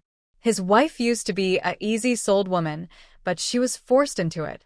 Now she has turned over a new leaf. Why does he bully others like this? Do you want to go to the teacher's house tonight? Gondefa finished speaking, Xia Tao said. Show this teacher some color. Let her look down on others. You can't do that. You have to respect the teacher. I mean, give the teacher a gift in the evening and have a good talk with the teacher. Gondefa looked at Xia Tao with disapproval. How could she hit her teacher? That was outrageous. You are so honest. Why don't you take the police exam? Xia Tao rolled her eyes. I didn't pass the exam. Gonda's face turned red. He had taken the exam 3 times and failed every time. It was quite embarrassing. Xia Tao looked at him speechlessly. She wanted to make some sarcastic remarks, but this guy was quite sincere and she couldn't bring herself to do so. Are there many children in your gang? Ruan Qiqi asked. Quite a lot. The latest count is 108. Gonda reported the exact number, which is indeed quite a lot, and there will be more in the future. Why don't so many children set up their own school? Ruan Qiqi came up with an idea. Xia Tao's eyes lit up and she immediately shouted, I'll be the dean. I've finished writing the 3rd update. I'm going to have lunch. I have a meeting in the afternoon. Gondefa was so shocked by the series of shocks that he couldn't wrap his mind around it for a while. He looked at Ruan Qiqi and explained sincerely, We are a gang and cannot run a school. It will corrupt the children. Then he looked at Xia Tao again, still very sincerely. You are not suitable to be the Dean of Studies, Miss Xia. Do you want to be a manager in a nightclub? He felt that with Xia Tao's natural ghostly aura, she would definitely have no problem going to a nightclub to ward off evil. He wouldn't even have to do anything. Her yin energy would be enough to subdue those drunk and troublesome guests. Why am I not suitable? I am well-educated, well-mannered, and good at both civil and military affairs. No one is more suitable than me. Xia Tao glared at him fiercely. He actually dared to say that she was not good enough. He deserved to be humiliated. Gondefa's mouth twitched. Of the 8 words, well-educated, well-mannered, and proficient in both civil and military affairs, he only saw the martial in Xia Tao. Where were the others? He was even more worried that the children would be scared to death by Xia Tao, or even beaten to death. If he really opened a school, he would never let her be the dean of studies. He didn't even feel comfortable letting her guard the gate. Miss Xia, I don't run a school, but the nightclub is short of people. Do you want to go? Gondefa invited him sincerely. Xia Tao snorted coldly and said grimly, If I go there, I will definitely burn your nightclub to the ground. The men and women in the nightclub are all zitches, and she would want to kill them at the first sight of them. Forget it, Miss Xia. Just pretend I never said anything. Gondefa immediately changed his words.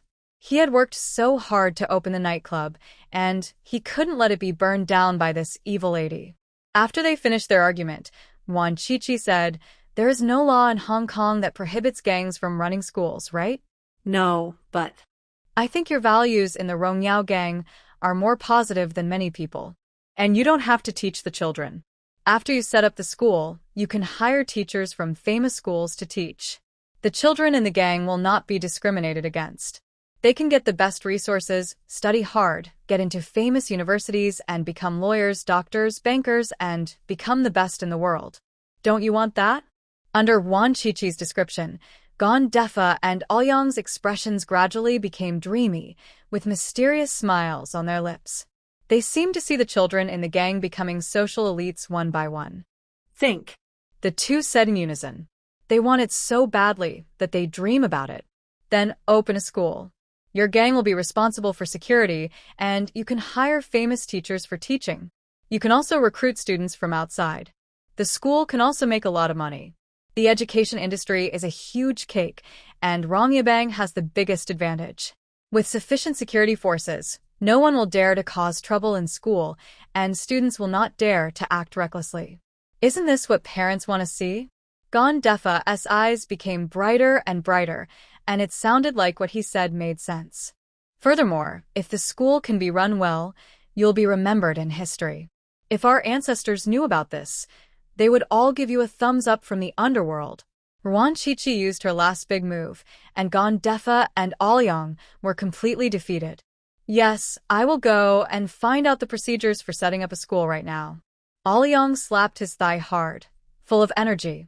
Once the school is established, his son will no longer be bullied, and his wife will no longer be ridiculed by the teacher repeatedly.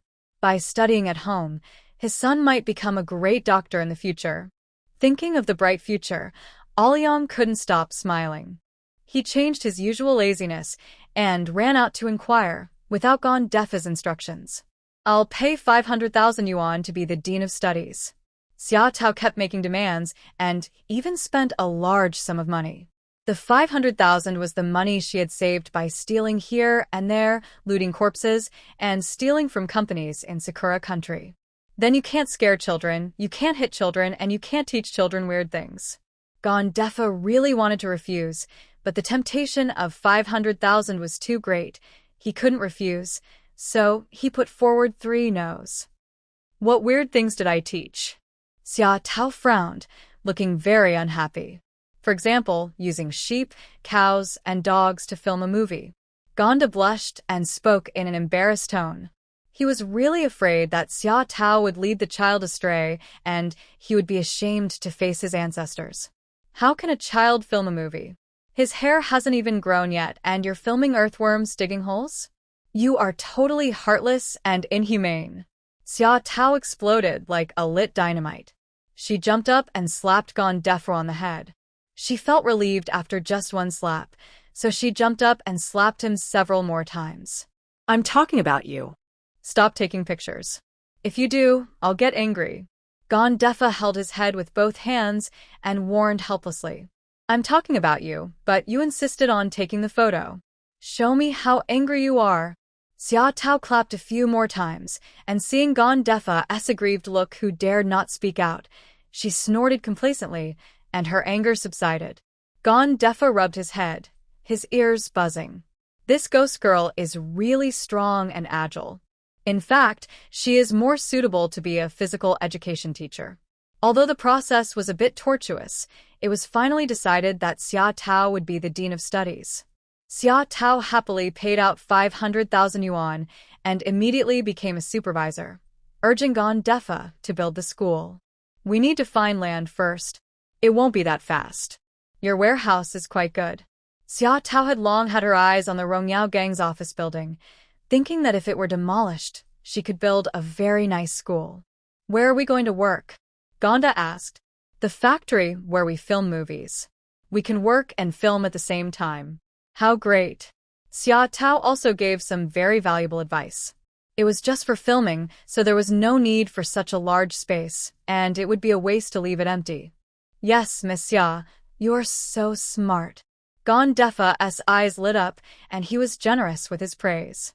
I am definitely 100 times smarter than you. I've already told you that I am a man of both civil and military talents, and extremely smart.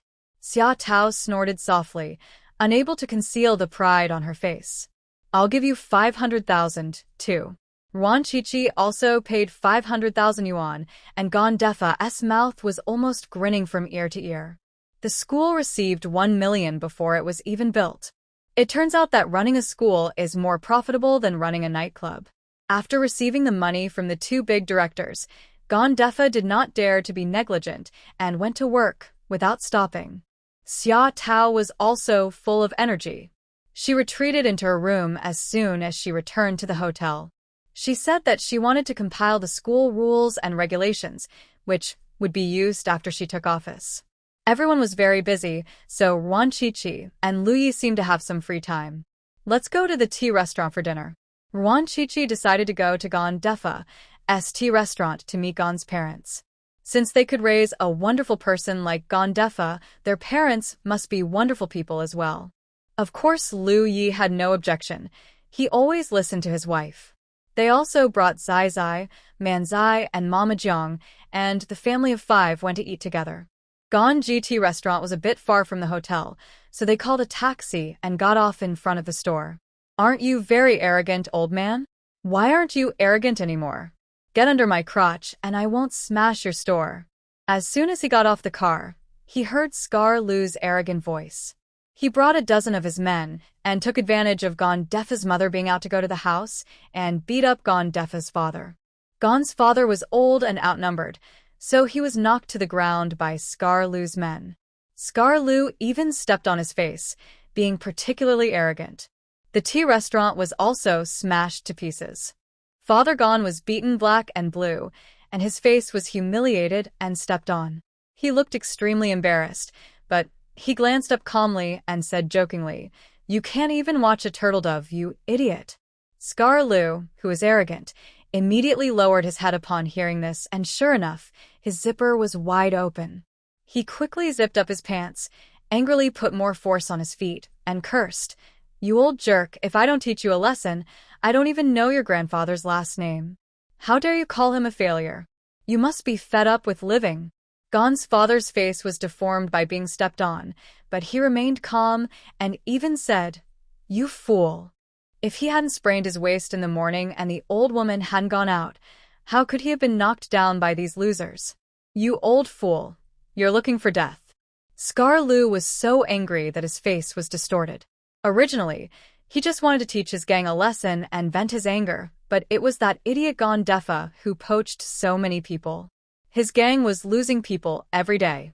In just half a month, the gang had lost more than 30 people, which made the gang members uneasy and greatly weakened their morale. If they continue to dig like this, their gang, the largest gang in Hong Kong, will soon be surpassed by the Glory Gang and become the second largest. Whenever he thought about the future, when that fool Gondefa would ride on his neck, he would get so angry that he wanted to kill Gondefa. But he couldn't beat Gondefa, and the ribs that were broken last time haven't healed yet. So he could only bring his brothers to Gondefa's parents to vent his anger, but He didn't expect that the old guy was so stubborn, making him unable to back down.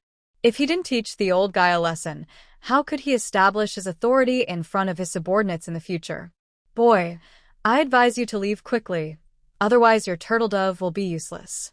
Father Gon was not worried at all, and even advised Scar Lu to leave. My wife went to buy vegetables. The vegetable market is not far away. She will be back in half an hour at most. These people are in trouble. His old lady was much more ruthless than him. You old fool, I'm going to kill you. Scar Lu was completely enraged and kicked Gon's father in the heart with a grim smile. If kicked like this, an ordinary person would be crippled if not killed. At this time, Yuan Chi and others happened to come over and saw the scene. Chi, yeah, there are bad guys. Manzai frowned and prepared to go over to help. Oh my god. Lu Yi rushed ahead, but someone was faster than him, and a white shadow whizzed past. You use your numbers to bully the few and beat up the elderly. Darn your mother. Xia Tao's curses and the sounds of bangs and bangs could be heard from the room.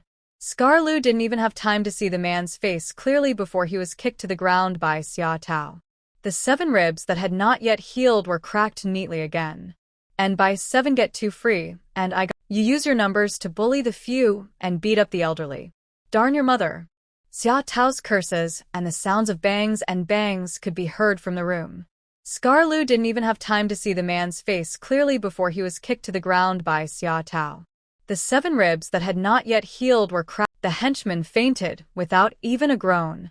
Then, a hot stream shot over his face, carrying a strong fishy smell, waking him up. He opened his eyes and saw a raised dog leg. It was Mama Jiang. After peeing, Mama Jiang grinned at him and ran back to Manzai.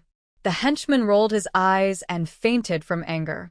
His boss and brothers were also beaten to pieces and all fainted, except Scar Lu, who could not faint because of the pain in his chest. Father Gon got up from the ground, brushed off the dust on his body, wiped his face with a towel, and said with a smile, "Thank you very much. From now on, I will not charge you for eating in our restaurant." Gon Defa looks almost exactly like his father. The only difference is that one has white hair and the other has black hair. However, Mr. Gon always had a smile on his face and looked much kinder than his son. "Old man, here I come." A lion's roar was heard in the distance, and a huge figure rushed in, but quickly braked. It was a sturdy middle-aged woman who looked somewhat like Gon Defa. The one who came was Gon's mother. She went to buy vegetables with her neighbors. The vendors in the vegetable market were all old acquaintances. They chatted at this stall, shared some gossip at that stall, and then went to the fishmonger's stall to reminisce about the past. Each time of buying vegetables took at least an hour. It's okay. These kids are brave enough to do what is right. Father Gon pointed at Yuan Chi and the others. His tone was very relaxed, but he had one hand on his waist, and his brows were frowned. "Thank you very much. I'll give you free meals next time you visit our restaurant." As expected of a married couple, Gon's mother said exactly the same thing as Gon's father. She ran over to support Gon's father and complained, "I told you not to do it this morning, but you insisted on doing it. You have to accept your age when you are old. You still think you are young. Your old waist can't take it. My waist is fine, this was just an accident." Father Gon pleaded weakly and refused to admit his old age. Yuan Chi's mouth twitched. It was rare for them to be so loving at such an old age. Gon's mother rolled her eyes and pushed him to sit on the chair. Gon's father groaned in pain and dared not say another word. "I'll go get some balm." Gon's mother hurriedly brought some activating oil, lifted up Gon's father's clothes, and revealed a bruise on his lower back. She poured some activating oil on her palms, then stood in a horse stance and gave Gon's father a vigorous massage, and did not forget to invite Yuan Chi and the others to sit down. "Excuse me, I'll make you something delicious later. Don't worry, you go ahead and do your work." Yuan Chi smiled. "Hiss. Old woman, please be gentle. Your waist is going to break. Hold on, it will be fine soon." Mother Gon roared, and Father Gon gritted his teeth in grievance and dared not say a word. Yuan Chi tried hard to hold back her laughter. If she hadn't seen what was happening, She would have thought that the old couple were doing something inappropriate for children. However, it can be seen that Gon Defa not only looks like his father, but also has a personality like his father. He will definitely be a henpecked man in the future. Whoever dares to come to our Lotus Street to cause trouble, I will not be able to bear the pain. A dozen people rushed over aggressively, each holding a variety of tools in their hands, including pig-killing knives, fish-slaughtering knives, brooms, shoulder poles, and even some carrying pumpkins and winter melons. "Amy, here I come." A tall and thin old man, wearing an apron that smelled fishy, rushed over shouting and holding a fish knife. "Fish monkey, you're always late." Father Gon snorted lightly, not appreciating it at all. This guy was his lifelong rival in love, and he still had evil intentions. It would be strange if he would be nice to him. They're here to help out of kindness, so be polite. Gon's mother glared and smiled at the old neighbors. "It's okay. I'll treat you to fish balls later." "I'm glad you're okay. I'll add more spiciness to my fish balls." "I don't want mine spicy. I want it a little spicy." The people who came to help made requests one after another, and Gon's mother smiled and said, "I know your tastes. No need to tell me." Everyone left with a smile, except Lien the fishmonger, who still wanted to get close to Gon's mother. "Ame, I want some more milk tea. Do you want to eat shoot?" Father Gon couldn't help but retort, and then got hit on the head. "I am typing at the high-speed rail station. I am so embarrassed as a person with social phobia." "Haha, no problem, I'll send it to you later." Gon's mother agreed with a smile. She and the fishmonger Lien were classmates in elementary school, and they had an even closer relationship. The fishmonger left with great satisfaction. Another woman came with a basket of vegetables, which were left by Gon's mother. When Gon's mother heard that there was trouble in the store, she was worried that her husband would suffer a loss, so she gave up the food and ran back quickly, running faster than the wind. After giving Father Gon a massage, Mother Gon finally had time to care about Scar Lu and the others. Everyone else fainted. Only Scar Lu was awake. With 9 broken ribs, he couldn't move at all. He could only watch Gon's mother approach with fear in his eyes. There are 10 tigers in Lotus Street, and this old lady ranks number 1. Gangs, big and small, in Hong Kong generally coexist peacefully with Lotus Street and rarely come to cause trouble. Because the people on this street are not only good at fighting, but also very united, and the gangs are most afraid of these ruthless people. Now that he is in the hands of this tigress, Scar Lu is really scared. "Don't come over here. I'm the leader of the gang." Click. Gon's mother stepped on his chest and with a little force, broke another rib. Scar Lu was sweating profusely from the pain, but he was a tough guy and didn't make a sound. Gon's mother sneered and continued to push. 3 more strands broke with a crackling sound. Then she stopped. Scar Lu was in so much pain that he regretted it so much. Knowing that these 2 old guys are not easy to deal with, why does he come to seek trouble? Ame, let them copy the disciple rules 100 times. Father Gon called his wife to stop him, saying that if the beating continued, someone might die. Their son is now involved in a gang. The old couple should keep a low profile and not cause trouble for their son. Scar Lu's eyes went dark. It would be worse to beat him to death than to recite the Dizi Goe 100 times. The others who woke up also had sad faces. What they hated most was copying and writing, otherwise they wouldn't have become lackeys. "Everyone get up and clean up the store." Gon's mother roared, and everyone didn't dare to hesitate for a second. They got up quickly and cleaned up the place very considerately. Scar Lu was the only one left, lying on the ground dying, with no one caring about him. Even, "Boss, move your hand." "Boss, move your head to the left." "Boss, can you lie down somewhere else?" Scar Lu was lying in the middle of the store, sprawled out. It took up a lot of space, seriously affecting the cleaning work of the younger brothers. In the end, the younger brothers simply carried it outside the store and made it lie down. Strength lies in numbers. The shop that had been smashed into a mess was quickly cleaned up. Gon's mother took out an abacus and counted the money. "We smashed 6 chairs, 2 tables, 20 plates, a cabinet, and a door. The total is 28,000 yuan. The younger brothers looked at each other in bewilderment, and finally, they cleverly brought Scar Lu in again so that the boss and Gon's mother could reconcile the accounts. We didn't break down the store. In front of Gon's mother, Scar Lu's momentum was seriously lacking, and even his voice was weak. If you refuse to admit your mistakes, you will be fined 2,000 or 30,000 yuan. Gon's mother dialed the dial a few times and added money with an expressionless face.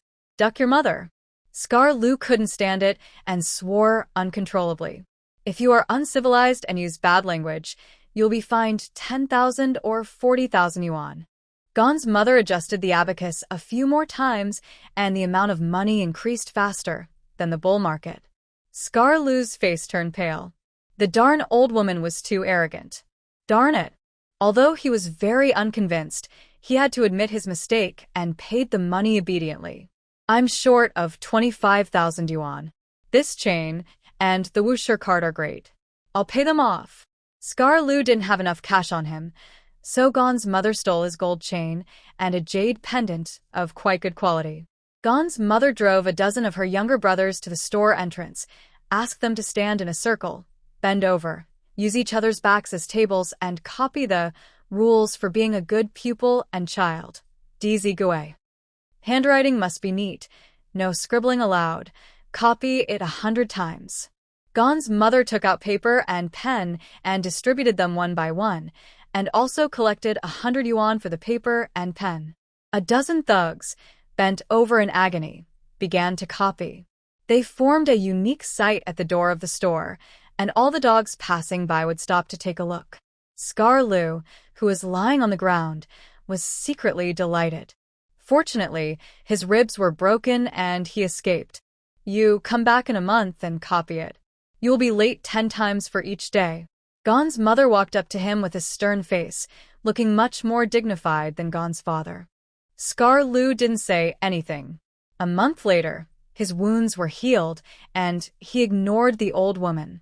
But, what are you doing? Stop it, old woman. Scar Lu screamed in fear and grabbed his belt with both hands, but his chest hurt terribly when he exerted the slightest force. He could only watch as Gon's mother quickly pulled off his pants. Hands off. Gon's mother had a Polaroid camera in her hand. She kicked Scar Lu's hand away, then pressed the shutter button and took pictures from all directions. She had 4 more photos in her hand, all of which were of Scar Lu. His face was full of shame, anger, helplessness, and pain, a very complicated expression. Coupled with his open window to society, the picture was very shocking to the eyes. If you don't come to copy it in a month, I'll let my son distribute your photos all over the city. Gon's mother raised the photo in her hand, gave a mocking smile, and then ignored Scar Lu, who was filled with grief and anger, and didn't even zip up his pants. Or the younger brother, who was peed on by his mom, couldn't stand it anymore, so he quietly came over to help the boss pull him up, then lay back down pretending to be dead, secretly praying that his mother didn't notice him. Gon's mother, who had already entered the store, came out again, kicked the guy pretending to be dead, and shouted, "Go copy the disciple rules." Actually a fish that slipped through the net. As I get older, my eyesight isn't as good as when I was young. Alas. After dealing with Scar Lu and his gang, Gon's mother came to greet Ruan Shuangjiang and the others. I'm sorry to have kept you waiting for so long. I'll go make something delicious. It's okay. We are business partners with Gon Defa. Take your time, Annie. Ruan Shuangjiang said with a smile. You are friends of FA's. Why didn't you say so earlier? Gon's mother became even more enthusiastic and prepared to cook some of her specialties to entertain the distinguished guests. I just saw the little turtle dove. I'm going to wash my eyes. Old man, you take care of the guests. Gon's mother said this. She strode to the kitchen. Gon's father jokingly asked, How small is it? Much younger than you. Gon's mother answered casually and went into the kitchen, while Gon's father smiled triumphantly. Ruan Shuangjiang's mouth corners were almost numb. These old couple were flirting all the time. They were really wonderful. No wonder he could raise such a wonderful son like Gon Defa. Father Gon glanced at Xia Tao from time to time, muttering in his heart that this girl was really good, who was not only good at fighting but also pretty. It was a pity that his son was involved in a gang and was not worthy of her, otherwise he really wanted to bring them together. What are you looking at? Xia Tao was annoyed by his gaze and yelled in annoyance. You look so pretty, girl. Do you have a boyfriend? Father Gon didn't think Xia Tao had a bad temper at all. Instead, he thought she had personality, so he asked with a smile. No, men are so annoying. Xia Tao's anger disappeared in the face of Gon's father's smile, and she even started chatting with him. There are good men too, like my son Fazai. He is a good man. Father Gon's face was filled with pride when he talked about his son. Your son faints at the sight of blood, so even the wedding night will be difficult. Xia Tao told the truth. Father Gon was stunned. It took him a long time to react. He couldn't help but laugh. He leaned over and said mysteriously, just turn off the lights. It'll be fine if you can't see anything in the dark. Are you dizzy too? Xia Tao asked curiously. Yes, my wife and I turned off the lights the first time we did it and nothing happened. Besides, maybe I will find a wife who hasn't done it before, and that would save us a lot of trouble. When talking about his first time with his wife, Father Gon's face was full of sweetness. You don't mind? What's there to mind? I'm not the one looking for a wife. Besides, every carrot has its own hole. Even if the carrot is pulled out, the hole will still be there. Father Gon spoke very freely and easily, and he seemed to be shining with the light of wisdom. Finally finished writing it. I'll see if I can finish it at midnight. If not, I'll update it tomorrow during the day. Xia Tao's expression froze. She stared blankly at Gon's father, who looked exactly like Gon Defa. Suddenly, she felt that he was not that ugly. He was even better looking than many men. What radish? Want to eat radish and pork rib soup? Gon's mother came out carrying a tray with 4 cups of milk tea, a few strings of fish balls, and a small plate of seasoning. Father Gon stood up and tried to help, but Mother Gon held him down and said disdainfully, just sit still.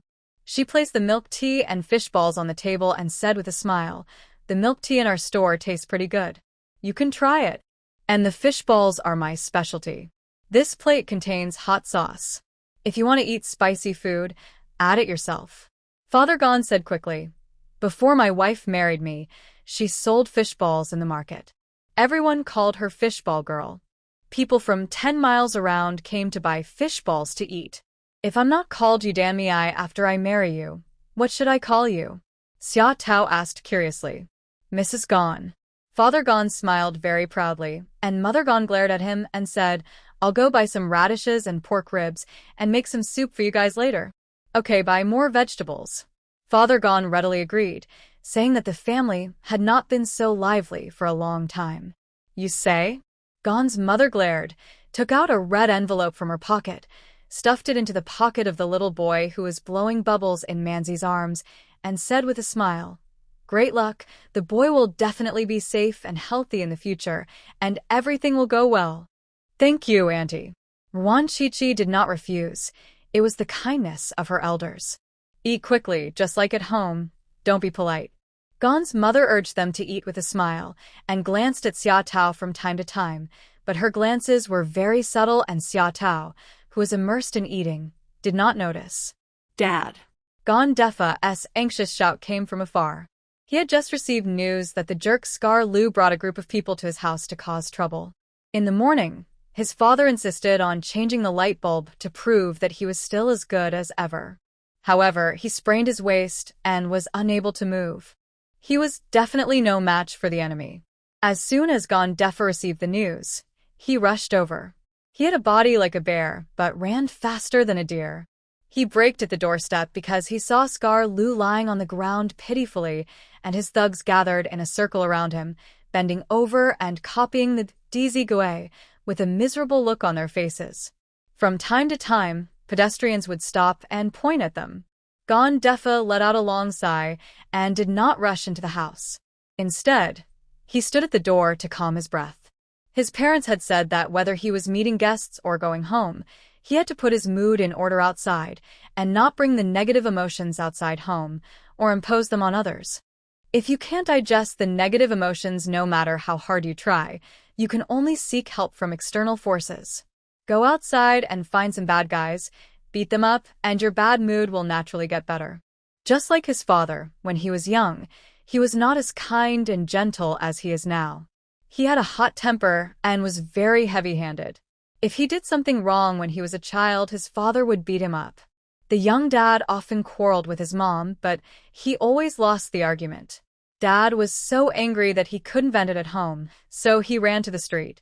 When he saw drunk hooligans molesting women or pickpockets stealing things, he would stand up for justice and beat those people up.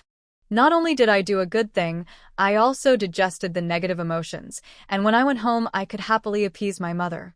I achieved 3 goals at one stroke. Taught by his parents since childhood, Gondefa developed a habit, and his body would do this instinctively. Fa's eyes back. Why are you running so hard and sweating? Gon's mother had sharp eyes.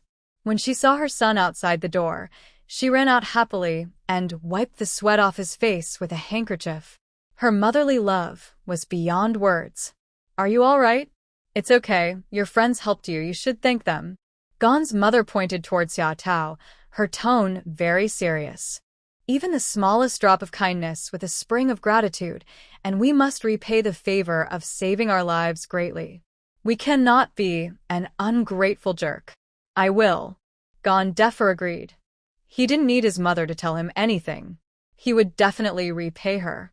He observed his parents carefully and found that they were indeed fine. He then felt relieved and walked towards Ruan Shuangjiang and the others, bowed deeply, and expressed his gratitude. It was mainly Xia Tao who contributed. Ruan Shuangjiang told the truth that it was indeed Xia Tao who put in a lot of effort. Thank you, Miss Xia. Gondefa bowed to Xia Tao, feeling very ashamed. From now on, he would never call her Miss Ghost again, either in front of her or behind her back. If he did so again, he would be punished by not being able to eat spinach for a month. Your parents said you can eat for free from now on, does that count? Xia Tao ate the fish balls with great enjoyment, and her mouth was covered with a circle of red chili sauce. It's a deal. Miss Xia, you can come and eat anytime you want. Just treat it like your own home. Gon's mother immediately responded, and her look of taking care of Xia Tao became more and more satisfied. This girl is pretty, has a straightforward personality, is not pretentious at all, has decent skills, is single, and doesn't seem to dislike her husband. She will use all her skills to cook a delicious meal and win the stomach of Miss Xia. If anyone comes to cause trouble again, I'll take responsibility. Xia Tao is not a person who likes to take advantage of others. She is prepared to take on the security work of the tea restaurant. With her around, no one will dare to cause trouble. Thank you very much. It's a pity to be familiar with you. I will call you Tao from now on, okay? Gon's mother is a social expert. After just a few words, she changed her tone from Miss Xia to a Tao, and the intimacy level increased a lot instantly. Sure. Xia Tao had no objection. She liked the warm and kind mother Gon very much. The fish balls and milk tea she made were delicious, and she was also very generous. How old is Tao? Gon's mother moved a chair, sat down next to Xia Tao, and started chatting as if they were having a casual conversation. 21. Do you have any more of these fish balls? Xia Tao finished the last fish ball on the skewer and wanted to take another one, only to find that the plate was empty. She was not full yet. Yes, Zai. Gon's mother didn't get up and let her son do it. Gondefa obediently went to the kitchen. After a while, he came out with another plate of fish balls. His cooking skills were no worse than Gon's mother's. Xia Tao tasted one, nodded with satisfaction, and looked at Gondefa more favorably. My son Zai's cooking skills are as good as his mother's. Father Gon immediately praised his son. You know nothing. Zai's cooking skills are much better than mine. Gon's mother glanced at him with dissatisfaction. Yes, the disciple is better than the master. Gon's father immediately tried to make amends, and the old couple praised their son to the sky. Gonda was so embarrassed that his face turned purple. He was too embarrassed to stay outside, so he went into the kitchen to work. Take your time to eat. I'll go cook. Gon's mother dragged her husband to the kitchen and sent her son out to buy groceries. The old couple whispered in the kitchen. Don't talk nonsense in front of Tao. She must have been bullied by men before, so she is very sensitive. Think before you speak next time. If you make my daughter-in-law run away, you will sleep on the floor for the rest of your life. Gon's mother saw through Xia Tao's sensitive and lonely mind at a glance. She looked strong, but in fact she was a girl who was extremely lacking in love. As long as she cared for her sincerely, she would definitely get more in return. The most important thing is that she likes this girl. They are really compatible. When have I ever said anything nonsense? Honey, you have good taste, but our son is not worthy of her, right? Father Gon told you the truth. Xia Tao is so beautiful and capable. There is no need for her to marry a gangster. Everything depends on human effort. How can you know it won't work if you don't try? The fishmonger and I were childhood sweethearts, and he's prettier than you. Why don't you think you're not good enough for me? And why do you still pursue me so shamelessly? Gon's mother glared at him unhappily. She hated people pouring cold water on her the most. How can a fishmonger be better looking than me? He is so slow in doing things. He has no manliness at all. Father Gon was unhappy, but he only dared to complain quietly and not loudly. Gon's mother glanced at him, and he shut up obediently, touched his nose, and went out to continue chatting with Xia Tao and the others. Aram? Aji? Away? Someone else arrived. It was Yuan Fusheng, who was as slow as his father. He started at the same time as Gondefa, but was left far behind and only arrived now. As soon as I came over, I saw my former boss lying on the ground and miserably and a former colleague who was copying the DZ Goe pathetically. No one was paying attention to my former boss lying on the ground, so I ran over to say hello to my former colleague. Today, Yuan Fusheng is dressed respectably, with a lot of hair oil on his hair, which is combed into a shiny 3:7 split. This image is increasingly in line with his traitor persona. Seeing Yuan Fusheng's smug look, his former colleagues felt uncomfortable and their loyalty to the boss began to waver. Is it true that their choice was wrong? How many times do you want to copy it? 10 times? Yuan Fusheng's tone was one of undisguised gloating, and he was particularly glad that he had left early. Otherwise, he would have to lie down and copy the rules for being a good pupil and child now. Everyone was silent, not wanting to bother with the villain Yuan Fusheng. Although he was ignored, Yuan Fusheng had one biggest advantage, which was that he was thick-skinned. If someone didn't answer him when he asked him once, he would ask again until he got an answer. His persistent and annoying skills, so 100 times. One of the thugs answered listlessly. After only copying for an hour, he changed from a bohemian thug to a world-weary and depressed student with a look of despair on his face. The other henchmen were the same. All looked lifeless. 100 times? TSK. You'll have to copy it forever. That's fine, but your waists will definitely be broken. You haven't passed on your family line yet, right? If your waists are broken, your family line will be cut off. Yuan Fusheng's expression and tone were extremely exaggerated, and every word he said was more piercing than a knife, making these thugs so scared that they didn't even dare to die. I'm afraid that after I die I'll go to the underworld and be beaten by my ancestors. Yuan Fusheng glanced at these former colleagues and was very satisfied with the effect of his stabbing. Then he changed his tone and said, "We are colleagues after all. Seeing you like this, I feel very uncomfortable. So I will give you an idea." "What's your idea?" "Tell me now, Brother Sheng." Everyone's eyes lit up and they urged him on. "You know the difference between close and distant relatives, right? We are strict with outsiders, but lenient with our own people. As long as you join our glory gang, you are our own people. We don't need to copy the rules 100 times for our own people." Yuan Fusheng never forgets to poach people because in the glory gang, there is a bonus for poaching people calculated per person. The more people you poach, the higher the bonus. With money as motivation, everyone in the gang is like a chicken with blood, and they have poached people from all the gangs, big and small, in the city. Gondefa was also very trustworthy and did not lose a penny of the bonus. Yuan Fusheng's outfit was bought with a bonus, and he also bought a gold necklace for his father. A dozen thugs were hesitant. In the underworld, righteousness is the most important thing. The most taboo thing is to be a traitor, as it will be looked down upon by others. If you don't want to, forget it. Just take your time copying. I'll go talk to Aunt Gon and ask her to do it 100 more times. Wan Fuxing snorted coldly, turned around and left, leaving behind some harsh words. The lackeys were so frightened that their faces turned pale. They might not be able to finish copying the DZ Gui 200 times even if they died.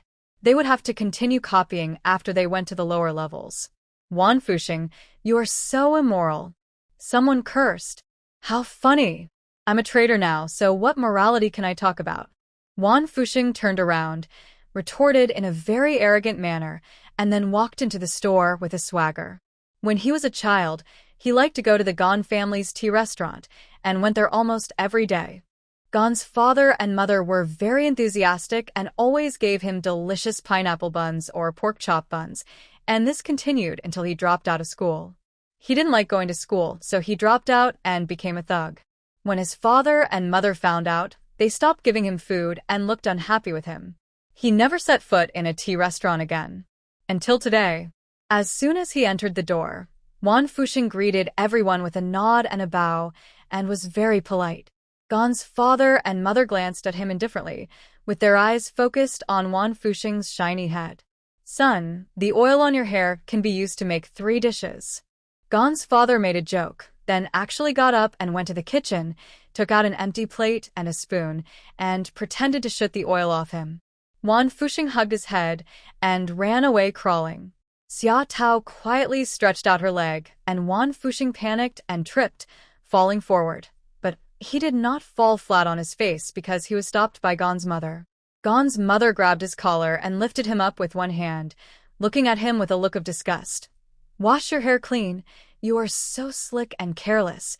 Your mother would be so angry if she saw you like this in heaven. She dragged Wan Fuxing to the bathroom and tried to undress him seriously. Wan Fuxing was so scared that he tightened his belt and screamed, "I'll take it off myself."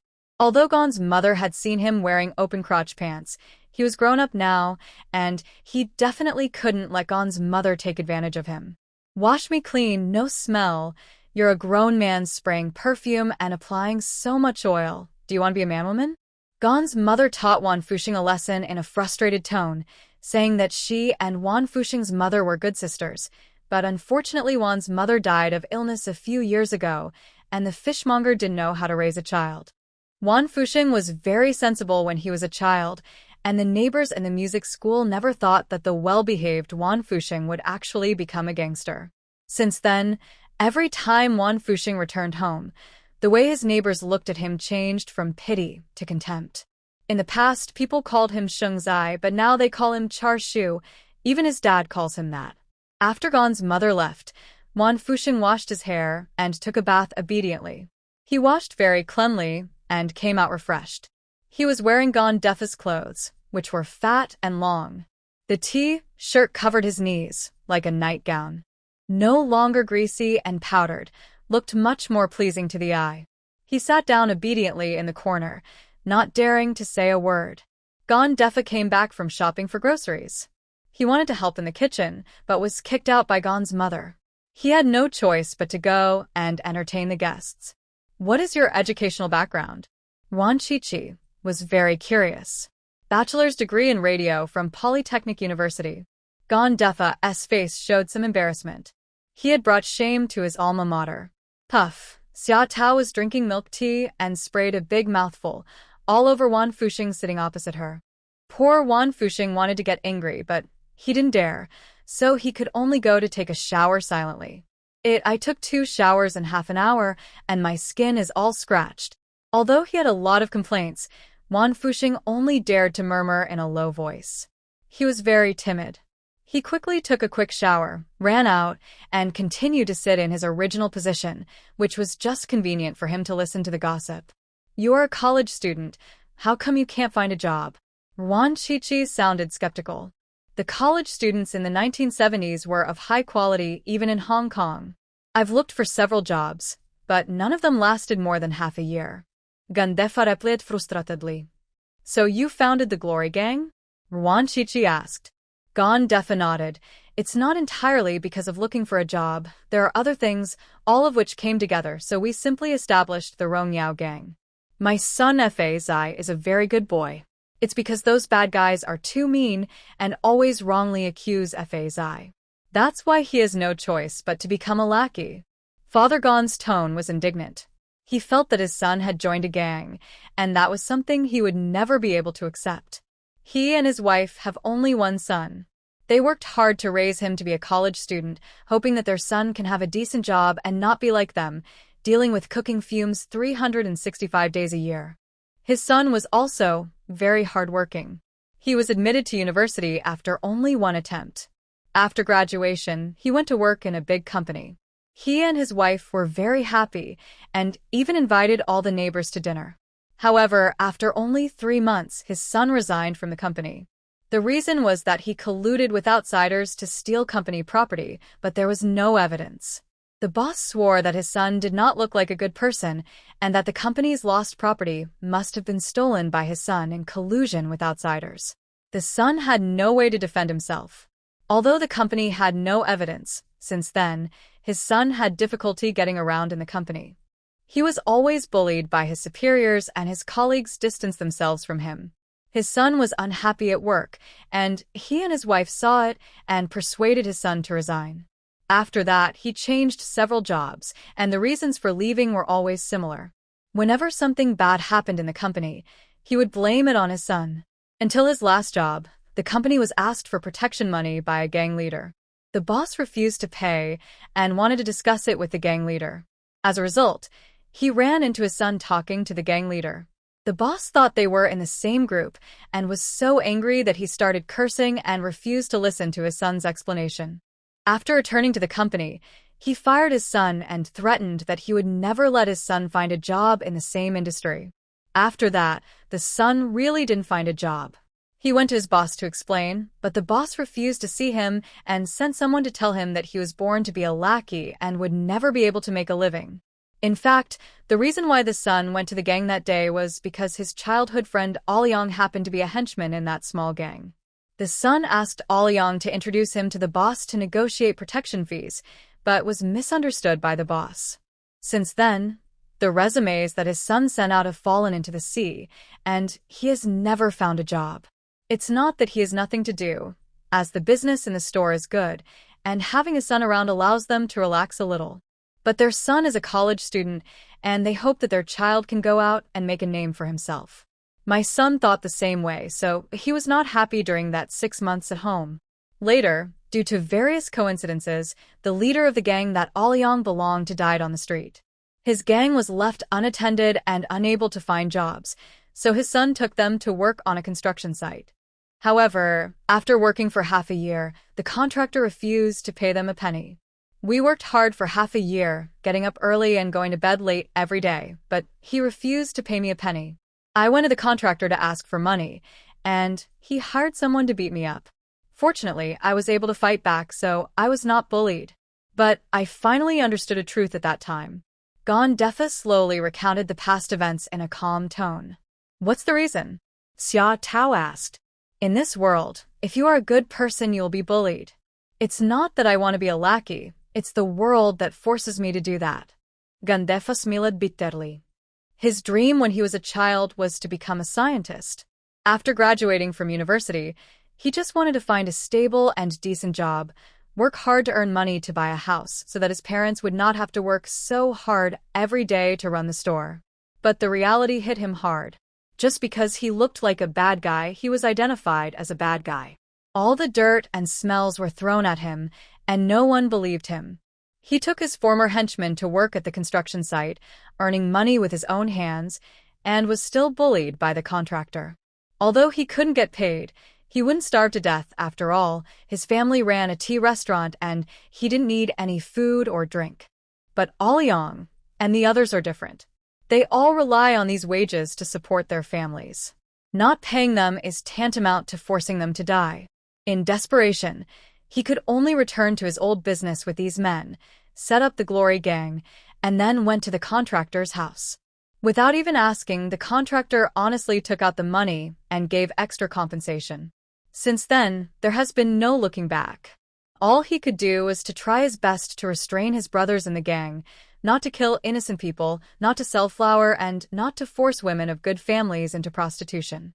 Others called him a fool, but only by doing this could he feel better. Father Gon sighed and looked at his son with a look of particular distress. Only he and his wife knew that even though their son was now a gang leader, he was not happy. Actually, in my opinion, your Rongyao gang is more like a company. Don't you consider registering a company? Ruan Shuangjiang asked with a smile. To put it bluntly, the values of Honor Gang are more positive than those of many other companies. Gangs can also register companies? Gon Defa's eyes lit up. If schools can do it, why can't companies? Film and television companies and media companies can all register. Ruan Shuangjiang had her own selfish motives when she said this. If Rong Yao helped start a company, she could get shares by investing, and she would be able to get a lot of money in the future. Gon Defa's eyes brightened even more. It is true that listening to your words is worth more than reading for 10 years. Zai, you want to open a school? Father Gon asked impatiently, his eyes brighter than his son's. There are more and more children in the gang, and it's troublesome to send them to school. Mrs. Ruan suggested that I open a school directly. She and Miss Xia have both invested money, and Miss Xia will be the director of studies in the future. Gon Defa answered honestly, just like a good child. I'm already writing the school rules. Xia Tao raised her chin proudly. The school rules she compiled were absolutely unique in the world. Any child who abided by her school rules would definitely become successful. The school rules compiled by a Tao must be excellent. Zai, who is the principal of your school? Father Gon was generous with his praise, and Xia Tao enjoyed it very much. She also felt that she was good at whatever she did, and that Father Gon Defa had a good eye. Gon Defa hesitated. He had not yet decided who to make the principal. The principal is naturally your son. He is the only one who can control the teachers and students. Ruan Shuangjiang said with a smile. She could see that Gon Defa's parents had taken a liking to Xia Tao, the crazy woman, and were determined to bring them together. The family style and atmosphere of the Gon family are really good.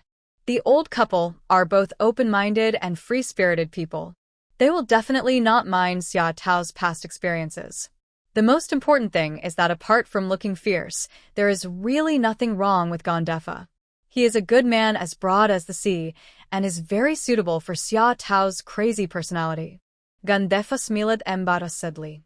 He felt that he was not capable of shouldering the heavy responsibility of being the principal. However, what Mrs. Ruan said was right. He was indeed the only one in the gang who was more suitable.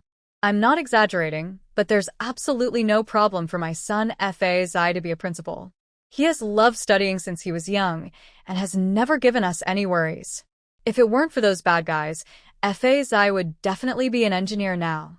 Father Gon slapped his thigh hard, praised his son happily, and ran excitedly to the kitchen, bringing out a jar of medicinal wine. The jar is made of transparent glass, and you can clearly see a snake coiled inside, as if it were alive. There are also other precious medicinal herbs in the wine. This jar of wine is not cheap. I drink this at night.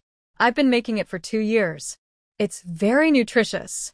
Father Gon even winked at Lu Yi mysteriously, and the man understood immediately. Then I'll drink a few more cups. Lu Yi similet. As much as you can. Those who have wives can drink without worries. Father Gon patted the altar generously. He was particularly happy today. His son would be the principal in the future. He could even hold his back straight when he burned incense to all his ancestors. Mother Gon showed off her cooking skills and cooked a table full of dishes, all of which were her specialties. Father Gon also took out his precious wine and entertained them warmly. Especially Xia Tao's bowl, there was never a lack of food. Gon's mother kept picking up food for her. Xia Tao never refused and ate as much as she was given. Her good appetite made Gon's mother even happier. Being able to eat means you are in good health, which is a blessing. The room was bustling with cups and glasses. The thugs outside were hungry and tired, their backs ached, and their fingers were covered with blisters. The saddest thing was that they were so tired but didn't steal much. That jerk Wan Fusheng was right. It would take them forever to copy it 100 times, and their waists would definitely be broken. Pitiful henchmen glanced at Scar Lu lying on the ground. Their boss couldn't protect himself now, and couldn't be relied on at all. They had better rely on themselves. How about going to the Glory Gang? One of the henchmen raised the issue cautiously, and in less than a second, he received a response from the other henchman. Go. The henchmen all stood up, and a dozen of them exchanged firm glances. It was shameful for one person to be a traitor, but if a group of people were traitors, it wouldn't be a big deal. Besides, since everyone has become a traitor, shouldn't this be a gang issue? The henchmen walked to the door hesitantly, pushed it open a little, poked their heads in, and asked in a low voice, "Brother Gon, we want to overthrow the Qing dynasty and restore the Ming dynasty. You, jerk, have turned from evil to good." Behind him was so angry that he pushed the man away, saying that he was an uneducated person and couldn't even speak clearly. Want to join the Glory Gang? Gon Defa asked them into the house, and asked seriously. Yes, we must abandon the dark and join the Glory Gang, and listen to Brother Gon from now on. A dozen men spoke in unison, their voices becoming increasingly firm. To become a member of the Glory Gang, you must do 3 things. If you fail to do so, you will be severely punished and your previous salary will be taken back. Gon Defa emphasized the 3 no's of the gang, and his gang members agreed, without hesitation. Who would want to fight and kill when they can live a stable life? Then let's eat first, and then copy the disciple rules after eating. Gon Defa asked them to go to the kitchen to get the rice. In fact, Gon's mother had cooked their rice from the beginning. They were all young people who had gone astray. Gon's mother did not hate them, but just felt sad for their parents. Didn't they say that our own people don't need to copy? The henchmen were dumbfounded. They were all their own people. Why did they still need to copy? Had wanted to step forward to receive his bonus, immediately shrank back after hearing this, buried his head in his food, and dared not say a word. 50 times, finished within a month. Gon Defa still reduced the sentence by half, but the punishment could not be less. He must be punished for using his numbers to bully the few and for beating the elderly. The thugs had no choice but to accept it. After all, they didn't dare to resist. They went to get the food and started to eat it voraciously. Delicious, tastes like mom's. One of the thugs shed tears while eating, choking with his rice, and said, I miss my mom. He lost his mother when he was young, and his good life stopped after his stepmother came into the family. He even lost his bed at home. He was forced to join a gang and had to eat casually for every meal, rarely having home-cooked meals like this. Cooked by Gon's mother really tasted like his mother's. Ma Zai ate while crying and swallowed his tears along with the food. If your mother knew you were such a loser now, she would open her coffin and crawl out to beat you up. Gon's mother went to the kitchen and got a large pot of food, came over and put it on the table, and scolded him in a bad mood. The thugs didn't dare to say a word. After Gon's mother left, they all reached into the basin with their chopsticks. Soon, the big basin of food was finished, and the big pot of rice in the kitchen was also eaten clean. Hiccup, everyone burped with contentment. It was such a delicious meal. Yuan Fusheng touched his round belly. He had just drunk a glass of medicinal wine. Wine makes one brave. Now he was brave enough to challenge the former boss Scarlu.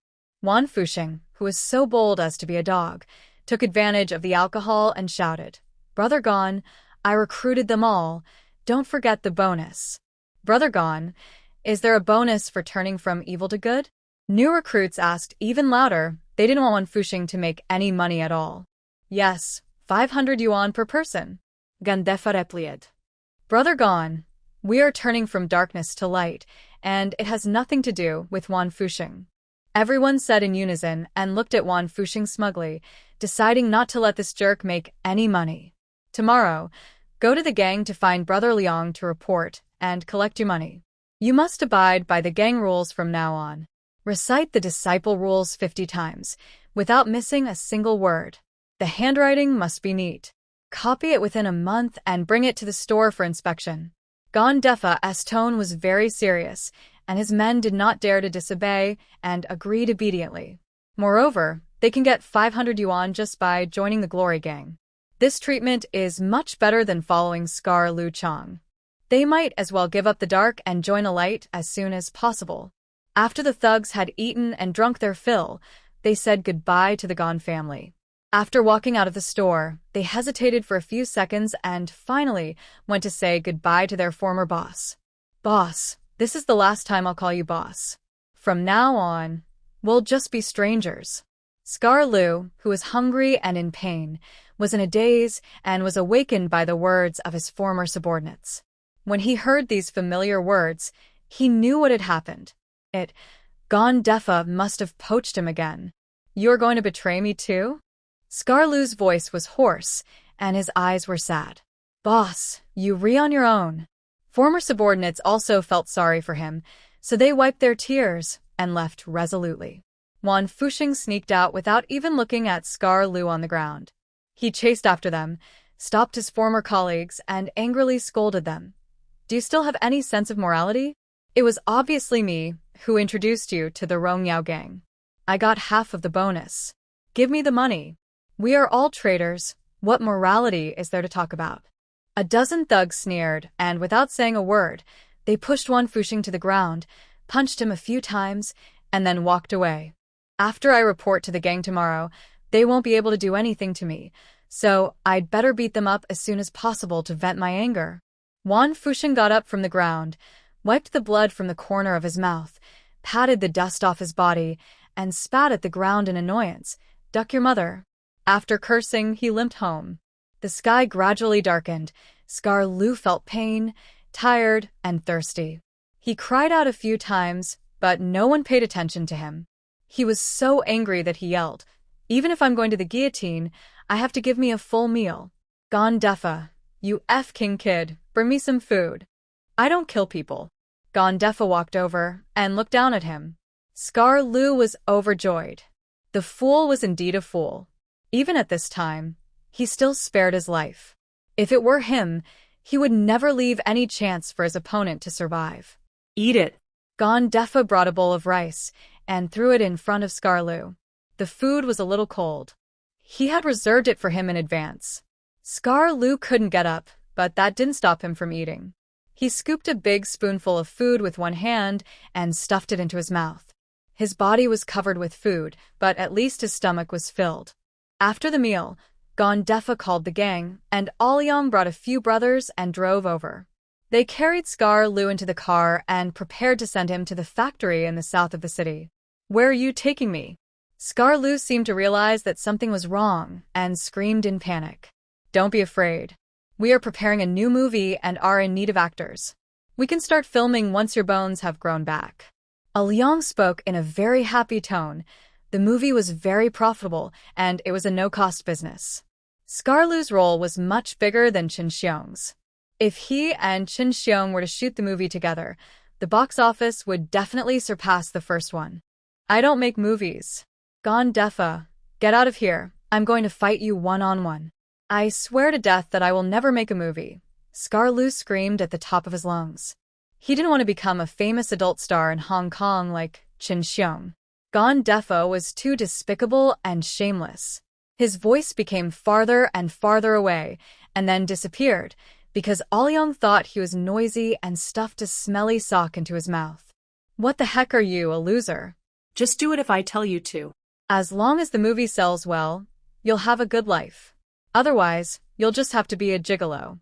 Aoyang advised that making movies was easier than being a gigolo. Woo-woo. Duck your mother. Scar Lu glared at him resentfully. He couldn't utter a word, but he could feel that he was cursing very dirty. Aoyang no longer cared about him and sent him to the factory, where he was detained separately from Chen Xiong. After his injuries healed, he could start filming. Ruan Shuangjiang said goodbye to the Gone family and took a taxi back to the hotel. When they arrived at the hotel, they found that Xia Tao did not follow them, and they didn't pay any attention to her. This crazy woman was always elusive, and almost no one in Hong Kong could hurt her anyway. Xia Tao went back halfway and pulled out Gone Defa, who was about to go to bed. You didn't retaliate? She asked coldly, crossing her arms across her chest. No, Gone Defa understood and answered honestly. They bullied you like that, and you didn't retaliate? You're so useless. Xia Tao glared at him in disappointment. If it were her, she would have killed those people long ago. It's been a long time, and I'm doing well now, don't worry about it. Gondefa really felt that it was unnecessary. He was not a narrow-minded person, and he was living a good life now, so there was no need to dwell on the past. You say I'm fussy? Xia Tao's voice became even colder, and she squinted at him with murderous intent. No, I was talking about myself. Miss Xia, you are open-minded and generous. Gondefa felt a chill on his back and quickly said something nice. Humph, men's mouths are deceitful. I am obviously narrow-minded and petty, but you say these things against your conscience. Aren't you afraid of being struck by lightning? Xia Tao glared with a sneer. Those stupid women were fooled by such sweet words, but she would not be fooled. Miss Xia, the fact that there is no thunder and lightning means that what I said is true. You are a kind-hearted person. Don't be too self-deprecating. Gondefa smiled. After spending a long time with her, he could tell that Xia Tao's ferocity was just an act. In fact, she was a good person who was eager to help others and hated evil. Xia Tao was stunned for a few seconds, glared at him unhappily, then turned and left. After walking a few steps, she turned around and shouted, "Why don't you catch up?" "What?" Gondefa followed him and asked. He was about to go to bed. "Go settle accounts with those people. Those who do bad things must be punished, otherwise they will continue to do evil. You think you are magnanimous, but in fact you are condoning the bad guys to do evil," Xia Tao said as they walked. Gonda was stunned, but his heart was not at peace. Xia Tao was right. His self-righteous magnanimity was actually condoning evil. Those who slandered and bullied him might have bullied other people over the years. He became an accomplice. "I was wrong. Thank you for your teaching." Gondefa sincerely admitted his mistake. His parents taught him since he was a child that if he was wrong, he must admit it and correct it. This is a man's responsibility. Xia Tao snorted complacently and let Gondefa lead the way to settle accounts with the boss of the first company. The boss has been very successful in recent years. Not only did he get promoted, he also bought a house and lived a much better life than Gondefa. When they arrived, their boss was making love with his young wife. Gonda was too embarrassed to look up. Xia Tao walked into the bedroom as if nothing had happened, knocked the young wife unconscious with a slap, then pushed her away and grabbed up the boss who had his eyes closed. "Let me do it." Gondefa came over quickly. He felt it was inappropriate that his boss was not wearing any clothes. "I've seen a lot of little earthworms. What's so strange about them?" Xia Tao snorted coldly. She had seen more small earthworms than the sea cucumbers that Gondefa had eaten. The boss recognized Gondefa at a glance and was about to curse, but the curse was stuck in his throat because Xia Tao had a gleaming dagger in her hand and cut towards his vitals, stopping when there was still 1 centimeter away. So high, rolled his eyes and fainted. Xia Tao calmly poured a glass of cold water on him and soon woke up. This time, she didn't need to say anything, as her boss confessed.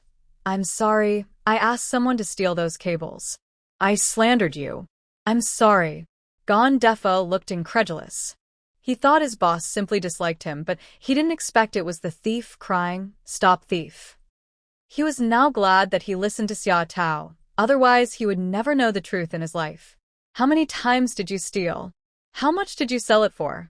Gonda asked sternly. Under the threat of Xia Tao's dagger, the boss confessed everything, and the amount was not small, otherwise he would not be able to afford the house. "Turn yourself in tomorrow, or you'll be extinct."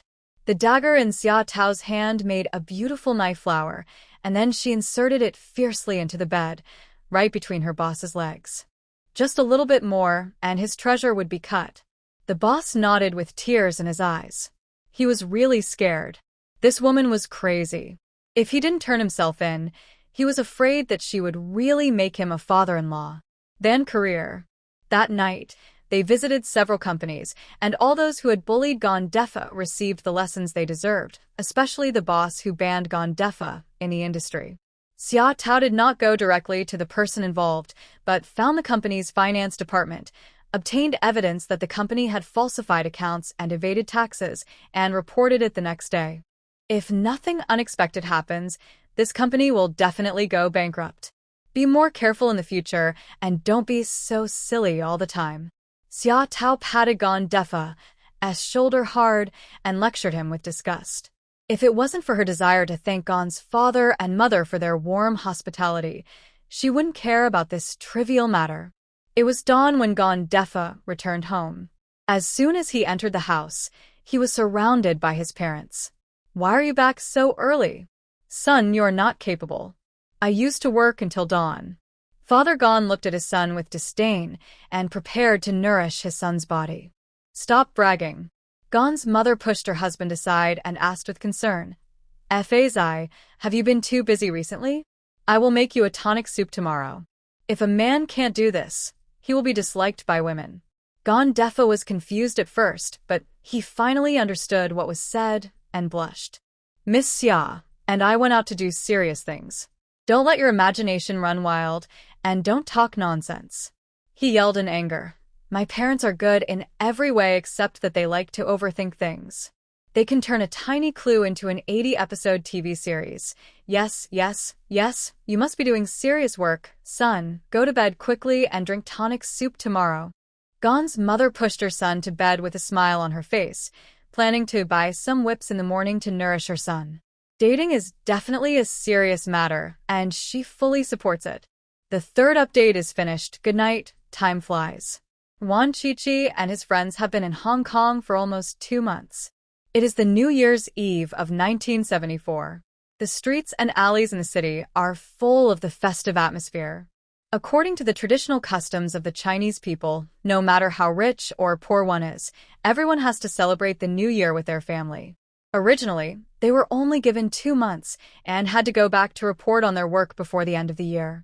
However, since they exceeded their foreign exchange target of more than $10 million, their superiors were very satisfied and tacitly allowed them to stay in Hong Kong for a longer time.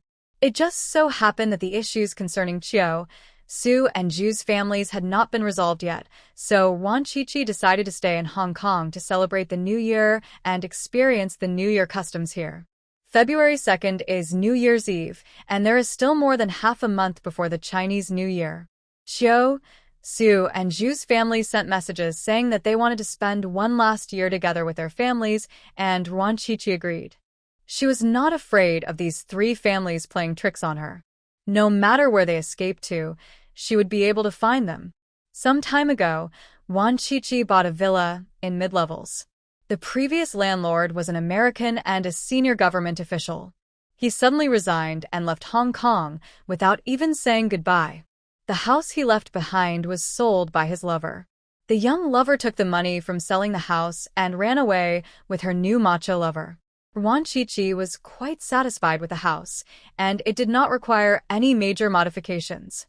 She could move in after some minor changes. The most important thing was that the price was very cheap. The lover was eager to sell it, so he asked for a price far below the market price. The reason why other people didn't dare to buy it was that they were afraid that the senior U.S. official would come back and take the house back, so even if it was sold at a very low price, no one dared to take it over, otherwise it would not be Ruan Qiqi's turn. She asked Gon Defa to call some craftsmen to make some minor modifications to the villa, replace the bed and sofa, and hire someone to clean the entire house so that they could move in.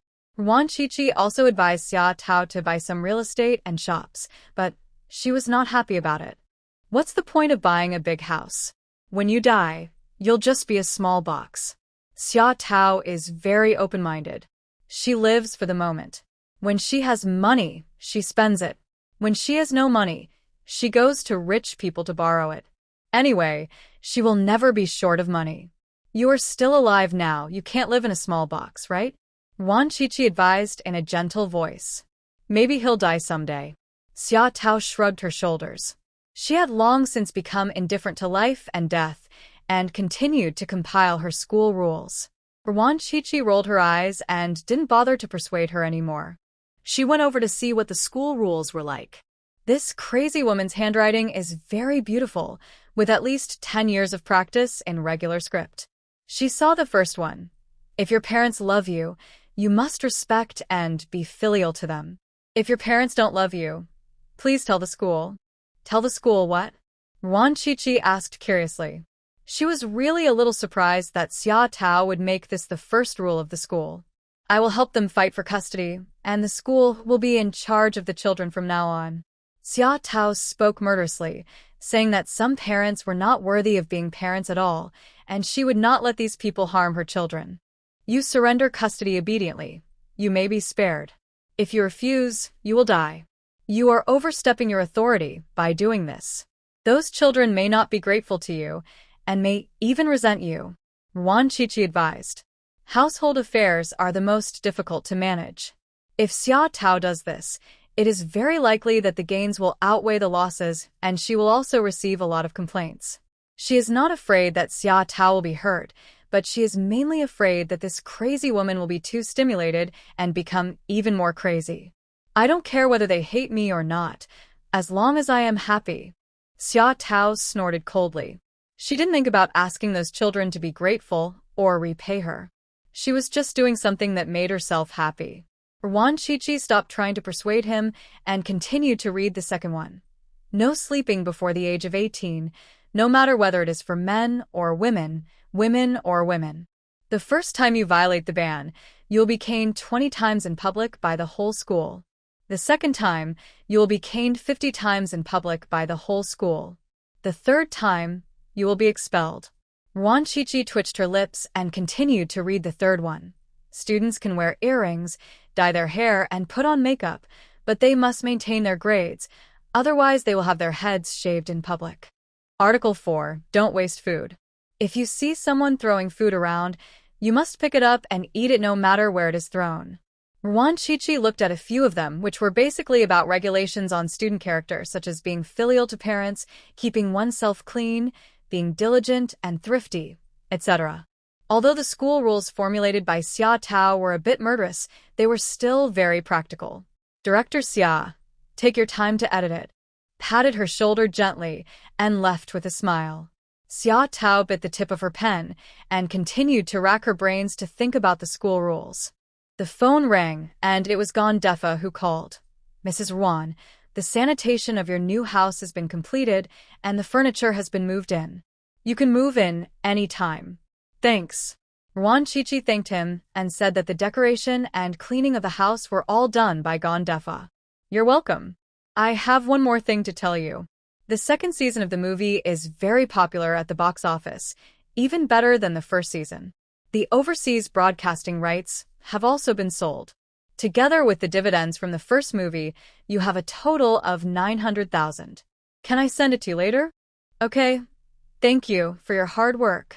It's not hard. Gondefa spoke sincerely.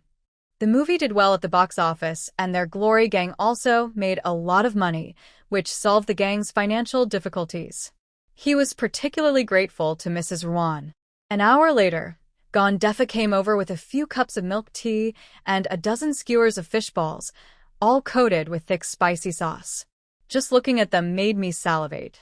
My mother asked me to bring this, along with this pork trotter with ginger. My mother specially stewed it for Madame Ruan and Miss Xia. She said that eating this is very nutritious for women. Gondefa took a lot of things and placed them on the table one by one. Xia Tao, who smelled the fragrance, rushed out quickly and took the fish balls and started to eat them without hesitation. She liked the food cooked by Gon's mother the most. She liked every kind of it. She also liked Gon's father's open-mindedness and humor. She even wanted to take over Gon's family, kick Gondefa out, and live in Gon's house. This is 900,000. Gondefa did not take cash this time, but wrote a check. Ruan Shuangjiang accepted it. The audience's response was very enthusiastic, and they urged for a third part. I thought that after Scarlu's injury healed, I would have him and Chen Meier film together, which should be a big selling point. Gondefa embarrassedly expressed his thoughts. Chen Meier was the male lead in both the first and second films, and he was worried that the audience would get tired of it, so he wanted to add some fresh flavors. How long will it take for Scarlu's injury to heal? Ruan Shuangjiang asked. It will take another half a month, until after the new year. Don't worry, give it a stage name first, and then shoot after the new year. Ruan Shuangjiang gave the task of choosing a stage name to Gondefa, who had a talent for naming. How is Lu Jiechi? Gandefa was well prepared. Scarlu's original name was Lu Jiawang, but he changed his name to Lu Jieqi. Okay, that's the name. Wan Qiqi had no objection. The name was not important. The key was the actors. Scar Lu and Qin Xiong, the two former gang leaders, had transformed into adult stars and would definitely attract the audience's attention. How is the school going? Xia Tao is chewing on a pig's trotter while urging the school to make progress. It has already been pushed forward. We didn't even take a break during the Chinese New Year. We worked overtime to rush the project. It will probably be finished in the spring, and we will be able to enroll students in the second half of the year. Gandefa reported the progress. There were already many men in his gang who had worked on the construction site before. Besides, since it was a school being built for their own children, these men volunteered to supervise the construction, so there was no need to worry about the quality and progress. The most important thing for running a school is the enrollment rate. As long as the enrollment rate is guaranteed, there is no need to worry about the source of students. You will definitely not make money in the early stage, so be prepared to lose money for 3 years. Ruan Qiqi first gave a warning that school is a long-term investment and one cannot just think about making money from the beginning. Moreover, education must be based on conscience. While making money, we must also ensure the quality of teachers. We cannot abandon our conscience for the sake of making money. It doesn't matter if we don't make money, as long as the children in the gang can go to school. Gandefa never thought about making money. The purpose of agreeing to run a school was to ensure that the 108 children in the gang could go to school. You have to make money. I don't do business at a loss. You can do this in the second half of the year. Find students with poor families and excellent grades, promise not to charge tuition, and guarantee to give them scholarships every semester. For these children from ordinary families with good grades, the school must ensure that they have a quiet learning environment to improve the school's admission rate. Second, recruit problem children from wealthy families. These parents have money, they just want their children to learn well. You can ask them for a higher price, 100,000 yuan per semester, and sign a military order to guarantee that within 3 years, the children will turn over a new leaf. Ruan Qiqi took a sip of tea and continued, as long as these 2 points are done well, the school will definitely have no problem with the source of students, and parents will take the initiative to send their children here. Mrs. Ruan, we are a gang, and we don't know how to teach children. Ganda expressed his embarrassment. It was no problem for him to manage his men, but he was really not good at educating children. I can. Xia Tao raised her hand. She is really good at teaching children. If you don't obey, beat me until you obey. Miss Xia, you don't want to hit the child, do you? Gandefa couldn't help asking. Have you ever heard that beating a stick can make a good son? Our ancestors must be right. Children who don't learn well must be beaten, but it's okay as long as they are not beaten to death. Xia Tao snorted coldly. Corporal punishment is the most effective way of education. Children have different personalities. Some will listen after being beaten, while others will become more rebellious the more they are beaten. For example, some of the gang members in my gang would not obey even if they were beaten to death. Instead, they obeyed after a heart-to-heart talk. It depends on the individual. Gandefa patiently explained to her that not all children are suitable for corporal punishment. Then I'll be in charge of the beating, and you'll be in charge of the conversation. Xia Tao replied without thinking, and used chopsticks to pick the ginger from the pig's feet in the basin. Seeing this, Ruan Qiqi smiled and said, I don't like this. You can eat it all. This is the tonic that Gan's mother gave to her future daughter-in-law, and she was embarrassed to eat it. Besides, she really doesn't like to eat this. She basically doesn't like sweet and sour dishes. Xia Tao didn't hesitate at all. She took a large bowl of pork trotters with ginger and went into the house to eat. Editing school rules was too tiring, so she ate pork trotters to replenish her body. Gandefa sat for a while and then left in a hurry. The Glory Gang now had a lot of affairs to deal with, and as the leader of the gang, he was very busy every day. He also left the key to the new house, so Ruan Qiqi decided to move in the next day. Their luggage was simple, and they just called 2 taxis to get it all done. The new home has a very good environment and is not small in size. There is a lawn in the front and a garden in the back. It is considered a super luxury home in Hong Kong. With them, they also moved in with a stove that burned particularly vigorously. This was the custom in Ruan Shuangjiang's hometown. Moving into a new house was called going over the fire. Bringing a stove that burned particularly vigorously with them meant that the future would be prosperous. Ruan Shuangjiang and Lu Yi went to chat with their friends. Then they all got good news. The two men walked to the Roman columns in front of the gate and looked around. Is there really a huge amount of money in here? In the garden and the water in the pond all say that there is a huge sum of money in this Roman column, hidden by the previous landlord. The exact amount is unknown, but it must be a lot. It was getting dark, and Ruan Shuangjiang and Lu Yi went to pry the Roman column. They knocked it up and down a few times and found the right place to pry. After a while, they saw a stack of banknotes. They were all new banknotes that had just been withdrawn from the bank, without even the seals removed. The entire Roman column was filled up, a total of 5 million, piled on the ground like a small mountain. Brand new banknotes shine charmingly under the moonlight.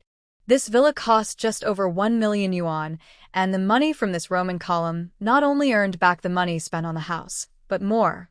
Sleep. Ruan Shuangjiang took the money calmly. It was only 5 million. She had seen big scenes before, so it was not surprising. This money must have been the stolen money of the previous landlord. No wonder he ran away without saying a word. No wonder no one dared to buy this house. Even if the previous landlord did not come back to get the money, the ICAC would not let it go. Ruan Shuangjiang did not intend to give the money to the Independent Commission Against Corruption, but to use it to invest in the Rongyao Gang's company. On the third day after they moved into their new home, they received a call from Xia Tao. Mrs. Ruan, Shi Hongmei and the others have recovered. How do you plan to accommodate them? Ruan Shuangjiang slapped his forehead. He had been busy filming movies recently and had forgotten about these poor women. If I don't resettle them, will they be sent back to the inland? Yes, there are too many of them. We can't accommodate them all in Hong Kong. They will definitely be sent back. Xia Tao answered truthfully. He also added, if Mrs. Ruan is able to accommodate them, that would be the best. If they're sent back, I'm afraid there will be no good results. Ruan Shuangjiang thought for a moment and asked, if I set up a factory and employ these people as workers, can the Hong Kong government resolve their identities? If Madame Ruan can really run a factory, I will take care of the identity. I will take care of it. Xia Tao's tone was very firm. The factory won't be ready for a while. Ask them if they want to work on the construction site. It's hard work, but the wages are paid daily. Ruan Shuangjiang thought of the construction site. It was the end of the year, and it was hard to find workers. If Shi Hongmei and the others were willing to work, it would solve the manpower problem. Half an hour later, Shi Hongmei called in person, her tone very excited. Mrs. Ruan, we are willing to work on the construction site. We work in the fields every day at home and cut bamboo in the mountains. It is much harder than working on the construction site. It doesn't matter if we don't get paid, as long as we have something to eat. I will definitely get a salary and enough food to eat. I will come here now. Ruan Shuangjiang hung up the phone and went straight to the hospital. After a few days of recuperation, Shi Hongmei and her gang looked very good, much better than before. As soon as they saw her, they knelt down and kowtowed. Get up.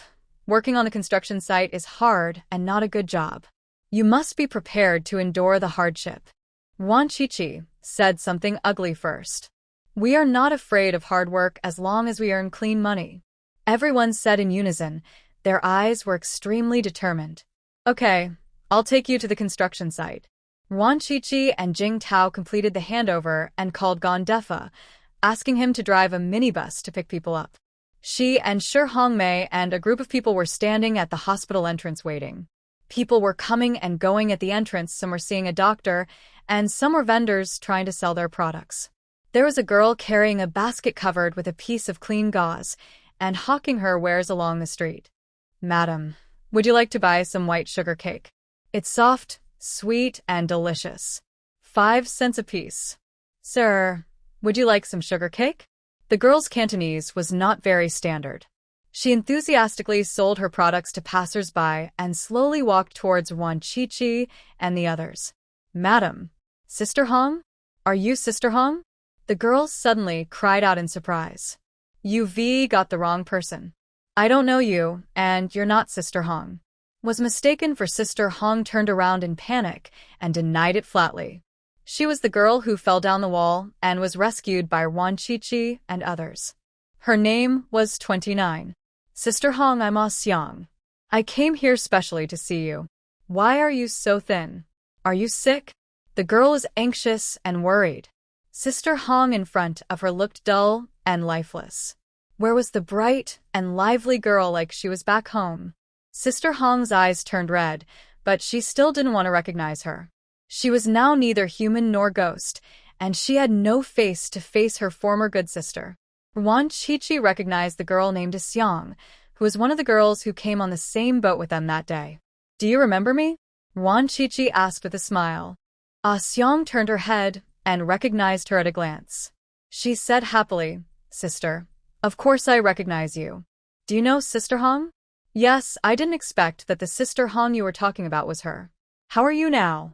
Ruan Shuangjiang did not mention Sister Hong's past and simply passed it over, then asked about the girl's experiences in the past few days. Xiang's face faded, and her eyes were filled with sadness, but she forced a smile and said, "It's fine. I moved out from my cousin Ajin's house, rented a house, and sold white sugar cakes every day. I can make a living. What about the others?" Ajin married her cousin's eldest uncle, and Aju also married someone from the same village. Ame, Au and I moved out, but later they all separated from me. I live alone now. Xiang spoke simply, but one could tell that a lot must have happened to these 5 girls. "Why didn't you come to the hotel to see me?" Ruan Shuangjiang asked. It was obvious that Xiang was not doing well, as she had given the girl the hotel address before. "I'm doing okay now. I don't want to trouble you, sister. Please have some white sugar cake. I made it myself. It's very clean." Xiang lifted the gauze, revealing the soft and glutinous white sugar cake. Next to it was a piece of cut paper used to wrap the white sugar cake. Ruan Shuangjiang took a piece and ate it.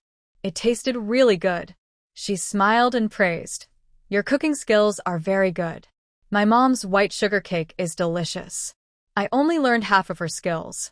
Sister Hong, you can eat it too. You used to like my mom's white sugar cake the most." Xiang warmly invited Sister Hong and others to eat. Sister Hong could no longer pretend and covered her face and cried. "Sister Hong, I'm here now. No matter how hard or difficult it is in the future, we will bear it together. Don't be afraid." Xiang hugged Sister Hong and cried. When she felt that her back was full of bones, she cried even more sadly. "You shouldn't have come here. What are you doing here?" Sister Hong was very upset. She shouldn't have only reported good news and not bad news in the letter to her hometown for the sake of face, which caused her sister, Xiang, to come here as well. They used to think that Hong Kong was full of gold, and they could make money as long as they were willing to work hard. But when she got here, she realized that this was a man-eating den. She saw with her own eyes so many sisters being eaten alive by this den, leaving only a pile of bones. "If I don't come, I will be sold to a fool in exchange for a dowry. Sister Hong, it's going to be hardship anyway, so I might as well come here and suffer. At least I can control my own destiny." Xiang's eyes were determined. She did not regret coming here. Although life was hard, she had a bright future. She had saved up 200 yuan by selling sugar cakes for only 1 month. She also planned to rent a bigger house and get a car after saving more money and sell snacks at night. She would definitely be able to earn more, and maybe she could even buy a small house here and settle down. Sister Hong sighed, and tears flowed down her face again. Why were the lives of all of them sisters so miserable? Gon Defa's minibus arrived, and Xiang followed. The basket of sugar cakes was bought by Ruan Shuangjiang. The girl refused to take the money, so Ruan Shuangjiang forced it into her pocket. Gon Defa took them directly to the construction site. The workers were working in full swing when suddenly a group of beautiful women came. The workers were all stunned.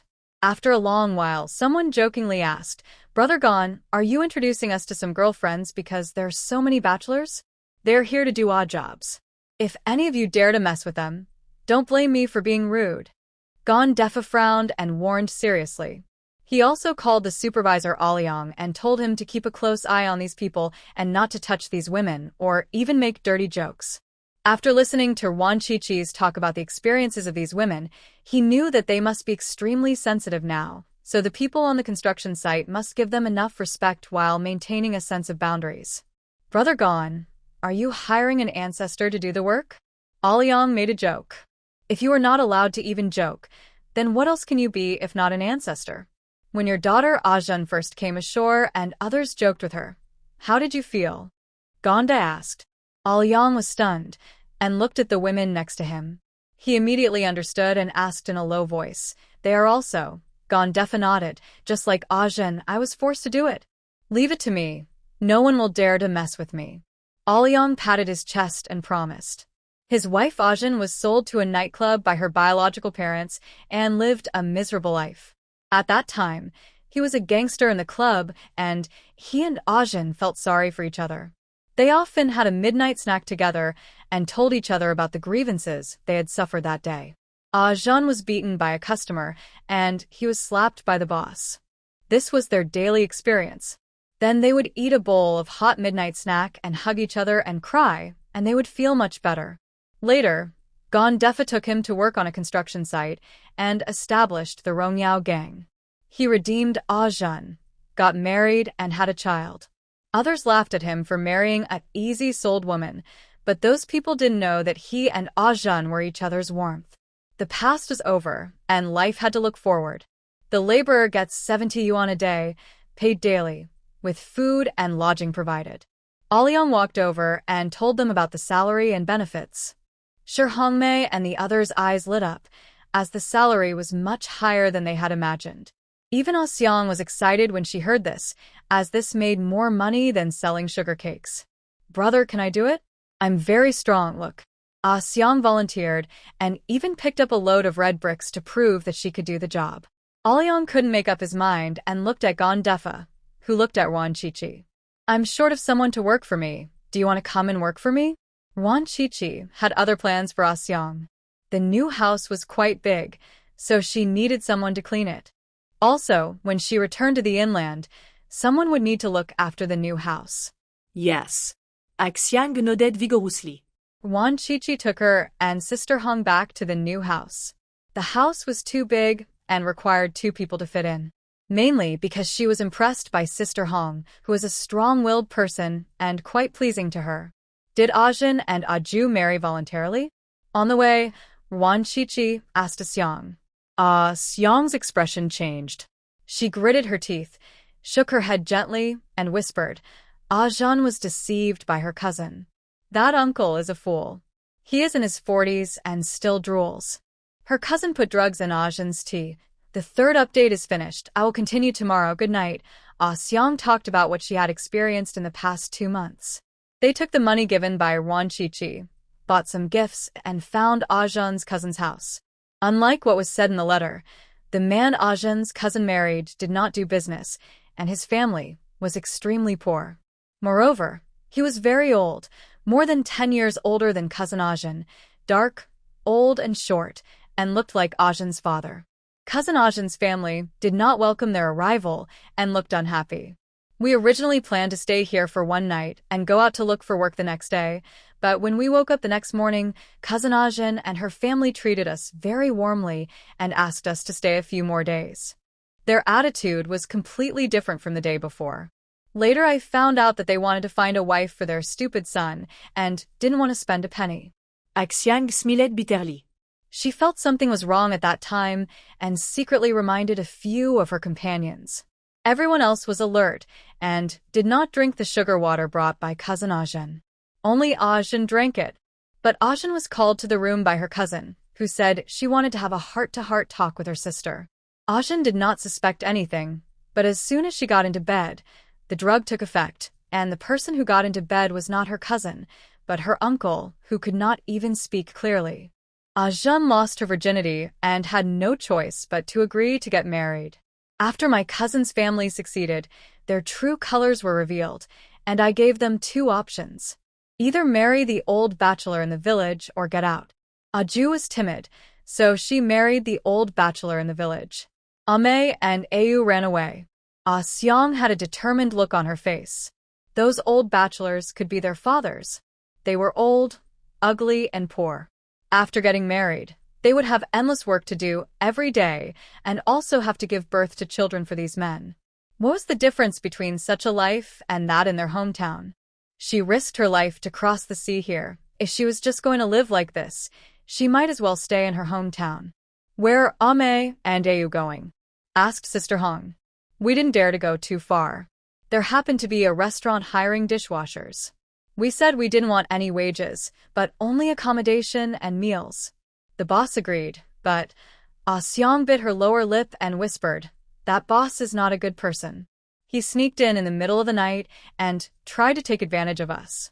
He also threatened that if we dared to resist, he would call the police to arrest us. We fought the boss and beat up the jerk. Then we fled overnight. We slept in parks and under bridges and sold waste from trash cans. Life was getting better little by little, but we were reported, and the police came to arrest us. Mei was arrested, and Yu and I jumped into a pond to escape." Xiang criait. She had the best relationship with Mei. She knew that nothing good would happen after Mei was captured. She had been dreaming of Mei's bloody image for days. "Where is Ayu?" asked Sister Hong. She was an educated youth, pretty, educated, and ambitious. She went to the film set to shoot a movie. She also introduced me to it, but I'm not that kind of person at all. I'd better just sell white sugar cakes, honestly. Xiang calmly told about Ayu's experience. Among the 5 of them, only Ayu was a city dweller. She was arrogant and beautiful, and was not the same kind of person as them. It was within her expectations that they would go their separate ways. She will regret it later. Filming is not a good profession. Sister Hong sighed. Even if a star became famous, he would still be the prey of the gang leaders and would have no power to resist. Ayu was an illegal resident, had no one to rely on, and was beautiful. On the set, she was just meat to be slaughtered. Everyone has their own aspirations. Once you choose a path, you have to keep going even if you regret it. Xiang chuckled. Although she was young, she could see through many things better than the older Sister Hong. This time, Xiang didn't need to ask. Sister Hong took the initiative to tell her experience. She also met a darn human snakehead who sold her to a nightclub. "I have to entertain customers from morning till night, but I don't get a penny. Then where did the money you sent me come from?" Xiang asked anxiously. Sister Hong was stunned for a moment, looking annoyed. She let the cat out of the bag and said, "I borrowed it from someone. You always look to the side when you lie. Sister Hong, tell me the truth. Where did the money come from?" Xiang asked. Sister Hong couldn't hide it any longer, so she had to tell the truth. "I stole a customer's wallet. Aunt Lien needed money for medical treatment." "How is she?" "My father took the money and didn't use it to treat my mother. He also said that my mother's illness couldn't be cured and it was a waste of money. After my mother died, he used the money to marry a widow. The widow kept all the money. He had no money to help my brother get married, so he planned to sell me to a fool to earn a dowry. I stole the money and ran away." Xiang cried bitterly, and Sister Hong also cried. Her mother died early, and she was protected by Aunt Lien since she was a child. In her heart, Aunt Lien was like her own mother. Wan Chichi sighed. No wonder Sister Hong was so beautiful but was sent to a black kiln. She made a mistake by stealing a customer's wallet and must have been punished. She was beautiful, and after she went to the black kiln, she received the most customers every day, so she couldn't stand it and escaped. "You'll help me with cleaning for a while, and I will pay you 1,000 yuan a month. How about that?" Ruan Chichi was talking about the market price of maids in Hong Kong.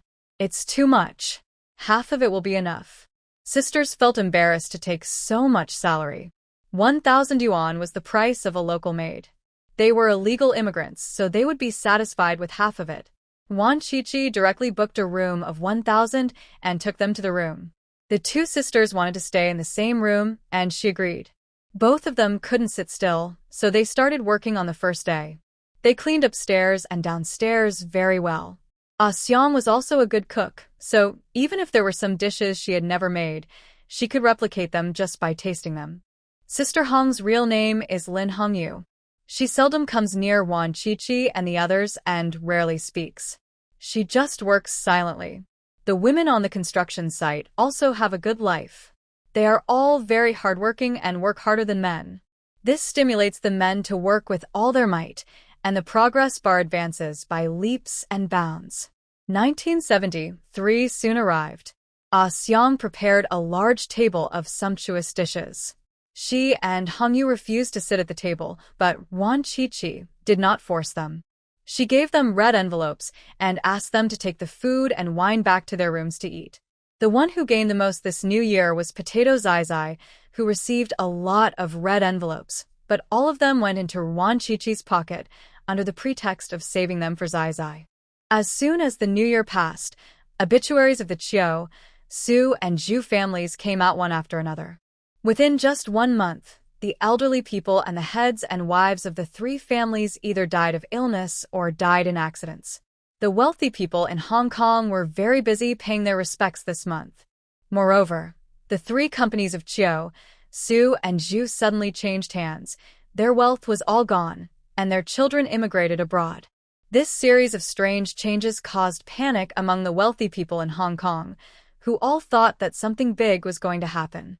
At the same time, an anonymous article came out of nowhere, exposing the immoral things that the 3 families of Qiu, Su, and Zhu had done in the past. Like the Yang family, they had harmed many volunteer soldiers. Evil deeds will be punished.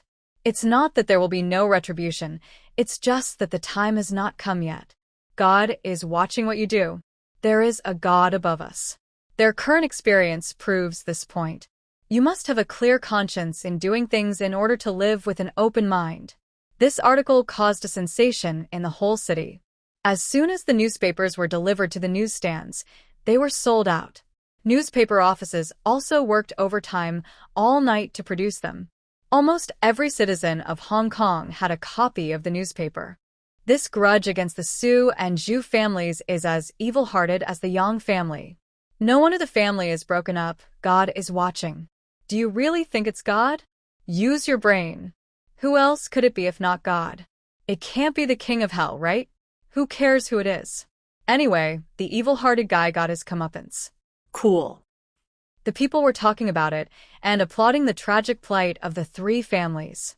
Some people also guessed the reason.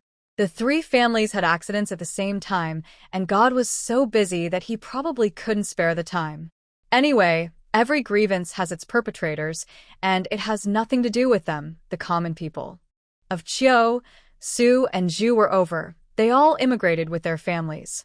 Ruan Qiqi no longer cared about them. Her mission was completed, and it was time for her to go home. Are you coming back? Ruan Qiqi asked Xia Tao. Now this crazy woman either goes to Gon's house to eat and drink every day, or stays in the hotel to edit school rules. Her life between these 2 points is simple yet fulfilling. Where to go? Xia Tao took a pineapple bun and munched on it. She had just compiled 5 more school rules, which was too tiring. She needed to eat something good to replenish her energy. Pineapple butter. The pineapple buns were naturally given by Gon's mother. Any snacks that were not sold out every day became Xia Tao's midnight snack. In less than a month, Xia Tao's oval face had become much rounder and almost became an oval face. Go back to Tanzhou. If you are so happy here, why don't you just stay here? Ruan Qiqi joked. Xia Tao frowned, thought seriously, and shook her head. 759 is a good salary. Let's go back. She was not used to staying in one city for a long time. Hong Kong was indeed not bad, but she would still get bored and would go back to Tanzhou for a while before coming here again. Aren't you coming over here? Come on, we're still recruiting students during the summer vacation. Xia Tao had sufficient reasons. She was the dean of studies and she had to be there to recruit students. On the first day of school, she also had to show up and let the students recognize her majestic face. If I go back, I won't be able to eat the delicious food at Gon's house. Wan Qiqi tested half-jokingly. Xia Tao frowned. This problem was indeed serious, and she needed to think about it carefully. After thinking for a few minutes, she asked seriously, "Can we get Defa as parents to open a tea restaurant in Tanzhou?" "Of course not. They are native Hong Kongers. They are old. They want to leave their hometown and their beloved son just to cook for you? Don't you feel guilty for repaying kindness with enmity?" Ruan Shuangjiang flatly opposed it and said it very harshly. She was really afraid that this crazy woman would take the old couple back. "Forget it, I'll come back in the summer." Xia Tao also felt that this was a bit of an ingratitude, so she could only put up with it and come over to eat in the summer. Discussed work matters with Defa. The movie profits will be directly invested in the film company. I will come here in the summer and pick some good movies to shoot. You can send people over to the US to check out the situation first and then sell them after I come. Okay. Defa agreed very seriously. The official business had been almost completed, but he did not say goodbye. He looked as if he wanted to say something but was hesitant to speak. "If you want to know something, just ask directly, don't waste time." Ruan Shuangjiang couldn't bear it anymore and asked him. Defa looked embarrassed and asked in a low voice, "My parents asked me to ask, is Miss Xia going back too?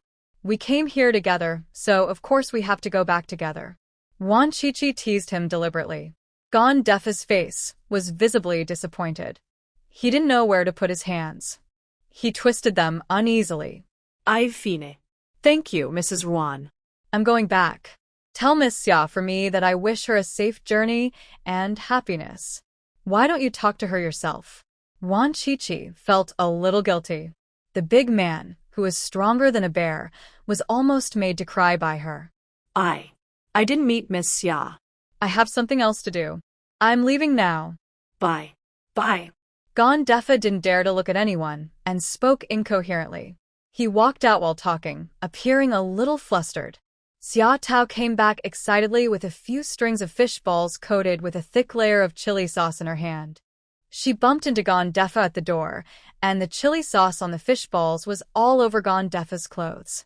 "Ah. My fish balls, you have no eyes." Xia Tao glared at him in agony. She had applied such a thick layer of hot sauce on it, but it was all ruined by this guy. "Yes. I'm sorry, I'll compensate you." Defa apologized quickly, not even bothering to wipe the hot sauce off his clothes. "Forget it. What are you so flustered about? Are you a thief?" Xia Tao rolled her eyes, took out a handkerchief from her pocket and threw it to him, then bit the fish ball in her hand nonchalantly. "It's a bit dirty, don't eat it." Defa advised in a low voice that he had been wearing the same clothes for a whole day.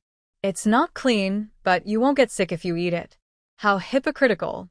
Xia Tao rolled her eyes, quickly finished a string of fish balls, and continued to chew the second string, not forgetting to explain the work. "School, hurry up, if it affects my summer enrollment, I will beat your butt." "I know. It definitely won't affect anything." Defa was stunned for a moment. Then he smiled and nodded quickly in agreement.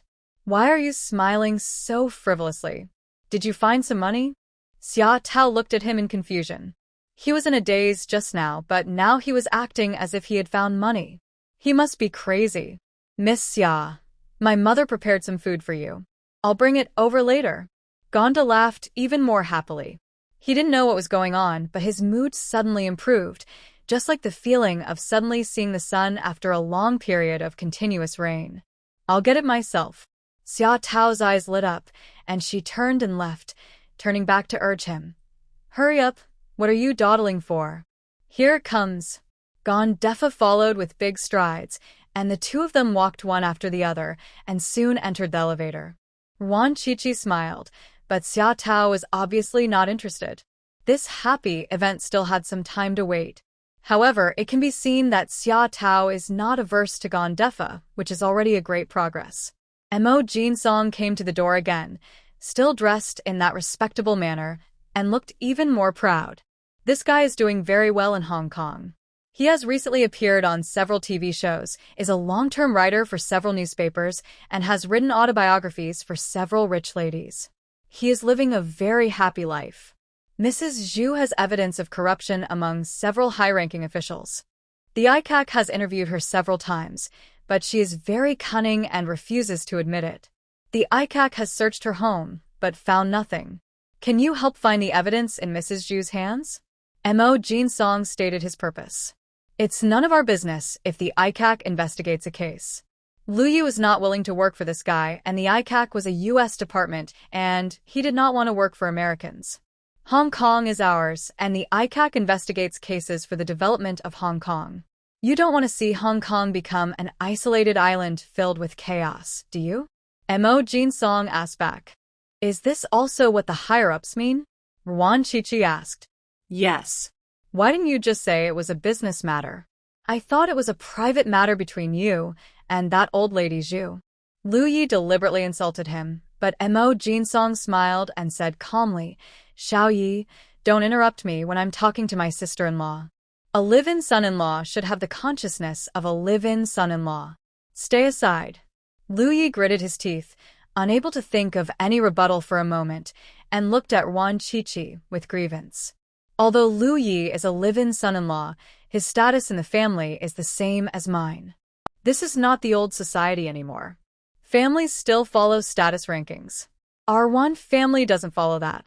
Mo Jinsong, you've only been in Hong Kong for half a year, but your thinking is a little off.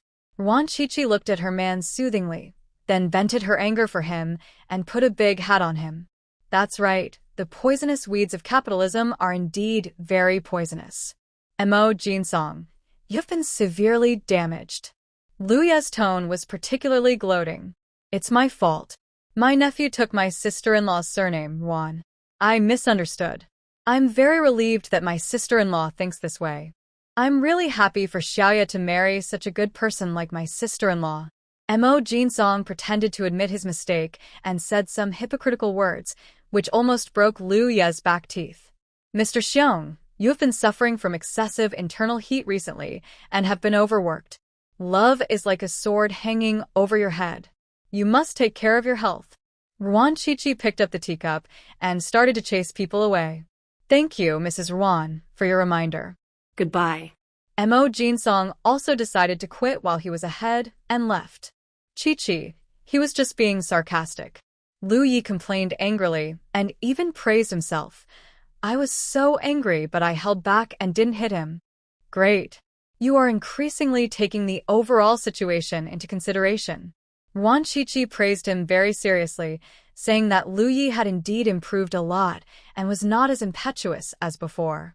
The anger in Lu Ye's stomach gradually disappeared with the praises. Xiong happened to bring a bucket of water and was ready to mop the floor. He grabbed it without saying a word and started mopping the floor with a grunt. Sir, let me do it. Xiong is a little helpless. She only gets 1,000 yuan a month, with food and accommodation provided, but there is only a little work to do. If even this little work is taken away from her, how can she feel comfortable taking the salary? It's okay, go and rest for a while. Ruan Shuangjiang asked her to go and have a rest. The two sisters were more diligent than little bees every day. They cleaned the house from top to bottom, inside and out, and it was spotless. There was no trace of dust at all. In fact, there was really no need to do so. She was not that particular. Sister, when will you come again? Xiong's tone was lost. She couldn't bear to leave. Xia Tao will come over. You and Hong Yu will help me look after the house. You can use this money to pay for water and electricity. Ruan Shuangjiang took out 10,000 yuan and stuffed it into Xiong's pocket. The water and electricity bills aren't that much. Xiong wanted to pay back half of it. You can use the rest to buy food. Don't be too stingy. If someone bullies you, go find gang leader Gon, and he will take care of it for you. Read more books in your free time. It would be even better if you can learn a skill. Ruan Shuangjiang did not want the two sisters to be maids for the rest of their lives, especially Xiong. This girl was independent, courageous, and smart. Her only shortcoming was her low level of education. I'm watching, sister. I've finished my work. Can you do some handicrafts at home in your free time? I promise I won't mess up the house, and I won't bring anyone home. Xiong plucked up the courage to ask. She wanted to go to night university for further studies and had to save enough money for tuition. Okay, just don't bring anyone home and keep it clean. Ruan Shuangjiang's requirements are not high, just 2 points.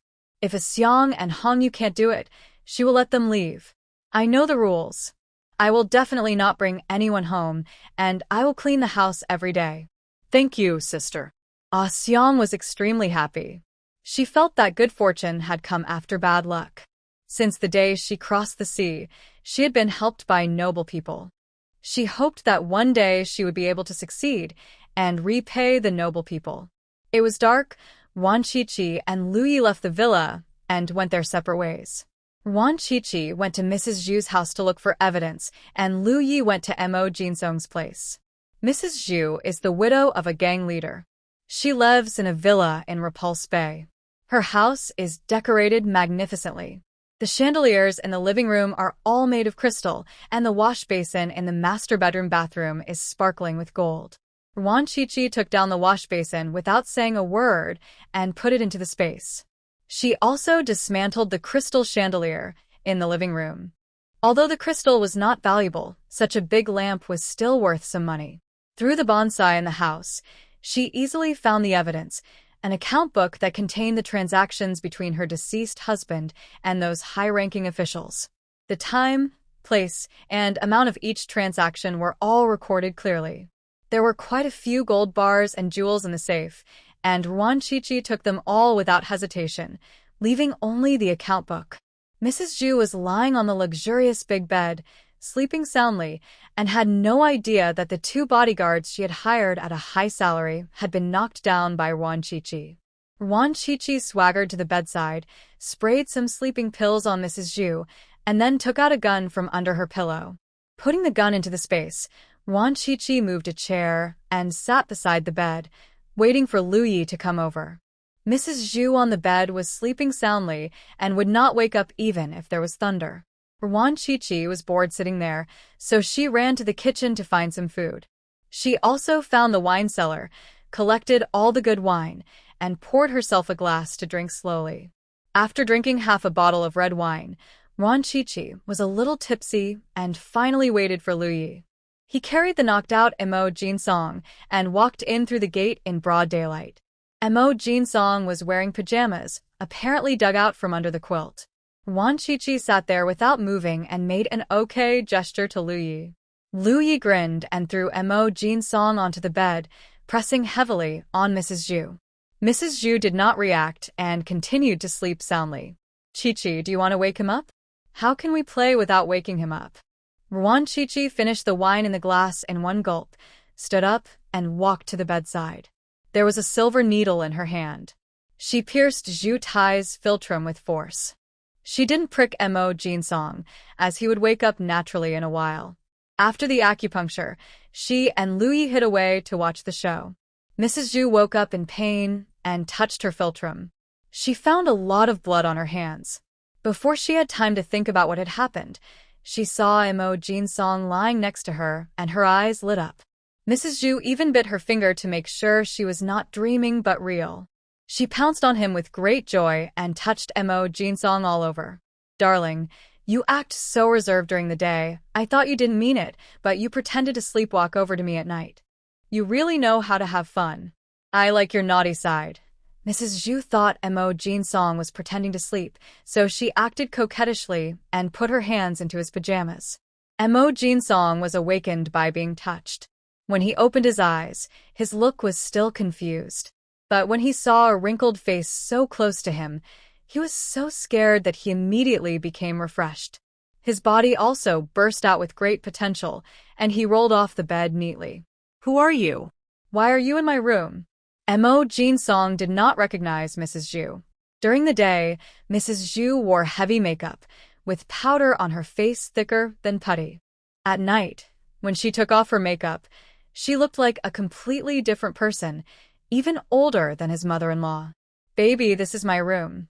It's no fun to play games too much. Don't worry, I won't treat you badly. As long as you make me happy, I'll give you a floor in Central. It's 800 feet. Mrs. Zhu threw a coquettish look, and her affected voice made Mo Jinsong want to vomit. He finally realized that it was that jerk Lu Yi. Grass. Mo Jinsong wanted to kill someone, but now he had to escape from the clutches of this old woman. His innocence could not be ruined by this old woman. Would you believe me if I told you I was sleepwalking? Mo Jinsong jumped up and asked seriously. Exine, you miss me in your dreams. That's why you sleepwalked into my bed. Mrs. Zhu threw him another coquettish look, smiled particularly charmingly, waved at him, and said in a tender voice, A moment of spring night is worth 1,000 gold. Baby, come quickly. Mo Jinsong's intelligence and talent were useless at this moment. He turned around and ran, not daring to stay for a second. Mrs. Zhu's voice came from behind. Baby, do you want to go to the back garden? It's a bit cold at night, so come to the room. Mo Jinsong paused and ran even faster. He couldn't run that fast when he was 18 years old. Today's third update is completed. Good night. Baby, it's boring after this. Come back soon. I'll give you a 3-year contract with a TV station. As long as you follow me obediently, I promise you'll be very successful in Hong Kong. Mrs. Zhu got out of bed, chased out slowly, and offered a sweet bait.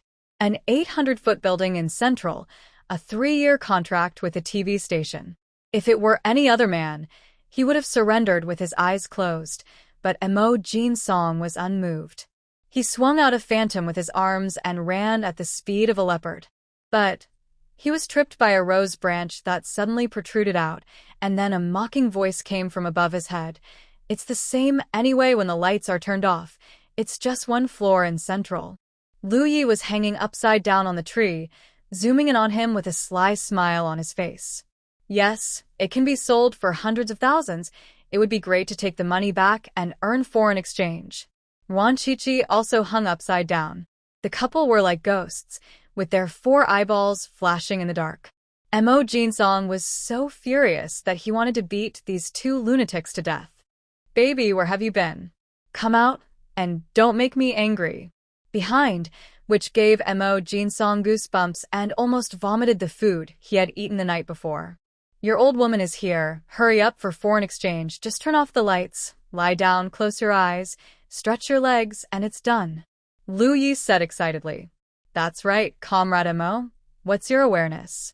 You don't have anything to lose anyway, and although Mrs. Zhu is middle-aged, she still has her charm. Even if she is a wilted flower, she is still a romantic woman. Go, show your ability and conquer that old woman. Ruan Shuangjiang finished speaking. She raised her fist with full power to cheer for Comrade Mo. Xiaoyi, you have a high level of awareness. Why don't you do it yourself? I can introduce you to someone. With your ability, Xiaoyi, you will definitely be able to generate a lot of foreign exchange for the country. Mo Jinsong was wearing pajamas. His hair was disheveled, and he looked disheveled. He was still good at making fun of others.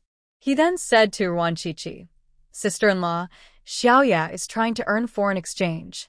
He is dedicated to the public good, so he sacrificed himself to please Mrs. Zhu. Although the radish is covered in mud, it can still be eaten after washing. Don't you think so? Ruan Shuangjiang. Lu Ye. Mo Jinsong's words left the 2 of them speechless. In terms of shamelessness, they were indeed not as good as this fox. Darling, where have you been? If you keep playing hide-and-seek with me, I'm really going to get mad. Mrs. Zhu was very patient and was still looking for someone perseveringly, but her voice had become noticeably rougher and not as coquettish as before. Lu Yi grinned wickedly, grabbed Mo Jinsong by the collar, and lifted him up in the air. No matter how good you are at talking, it's useless. You can't beat me anyway. What do you think I'll do if I throw you back now? You won't, Xiaoyi. You always talk big, but you're actually very sensible. When it comes to big issues, you're more sensible than anyone else. Mo Jinsong was not panicked at all and praised him a lot. My sister-in-law is the same. Otherwise, why do they say that if they are not from the same family, they will not marry? Since Xiaoya and my sister-in-law got married, his condition has been getting better and better. This is all thanks to my sister-in-law. Mo Jinsong also did not forget Ruan Shuangjiang and praised her highly as well. Moreover, he is very sincere when praising others. Even if his words are a bit exaggerated, people can still feel his sincerity, which makes people feel comfortable. Ruan Shuangjiang gritted her teeth. Darn it, he actually used sweet words, but she actually enjoyed it. The corners of Lu Ye's mouth curled up, his expression visibly proud, thinking that this Mo fox had some vision. Baby. Mrs. Zhu's voice was getting closer and closer, and she was already here. Mo Jinsong appeared calm on the surface, but he was actually in a panic. He could see through people's hearts, but not the minds of these two crazy people. They did not play by the rules at all. His keen eyes were completely useless at this moment. Zhu Tai's footsteps were heard, and they were very close. Lu Yi smiled, picked up Mo Jinsong, and jumped down from the tree. He rushed behind Zhu Tai in one step. Mo Jinsong's heart was in his throat. I was even prepared to compromise and have my innocence ruined. Lu Yi raised his hand and chopped down with force. Zhu Tai fell straight back and hit Mo Jinsong. Mrs. Zhu was plump and heavy, and she pressed heavily on Mo Jinsong, which was considered to be the fulfillment of her wish. Mo Jinsong, a lot of effort to push Mrs. Zhu aside. He was so angry that he kicked the old woman a few times and rarely swore. Lu Yi and Ruan Shuangjiang were gone, as if they had never been there. The garden was silent. An account book hung on a branch, and it was particularly eye-catching in the bright moonlight. Mo Jinsong let out a breath and wiped the cold sweat from his forehead. He was angry and helpless. If he didn't have a strong heart and cooperated with these two crazy people, he would be scared to death sooner or later. Darn it! He put away the account book and returned to his residence in the swaying evening breeze of the Hong Kong River. Not long after, he changed his clothes and went out, wearing a floral shirt, jeans, and thick mousse in his hair. In a suit and tie, Mo Jinsong used to be a gentle scholar, but now he looks more like a gigolo. He went to a bar, gave the account book to his comrade, had a drink to calm his nerves, and then went back to his residence to sleep. The next day, the furious Mrs. Zhu planned to settle accounts with Mo Jinsong. She thought that it was Mo Jinsong who broke into the house last night and took away the gold wash basin and crystal chandelier, as well as the account book of jewelry and gold bars in the safe. The other things were fine, but the account book must not be leaked out, otherwise it would cost her life. Mrs. Zhu's love for Mo Jinsong disappeared, and now she just wanted to kill this man and take back the account book. But before she could do anything, the Independent Commission Against Corruption came to her door. This time the evidence was irrefutable, so the Independent Commission Against Corruption produced an arrest warrant and took her back for interrogation. Sir, even if you're investigating a case, there's no need to steal my jewelry and gold, right? And the wine in the basement was all cleared out. I have never seen a police officer more professional than a bandit. Mrs. Zhu knew that the matter was done, so she was not panicked. She even turned the tables and sued the Independent Commission Against Corruption for theft. The ICAC officers were also dumbfounded when they saw the wash basin that had been taken away alive, the gap on the living room ceiling, and the empty safe. Taking Mrs. Zhu back, the ICAC called its office inland. It was Mo Jinsong who answered the phone. His voice had changed, and the ICAC still does not know his identity. My comrade got the account book. My comrade didn't know about the washstand and crystal chandelier, as well as the red wine and gold you mentioned. He only took the account book. And when he took it, the other things in the safe were still there. Could it be that Mrs. Zhu is crying thief? Mo Jinsong flatly denied it. Even though he knew it was definitely those two lunatics who did it, he had to protect his family in front of outsiders. Even if it's a lunatic whom he doesn't like. The ICAC has no evidence and can only make a statement. Moreover, the evidence in the account book can lead to the downfall of several senior officials and at least recover hundreds of millions of stolen money. The stolen money is nothing. 3 days later, Ruan Shuangjiang and his companions returned to Tanzhou. It was still very cold in Tanzhou in March, much colder than Hong Kong. They came back on a military plane and were greeted by a gust of cold wind as soon as they got off the plane. Manzai brought Tudazai and Mamajong back to the compound. Ruan Shuangjiang and the other three had to go back to 759 to report on their work. Ruan Shuangjiang and Xia Tao returned to Wudong pastry shop together.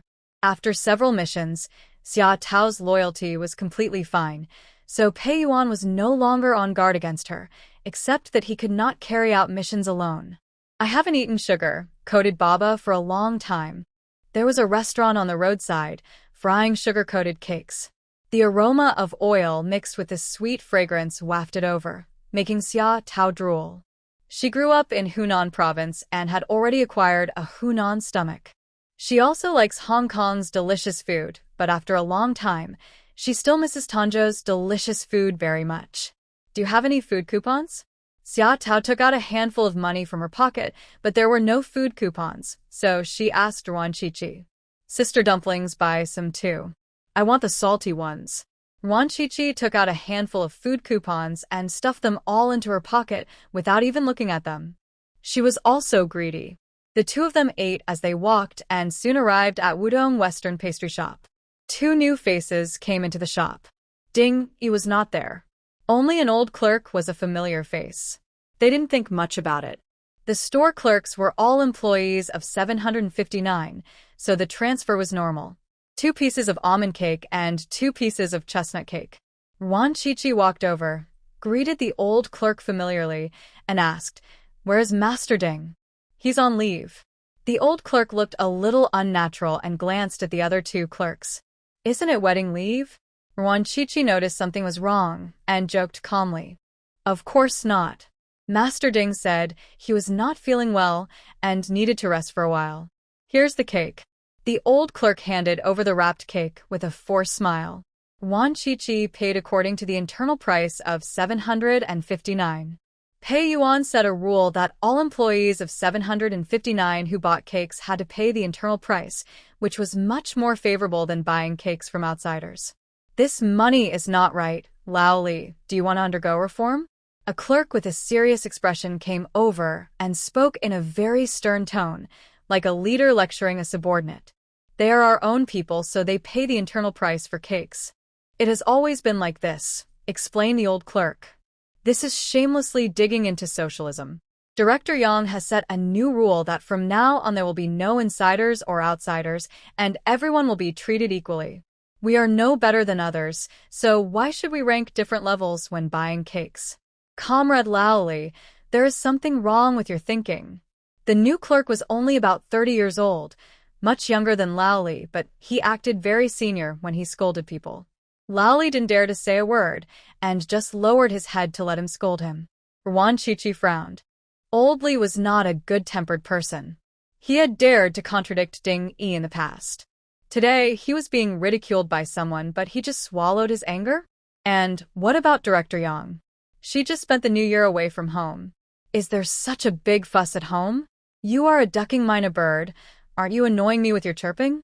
I'm just paying you this price. I don't care if you are the sheep director or the cow director.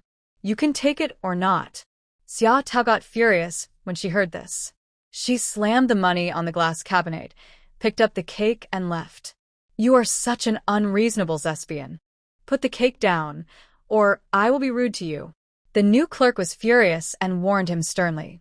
I won't let go. How can you be so rude? Xia Tao stopped, turned around and looked at him coldly. Then, in front of him, she took a big bite of the cake. In just a few minutes, she had finished eating all 4 pieces of cake, without even a crumb left. You ate my 2 portions. Give me 2 almond cakes as compensation. Ruan Shuangjiang roared angrily. She just didn't pay attention and let this crazy woman take advantage of her.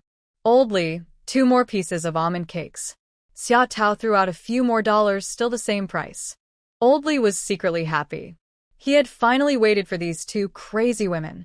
He was just waiting for them to have a seizure. Yang Chenfeng is a member of Group B, and he gave this nickname to the new Director Yang. Because Director Yang made his first move upon taking office, he overturned all the rules and regulations previously formulated by Director Pei and formulated his own new rules.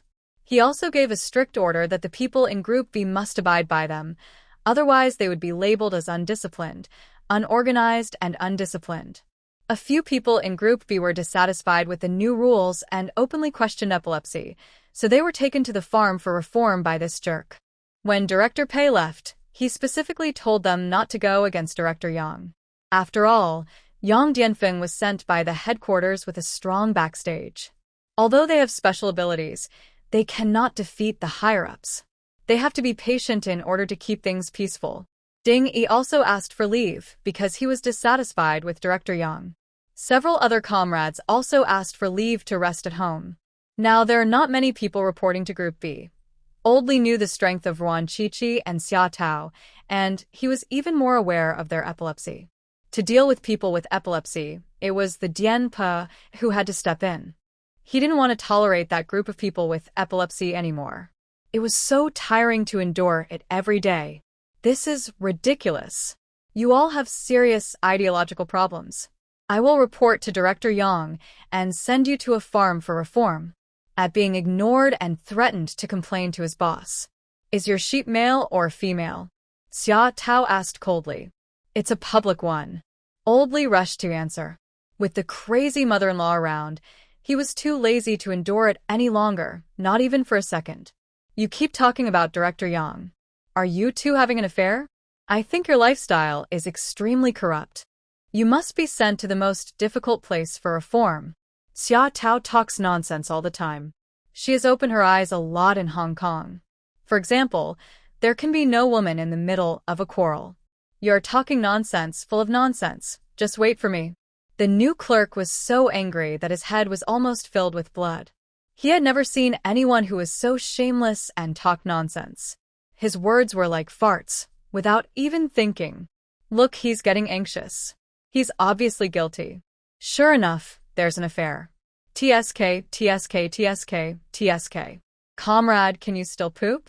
Xia Tao's thoughts were moving so fast that the people around her could hardly keep up. How did she suddenly get to the topic of pooping? You can't speak without investigation. It's possible that Director Yang won't be able to poop. Even though Ruan Shuangjiang was chewing on a cake, she didn't let the words fall to the ground and quickly continued. Oldly next to her lowered his head very low, his mouth corners almost twitching. He knew that the old woman could cure epilepsy because a normal person could not talk so much crazy stuff. The new clerk's face turned pale with anger. The other new clerk had remained silent. He originally wanted to join in, but after seeing the crazy nature of these two women, he shut up. Him going on the field is that he will be annoyed off to death, so it's better for him to just shut up. Xia Tao snorted, rolled her eyes in disdain, and walked away with a swagger. Since Pei Yuan is not here, there is no need to report work. The two of them went to find Ding Yi and wanted to find out why Director Yang came out of nowhere. Ding Yi originally lived in Wudong Western Pastry Shop, eating and sleeping in the shop. After meeting Shangguanqing, he pestered Pei Yuan to give him a house. It was located in an alley not far from Wudong Western Pastry Shop. It was a private house with a yard, which was very nice. The door was closed, and the faint fragrance of orchids wafted out from the wall. Ding Yi was not only good at making pastries, but also good at taking care of flowers and plants. The bonsai in Group B's office were all cultivated by Ding Yi. Ruan Shuangjiang and Xia Tao didn't even knock on the door. They just climbed over the wall and went in. Ding Yi was lying in the yard basking in the sun, wrapped in a thick blanket with his eyes closed. There was a purple clay teapot on the stool next to him. His life was quite comfortable. Stop pretending and get up. Ruan Shuangjiang shouted, went into the room, moved a stool, and sat next to Ding Yi. Xia Tao was too lazy to move the chair, so she just put the purple clay teapot on the ground and sat on it. I was having a sweet dream. You came at a really bad time. Ding Yi sighed and opened his eyes helplessly. In his dream, he married a beautiful woman, and they were having a wedding together with Shangguanqing. It was so beautiful. No matter how beautiful the dream is, the reality is miserable. Stop daydreaming. Let me ask you, what happened to Director Yang? Where is Pei Yuan? Ruan Shuangjiang asked. Are you still alive? Xia Tao interrupted. She has a good impression of Director Pei, so she must not let him kill her. He's alive and well. How could that old fox, Lao Pei, die so easily? Are you guys back today? Ding Yi sat up and wanted to take the purple clay teapot to drink water, but found that the teapot had been moved to the ground, so he had to bend down to get it. Where did Pei Yuan go? Ruan Shuangjiang asked. I was transferred to the Cultural Bureau as the head. Ding Yi said in a mocking tone. Are the people above us crazy? Xia Tao rolled her eyes and insulted them mercilessly. Not only has Old Pei been transferred, but Group A's mother has also been transferred to the Armed Forces Department, and now she is Director Ma. What a mess. When did it happen? Wan Qiqi smiled sarcastically. The sudden personnel changes in the 759 branch in Tanzhou must not be that simple. A month ago, the more than $10 million you sent back made many people jealous, and they started to think about Tanzhou 759. Dink Yisanit. It means that Pei Yuan and Director Mu have no one above them. Otherwise, they would not have been bullied like this. Where's Xiao Chao? I've taken a leave of absence and have been looking for someone to date every few days. I'm having such a good time that I don't want to leave, Dingy said with a resentful tone. Obviously, he was the one who made the first move, but there has been no progress yet. Xiao Chao, that guy, came from behind and is now doing very well in his love life. Judging from the situation, he will be able to enjoy wedding candy in the second half of the year. His red Luan star has not moved yet, alas. Is there any capable person around that sheep? Wan Qiqi asked again. There are two, brought here by the headquarters.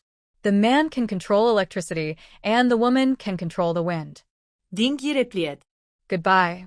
Wan Qiqi stood up suddenly and prepared to leave. When will you start? Ding Yi asked. It is better to choose a day today than to wait for one. Today is an auspicious day, suitable for slaughtering sheep. You definitely can't kill them. The higher-ups will investigate, Ding Yi advised in a gentle voice. He became more and more worried, but he still had to follow these two crazy women. Otherwise, the sky of Tanzhou could be pierced, and even Niwa wouldn't be able to repair it. You're afraid of this and that. No wonder you're still single. Xia Tao sneered and mocked mercilessly. I'm just considering the overall situation. You know nothing. Ding's face turned black with anger. Ruan Qiqi and Xia Tao ignored him, climbed over the wall, and returned to the compound. Many people were sitting downstairs in the family building to bask in the sun. Their hands were not idle. Some were knitting sweaters, some were sewing shawls, or some were mending clothes. There were also a few children playing nearby. Some were skipping rope, some were throwing sandbags, and some were playing hopscotch. It was very lively. Sister Yuan? Oh, you're finally back. I didn't see you guys during the Chinese New Year. Where have you been? Was knitting a sweater, looked up and saw them and shouted excitedly. The other women also stopped what they were doing and greeted him in a flurry. I'm going out to do something. You don't have to go to work today? Seeing these familiar faces, Wan Qiqi was in a good mood. Today is Sunday, so you don't have to go to work. Sister Yuan, Xiao Xia, please sit down and have something to eat. Wang Shuhua brought stools from home and took out fried sweet potato chips. The other sisters-in-law also returned to their homes and took out the leftover food from the new year. Fried meatballs, fried crispy pork, fried small fish, donkey rolls, etc. are all good things. My sisters-in-law in the past would not waste time frying these. Sister Yuan, Xiao Xia, eat quickly. Where are you guys on this business trip? Lu Danny asked while unstitching her gloves. The gloves she took apart were the labor protection gloves issued by the factory, woven with cotton thread. She got 2 pairs every month, which she used sparingly. In a year, she could save more than 10 pairs of gloves. She took apart the cotton thread, boiled it in boiling water, and then dyed it and used it to knit sweaters. Cotton gloves can be knitted sweaters. Yangcheng, this is the snack over there. Ruan Qiqi took out a big bag of wife cakes from her bag and distributed them to them and the children one by one. Xia Tao ate in silence, without even raising her head. Auntie Xia, this is the candy I saved for you. Aunt Yuan, why hasn't Brother Potato come back? The children all miss Little Potato very much, mainly because they had saved up a lot of programs and had to perform them for Little Potato. I'll be back tomorrow. Ruan Qiqi smiled and said that she had to work tonight, so she decided to pick up Zai Zai tomorrow. Anyway, Tudo is weaned and the little guy has grown some teeth, so he can eat complimentary food and milk powder. Man Zai and Mama Jiang take very good care of the little guy. With his sisters-in-law for a while, Lu Yi came back, looking unhappy. After returning home, Lu Yi angrily said, Director Mu was sent to the Armed Forces Department. The new Director Ma is even more annoying than Mo Huli. I really want to kill him. Fortunately, He has improved, otherwise, with his previous temper, he would have beaten Director Ma to death long ago. Ruan Shuangjiang comforted him, and as it was late at night, the three of them went out. As soon as I walked downstairs to the family building, I met Ding Yi, Xiao Chao, and Zhengji, and smiled at them. Xiao Chao drove over, and they went to Director Yang's residence first. Coincidentally, it was Shi Jinghong's former residence. Shi Jinghong's family had all died, so the house was vacant and was assigned to Director Yang. The house had been completely looted by Lu Yi before. Even the stair railings had been removed. Now, everything has been restored, and a lot of new furniture has been added. The two people from the headquarters, a man and a woman, lived on the first floor, and Director Yang lived on the second floor. I'll set a fire and lure them out, Xiao Chao said excitedly. He had waited for this day for a long time, and finally it came. Use this. Xia Tao went to the garden, pulled out a lot of dead grass, watered it, and went to set fire with Xiao Chao. Soon, the room was filled with thick smoke, the kind that could choke people to death. Xia Tao and Xiao Chao covered their mouths and noses and fled in panic, their eyes red from the smoke. Stop! After a loud shout, a flash of lightning shot over and hit Xia Tao. In an instant, she felt like she was having a seizure. Her hands and feet were twisted into knots, and her hair turned into curls. The third update is finished. Good night. When Xiao Chao heard the shout, he wanted to go back to save people, but when he saw Xia Tao's miserable condition, he accelerated decisively and ran away. Duck, who felt refreshed by the electric shock, screamed loudly, not knowing whether she wanted to duck Xiao Chao or the generator behind her. What are you doing here in secret? Darn you, is that you? The generator chased out and saw Comrade Xiao Chao's back as he rode away. He recognized him as the traitor from Group B, sneered, and shot a beam of electricity at Xiao Chao's back. Shows up at your door in the middle of the night, he is thief. You can escape the death penalty, but you can't escape the living punishment. Hold. Comrade Xiao Chao's screams could be heard from afar. His whole body was almost twisted into a dough stick, and wisps of green smoke were coming out of it. He was almost cooked. The generator smiled triumphantly and wanted to generate more electricity. Several branches stretched out and suspended it. Lu Yi quickly fetched a bucket of water and poured it on Comrade Xiao Chao's head. Duck. You. Ma. Comrade Xiao Chao's screams continued. Green smoke billowed out of his body, and his skin, which was originally black from the electric shock, suddenly turned deep red, like a cooked shrimp that could not be more cooked. Lu Yi was dumbfounded. He originally wanted to cool down this kid by pouring cold water on him, but he never expected that the bucket of water would boil him. Ding Yi rushed over and saw this scene. He couldn't help but swear. Bury it in the soil quickly. Ding Yi shouted, and Zhengji and Lu Yi started digging immediately. Although they had no tools, they still dug a deep pit quickly. They pushed the still smoking Xiao Chao into the pit and buried him alive, with only his head sticking out. He won't die, will he? Zhengji asked cautiously. Still breathing. Lu Yi bent down and felt Comrade Xiao Chao's breath. It was burning hot, like steam. It burned him so much that he quickly retracted his hand, feeling very nervous. It's okay, it's a short circuit, just breathe in some earth energy. Ding Yi spoke in a relaxed tone, not too worried, because Xiao Chao had had a similar accident before. At that time, the guy had just arrived at 759 not long ago and was still a young man. According to the rules of 759, newcomers have to be led by old employees when going on missions. He was in charge of this kid. During one mission, the kid accidentally bumped into an electric wire. Although he kicked him away in time, he was still electrocuted and sparks were flying. The situation was similar to now. At that time, Ding Yi's reaction was similar to Lu Ye's. They both felt that water was needed to cool him down. As a result, when a basin of water was poured on Xiao Chao, he was almost cooked. Fortunately, he was buried in a pit and came back to life. Later he found out that Xiao Chao had fire-related abilities and his body structure was different from that of ordinary people.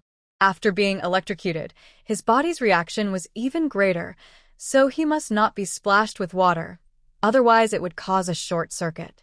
Once this happens, he must be buried in the soil in time so that the earth's energy can absorb the restless energy in his body. Duck you. Mother!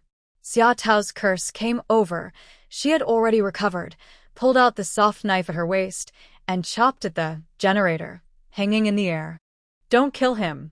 Ruan Shuangjiang reminded him that he was just a competitor, and it would be enough to teach him a lesson. There was no need to kill him.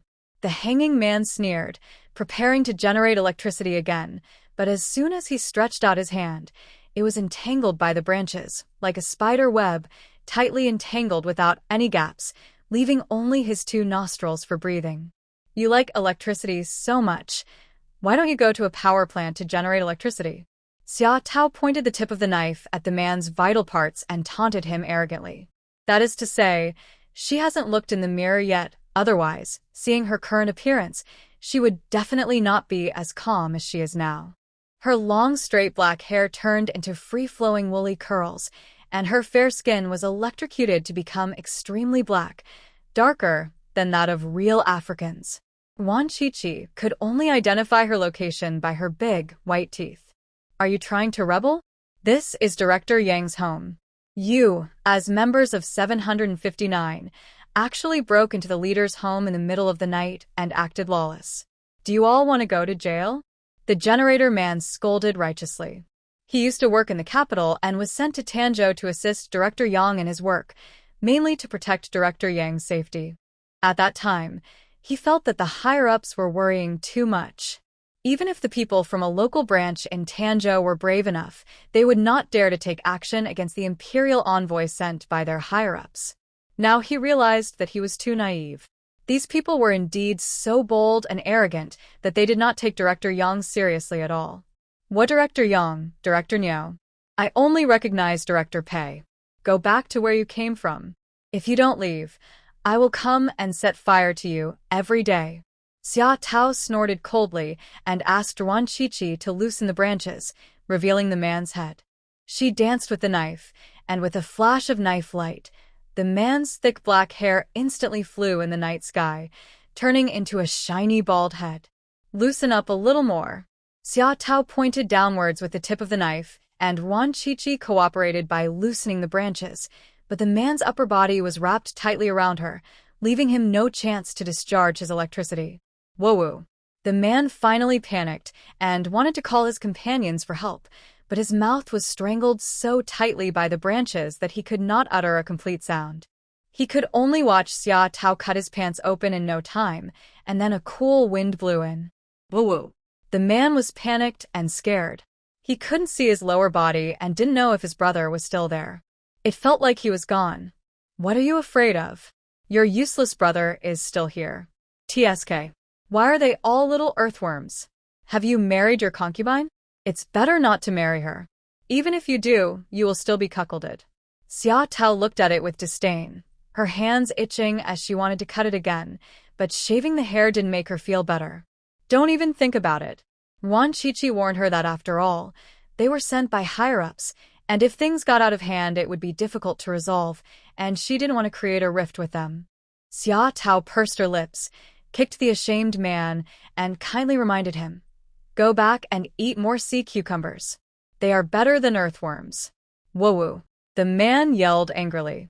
Although I couldn't hear him clearly, I could feel that he was swearing very dirty. You don't know what's good for you. You deserve to be called a little earthworm.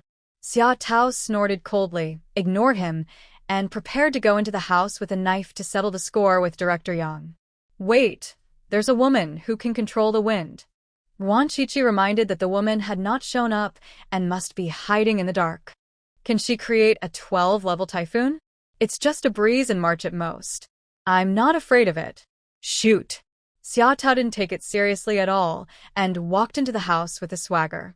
But before she could finish her words, she was blown up by a gust of wind and flew upwards like a kite with a broken string. Pop sound. Xia Tao hit the ceiling heavily. Before she could catch her breath, the wind stopped and she began to fall vertically. Fortunately, she reacted quickly and stabbed the knife in her hand downwards, with the tip of the knife against the floor. She used the force to float out of the house and cleverly hid behind Ruan Shuangjiang. Gun. My bones are about to break. I leave it to you. Xia Tao gasped in pain. Darn it, she had never suffered such injustice before. This pair of dogs were targeting her alone. She would not serve them anymore. If it were in the past, Xia Tao would definitely fight to the death with these two people, but now she doesn't want to do that anymore. Because that big fool Gondefa said that if you can't win, just run away. A head-on confrontation is a very stupid behavior and not cost-effective. Feng Wu is a woman in her 30s. She looks at people with a condescending look. Just like that generator, she is filled with a strong sense of superiority. Get out. I can pretend you were never here. Feng Wu warned in a cold voice. Even though she was at a disadvantage, she still acted high and mighty and put on airs. Who are you? Why should I listen to you? Xia Tao poked her head out from behind Ruan Shuangjiang, arrogantly and provocatively. You are that little devil? Humph, you are indeed not of our kind. You even dare to recruit little devils. Pei Yuan is so bold. Feng Wu looked at Xia Tao with murderous eyes. What she hated the most were the Japanese devils. At least hundreds of them died at her hands, and each of them died miserably. Duck your mother. You actually called me a devil. If you have the guts, don't use your superpowers. I'm going to fight you in a one-on-one duel. Xia Tao jumped up in anger, and the wool curls on her head became more and more messy. What she hated most were the Japanese devils and the blood flowing in her body. Every word uttered by this sitch was a provocation to her murderous intent. Don't try to persuade me. I'm going to kill this sitch today. Xia Tao rushed over with a knife in hand. Feng Wu snorted with disdain and prepared to gather strength to control the wind. The generator, hanging in the air, whined anxiously. He and Feng Wu were old partners, and he knew at a glance that this woman was up to something big. Although these people are extremely rebellious, they are part of Group 759 after all. This is an internal conflict, and we cannot treat them so harshly. But he couldn't make a sound. He struggled desperately, but it was no use. The branches wrapped around him more tightly than the tree itself. Feng Wu smiled coldly, and the look she gave Xia Tao was as if she was looking at a dead person. Ruan Shuangjiang secretly thought that this was not good. This woman was definitely going to use a killing move. She suddenly had an idea, and when the wind started, she summoned branches to hang Xia Tao up, just in time to avoid the strong wind driven by Feng Wu. Feng Wu changed the direction of her palm, trying to kill Xia Tao. A figure flew over as fast as lightning and ran to Feng Wu's side. It was Ding Yi, who was still carrying Zhengji. Zhengji was very strong, and he turned Feng Wu's body to face the inside of the house. At the same time, Comrade Xiao Chao, who had recovered, also arrived. Amidst the strong wind, he shot out one flame after another. In fact, they completed all this in just a few seconds. Feng Wu had no time to react at all. She watched helplessly as the strong wind she had driven out blew the flames into the house. The flames grew rapidly in the wind, and soon a raging fire broke out in the house. Director Yang is still in there. You are simply lawless. Feng Wu screamed in panic, saying that if something happened to Director Yang, she would definitely be punished when she returned to Beijing. You set the fire. What does it have to do with us? Ruan Shuangjiang crossed her arms calmly, not panicking at all. That's right, you've been holding a grudge against Director Yang for a long time and you finally took action. TSK, you're more vicious than the Japanese. Xia Tao sneered with glee, saying that she would remember the Zich calling her a Japanese devil for the rest of her life. Why don't you put out the fire? If something happens to Director Yang, none of you will be able to escape. Feng Wu ran to find water. Her special powers were useless in putting out the fire, so she could only use brute force. You don't ask for help like this. Can you be humble? Are you just waiting for your Director Yang to burn to death? Ruan Shuangjiang would not indulge her. Anyway, Director Yang would not be burned to death in a short time. Please put out the fire. Feng Wu gritted her teeth and lowered her attitude a little, but her reluctance was obvious. I can't hear it. Did you hear it? Xia Tao covered her ears with her hands and asked Ruan Shuangjiang exaggeratedly. I didn't hear it. It seems that she really hates Director Yang and wishes he would die. Let us go. Ruan Shuangjiang turned around and left without any hesitation. Xia Tao and the others also followed and really didn't care about the fire anymore. Please put out the fire. It was my fault just now. I apologize to you. Feng Wu yelled particularly loudly, and this time her attitude was truly humble. It should have been done earlier. Ruan Shuangjiang turned back and winked at Lu Yi. Lu Yi nodded and gathered strength silently. After a while, the water in the pool in the garden rushed towards the house. The water seemed to have consciousness and flowed towards the burning place. Wherever the water flowed, the fire was extinguished. In just a few minutes, the fire in the house was out, with billowing blue smoke. The house was in a mess, and the newly bought furniture was burnt black and looked terrible. Feng Wu rushed into the house quickly and searched upstairs and downstairs, but couldn't find Director Yang. Here. Come quickly. A weak cry was heard from the garden behind the house. It was Director Yang who had escaped by jumping out of the window. He broke one of his legs and lay on the cold ground, feeling cold and in pain, half dead. Feng Wu helped the man up, and Director Yang asked angrily, "Who set the fire?" He thought coming to Tanzhou was a lucrative job, more than $10 million. Even if he could only get 10%, it would be over $1 million, enough for him to live a luxurious life. He went to great lengths to grab this lucrative position, but after only 1 month in office, he hadn't seen a single dollar and was almost dead. Ruan Shuangjiang and Kikuno Chio, as well as Chao Yuqi and Ding Yi. I don't know the other two people. Feng Wu answered truthfully. The Japanese are really unreliable. Pei Yuan, this idiot, dug his own grave. I'm going to call the higher-ups right now and report him. Director Yang sneered. Pei Yuan wanted to drive him away, but he would not be fooled. No matter how capable these people were, they would not dare to kill them. And that Ruan Shuangjiang must have earned a lot of foreign exchange after being in Hong Kong for so long, and he must hand it over in full. He asked Feng Wu to support him as he limped to make a phone call, but the phone was broken, and there was no place to sit in the living room. How can this be possible? These people are so bold and lawless. Pei Yuan is the one who condones them. Director Yang was so angry that he started cursing. He felt like a fire burning in his heart, making him feel extremely uncomfortable. His broken leg was hurting more and more, and he was worried that he would become lame. So he asked Feng Wu to take him to the hospital. Wait a minute, I'll go put Huaishan down. Feng Wu wanted to rescue her companion who was still hanging on the tree, but Director Yang said impatiently, "Go to the hospital first." The higher-ups also said that these two men were very skilled, but humph, they looked just SOSO to him. They couldn't even beat the people from the Tanzhou branch, and they almost burned him to death. He immediately called their higher-ups to replace them. Feng Wu frowned but said nothing.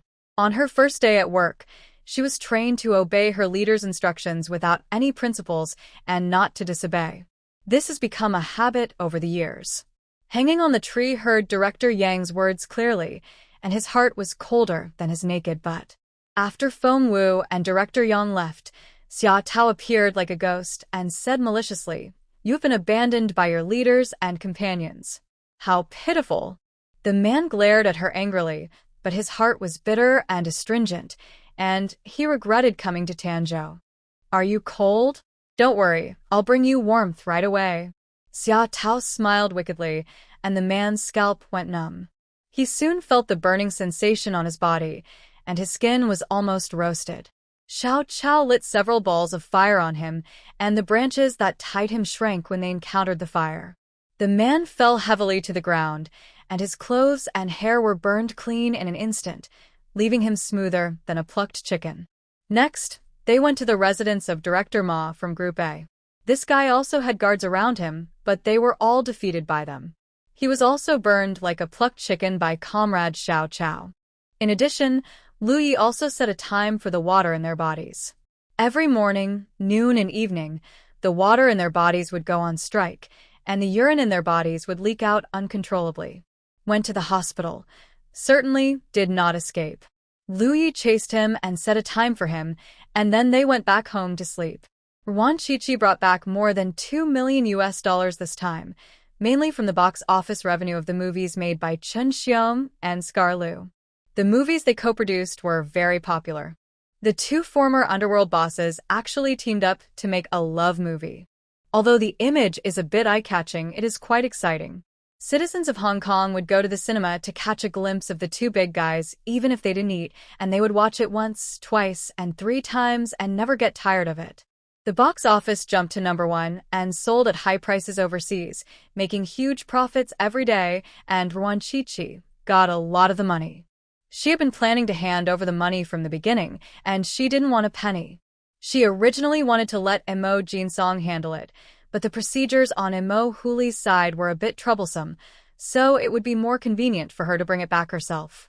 She definitely couldn't give this money to director Yang, so she kept it in her hands for the time being. She let the two directors Yang and Ma go for the time being. Luya's incontinence 3 times a day was enough for them to bear. Since Pei Yuan was not there, she was too lazy to report to 759 and rested at home for a few days. Lui had to go to work in the army, so Ruan Shuangjiang went to Lu's house to pick up her son. As soon as I entered the yard, Mama Jiang ran out to greet me, shaking her head. The little baby was lying in the cradle basking in the sun, and Manzai was sitting beside him, watching and rocking the cradle from time to time. Asleep? Ruan Shuangjiang asked in a low voice. Just went to bed. Manzai nodded with a kind smile on his face. Ruan Shuangjiang walked over and gently touched the little guy's face. The little guy seemed to feel it and stretched out his chubby hand to hold her hand. He was very strong and held her hand until they fell asleep. Mom is busy, be good. Ruan Shuangjiang smiled and whispered something in the little guy's ear. Sure enough, the little guy let go of his hand, but his eyes were still closed. So good. Ruan Shuangjiang praised him and went into the house to look for the two elders. Guan Jihua was steaming egg cakes in the kitchen. After a while, little Potato woke up and wanted to eat. Grandpa Lu sat by the window to bask in the sun. Chi-Chi is here, come and sit down. Mr. Lu smiled kindly. Guan Jihua handed the kitchen to Aunt Li and came out to greet the guests. Thank you for your hard work last night. I'm here to pick up the potatoes. Ruan Shuangjiang said with a smile. It's not hard at all. Potato is very easy to take care of. If you and Xiaoya are busy, just leave the baby here. Guan Jihua was reluctant to let go, so late last night, she secretly took the baby from Manzi's bed and brought him to her bed to sleep. Oh, the baby was so soft and still smelled sweet, and she was happy just looking at him. Moreover, little Potato sleeps very soundly. He only eats 1 meal and urinates once at night, and then sleeps until dawn. Adults don't have to worry about him at all. It will disturb you. Potato is so well behaved. He doesn't make any noise at all. He is the best behaved baby in the world. When talking about baby Potato, Guan Jihua's face is full of love. She really treats Potato as her own grandson because the little guy is so cute and lovable. Ruan Shuangjiang burst out laughing. Her baby was so adorable and no one could resist the charm of little Potato. It was indeed her child, perfectly inheriting her genes for being loved by everyone. She also saw that the two elders were reluctant to let the baby go, but she still wanted to take the baby away because she missed him too. However, she promised to send the baby over in a few days, and Guan Jihua was happy. The phone rang. It was Mr. Lu. Mr. Lu's expression gradually became serious, and he asked, "Is there any evidence?" They were brought here by Comrade Ma and Comrade Yang, so they naturally listened to Comrade Ma and Comrade Yang. Their words have no validity as evidence. As for Comrade Ma and Comrade Yang's leakage of urine, isn't it because of their kidney deficiency? Mr. Lu changed his usual easygoing attitude and spoke in a very serious tone. As soon as Ruan Shuangjiang heard it, she knew that the person was here to complain. She smiled nonchalantly and eavesdropped on the phone call openly. Guan Jihua glanced at her, smiled, and went back to the kitchen to steam the egg cake. I have long reminded you that Comrade Pei and Comrade Mu have done a very good job and have managed the Tanzhou branch in an orderly manner. You have seen their work performance over the years. Humph, they transferred 2 talented people away for no reason and sent 2 people who have no idea about the situation in Tanzhou to manage it. It would be strange if they could manage it well. I'm retired now, and I won't get involved in work anymore. It's no use for you to come to an old man like me. Since you have a suspect, you can take out the evidence and go to the relevant department to handle it. What's the point of coming to me? Mr. Liu was too lazy to talk anymore and hung up the phone. What a mess. Mr. Liu cursed angrily, and Guan Jihua came out of the kitchen and comforted him. You are retired now. Don't worry about these troubles anymore. Out of sight, out of mind. They have made 759 ms. Everyone wants to make money, not do anything. Tanzhou is a little better, but now it is also being polluted by them. Old Master Liu sighed deeply, feeling powerless inside. He saw the crux of the problem, but he was powerless to change it, alas. Don't think about it. Where there are people, there are right and wrong. Thousands of years of history have already proved that the Pure Land does not exist. If those people call you again in the future, you will know nothing about it. Don't argue with them. Guan Jihua advised gently. She saw things more clearly than the old man. At that time, the old man was reluctant to leave the capital and wanted to realize his ambitions. She persuaded him for a long time before he agreed to come back and stay away from the troubled times. The two elders never asked Ruan Chichi from beginning to end whether what happened last night had anything to do with her. After Little Potato woke up, he ate a bowl of tender steamed egg cake and then went home with his mother, feeling satisfied. Manzai and Mama Jiang stood at the gate of the yard reluctantly, especially Mama Jiang, who was extremely conflicted. She wanted to follow Manzai, but couldn't bear to leave her master. The dog acted out the sadness of separation between life and death. Mother. Ruan Chichi's arm suddenly called out, Mom, but the little baby was facing Manzi and the others. Baby, can you call me again? Ruan Chichi was so happy that she wanted to hear her baby call her mother again. Mother. Zai cried again, but was still facing Manzai and the others. Ruan Chichi then realized that something was wrong. Could it be that the little Zai thought Manzai was his mother? She held the baby in her arms and walked towards Manzai and the others. Potato Baby waved his chubby hands happily, looked at Mama Jiang, and called out clearly, Mom. Mom. Mom. Mama Jiang was so moved that her eyes were filled with tears. She was so anxious that she almost spoke human language. She jumped up and wanted to kiss her cub. Ruan Chichi was silent, his face a little dark. She can't even compete with a dog. Where is justice? Baby, it's Mama Jiang. I'm the mother. Call me mother. Ruan Chichi patiently corrected him, saying that Zai had called the wrong mother, and it was okay, as long as he changed it. Mom. Mom. The little cub waved his hands happily, jumped up and down in her arms, and still called out to Mama. Oh. Mama. Chan was so touched that she hummed, and her tail wagged like a phantom. I am the mother, you little jerk, look at me and scream. Ruan Chichi corrected him while gritting her teeth. The little cub opened his big clear eyes, looked at her innocently and suddenly called out, Mom. Ruan Chichi blinked, and in an instant, it was like spring, flowers blooming, fireworks glittering, a myriad of colors. The third update is done. I've been thinking about a new book recently. I've had a lot of white hairs growing out of my head. I'll try to get it out next month. Good night. Why? Ruan Chichi responded loudly and excitedly. Call me again, kid. Potato Baby blinked his eyes and called out obediently. Mom. Hey. My baby is really the smartest in the world. He calls so well. Baby, call again. Ruan Chichi was so happy that she couldn't close her mouth. The cry of her baby was more beautiful than the sound of nature, and she never got tired of listening to it. Mother, the little cub called out again, but the sound was obviously not as pleasant as the previous two. The little guy yawned, his big eyes flashing with tears. He was tired and wanted to sleep. Hey, Ruan Chichi's voice in reply became louder and louder, and she hadn't heard enough. So, cub, call again. She responded with a bigger yawn, and the baby's big eyes were misty.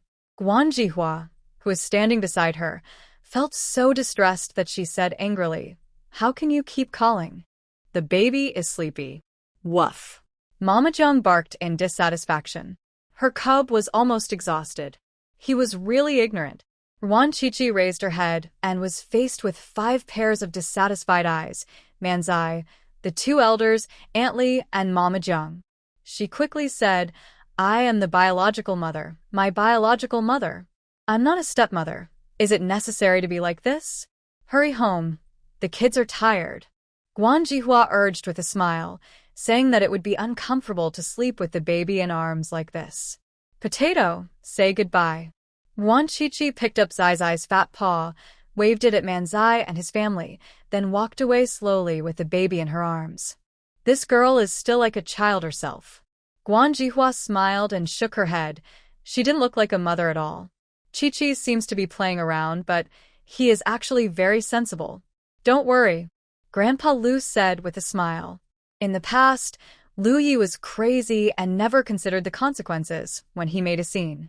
Since being with Ruan Chi-Chi, this girl has become more and more stable, which shows that Chi-Chi is a good medicine for Lu Yi. That's right. Chi-Chi and Xiaoya are both good kids. Don't meddle in their business. Humph. They come to you like bloodsuckers when they see benefits, and now they are looking for you to seek justice after suffering losses. You've spoiled them. Guan Jihua looked cold. She and her husband were considered the veterans of 759. When Pei Yuan and Director Mu were around, they would always seek their opinions when encountering major issues and were very respectful in their words. New arrivals have only been here for a month, and they just said hello over the phone. Their attitudes were particularly arrogant. Maybe they thought she and her husband had retired and were no longer useful? I don't care, and I don't have the ability to care. The situation is very complicated right now, so I'll have peace if I stay out of other people's business. Mr. Lu sighed and felt very unhappy. That's good to know. Stop being in a daze and go, and win the yarn for me. Guan Jihua knew what her husband was worried about, so she assigned him some work to distract him. Should you knit it for me? Isn't the color a little too light? Grandpa Lu sat on the sofa, holding a piece of light yellow wool in his hands, while Guan Jihua rolled the wool into a ball for easier knitting. The weather is getting warmer. Knit a vest for Potato. Pay attention and don't be distracted. Guan Jihua was winding the wool skillfully.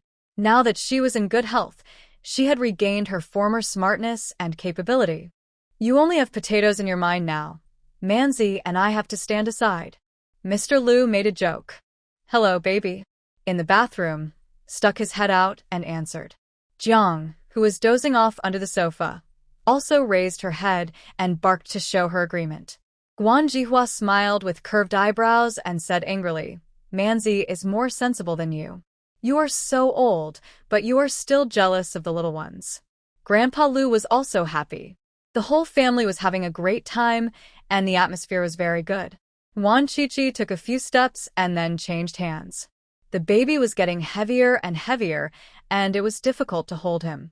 In front of us was the Lu family, and from a distance we could hear Lu Dishing's loud voice. Now that you've found a date, why don't you bring her back to see? What does that girl do? How old is she? Where is she from? Ruan Chichi had already passed the Lu family, but after hearing this, she turned back and stood at the door to listen openly. 3 years older than you? That's great. A girl 3 years older than you is a treasure. Is that girl your instructor? Are you sure she's your girlfriend?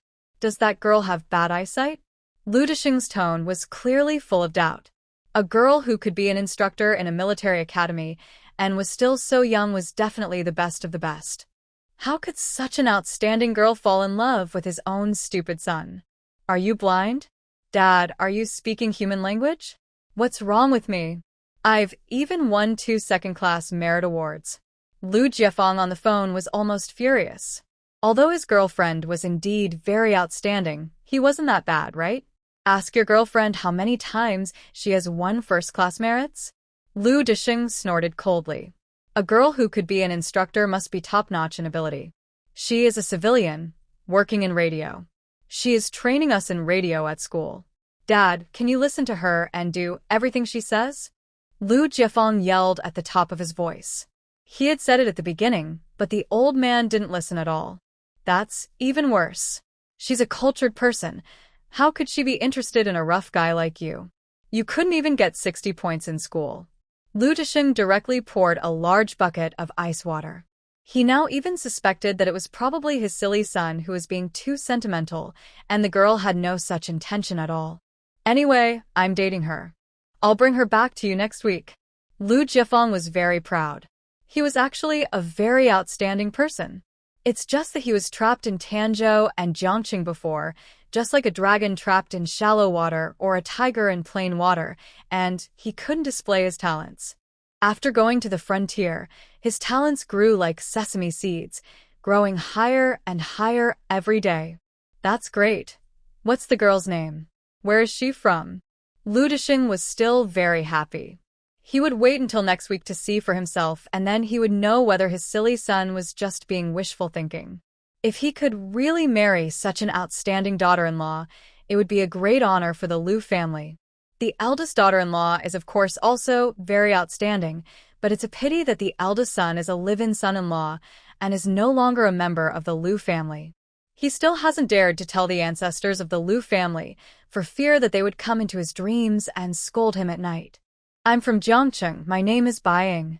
Surname be? Could her father be Bai Laoshu? Lu Disheng blurted out. Don't say this in front of Baiying. She will be angry. Lu Jiefeng reminded him that he had accidentally mentioned this before, and Baiying ignored him for a month and was very angry. Don't say anything. Ha ha ha. I've heard that Mr. Bai has a very capable daughter. I didn't expect you to be the one who won her over. Well done. Ha ha ha. Lu Disheng's laughter became louder and louder, and could be heard 10 miles away. Ruan Shuangjiang covered the baby's ears with her hands and listened with great interest. Lu Jiefeng is dating a very outstanding girl. His father and Lu Disheng are acquaintances. The name Bai Laoshu is quite interesting. Lu Disheng hung up the phone and sang in a loud voice, "Chop the devil's heads with your swords. Dad, have you found her boyfriend yet?" Ruan Shuangjiang interrupted his hoarse voice. If the old man continued singing, Potato would be woken up. Yes, Potato is asleep. Seeing his grandson, Lu Disheng's smile deepened. He tiptoed over, touched the little paw of the baby, and said with satisfaction, "Potato has grown a lot stronger. Potato can call his mother now." He called her several times just now. Ruan Shuangjiang showed off proudly, and Lu Disheng was visibly envious. He also wanted to hear his grandson call him Grandpa. Don't worry, I'll teach you slowly, and Potato will definitely call me Grandpa soon. Ruan Shuangjiang coaxed him, and Lu Disheng was so coaxed that he smiled happily. He took out a handful of money from his pocket and forcefully stuffed it into his pocket, saying domineeringly, "Buy delicious food for 2 dough. It must be nutritious. No one can let his grandson starve." Thank you, Dad. Will Jiefeng bring his partner back next week? Ruan Shuangjiang accepted the money without hesitation. It was a kind gesture from the old man, so it would be bad to refuse it. Yes, you and Xiaoye can come too, so that the whole family can meet each other. Lu Disheng said with a smile. I just listen at the door for a while. That girl is quite good. How did Jiefeng get to know her? Ruan Shuangjiang was really curious. To be able to train cadets in a military academy, one must be an extraordinary person. Moreover, this girl came from a good family. Why did she choose the simple-minded Lu Jiefeng? I don't know. I'm just afraid that this kid is just being overly sentimental. When he comes back next week, you can help take a look. Lu Disheng was also a little worried, fearing that his silly son was in love with her. Ruan Shuangjiang readily agreed, and returned home happily with Lu Disheng's money. In the evening, she cooked a table full of dishes and steamed a bowl of mashed potatoes for the little guy with some broth, which the little guy loved very much. Baby, call me mother. Dinner, Ruan Shuangjiang wanted to show off. She scooped a full spoonful of mashed potatoes and put it near Zizi's mouth to tempt him to call for help. Mom. Ah. Sitting in the stroller stood up anxiously, opened his mouth wide, and seemed to wish he could swallow the spoon. Had picked up a piece of meat and was about to put it into his mouth, was stunned for a moment. He didn't even bother to eat the meat, but squatted down and said excitedly, Baby, call me Daddy. The kid who got the mashed potatoes didn't even look at his father and just concentrated on eating. You have to hook him with this. Ruan Shuangjiang taught him and scooped a large spoonful of mashed potatoes to charm him. Really, Dad, The cub called out clearly, his mouth wide open like a bird waiting to be fed. Why? Lu Yi was so excited that tears were about to come out of his eyes. He fed a big spoonful of mashed potatoes to his son. Seeing the little boy puffing up his cheeks and eating hard, he felt so satisfied, happy, and relieved. There used to be a huge hole in his heart that could never be filled no matter how much he ate. But after being with Chi-Chi, that hole would fill a little bit every day and become smaller and smaller. But there was still a little bit of emptiness until he heard the baby call, "Dad." His emptiness was finally filled completely, being particularly fulfilled and happy.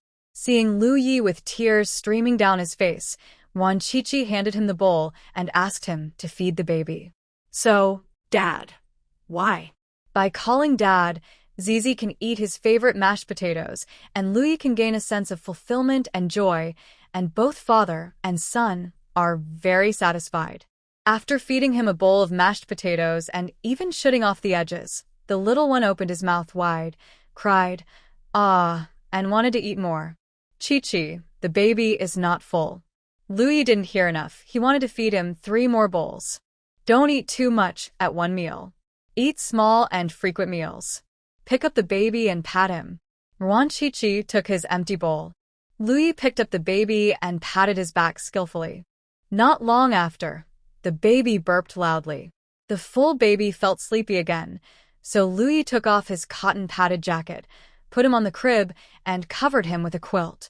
After the baby fell asleep, he gently kissed the little guy's chubby face before coming back to eat. Our cub is the smartest. Lu Yi took a few mouthfuls of rice and sighed. Of course, it doesn't matter who gave birth to the child. Yuan Chi-Chi raised her eyebrows proudly. She was the first in everything, so the baby she would give birth to would definitely be the first too.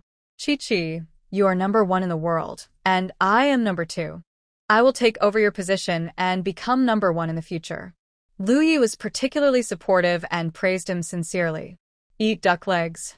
Yuan Chi-Chi was very pleased and picked up a duck leg as a reward. You eat too. Lu Yi picked up the duck head, duck rash, duck wings, and duck feet for her. They both loved eating duck, whether it was fried, stewed, or steamed, but they liked different parts. Yuan Chi-Chi likes duck heads, duck feet, duck rashes, and duck wings, while Lu Yi prefers to eat meat, and they can eat a lot of it. Do you know Baiying? Ruan Chi-Chi asked casually while gnawing on the duck head. Bai Laoshu's daughter? Lu Yi and Lu Dixing had the same reaction, and the first thing they thought of was Bai Laoshu. Is Bai Laoshu famous? Ruan Chi-Chi became even more curious, as it seemed that Bai Ying's father was very famous. Bai Laoshu is in charge of logistics for the Jiangcheng military region. He had led troops to fight in the past, but he had never won a battle. He always lost. Later, everyone called him Bai Laoshu and no one called him by his real name anymore, Lu Yi explained. No wonder you named your daughter Baiying. Yuan Chi-Chi understood as soon as she heard it. Old man Bai was holding back his desire to achieve victory through his daughter, but in the end his daughter also left her civilian job. The old man must have been even more unwilling to accept this. Baiying is not in good health and can only work as a civilian. She is very smart and is a radio expert. Why did you mention her suddenly? She may be your sister-in-law in the future. Ruan Chi-Chi concentrated on sucking the brains out of the duck's head and replied casually. Lu Jiefeng or Lu Yuanchao? Lu Yi looked stunned, a little bit unconvinced. Lu Jiefeng, he's dating Baiying. Bring him back next week. Baiying is not blind. Has he been kicked in the head by a donkey? Lu Yi said to himself, they are indeed father and son. Their reactions are exactly the same. Your father said the same thing, and also said that Lu Jiefeng might have unrequited love. Anyway, we'll know next week. Ruan Chi-Chi almost died of laughter and became more and more curious about Baiying. Lu Yi also shared the latest news. Mo Jinsong is back. Although Mrs. Zhu is in jail, she still has many people outside who want to settle accounts with him. He came back to avoid the limelight. Ruan Chi-Chi's eyes lit up and he said with a wicked smile, after all, he is a comrade who fought together. We will go to visit him with some gifts later. Yes, I have to have a good chat with his cousin. Lu Yi understood as soon as he heard it, and the same sly smile appeared on his face. The two of them sped up their eating without even washing the dishes. They put the sleeping cub into the space, took malted milk, canned food, and some fruits to visit Emo Fox's house. They first arrived at Emo Huli's house, but the house was dark and it was obvious that he was not at home. He must be at his mother-in-law's house. Lui turned in a familiar direction and went to Xiong Jiaojiao's parents' home, which was also in the compound, not far away, and he arrived there quickly. Sure enough, Emo Jinsong was at the Xiong family, and the whole family was having dinner. Xiong Jiaojiao's brothers and sisters all came, and they brought their families with them, so the house was very lively. Wan Qiqi and Lu Yi laughed even more happily. It's good to have more people. Good evening. I heard that Brother Emo is back, so I came to see you. I hope I didn't disturb you. Wan Qiqi knocked on the half-open door, then pushed it open and greeted in a familiar manner. Come in. What are you doing? Have you eaten yet? Xiong Jiaojiao immediately stood up and greeted them warmly. She looked in good condition, with charming eyes and rosy complexion. It was obvious that she had been well-nourished by Emo Jinsong last night. We've eaten, you guys eat, don't worry about us. Ruan Qiqi sat on the sofa and looked at Emo Jinsong meaningfully. Emo Jinsong's heart skipped a beat, and he clenched his teeth. These two crazy guys must be trying to be nice and have no good intentions.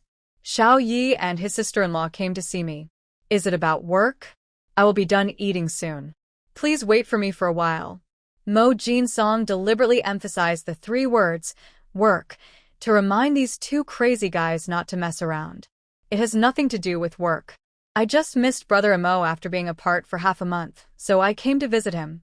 Ruan Qiqi said with a smile. Qiqi, have you met Jinsong?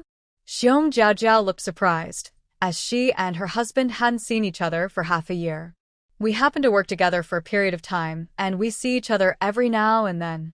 Ruan Qiqi said with a smile. Jinsong didn't even tell me. Xiong Jiaojiao glared at her husband. Her husband never talked to her about work and was very tight-lipped. Emo Jinsong smiled and said nothing. Mr. Xiong scolded him lightly. Jinsong's work must be kept secret. Of course, I can't tell you, and you can't ask. I know that. Xiong Jiaojiao spoke in a coquettish tone, and it was obvious that she was brought up in pampered love at home. Ruan Qiqi smiled and sat down to wait for the girl to finish eating before going over to talk to her in private. Xiong Jiaojiao finished eating. Emo Jinsong said, Dad, Mom, Big Brother and Big Sister, I'm taking Jiaojiao home. Go back quickly and come back for dinner tomorrow. The two elders in the Xiong family were very understanding. They knew that the young couple would definitely want to go back and spend time together after a long separation, so they took the initiative to keep their granddaughter to avoid disturbing them. Emo Jinsong couldn't wait to take Xiong Jiaojiao away, and the Xiong family members all showed relieved smiles. It was a good thing that the young couple had a good relationship. Jiaojiao, I have something to tell you. Go over there. Ruan Qiqi inserted herself between them like a ghost, dragging Xiong Jiaojiao outside to talk, while Lu Yi dragged Emo Jinsong to the other side. This was what the couple had just discussed on the way. Emo Jinsong was not as strong as him, so he was forced to be dragged away. He was so angry that he growled, Don't talk nonsense. Qiqi will definitely not talk nonsense.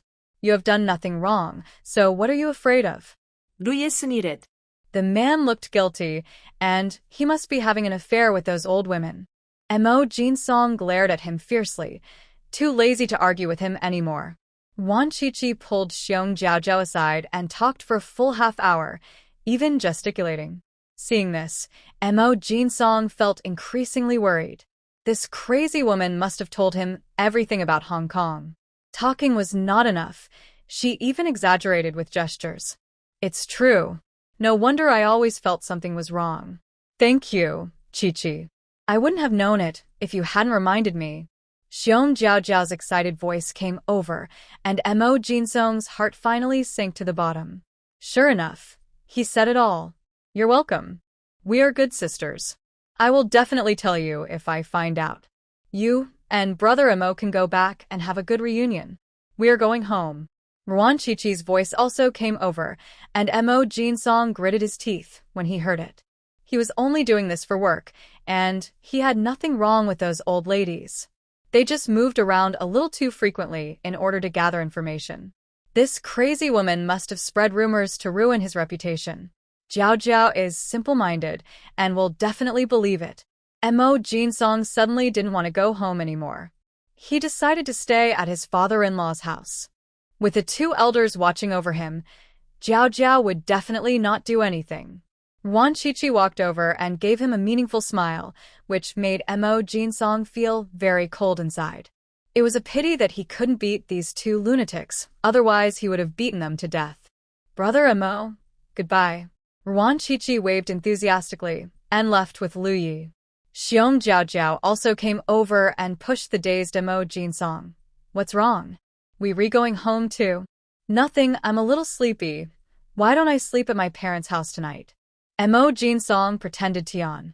He didn't want to go back to face Xiong Jiao's tiger fist. He couldn't beat her at all, and could only be beaten. You didn't go to work today, and I've worked all day, hurry up. Xiong Jiao was not happy. After being separated for half a year, she finally waited for her husband to come back. She didn't want to live with her parents, and just wanted to live in a world of two. Mo Jinsong had no choice but to go home with her obediently.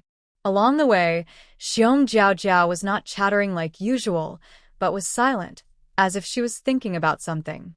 He must have been thinking for a while about how to teach him a lesson. Mo Jinsong looked around and saw that there were still many people on the road. His wife was very considerate of the overall situation and would definitely not teach him a lesson in public. Jiao, what did you talk to Ruan Shuangjiang about that took so long? Nothing, you don't understand. Xiong Jiao was a little impatient because her husband interrupted her train of thought. Mo Jinsong felt even more depressed. This was a sign that the tigress was about to explode. He had to deal with it before returning home, otherwise he would definitely be beaten badly tonight. Jiao, Ruan Shuangjiang always likes to exaggerate when she speaks. Don't believe her. No, I think what she said was very honest. If she hadn't reminded me, I would still be in the dark. What did she remind you of? Don't make any noise. I'm just thinking about something. Xiong Jiao spoke in an impatient tone. Her husband was particularly noisy tonight, interrupting her thoughts again and again. It was so annoying. Mo Jinsong's eyes went dark. It was over.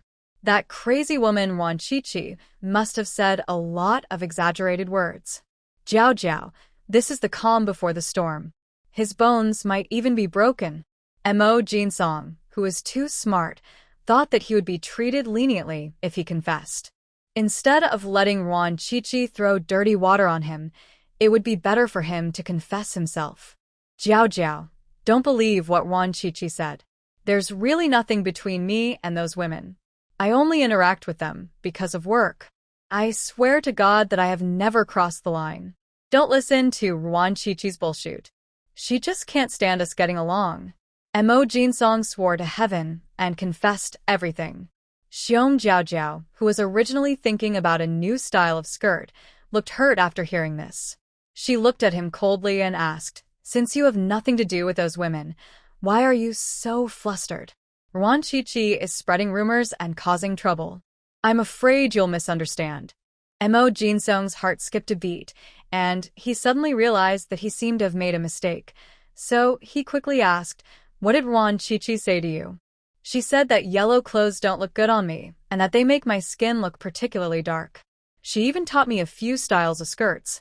You must be feeling guilty, so you're worried about what Ruan Shuangjiang will say to me. Xiong Jiao's voice became colder and colder.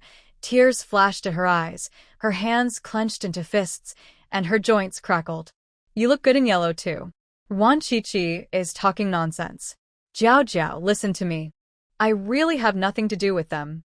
It's because Ruan Shuangjiang said she wanted to talk nonsense to you that I... Oh, be gentle, save some face for me outside. Mo Jinsong's intelligence was completely useless at this moment. He was pulled by the arm by Xiong Jiao and did not dare to resist at all. Hold on and go home. Xiong Jiao growled, I'll teach you a lesson when we get home. Her mother said that men cannot become successful without being beaten, and she will definitely not show mercy today. Mo Jinsong was dragged all the way back. His arm was pinched so hard that it hurt, but he didn't dare to make a sound. At this moment, he absolutely did not dare to anger his wife again. He prayed secretly that he would not run into any acquaintances.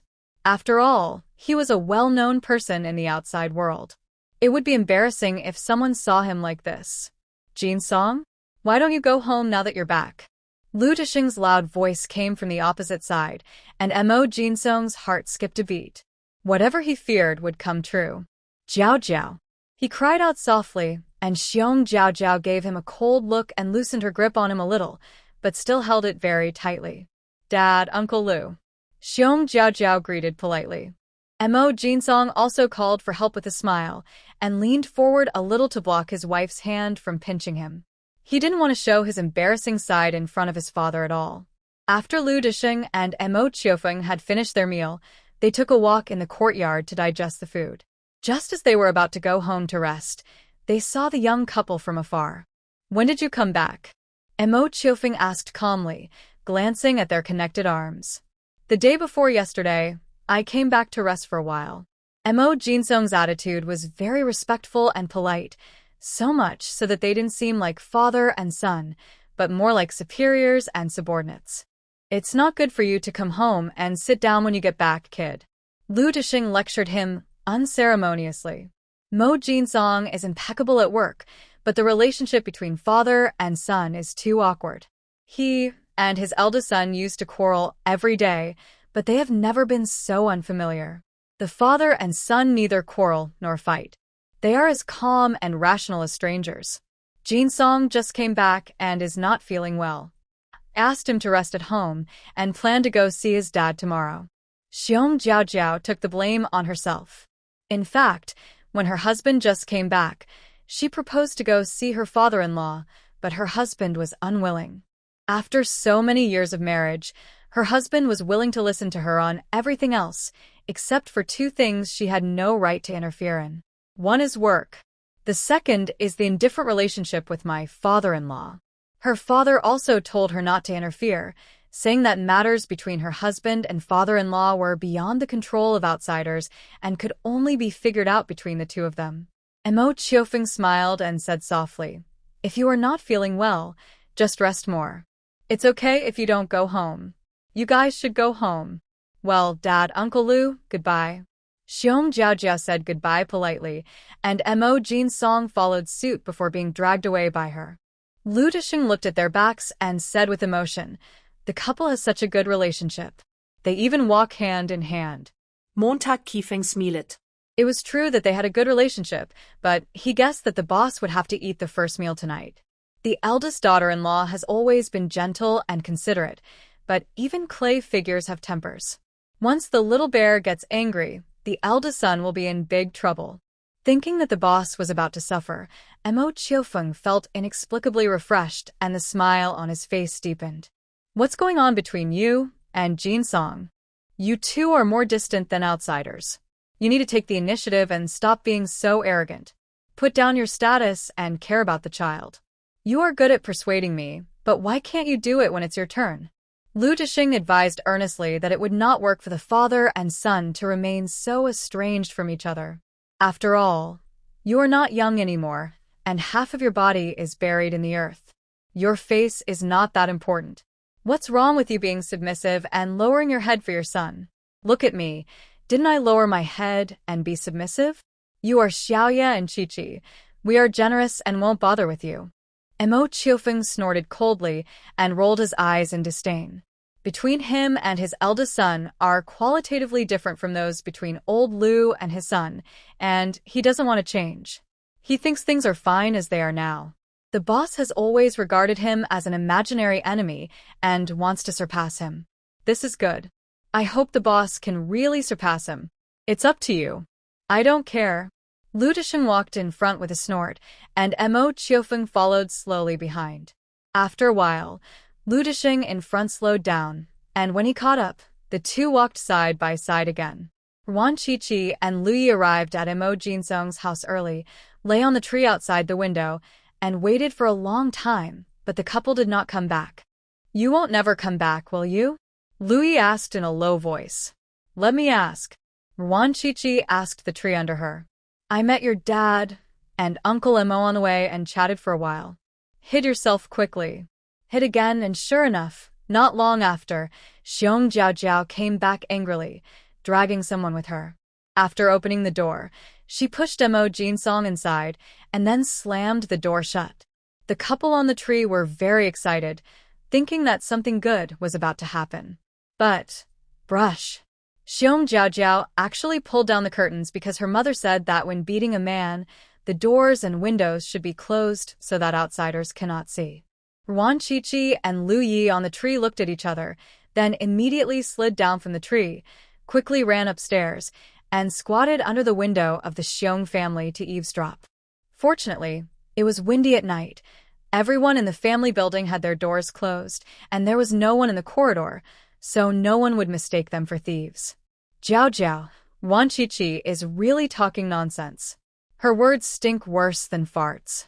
You must not believe her. Ouch. Be gentle. Mo Jinsong still wanted to quibble, but unfortunately Xiong Jiao was furious at the moment and didn't want to listen to him at all. She pushed him down on the bed and slapped his butt several times. Don't hit people in the face, especially men. This is what Mother Bear taught her.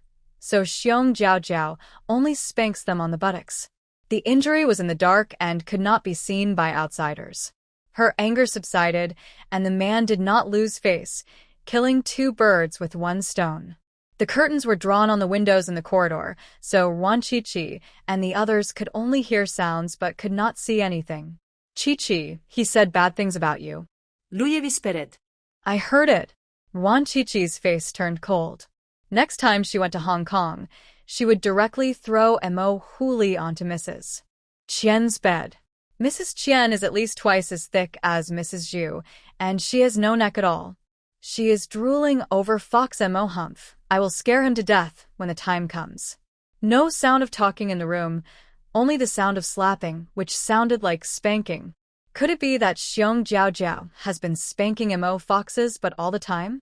The two exchanged puzzled looks. Is this just a little trick? Isn't it just stripping, whipping, and sprinkling salt on top? Xiong Jiao is really a hopeless person. The slapping sound in the room continued for 10 minutes, and then Xiong Jiao's voice came out. You sleep on the floor, and I don't know how many women you have touched outside. Don't touch me, it's dirty. Jiao, if I have done anything to let you down, I will be struck by lightning and die a miserable death. We have been married for many years and have such a deep relationship. Do we have to become alienated because of a little instigation from outsiders? Jiao, in my heart, you have always been a girl with your own opinions who can distinguish right from wrong. This has never changed. Mo Jinsong's tone was particularly firm, and he even swore, and then began to speak sweet words. It was obvious that his words were fake at first glance, but when they came out of this guy's mouth, they seemed particularly sincere. Hypocrisy. Louis snorted coldly. He almost vomited after hearing that. Ruan Shuangjiang also felt sick after hearing this. Such words sounded obviously fake, and no woman would be fooled by them. But you really have nothing to do with those women? Xiong Jiao's tone softened. If I have an affair with them, I will never see the sun tomorrow. Jiao, you have always known that I am disgusted by other women. I feel like vomiting when they touch me, but you are the only one who doesn't. I really force myself to deal with those women for work. I feel so disgusted every day when I go home that I can't even eat. Mo Jinsong complained aggrievedly, and he was not lying. The smell of perfume on those old women was indeed disgusting. Why does your boss let you do this kind of work? Can you please stop doing it? Xiong Jiao sounded distressed and was also dissatisfied with her husband's leader. Why couldn't someone else be sent to do the job? For the sake of the country, it doesn't matter if I suffer a little injustice. Besides, if I do my job well, I will be promoted faster. As long as I think about the future, I can support you and your children. No matter how hard it is, it will be sweet. Mo Jinsong spoke in such a loving and affectionate manner that the two people who were eavesdropping outside were so nauseated.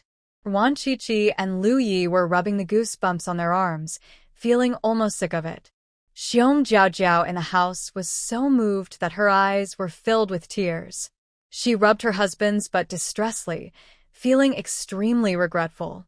I'm sorry, I was too impulsive. Does it still hurt? It hurts a little bit, it's my fault too. I should have taken the initiative to explain it to you. Blame me, I don't deserve your kindness to me. I'm sorry. You are perfect in my heart, without any flaws. Next time if you get angry, can you be gentler? Mo Jinsong made the request in a wrong tone. His buttocks were swollen from being beaten. How would he sit tomorrow? Got it. I'll apply medicine for you. Shuangjiang was so amused that she burst into laughter and took the initiative to apply medicine to him. The two people in the house reconciled. Their relationship was even better than before, and they were even more inseparable. The two people outside the house looked at each other, with a big FCK written all over their eyes. Even in such a situation, it can still be reversed. It is true that Mo Huli is born with a silver tongue. Even if Zhuge Liang is alive again, he will have to admit defeat to him. The door of the neighbor's house opened, and the two of them quickly got up and left as if nothing had happened. Mo Huli is so shameless, and Shuangjiang is so stupid that she actually believed these nonsense. After returning home, Lui complained angrily, feeling very disappointed with Shuangjiang. It's okay. I'll go to Hong Kong in the second half of the year and throw Mo Huli to Qian Tai's house. Wan Qiqi comforted him and also comforted herself. The two of them went into the space to pick up their son. Potato Baby was sleeping soundly. Lui picked up his son and went out. Wan Qiqi went to the vegetable garden to pick strawberries. The fruits in the space were big and sweet and especially delicious. After picking half a basin of strawberries, Wan Qiqi went to pick 2 peaches and suddenly found something wrong. She only planted 5 strawberry plants, and she could pick 1 basin every day, enough for her and Lu Yi to eat. But today I only picked half a pot of strawberries because the strawberries were growing slowly. Wan Qiqi checked other crops and found that they were indeed much slower. Could it be that the space was also on strike? A moment, and she was too lazy to think about it, so she went out with a bowl of strawberries and 2 peaches. Qiqi, why isn't the baby awake yet? He usually drinks a bottle of milk at this time. Lu Yu was a little worried. He had just called Potato a few times, but Potato didn't wake up. He was sleeping very soundly. In the past, at this time, the kid would wake up by himself and clamor for food. Wan Qiqi checked the baby and found that he was breathing slowly and his complexion was rosy, so he didn't look like he had any problems. So she said, if he's not awake, he's not hungry. He's fine. After they finished eating the fruit, they went to sleep. The next day, the family of 3 woke up almost at the same time because little Potato was hungry and screamed in bed, waking up his parents. Baby is hungry.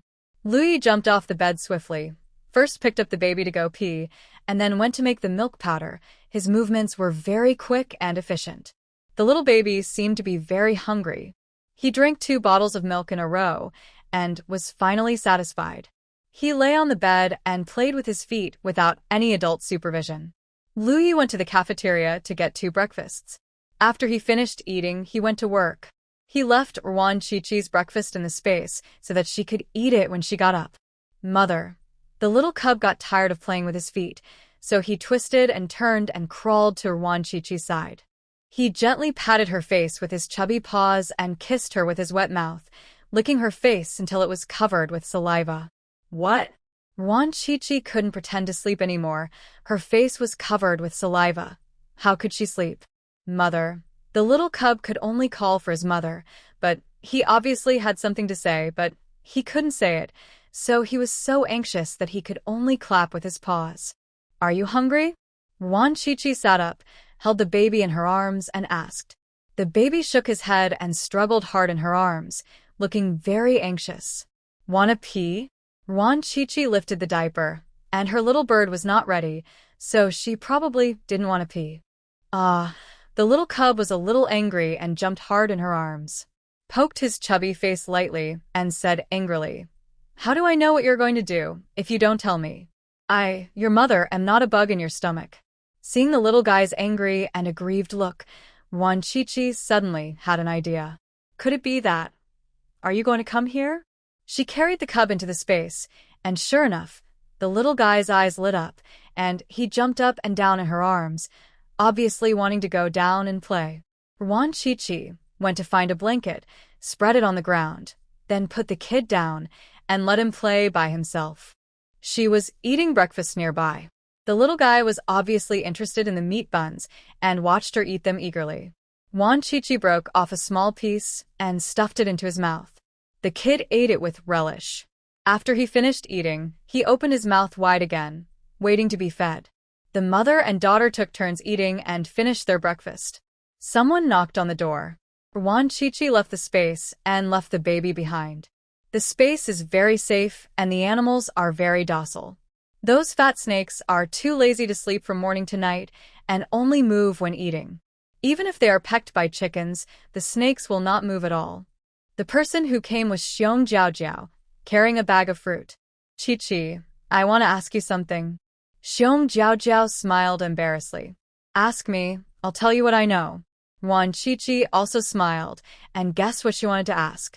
Sure enough, Xiong asked hesitantly. You have worked with Jin Song before. Did he get particularly close to any female comrades there? Although she was coaxed into peace by Mo Jin Song last night, her brain came back a little bit after a night. The more she thought about it, the more she felt something was wrong, so she came over to ask. Ruan Chi was about to answer when the door was pushed open and Xia Tao rushed in. She just happened to hear what Xiong asked and blurted out, "Those old women call Mo Jin Song darling, and they are so affectionate." Xiong Jiao's face changed drastically. What kind of relationship could make a woman call a man baby? Mo Jin Song had deceived her with sweet words last night. She hated herself now. She would always be moved to tears by her husband's sweet words and regret it afterwards. But this time she would definitely not be fooled again. She would not believe a word Mo Jin Song said. Chi, I'm leaving. Goodbye. Xiong Jiao walked away with a grim look on her face.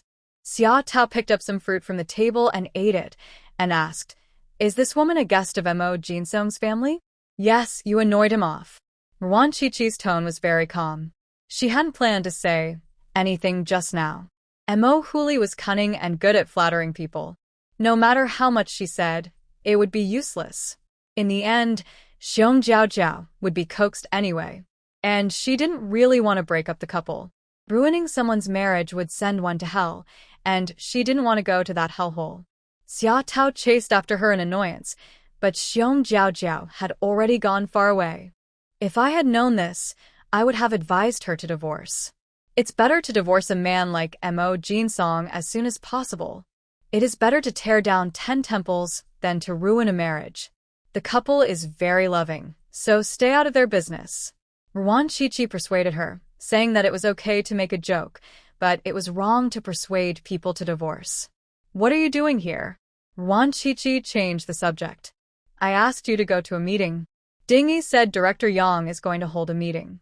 Everyone in Group B must attend, except those who are on business trips. Xia Tao spoke with disgust. She leaked urine 3 times a day and still refused to stop. What is zitch? No. Ruan Chi refused directly. Job 759 was dispensable to her. She went to work there before because of Pei Yuan's face. Now that Pei Yuan was gone, she could quit the worst job at any time. Then I won't go either. How about adding some more food to the sheep tonight? Xia Tao was bored and wanted to find some fun. No need. Let Luyi go to the timer again at night. He leaks urine 12 times a day. Let's see how long he can last. Ruan Chi sneered. 3 times of urination was indeed too little. Once an hour was not enough even with a diaper. It's already 12 times. How about 24 times? Xia Tao still felt it was not satisfying enough. It would be better to do it once an hour. Do you think he's a faucet? Water comes out all the time? Ruan Chi rolled her eyes. Luyi could do it 24 times, but Director Yang's body couldn't take it. She didn't want to kill anyone. Xia Tao had no choice but to give up and said unwillingly, There are too many rules. I am restricted in everything I do. It's not fun at all. Then you can go to Hong Kong. It's freer there. Ruan Shuangjiang continued. Xia Tao's identity and personality are indeed more suitable for Hong Kong. I'll go back later. Xia Tao also likes Hong Kong very much, but she definitely can't stay there for a long time. Her adoptive parents' graves are here, and she has to burn paper money for them every year. Otherwise, she will have no money to spend and will be bullied in the underworld. After having a meal here, Xia Tao left in a hurry. Ruan Shuangjiang went back to the space to play with her son, but the baby was sleeping on the blanket with his legs spread out. She covered him with a small blanket and went to take a look at the vegetable garden. Sure enough, the growth was even slower, and there was not even half a basin of strawberries. Ruan Shuangjiang frowned. Could it be that the space given by the King of Hell also has a shelf life? But the King of Hell said at the beginning that he would take it back after her death, and now she is still in her prime. Ruan Shuangjiang picked the ripe strawberries. There were only 5 or 6 in total, and she didn't even need to wash them. She just put them into her mouth and ate them. They were sweet and juicy. As she was eating, her mind suddenly became clear, and she figured out something. The crops in the space grew slower twice, both times after the cub came in. Could it be that the cub sucked away the spiritual energy? So that's why the little guy was hungry last night and slept until dawn? Ruan Shuangjiang ran over to see her son, and just like last night, he was breathing deeply, had a rosy complexion, and was sleeping very soundly. Did you eat some spiritual energy? Little jerk, who are you? She gently poked the baby's face and became even more curious about the little guy's origins. But she was sure that the little cub was definitely not an adult. His eyes were so clear that it was impossible for him to be the soul of an adult. This time, the little guy slept until dark and wanted to eat as soon as he woke up, and he drank 2 bottles in one breath. In the next few days, Ruan Shuangjiang put the cubs into the space every day. The growth of the crops became slower and slower day by day, but after a week, there was no change, and it was slowly recovering. Obviously, the spiritual energy in the space is renewable. Before, the regeneration speed was not as fast as the speed at which the cubs absorbed it, which caused the crops to grow slowly. Now that the regeneration speed has caught up, the crops have returned to their original growth speed. Ruan Shuangjiang also discovered that the baby had grown a lot. The 7-month-old baby was said to be 1 year old when he was taken out. Originally, the baby could only crawl, but now he can walk a few steps by holding onto the wall, and his little feet are particularly strong. Mother. Balls.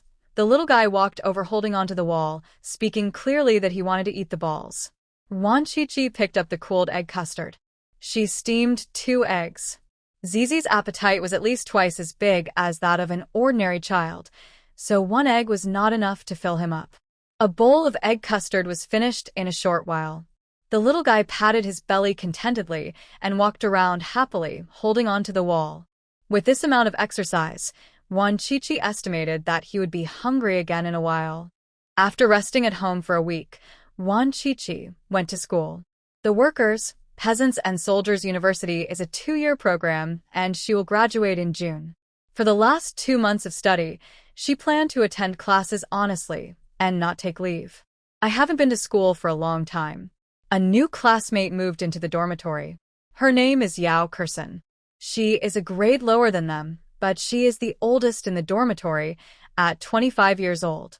Yao Kursen is not particularly pretty, but she speaks gently, has a nice voice, is good at dressing herself up, and looks very feminine. However, she is not very popular. Ruan Shuangjiang heard from Li Yuqin that this girl was an expert on gossip, and there was no news she didn't know. Yao Kursen was an educated youth from Shanghai. I heard that she was married once and had a child. Her husband's father was a team leader. The educated youth who went to the countryside with her said that Yao Kursen married the team leader's son within half a year of going to the countryside. After the marriage, she coaxed the team leader's son into falling in love with him. He didn't have to do any work at home or outside. She kicked out such a good man and didn't want their 2 children. It was quite cruel. Li Yuqin's tone showed dissatisfaction with Yao Kursen. She felt that as a mother, she could abandon her husband but not her child. Can you just throw away the flesh that fell off your body? Outsiders don't understand what's going on between a couple, so stay out of their business. Ruan Shuangjiang had no interest in Yao Kursen's private life, and in her opinion, there might be some hidden reasons behind Yao Kursen's marriage, which was not as simple as outsiders saw. As long as Yao Kursen doesn't provoke her, she can live in peace. You don't know that Yao Kursen had an affair with a man. The reason for the divorce was that she had an affair with a commune cadre who helped her go to college. Li Yuqin lowered her voice and spoke mysteriously. Ruan Shuangjiang glanced at Yao Kursen, who was walking over, and said calmly, "One is willing to fight, the other is willing to be beaten. It has nothing to do with us." After saying that, she got up and went to wash the dishes. Yao Kursen might be a woman who would do anything to achieve her goals, but that was understandable. As long as she didn't hurt innocent people, she would admire such a woman. It's 100 times better than those stupid women who are obsessed with love, sacrifice for men, and feel self-satisfied. Third update finished. Good night. Ruan Shuangjiang took the empty lunchbox to wash it, but when she got to the sink she realized that she had forgotten to get hot water. It was early April, and it was a bit cool in Tianzhou. She had eaten braised pork today, and the lunchbox was full of oil, so she needed hot water to wash it clean. Xia Tao also came over, and Ruan Shuangjiang asked her, "No eyes?" Xia Tao spread her hands, showing only an empty lunchbox, and blurted out something. "Give you face?" Ruan Shuangjiang was so angry that she laughed. She didn't know what medicine this crazy woman had taken recently. Her words were getting worse and worse. If she did this again next time, she would throw her to the mountain and hang her on a tree to swing for 3 days and 3 nights. "I only have one lunchbox in my hands. You clearly saw it, but you still asked, what did I say wrong?" Xia Tao's momentum immediately weakened a lot, and she explained silently with a suppressed voice. "You are getting lazier and lazier. You knew you had to wash the lunchbox, so why didn't you get some hot water? Remember to bring it next time." Ruan Shuangjiang took advantage of the situation and spoke harshly. Xia Tao gritted her teeth, got angry for a while, and finally replied in frustration, "I know." She could win. She would definitely throw the lunchbox in her hand at him. Why was he being so arrogant in front of her? Ruan Shuangjiang let out a breath and felt much more relaxed. She prepared to rinse herself with cold water and then wash herself in the dormitory. "Use mine." Yao Kursen handed over a pot of hot water. "Thank you." Ruan Shuangjiang was stunned for a moment, then thanked him and poured half of the lunchbox full of hot water. "You're welcome." Yao Kursen smiled slightly, and seeing that Xia Tao also wanted to take a shower, she asked her if she wanted hot water. "Yes, thank you." Xia Tao didn't hesitate and poured some hot water for washing. Yao Kursen walked away carrying a half pot of hot water. She was wearing a khaki linen suit that was about 60% new. The waist was pulled in, making her waist look slimmer and her walk more graceful. "Are you familiar with her?" Xia Tao asked casually after washing the dishes. "We just met today. You stayed with her for a few nights, but you didn't talk?" Ruan Shuangjiang shook her lunchbox and prepared to go back to the dormitory. "What's there to say? I'm not familiar with you." Xia Tao also shook her lunchbox and walked side by side with her. "Why are there so many people around? Let me go and take a look." Downstairs of the dormitory building, Xia Tao saw them from afar and immediately became interested. She ran over to watch the fun. She was strong and squeezed in after a while. Ruan Shuangjiang also took advantage of this and easily squeezed to the innermost part. "Mom, I'm hungry. Mom." "It's cold." Yao Kursen was held back by 2 children. The boy was 4 or 5 years old, and the girl was 2 or 3 years old. Although their clothes were worn out, the 2 children dressed fairly cleanly. However, their faces were very red, and there were small cracks on them because they did not use facial cream in the winter. Both children were good-looking and somewhat similar to Yao Kursen. Her legs were held by her brother and sister, so she couldn't walk. "Mom, I miss you." The little girl had the same big eyes as Yao Kursen, filled with tears, which made her look particularly pitiful. Yao Kursen turned her head away, her expression cold and indifferent. Without a trace of fluctuation, she said coldly, "He die in pain. Take the child back and don't come here again. They are your own flesh and blood." "Yao Kursen, you're so cruel." The man who was speaking was in his 30s, of medium height. Although he was wearing a mouse suit that was about 70% new, it still couldn't hide his rusticity. Standing next to the gentle and charming Yao Qian, they seemed like people from two different worlds. Their last name is He, and they are from your He family. We are divorced, and it has nothing to do with me. Yao Kersen didn't even look at the children. She ruthlessly pried open the two children's hands and resolutely walked into the dormitory building. Mom, Mom. The two children cried bitterly, and the students next to them also started crying, thinking that Yao Kersen was too cold-blooded and heartless. Yao Kersen, you're the first one. Don't blame me for being the 15th. I'm going to find your school leaders right now and tell them what an easy woman you are. You got your university place by sleeping with men. You're just an easy woman who can be slept with by anyone. You fooled me, and I won't let you off easily. Just wait. The man roared like a madman and said a lot of ugly things about Yao Kersen. The students who were watching all frowned and looked at each other with contempt. Yao Kersen was indeed that kind of person. They were not wrong. Yao Kersen had already gone upstairs, but she turned back and walked closer to the man with a kettle in her hand. The man stopped scolding and looked complacent. He knew that women care most about their reputation and would definitely not dare to make trouble with him. He was too stupid before, so he was fooled by this sitch and agreed to divorce. Now he has thought it through and must remarry.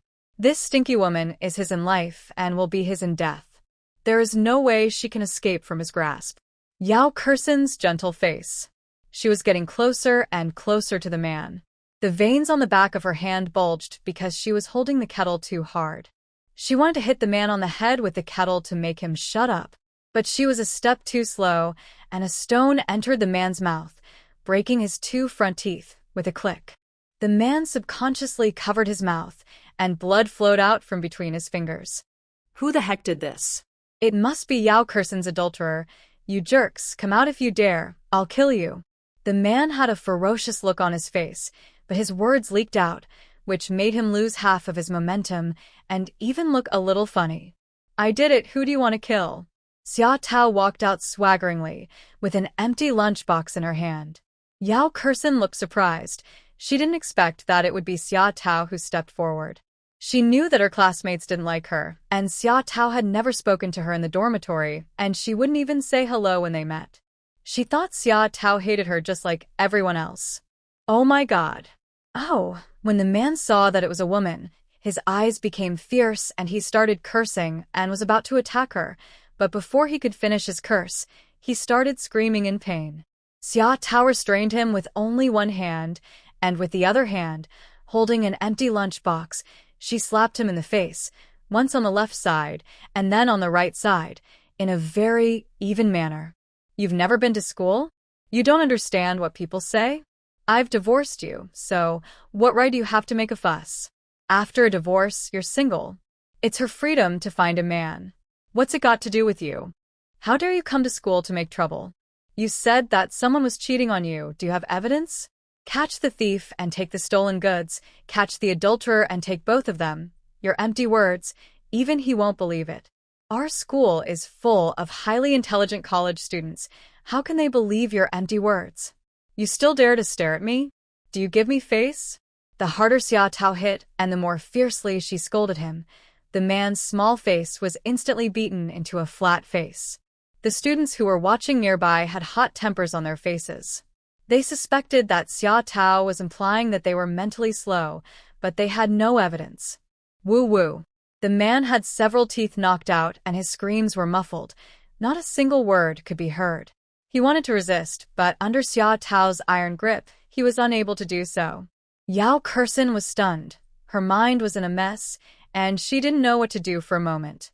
Are you really not going to acknowledge these two children? Ruan Shuangjiang whispered in her ear. Yao Kersen came to her senses immediately. The brother and sister were worried about their father and cried anxiously. They even wanted to go and help.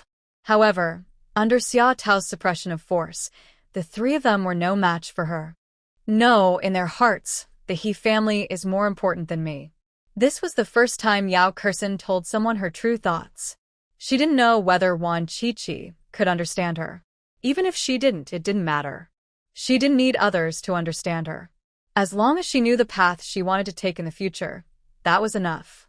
Then deny it. Wan Shiqi didn't ask any more questions. Yao Kursin was a little dumbfounded again and couldn't help asking, "Do you understand what I mean?" Well, they won't be hungry or cold in the He family, so it doesn't matter if they don't recognize them. Ruan Shiqi smiled. Although the clothes worn by the two children were patched, they were very clean. The brother and sister did not look malnourished. The little girl even had a beautiful red hairpin on. And Yao Kursin's ex-husband doesn't look like he comes from a poor family. Li Yuqin said that this man's father is the team leader, so he can't be bad at all. The children are not the mother's sole responsibility. Yao Kursin definitely cares about these two children, but if she acknowledges the children, she will never be able to get rid of her ex-husband's entanglement in her life. It's like a bird that wants to spread its wings and fly high, but its wings are held by a string. No matter how hard it tries, it can't fly into the sky and can only be trapped in the same place forever. If you want to fly high, you must cut that line. Yao Kursin is now cutting the string that is holding her back. That's enough. Ruan Shiqi screamed. If the beating continued, someone would die. You think it's glorious to scold the guest in front of you for cheating on you? Don't you know that women who cheat on others have little earthworms in their homes? You are just flattering yourself, but I have never seen anyone who wants to announce to the world that he is a little earthworm. Do you think you should be beaten? Xia Tao hit the man several more times before stopping, but she didn't stop talking. She continued to attack the man personally, and every word she said pierced the man's lungs. The man didn't dare to scream anymore.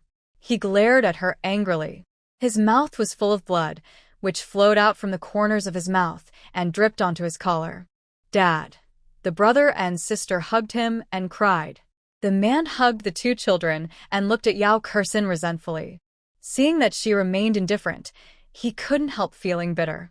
This woman has cold blood, is heartless and ungrateful, and even the flesh falling from her body cannot move her. He is afraid that he will never be able to control this woman again. His father said that after graduating from the worker-peasant-soldier college, they became cadres who were paid by the state and had a monthly salary of 42 yuan. His father was a team leader, and the whole family could only save 100 yuan from working from the beginning of the year to the end of the year. On average, I can save about 10 yuan every month, which makes me a wealthy family in the village. Yao Kursin's monthly salary is 42 yuan, which is 500 yuan a year. He has never seen so much money in his life. As long as he can control this woman, the money will be his. He doesn't have to do anything and can still enjoy a good life. He was full of confidence before coming here, but now he is discouraged and full of regrets. He shouldn't have believed the woman's sweet words and divorced her. Now he has no way to regret it. He giant pain. I came to college because I performed well in all aspects. The commune recommended me to go to college. It's useless for you to throw dirty water on me. The school leaders, I will be able to see through everything and will not listen to your nonsense. If you make trouble again next time, I will ask the police to arrest you and send you to reform. I can do what I say, you can give it a try. Yao Kursin walked up to the man and warned him coldly. You are so cruel. The man cursed incoherently, and Yao Kursin understood. She sneered, and without looking at him or the child again, she turned and left, her back looking particularly resolute. Get out of here. Xia Tao raised the lunchbox and pretended to hit him. The man was frightened, and his face changed. He took the two children and left. But he did not leave the school and moved into a guest house with his children. 309 slept today. Even Li Yuqin, who usually loved to take a nap, was particularly awake today because they were all asking Yao Kursin about her attitude towards children. The child will not starve to death or freeze to death in the He family. You don't have to worry. Yao Kursin's tone was indifferent, and there was no fluctuation when she mentioned the child. It did not sound like a mother's attitude towards her own child at all. Do you miss your children at all? They are your own children. Li Yuqin's tone was a little harsh because she couldn't understand Yao Kursin's behavior. She has two children. When she first came to college, she couldn't sleep at night because she missed her children so much. She immediately called home the next day. Only when she heard her children's voices did she feel at ease. Her children are her life. She can give up anything except her 2 children.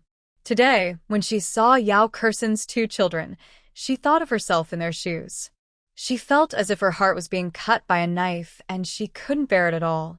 No matter how hard or difficult it was, she would keep the children by her side. Their surname is He, and they are He Jianping's flesh and blood. The He family values them very much. Yao Kursen's tone remained calm, as if she was talking about someone else. If He Jianping remarries and has children, he will have a hard time under the control of his stepmother. Li Yuqin expressed her concerns. After all, they are my own children. They provide me with food. Even if something happens, it is their life.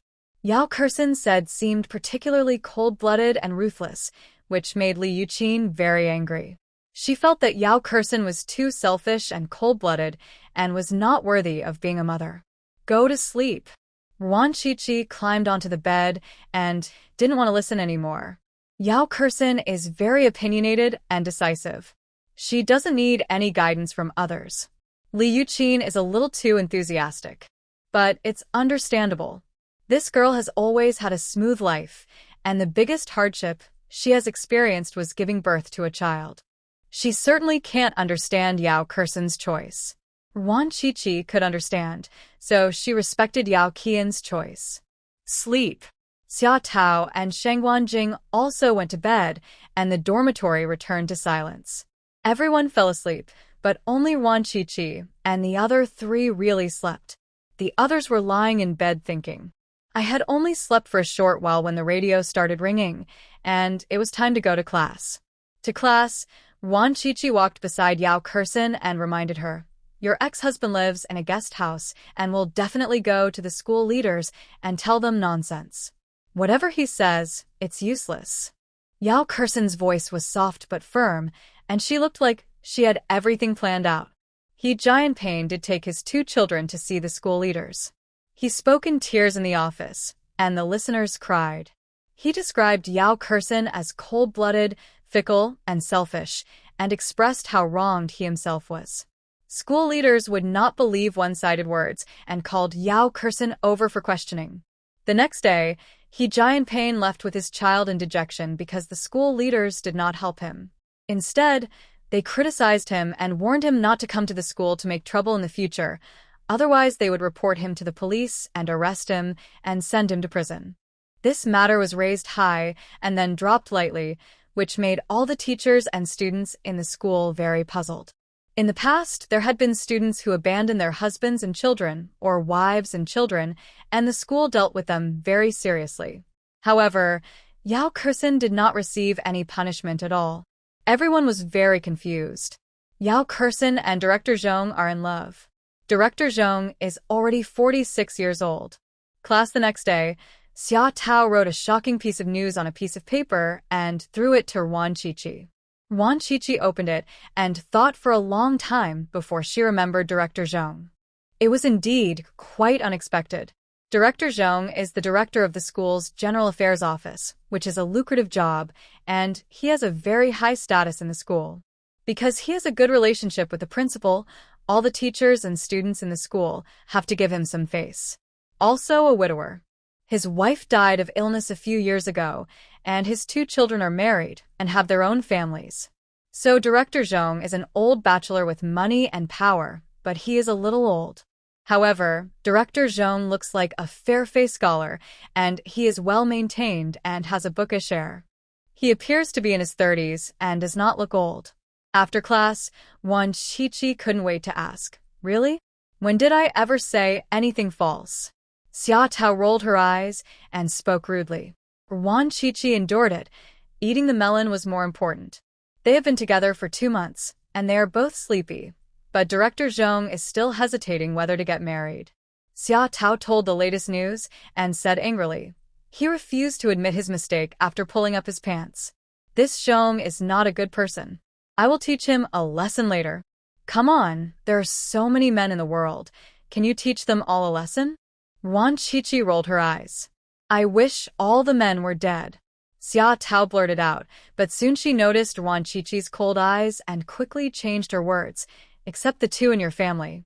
Ruan Shuangjiang snorted and continued with the class, but she also understood that the reason why the school was lenient with Yao Kursin was definitely because of Director Zhong's contribution. This woman has a clear goal and uses very clever methods. Director Zhong probably won't be able to escape from her clutches. Spring is indeed a season of restlessness. The feelings between Su Erfeng and comrade Xiao Chao are growing deeper and deeper, and they're already talking about getting married.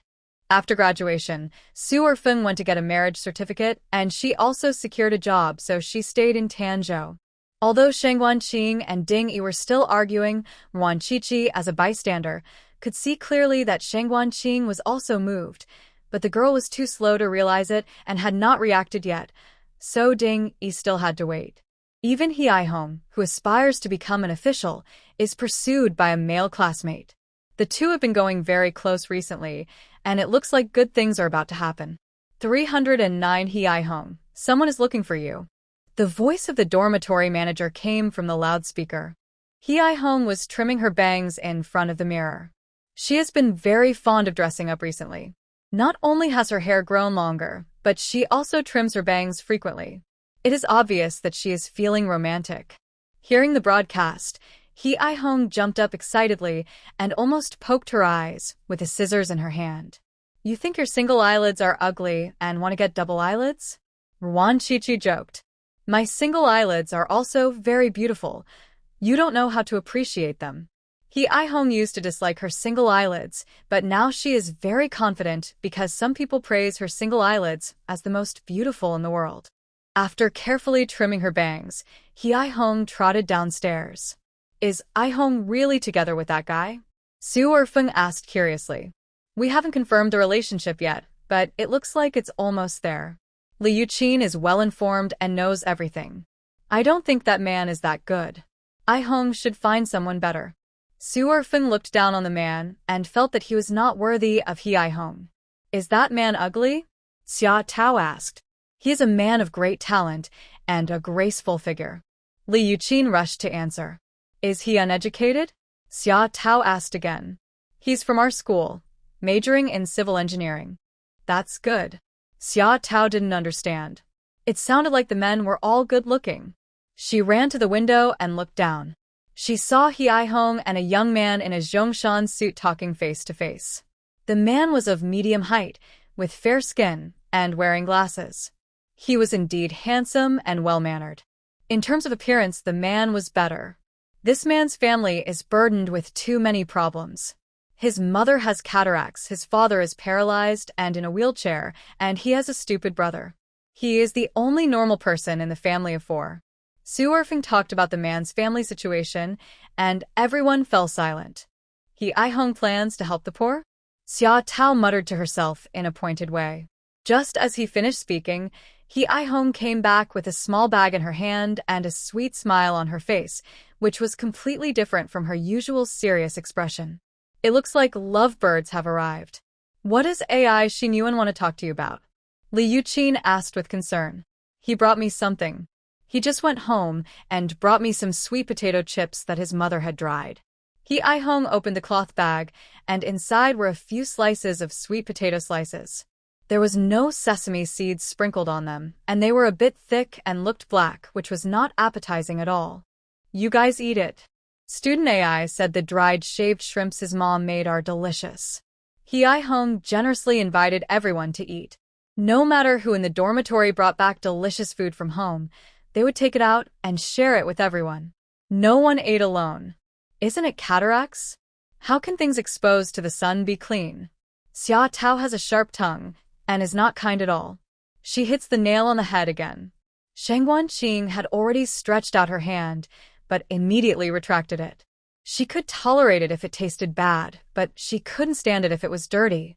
He just has cataracts, he's not blind. How come he's dirty? Xia Tao, you're so disrespectful. He Hong angrily accused him, asking how he could say that about an old man. Moreover, these sweet potato chips were Yuan's gift, and she would not allow them to be desecrated. Yuan's ducking cataracts are very serious. His eyes are almost completely white. Su Erfeng reminded her. That's a blind man. You retelling the truth. Why are you in such a hurry? You haven't even gotten married yet, and you're already covering up for her? Xia Tao responded sarcastically, without even looking at the sweet potato slices. Compared to these dirty shuts, the food made by Gone Defa's mother is simply the most delicious food in the world.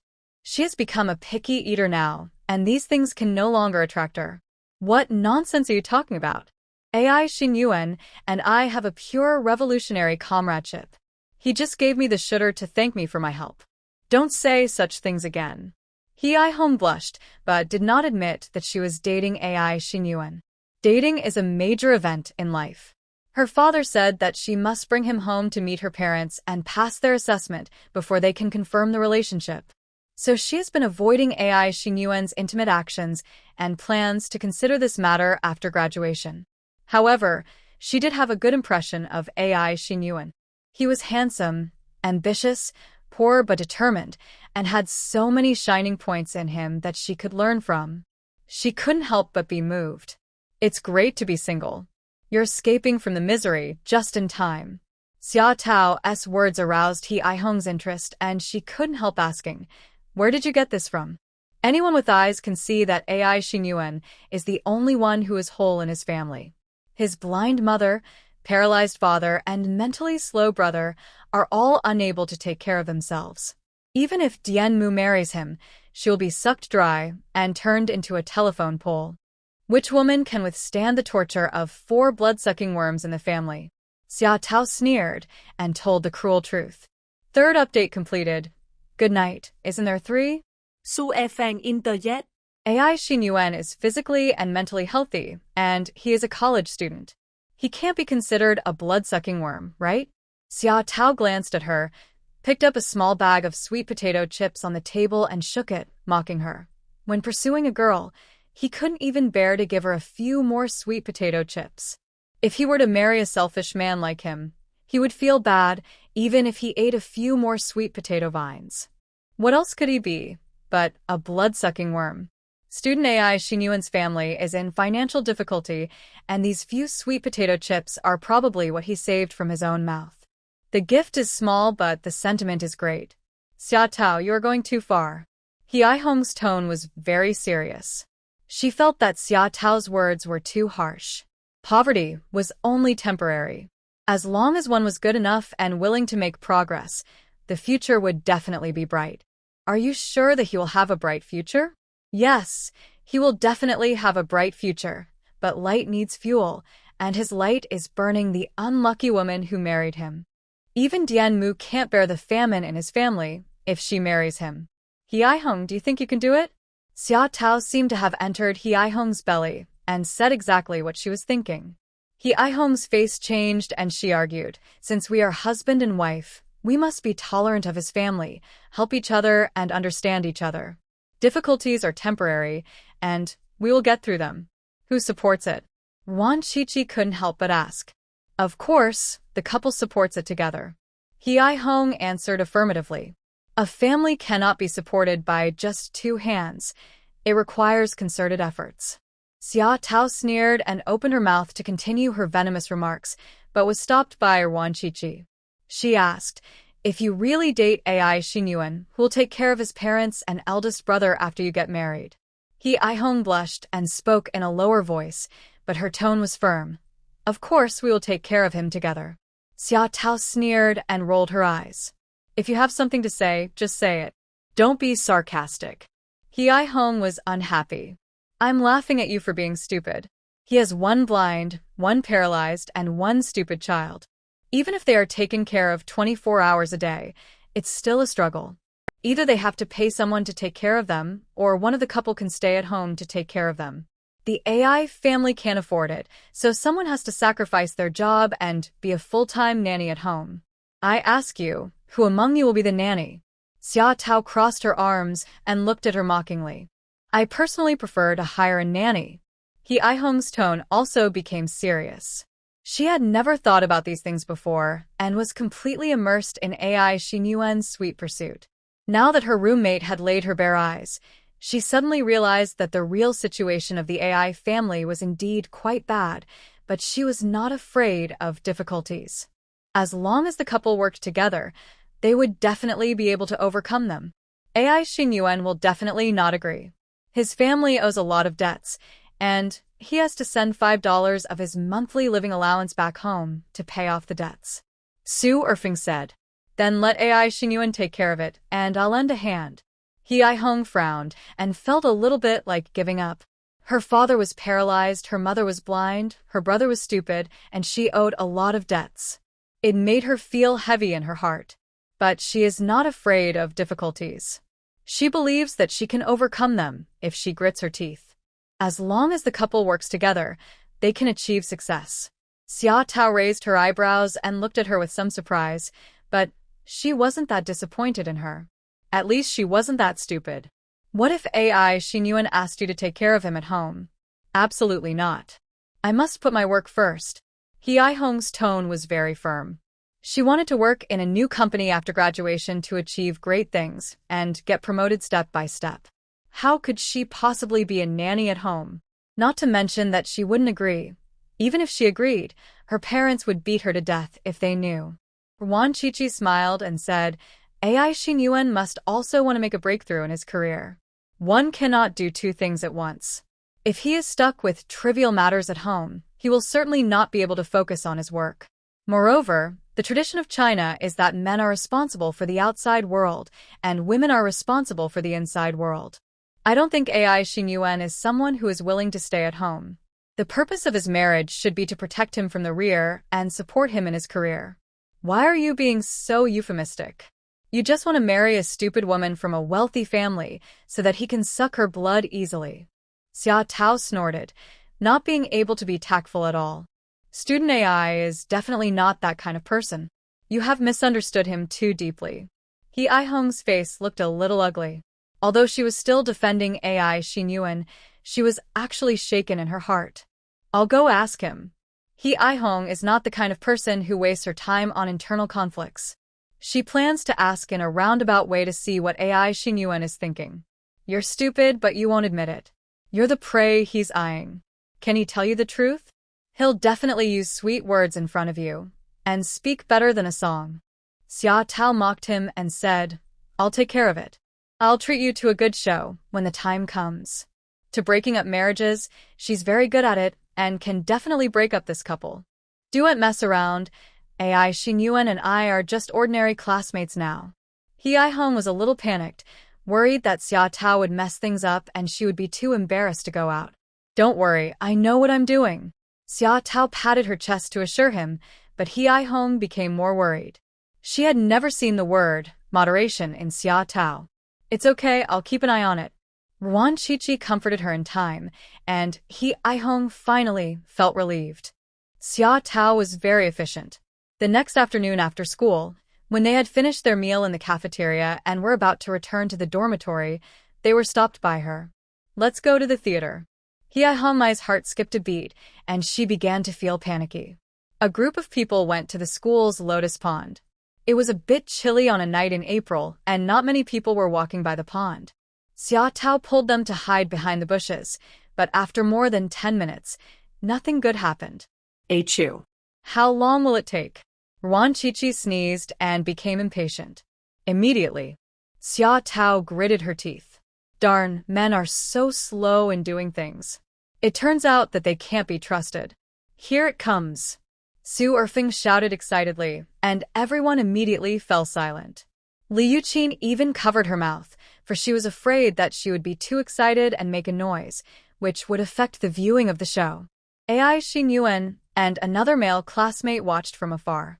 A light breeze blew over a faint aroma of wine, and AI Xingyuan walked a little unsteadily, obviously drunk. No, I feel dizzy. Please sit down for a while. The boy swayed his body and sat on a bench beside the lotus pond, right next to the bushes where Xia Tao and the others were hiding. I feel dizzy too. I drank too much tonight. AI Xingyuan shook his head and sat down as well. You and the squad leader he from the electrical class are about to get married, right? You have good taste. Squad leader he's father is the director of our tail-cutting association. He is very capable. If you marry her, you will definitely have a bright future. The male classmate's tone was full of envy. Ai Xingyuan had always been a gentleman, but perhaps because he had been drinking, he looked smug at the moment. However, he still said modestly, I mainly admire his intelligence and ability. It has nothing to do with her parents. He Ihong blushed behind the bushes and raised the corners of her mouth. Forget it. We're alone here now. You don't need to say these things. He Ihong isn't ugly, but she's not pretty either. Her face is like a pig's kidney, and she's stern all the time. Marrying her is like marrying an old woman.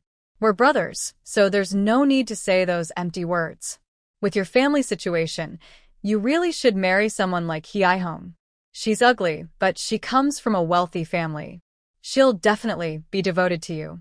If you tell her to go east, she won't dare to go west. The male classmate talked a lot and was extremely disparaging of He Ihong. He Ihong was hiding behind the bushes. Her back teeth were almost broken. She was going to come back and settle the score with this jerk. You can't say that. Although Ms. He is not very pretty, she is still very good. Ai Xingyuan was a little drunk. He still had some rationality and was still pretending to be sane. He Ihong's face changed, and her eyes showed disbelief. Yesterday, Ai Xingyuan praised her single eyelids for being beautiful, saying they were the most beautiful single eyelids in the world. He also praised her beautiful face, saying she was the prettiest among the girls in the class. Although she thought these words were too exaggerated, she was still very happy to hear them. But when she told others that she was average-looking, they said the truth comes out when one is drunk. Could this be what Ai Xingyuan really thinks? He said you were ugly. Xia Tao stabbed a knife into her ear, fearing that the fire was not strong enough. He Ihong glared at her fiercely and gritted her teeth. Which of the female students in our school is not outstanding? There are not many who have a family background as good as He Ihong's. You're going to have a wedding banquet after graduation, right? I wish you a bright future and a smooth career. The male classmate's tone became even more envious, and his words made Ai Xingyuan feel particularly proud. That should be about the same. You can come to the wedding then. Ai Xingyuan did not deny that he was absolutely sure of taking down He Ihong. Look, he's already treating you as his property before you even give in. Xia Tao stabbed again. He Ihong's face turned cold, and she was angry. She clearly hadn't agreed to Ai Xingyuan's proposal, but this man claimed to be her fiancé. How frivolous. The male classmate smiled and didn't agree because he knew he wouldn't be able to drink at the wedding. He glanced at the complacent Ai Xingyuan, then glanced at the bushes behind him, and deliberately asked, After you get married, who'll take care of your parents and eldest brother? Of course, it's He Ihong. The man works outside, and the woman works inside. Ai Xingyuan answered as a matter of course. Will He Ihong agree to this? Women like to hear nice words and be coaxed. I can't just stay at home and work as a grown man. If I achieve success at work, she will be proud of it. He Ihong is not someone who is easy to please, and her father doesn't have a good temper either. The male classmate said intentionally, I think she's easy to coax. She'll take my words seriously. As for her father, he'll be my father-in-law in the future. If he wants his daughter to live a good life, he must support me. Only if I'm successful at work can his daughter live a good life. In the end, He Ihong is lucky to have a good father. Otherwise, with her looks and personality, it would be hard for her to marry. Getting drunk, lost his mind due to the flattery of his male classmates and couldn't help but speak out his true feelings. He Ihong, who was lying behind the bushes, had a gloomy face, her fists clenched tightly, and veins bulged on the back of her hands. It turned out that all the nice words the man said were just to coax her. At this moment, He Ihong was more angry than sad. Ai Xingyuan treated her like a fool. She now wished she could kill this man to quench her anger. Not only does he say you're stupid, he also wants to suck your blood, the blood of your parents, ugh. Xia Tao fanned the flames in order to create chaos. Thank you. He Ihong suddenly thanked her. She was not an ungrateful person. Although Xia Tao had a sharp tongue, everything she said was for her own good. Fortunately, Xia Tao invited her to watch the show, Otherwise, she might really be deceived by AI Xin Yuan and become a stepping stone for his career success. Xia Tao was stunned for a moment, then turned her head away, looking a little awkward. Between the male classmate and AI Xin Yuan continued. You make it sound as if He Aihong's family would listen to you obediently. What if she divorces you? The male classmate asked in a seductive way. You don't understand. Once a woman has given birth, she is like a tethered kite. Even if she flies up to the sky, as long as you pull the string, she will come back obediently. She can't fly far. AI Xin Yuan smiled with great pride. He Aihong was the prey he had carefully selected, and he would never let her go until he became successful. The boy's face changed, and he clenched his fists. Darn it, this is too shameless. He couldn't act anymore. I really want to beat this jerk to death. But the crazy woman hasn't given any signal yet, so he has to continue acting, otherwise the crazy woman will really throw him on the mountain to starve and freeze. He is scared. Go back. AI Xin Yuan felt the wind was a bit cold and wanted to go back to the dormitory. No, I'm still dizzy. I need to sit for a while. The male classmate stood up halfway, then sat back down, holding his head and shouting that he was dizzy. AI Xin Yuan had no choice but to sit down. From the tone of your voice, it seems that you don't like He Aihong at all? Are you just attracted by her family background? The male classmate's tone was a bit stiff. He really couldn't be polite to such a shameless person. How could I possibly like her with that look? If she didn't have a good father, I wouldn't even look at her for a second. As expected, people speak the truth when they are drunk, and every word AI Xin Yuan says comes from his heart. You are too shameless. You are an easy woman, and you still want to be a virtuous woman. You are still a man. Bah. I won't act anymore. The male classmate, unable to bear it any longer, stood up suddenly and started cursing at AI Xin Yuan, who looked stunned. Even if that crazy woman threw him onto the mountain, he wouldn't act anymore. What's wrong with you? Oh. AI Xin Yuan was sobered up, and before he could finish his words, he was hit in the face by the sole of a shoe. He Aihong drew it. Who do you think you are? Your father is paralyzed, your mother is blind, and your brother is stupid. All of you in the family can't take care of yourself. I'm not blind, and I'm not stupid. How could I fall for someone like you? He Aihong was almost furious. She could no longer hold it in. She took off her leather shoes and rushed over, cursing and beating him. Xia Tao curled her lips and didn't expose the truth in front of outsiders, giving He Aihong some face. Aihong, listen to me? I was just joking. AI Xin Yuan covered his face and dodged, trying to make excuses. Please call me He Aihong. I'm not that familiar with you. I only interacted with you a little more closely because of work needs. I didn't expect that it would cause misunderstandings to AI. It's my fault. I shouldn't use common sense to speculate on the heart of a sinister villain. You don't have to come to me again in the future, and don't spread rumors outside. Otherwise, I won't be polite to you. He Aihong taught in a righteous and stern manner, with great momentum. He deliberately forced me to drink and tricked me into saying those things. Du Ziding, you despicable villain. How dare you harm me? AI Xin Yuan was completely sober. He quickly figured things out and glared at his male classmate. No wonder they didn't have much contact with each other normally, but were suddenly invited to drink by him. It was also because he hadn't eaten meat for a long time and couldn't resist the temptation of meat and wine. He drank too much and was tricked by this despicable guy. You only told the truth after you spilled it. It's obviously you who had evil intentions. Du Ziding is not afraid. He is strong and tall. If a fight really breaks out, 10 AI Xinyuans will not be his match. You are not a good person either. He Aihong slapped AI Xin Yuan with the sole of her shoe and glared at him. I just said she had a face like a pig kidney, and she will remember it for the rest of her life. I only said those things to trick him. Besides, if I hadn't acted well, would you have seen through this jerk's true face? If you really marry him, your whole family wouldn't be enough for him to suck blood from. Du Ziding cried out that he was innocent and even took credit for it. I'm not that stupid. Unlike you, I have to count my toes to add 7 and 8. He Aihong sneered and didn't appreciate this guy's kindness.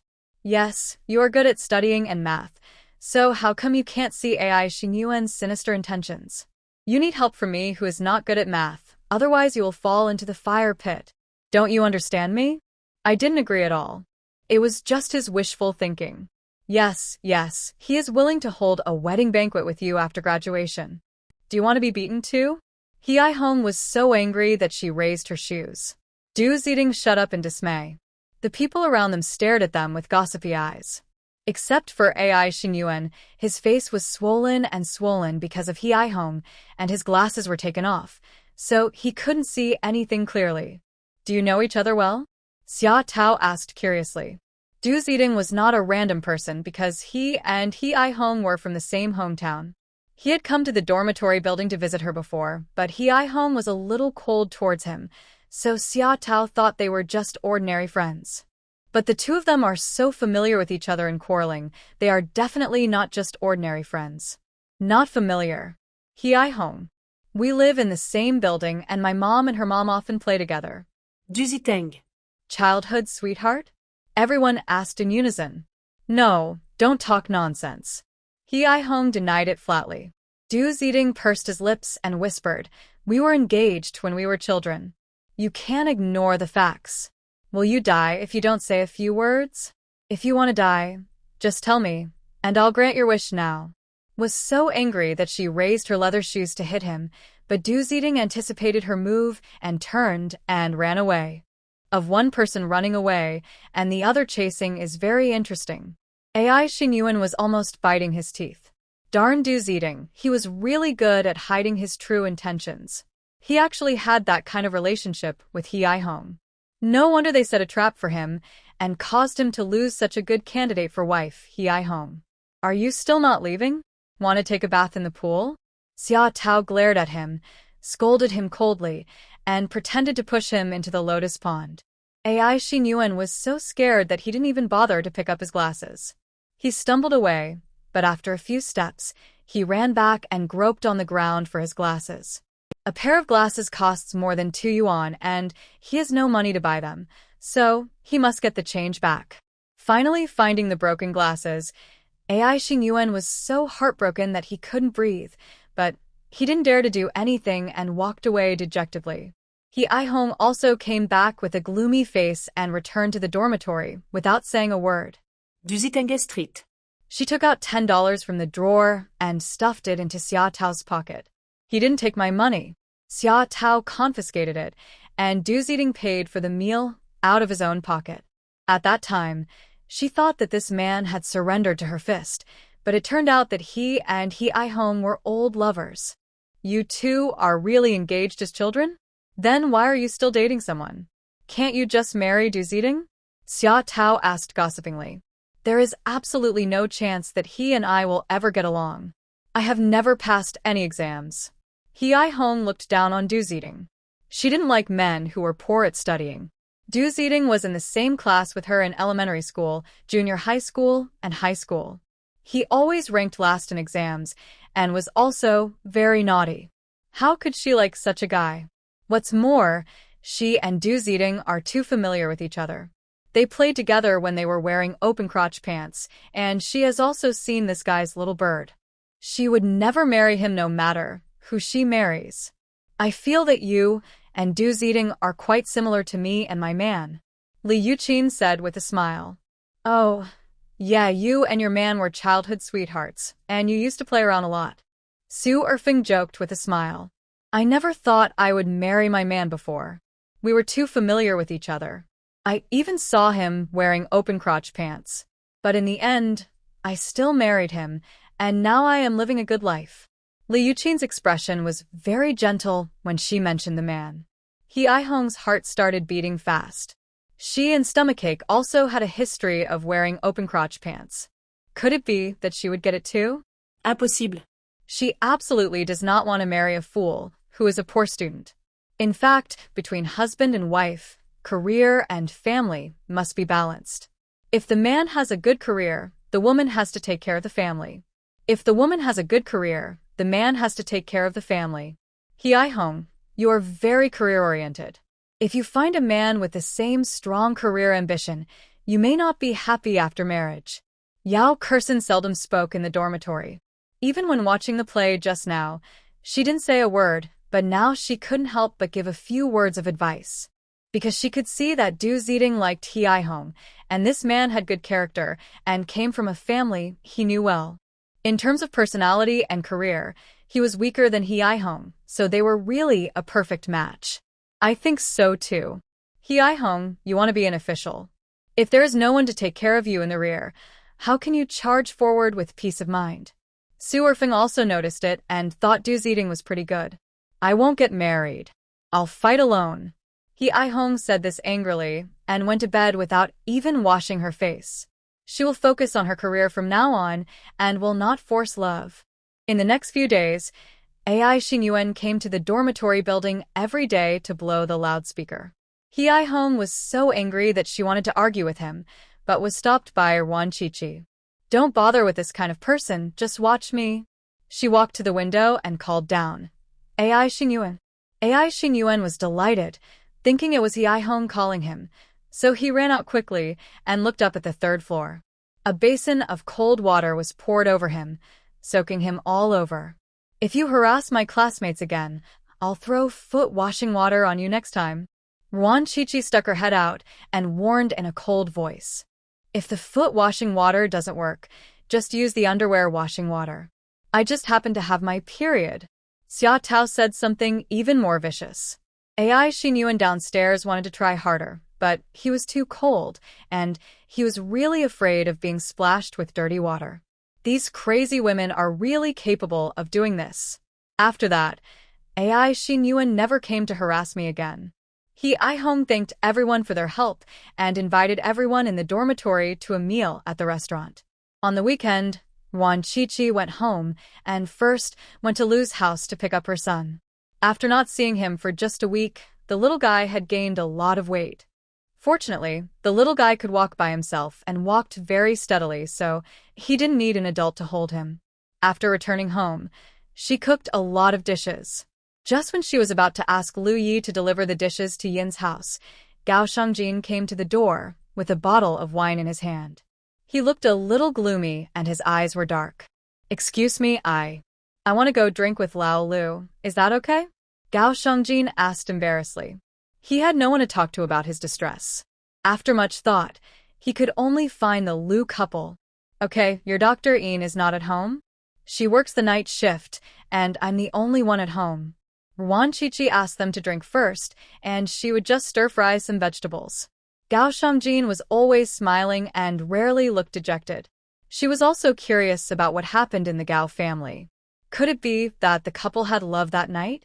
Mr. Lu, I can't understand why my daughter wants to play with bones after I bought her so many dolls.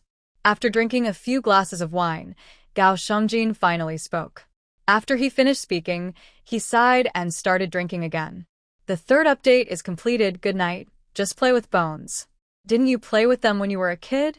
Lu Yi didn't react for a moment. He thought it was just a child playing with sheep bones and pig bones. All rural children have played with them before. Gao Shangjin was making a big fuss. It's not that bone, it's a human. After saying this, Gao Shangjin couldn't stop sighing. His eyebrows and eyes were stuck together with worry. His sweet and soft little girl is prettier than the dolls sold in department stores, so why does she like to play with cold bones? Lu Yi picked up a piece of duck meat and was about to put it into his mouth. When he heard this, he was so surprised that the duck meat dropped. He asked in surprise, Are you sure? Are you sure? Ambitious little daughter, very much. She was sweet, soft, cute, and a very well-behaved little girl. Every time he hugged her, he didn't dare to use force for fear of strangling her to death. This little girl looks timid, so it shouldn't be like that, right? I saw it with my own eyes, and Qianqian herself admitted it. Qianqian is the name of Gao Shangjin's daughter, Gao Qianqian. Most depressed was that his daughter didn't like the doll at all. The only reason she acted like she liked it was just to please him. He, an old father, could not accept that he was being fooled around by a 6-year-old girl. Then let's play. Lu Yi ate the meat with big mouthfuls and didn't think there was anything wrong with it. You don't understand. How can my Qian play with bones? She should like dolls, beautiful dresses, playing the piano, drawing, and dancing. How can she like bones? Gao Shuangjiang became more and more excited as he spoke. He originally had a beautiful idea that his son could take over his job as a soldier, or take over his father-in-law and daughter-in-law's job as a military doctor. That would all be great. The only thing he hopes for his daughter is that she can have an easier life in the future.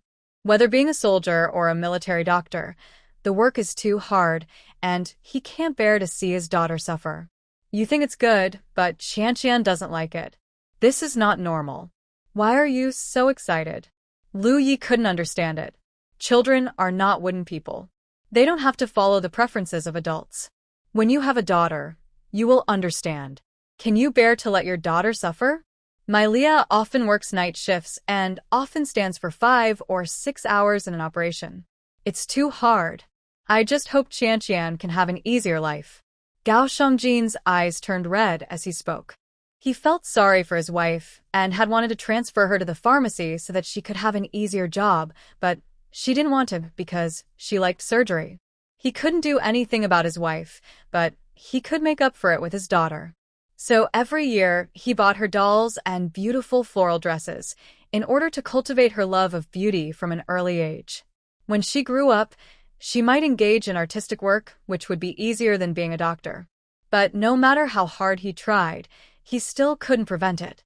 Alas, if you do something you like, you won't feel tired no matter how hard it is. As parents, the last thing we should do is force our children to do something they don't like. Ruan Shuangjiang placed the vegetables on the table and gave some advice. Gao Shuangjiang sighed. He understood the reason, but he was just a little depressed and wanted to find someone to talk to. How did you find out? Ruan Shuangjiang was quite curious.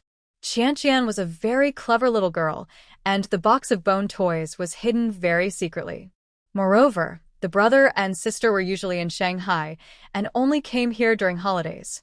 In addition, Gao Shuangjiang is busy at work, leaving home early and returning late, so he should not have been discovered. This year during the Spring Festival, my family went back to my hometown to stay for a few days. Something happened, and we found out. Gao Shuangjiang spoke very concisely and only mentioned what happened in his hometown in one sentence. What happened? Did people from your hometown bully Dr. Yin? Lu Yi hit the nail on the head and guessed it right. Gao Shuangjiang drank a few glasses of wine and felt a little tipsy. He also had a lot to say in his heart, so he took advantage of the alcohol to say it all. It was a wonderful story with twists and turns, thrills, and a thrilling story. After listening to it, Lu Yi and Ruan Shuangjiang both laughed out loud, and even the little kid joined in the laughter. As what happened, time goes back 3 months ago. As the new year is coming to an end, Gao Shuangjiang plans to accompany his wife and children back to Shanghai to celebrate the new year as usual. He can find time to visit his hometown later. But his parents called and said that Gao's father was not in good health and wanted to see his grandchildren.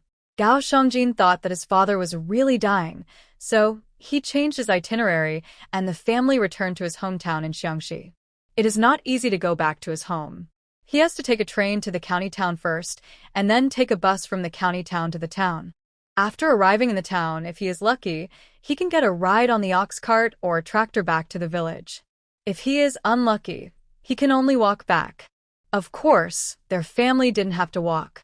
A comrade-in-arms named Gao Shuangjiang from the county's armed forces department drove them to the foot of the mountain. The mountain road was rugged and the car couldn't drive up, so they had to climb up. The locals are used to climbing and can climb up in an hour, but Leah and her children have never climbed before. It took them 3 hours to climb, and both children were exhausted. This is also one of the reasons why Gao Shuangjiang did not let his wife and children come back.